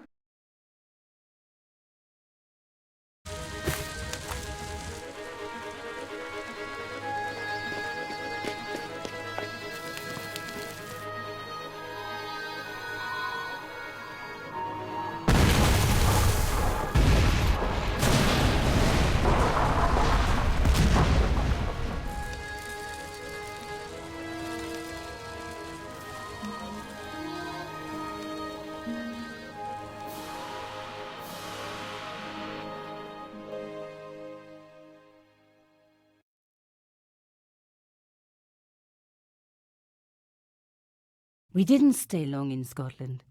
George had a vacation to finish, and I had another story to write. Not the real story, of course, but enough half-truths to fill a page and pay my rent for the month. George and I hung out together in Paris. I showed him my favorite restaurants, and he told me his best jokes. You know, Nico, this city holds so many memories for me now. The cafes, the music. The sewers. Tell me about it. The clowns. The jugglers. And your pal Labano. Oh, yes, dear Andre. When we first met, and I was doing my detective stuff, you kind of disappeared a lot, Nico. Were you and Labano, There was something happening, but nothing to do with Andre. Uh-huh. It was something from the past that I had to deal with, on my own. So, I dealt with it, and now it's over. Hey, did I ever tell you the one about the old Irish couple in the lottery? No, but I think you're going to. Okay, there's this old Irish couple. They've been married forever, like 50 years, and they win the lottery.